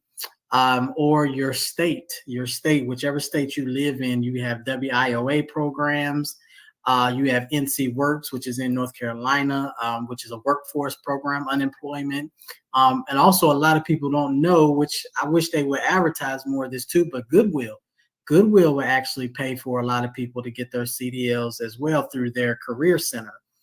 So there are many different avenues that a person can take to get a CDL. And once you take one of those avenues, make sure you do your research and pick the right trucking school for you, because most of them, if not the majority of them, are nasty. They don't have the proper equipment. They want you to do pre-trips on crappy equipment that wouldn't even pass a pre-trip. If you sign up and pay extra for the manual, 9 times out of 10, that manual will break down on you while you're in school, and then they'll throw you in the automatic. And then if you graduate with the automatic, then you have an automatic restriction on your license, which then would say that you can only drive automatic trucks. So if you spend extra money, you want to go to a school that's actually going to take you seriously, and that's not going to play with your time and play with your money. We have a question. How do you get Goodwill to help out? Just go to the career center. You go to the career center, and you will sign up for different careers and ask them about a CDL program. And 9 times out of 10, they have that. They don't advertise it, which I don't know why, but they have that because Goodwill has their own trucks, their own 18-wheelers that they ship stuff from distribution to distribution. I just don't know why they don't do more advertisement on that, but they definitely have it. So all you got to do is just ask them. What about the WIOA program? WIOA is like workforce. It's like workforce / unemployment. So with them, a lot of people, if you go between January and March of every year, that's when the government gives them free money, and you'll go to them, you'll get a free voucher. Now with that, you have to say that you're either unemployed or you make under a certain amount of money. And then once they run your background and everything, and if you meet their qualifications, they'll give you a free voucher to go to CDL school. See, you guys, you learn something new every day if you didn't already know that. So thank you so much for sharing. And you know what? I see Goodwill trucks on the road all the time. I never even really thought about it. I never even really thought about it. It seems like they should have a little commercial somewhere, but they don't. Right, they don't. That's why we have CDL Shorty. I told you he was Trucker Chronicles. He had to move. Yeah, and one reason I can speak about the Goodwill is I've had 2 students that came from them. So I didn't know it until I met the students, and then one of the students, it was a female, and she was like, "Yeah, I came from Goodwill," and I was like, "What?" And then she started telling me about it, and I was like, "Oh, I'm gonna look into it." And then about 3 months after that, they sent another student. And I was like, "Oh yeah, okay, Goodwill got something going on. I don't know why they don't talk about it though." So speaking of that, people saying, what are you talking about with these students? You kept saying students. Okay, let's talk about a little bit about the training that you provide for individuals, because we have so many new truckers. Do you teach your truckers or your students that's with your training how to back up and all the good stuff? What all do you train them with? Okay, so this will go back to what I was talking about as far as how to get a CDL and picking the right school for you. So one thing about me is I'm different, and I pride myself on being different. When I first got into teaching in 2021, I realized that it's a very lack of respect between the actual student and the school that's supposed to be providing a business for the student. Some of the trucking schools I've been at has really been a very lack of respect. So what I've done was I went ahead and took it upon myself to go above and beyond. I treat the students like they're adults. You know, sometimes you go to a trucking school and they don't treat the students like they're adults. They treat them like they're little kids, little babies, and I don't like that. Then I go above and beyond. I not only teach them the pre-trip and drill it in their head, because when you go to trucking school, there's 3 sections. You got the pre-trip, you got the backing, and then you got the road test. After that, you get your CDL and you're on your road to success. But within those 3, they don't teach you anything else. So I teach the students how to fill up the truck.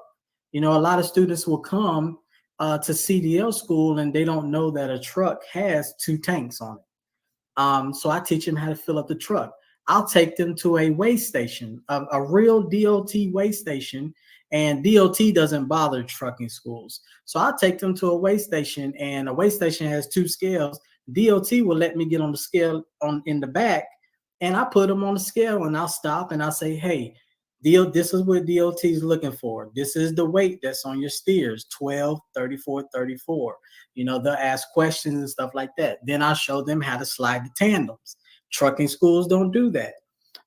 Then I'll take them inside the truck stop and show them the showers. I'll show them the laundry room. I show them what it's really like to be a trucker. Then I'll take them to a truck stop scale, a CAT scale. I put them on that, and out of my own pocket, I will pay for a scale ticket, and then I will break it down and show them this is what you need to do and how you need to get a scale ticket. On your scale ticket, this is what you need to look for. Also, get your Loves card activated. Every time you get 50 gallons of fuel, you get a free shower. You know, in the pre-trip, truck driving schools like to talk about you must drain your air tanks daily. They talk about it, but they don't show the students. I go up under the truck and I show the students, hey, this is what your air tanks look like. Pull that. I'll have the student, hey, pull that little nozzle right there. I did it to one of my female students, and the air hit her in the face and she got scared, but she got that real world training. And last but not least, I'll take them to an actual truck stop. And this is what really got me a lot of respect amongst truckers. They see a CDL school pull into a truck stop, and you have an instructor that's out there teaching these students and letting these students back up between real trucks.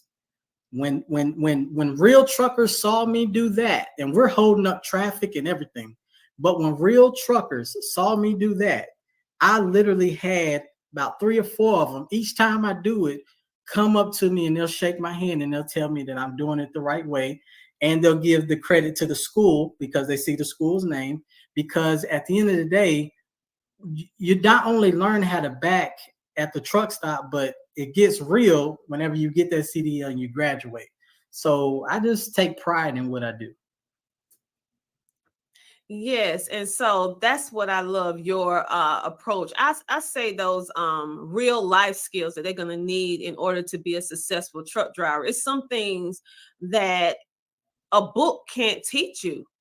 You have to have real life experience. And I know that many truckers wish they had that, because you're going to have to learn it one way or another. But it's better to learn it when you are just a rookie versus you're out on the road by yourself and have to figure it all out. And so that is something that's going to help them in the long run. So do you have any tips that you would give for new drivers? Because we have some new drivers that's coming into the field now. So what are some tips that you can give them?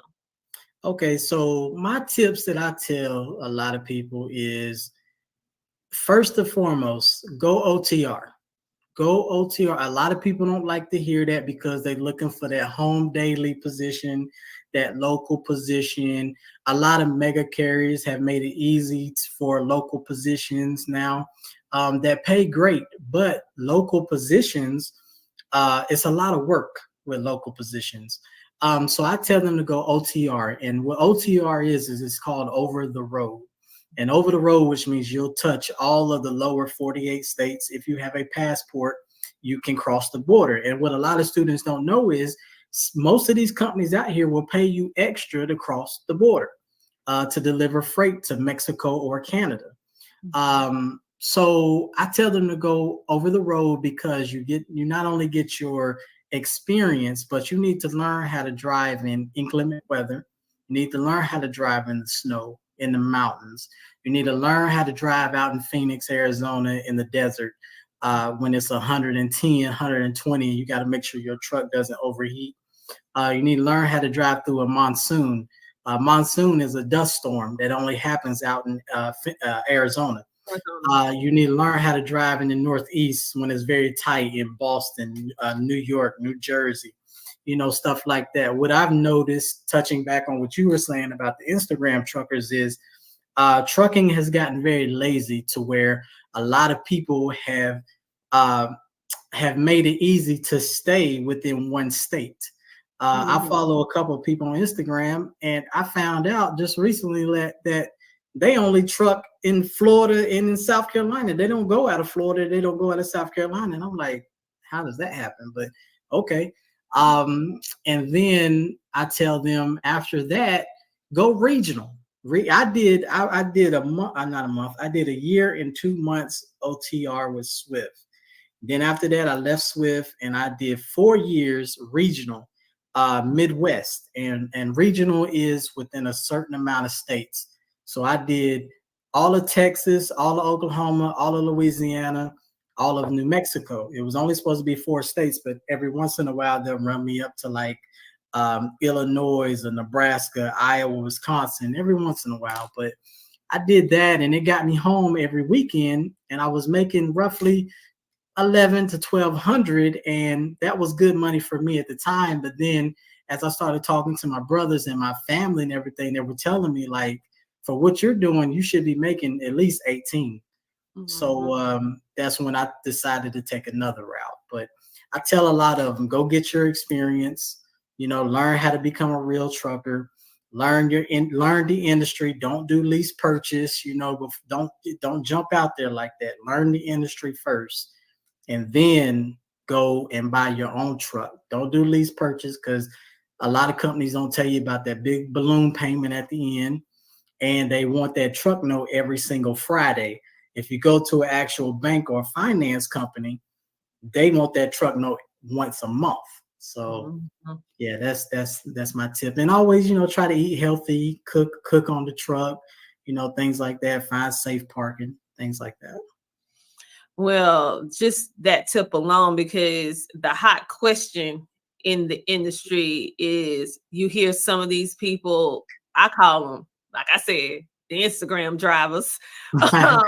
They tell you, go buy a truck right now. This is the time to buy a truck. When everybody who's really in the industry knows this is not the time to buy no truck. Nope, freight's still low, diesel still high. Down why this is really not a good idea to buy a truck in our current economy. Not saying in the future it might be different, but we're talking right now to now.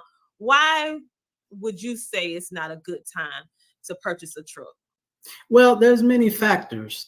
This economy is terrible right now. Not only that, but you got freight is low, diesel is high right now. Plus insurance, insurance alone. That's why me as an instructor and other instructors tell students, go get your experience. Go get 6 months to a year of experience, because with you being a new driver, you're going to pay $3,100 to $3,500 in insurance alone. So you're basically going to be running freight up and down the road as a slave. So to pay for that truck. Yeah, definitely. So you want to have a CDL before getting insurance. You want to have that experience under your belt before getting the insurance. So those are my tips, because it's just not a good time, because unless you can find dedicated freight or military freight Mm-hmm. It's not really going to be a lot of money out here right now. And plus a little bit of money that you might get, guess what? You got brokers out here now that you got to look out for, because they're taking 40% off the top for doing nothing, for finding you a load. They're taking 40. Mm-hmm. Wow. And so for everyone who's been asking that question, he is a real truck driver. He's out speaking. He's not only a truck driver, but he also is a trucker instructor. He goes out in the field on a regular basis, so he knows what he's talking about. I know many times we can get so caught up in what we see on social media, and you feel like because you have this vision, this dream to do XYZ, understand that, because we all do. We have these aspirations, but you want to be wise with your money right now.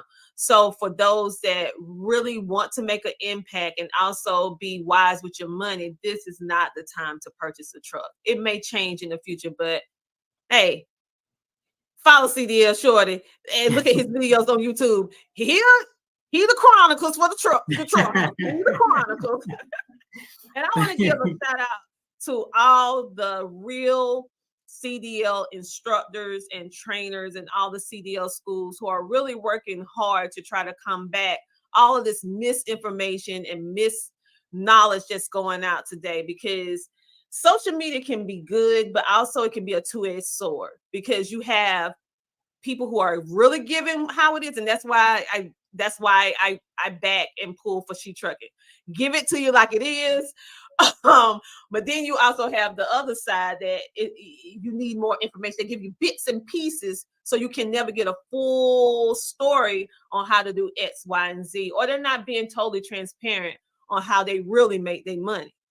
Yes. And so many people I have heard losing their homes because they put a second mortgage out in order to do this and that, and Yes. they're homeless for reasons that they shouldn't be. So I want you to do you have, because I really think highly of your recommendations, make sure you tell everybody about what you do, your school, with your training. But do you have any other CDL schools that you would like to mention that's really, up to par, where people can go to and get an education? Because I know they can get it from you, but is there any more? Well, I mean, there's a few, out of North Carolina. One called CL Driving School in Indian Trail, North Carolina. There's another one that just started up called R&K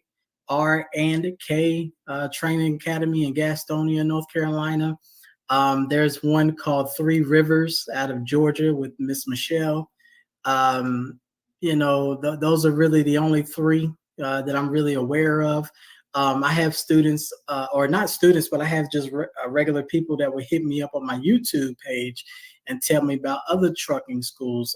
One reason why I'm so hesitant to really shout out a lot of schools, because the same schools or the same thing that I'm talking about as far as schools taking your money, not taking pride in a student, equipment's being nasty and broken down. So I've noticed that there's a lot of them out there. So that's why I don't really shout out a lot of schools, because I just want people to do their research. And I tell everybody, if those schools, if the equipment is nasty, if they're not going to take time, to teach you extra things, if they're if the instructor's always bragging about going home early and all that stuff, I tell students stay away from them. You don't have to spend your money with that school, because for years these schools have been getting away with bad practices, bad training. V Lee on YouTube, she put a trucking school out, and it's in Austell, Georgia. I'm not going to say the name, but she put them on blast because she went back to get her manuals, and she opened the truck door, and the truck door almost fell apart. It was nasty. It was held on by duct tape, and then the whole stick shift that you're supposed to learn how to shift on, the top of it was broken. So it's literally just a stick right there. And I'm like, this is a top trucking school in Atlanta. Like, they got a 5-star review, and I'm just like, how? And one of the things I've learned with these 5-star reviews is there are people that's out there that will pay a company for fake reviews. So you have to be aware of that too. Yeah, fake reviews. Yeah, it's a thing. Look it up. It's a thing. No, I believe you, but dog, like really, people, we're talking. This is like serious business. I mean, yes, being on the road, being a truck driver is not something that should ever be faked because people's lives are at jeopardy every time a truck come on the road, and vice versa. Every time a truck driver go on the road, they have to watch out for all the pedestrians who like to get in front of. Let me just say this right here, real quick. Please, people, if you're driving a regular vehicle, stop getting in front of trucks, driving slow and stopping on your brakes. Yeah, it takes a football field to stop that truck. Yes. So listen, they can't stop on the dime like we can do with a regular Jeep or truck, or I mean a regular truck, or, a regular people truck, not the old 18-wheeler Yes. or a car. So make sure that you give them the respect, the truck drivers the respect on the road, because they're doing their job. Let them do their job without us getting all in. So if you see an 18-wheeler, respect them, give them enough room. You see them trying to turn in on the street, back up. Let them get in. Like, don't fetch and say, I wish they would hit me. No, bag up your car and let them get in, because they can be holding some life-saving equipment, food, or whatever. And due to you not want to back up can cause a holdup, because trust and believe, if your family member needs something, life and death, and it's on the back of a truck, you will want to move out the way. You know, Miss Tina, I'm glad that you said that, because I would like to capitalize on that. Mm-hmm. You know, we don't go out of our way to be bad people. You know, us as truckers, we're the same people like you. We go home to our families. We like to tuck our kids in bed at night and stuff like that. So we don't go out of our way to be bad people, but society has made us look like we're bad people. And let me expand on that. I used to run the I-10 corridor a lot down in Louisiana and Texas. And if you're on the I-10 corridor, man, you'll look up and you'll see big billboards of insurance companies advertising, hey, if you've been hit by a truck, call us. We'll get you the biggest payday, blah, blah, blah. And it's this one guy called the Texas Hammer, and he's been killing truck drivers for years. And that's actually his brand. They go out of their way to look for truck drivers as doing bad. So that's another reason why I took it upon myself, and God gave me this blessing to fight for actual truckers, because every which way you look, we don't get enough credit. We're always blamed for stuff, and it's just not right, and it's not fair. No, it's not fair. And that's why we put it on blast today. You don't got to say it. I'm going to say it, because I'm getting tired. Yeah. I'm getting tired. I mean, at the end of the day, it's the truckers that keep this world going, even down to the military, because the truckers have to haul the ammunition, all the different things. So with that being said, what are just so people who are not a truck driver, who are not in support of or don't know anything about the trucking industry, what are some things that truckers haul so that they can get it in layman's terms, so they can understand how essential truck drivers are to our life? Okay, that's a good question as well. So to put it in layman's terms, we haul everything from your clothes that you get from Walmart, your groceries you get from Walmart. Man, the weirdest load I've ever picked up was my rookie year when I was working for Swift, and they sent me a load and just sent me directions. They didn't send me anything else. They sent me coordinates. I put my coordinates on my GPS, and it was out in the middle of a field in Arizona. And I had a drive-in trailer at the time, and they packed that drive-in trailer with hay that you put on the ground, hay that horses eat. And it was actually going to a distribution center. They was actually going to measure it out, put it in bales, and they was going to ship it out to the local Home Depots.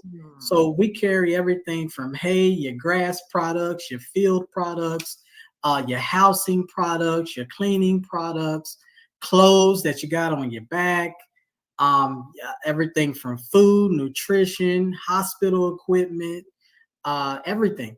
Truckers we carry cars. You got car haulers out there. So that brand new car that somebody might be driving that's watching this, guess what? It came off of a truck. It had to get transported from the factory to where you bought it from. It came off of a truck. So, you guys, with all that being said, please show some love to our truckers, okay? And show respect to them when you're on the road. Don't be trying to drive in front of them and slow down, because trucks can't stop on a dime like a regular vehicle can. If you see that they need to come into a park and they turning, you know, they have to go out. Make sure you back up. If you can back up, show some respect, because literally everything that we have, from our food to our equipment to businesses that we run to educational books to medical supplies to animal things, because I always got these fur babies now. Listen, everything that we need, cell phones, it comes on the back of some truck, some haul. So keep that in mind the next time that you see a trucker and they're away from their families in order to help us have the life that we want to have. And they sacrifice for us every single day. We thank our military for everything that they're doing, but we need to make sure that we give the same respect that we give for our men in uniforms. We need to give the same respect for the ones that's driving these trucks, okay? Because literally, they keep the world turning around. And that goes from the higher level all the way to the bottom. And if you don't get anything from this, all my truckers that's watching and listening, listen, we appreciate you. We thank you for everything that you're doing, the sacrifices that you make on a day-to-day basis, the choices that you have to make. We greatly appreciate everything. Yes, a lot of people like they like Drake, they like Beyonce, they like Toby Keith, all those. When your favorite artists go on tour, guess who's carrying that stage for them to perform on? It comes off of a truck. Exactly. So you gonna be having your Beyonce and your Usher and your Usher. That's right. And you run for that truck. Y'all gonna have our good old Super Bowl watching Alicia Keys rounded up on Usher. There, everybody got our little uproar. You wanna have that? That's right. It came off a truck.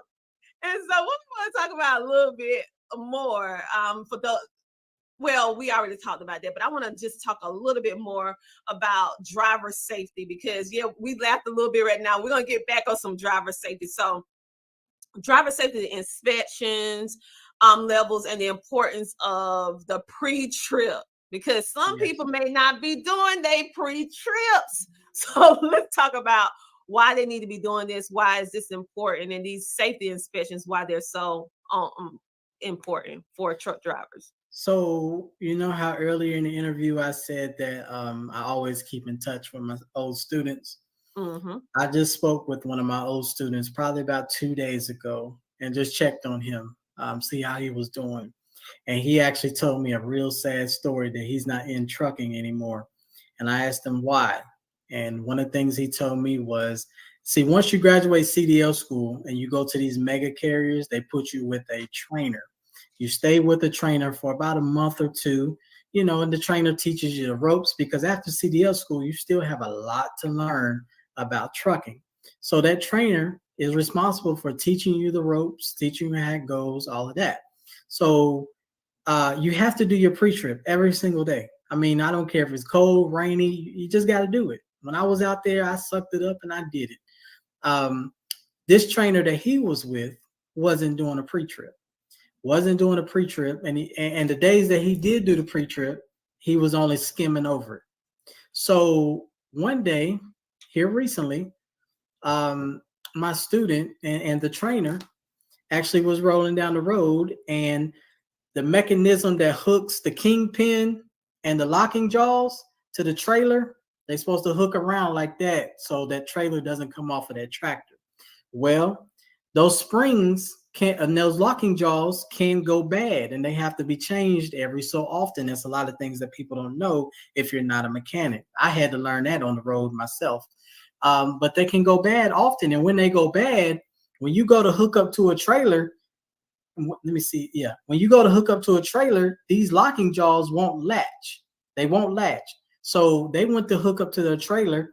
and it didn't latch. So they thought that it did because they didn't do an actual pre-trip inspection that day.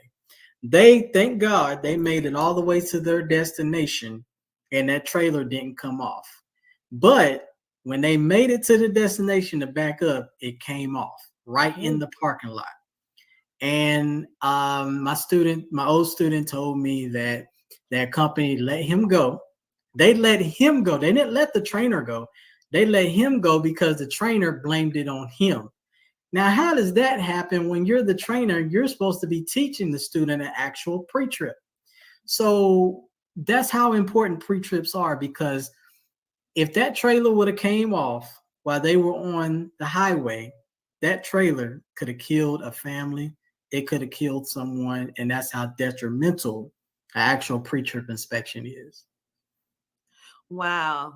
I love the way you speak. You speak in illustrations. So it remind me of Jesus in a little bit, because he spoke and he said without an illustration, he will not speak to the people, because it actually help us be able to have a visual picture of what is going on. And so when you did that demonstration, people who don't have any knowledge about trucking, they will be able to understand that.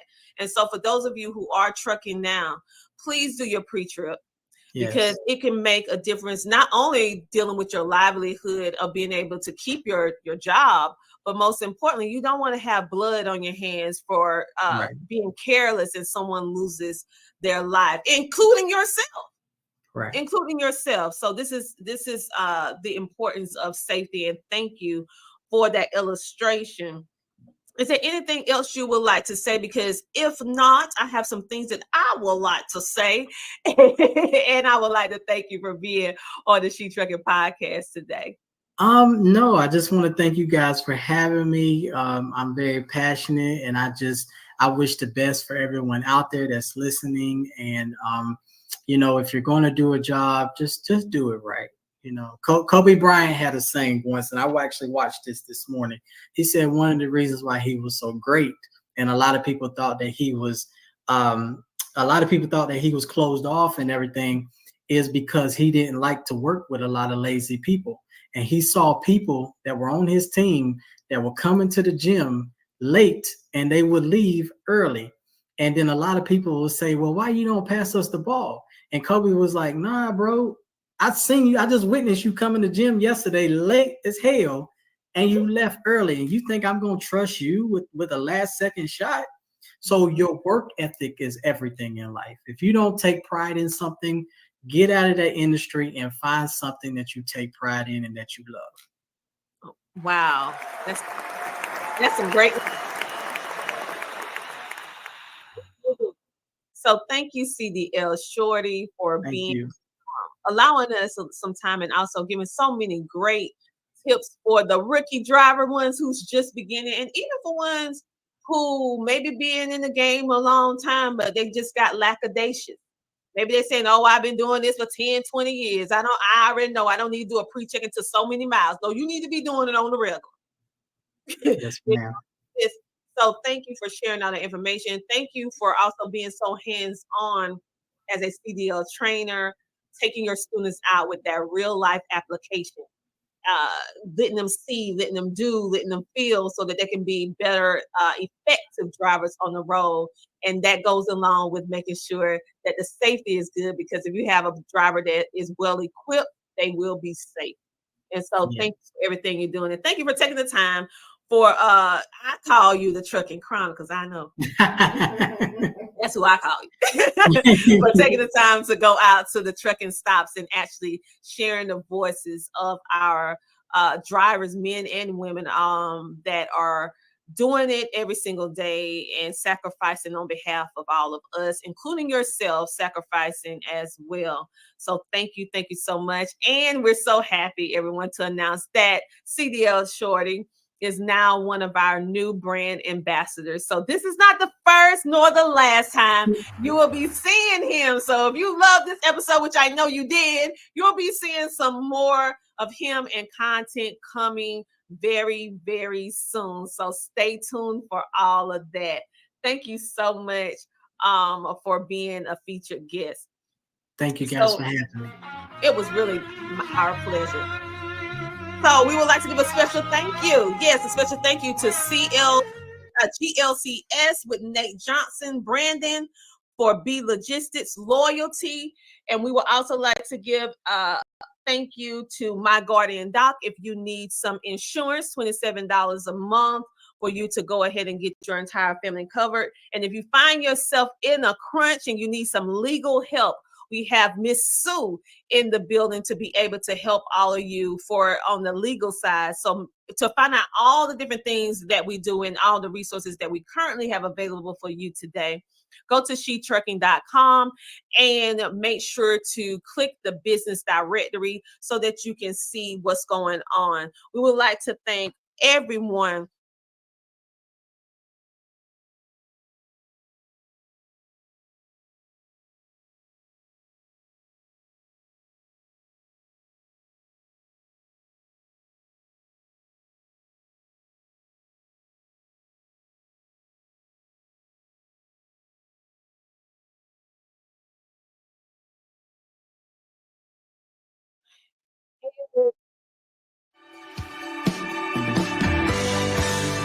While we lean on our decades of proven industry knowledge and expertise, Canal is continually moving forward as a disruptor and innovator in the marketplace. We have developed Canal Test Drive with that same forward-thinking mindset. Our telematics-based pay-as-you-roll insurance product is pioneering the future of trucking insurance, one fleet at a time. We know that starting a new venture in the trucking industry is a complex process. That's why we offer Canal Test Drive, an innovative solution designed to help new commercial trucking operations simplify and manage their insurance costs based on actual miles driven, never for idle time. Let us take the guesswork out of your insurance costs with our simplified pay-as-you-roll approach.